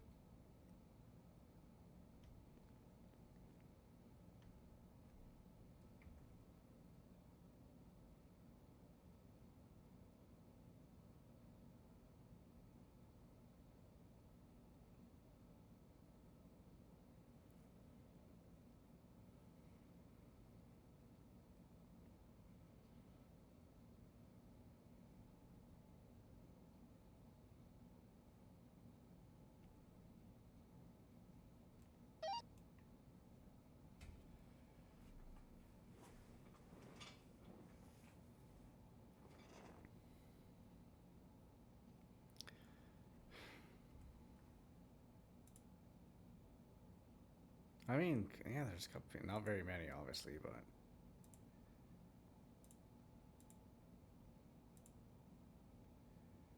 that's a long name. Spike Leonard Bean Beach. That is quite the name. In the DMV.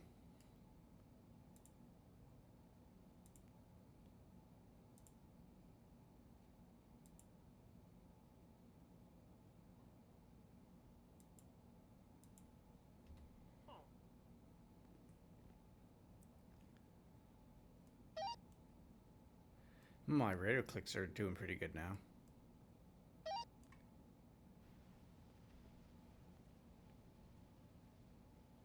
Alright, well, I was gonna try to take my truck back to the ranger station.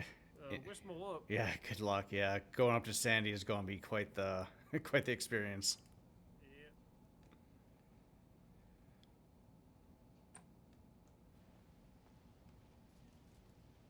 Oh god, yeah, he's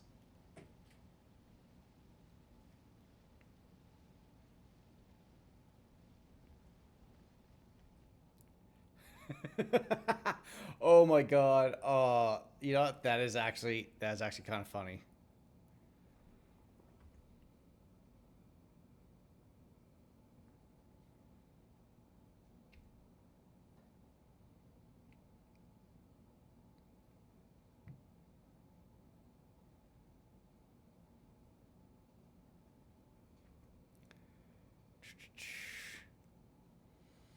Yeah, I think as soon as she gets back, I'm gonna tell her to jump into the paddy wagon. I'm gonna take the. Oh god, Chad has three guns, but you know that'll be fine. Chad has them, and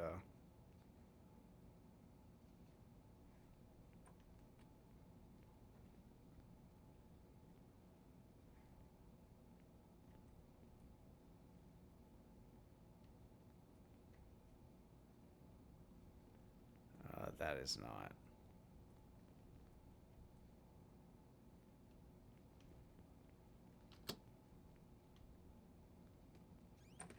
Oh. Hey. Follow me.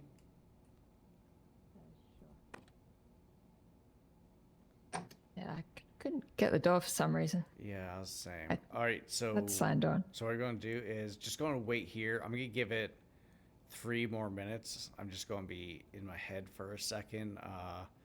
Then we're going to go. I'm going to take the Lucian. You're going to take the transport vehicle, and then we're going to when we get in there, make sure to lock the door. That way, in case your head kind of pops, it's not someone can't just go and take it. Okay. We'll never mind. Oh. Oh my god. Yeah. Good thing. Oh my god. Oh my god, that guy's driving back. The guy is driving back to the ranger station. Oh fuck. Oh, that poor guy. All right, I'm going to go use the washroom. I'll be right back. But I am also feeling very much kind of awake right now too, which I'm not liking.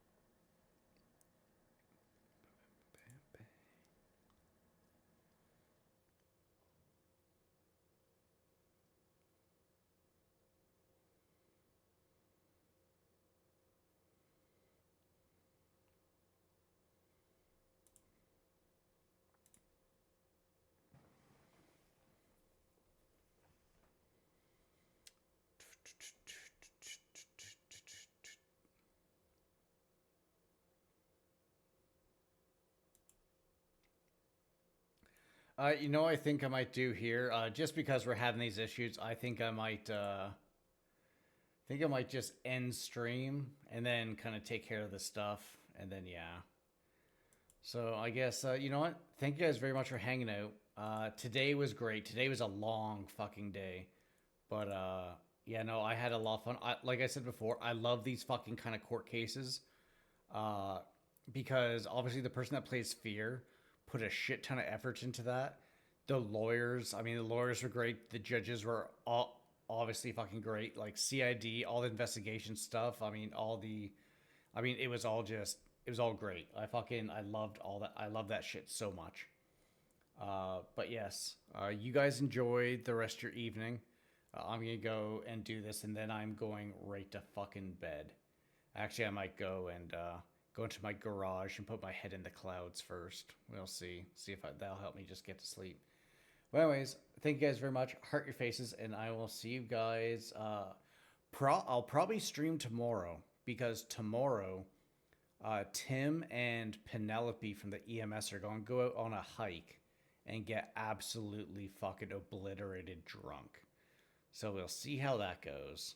All right, guys. You guys take care. Heart your faces.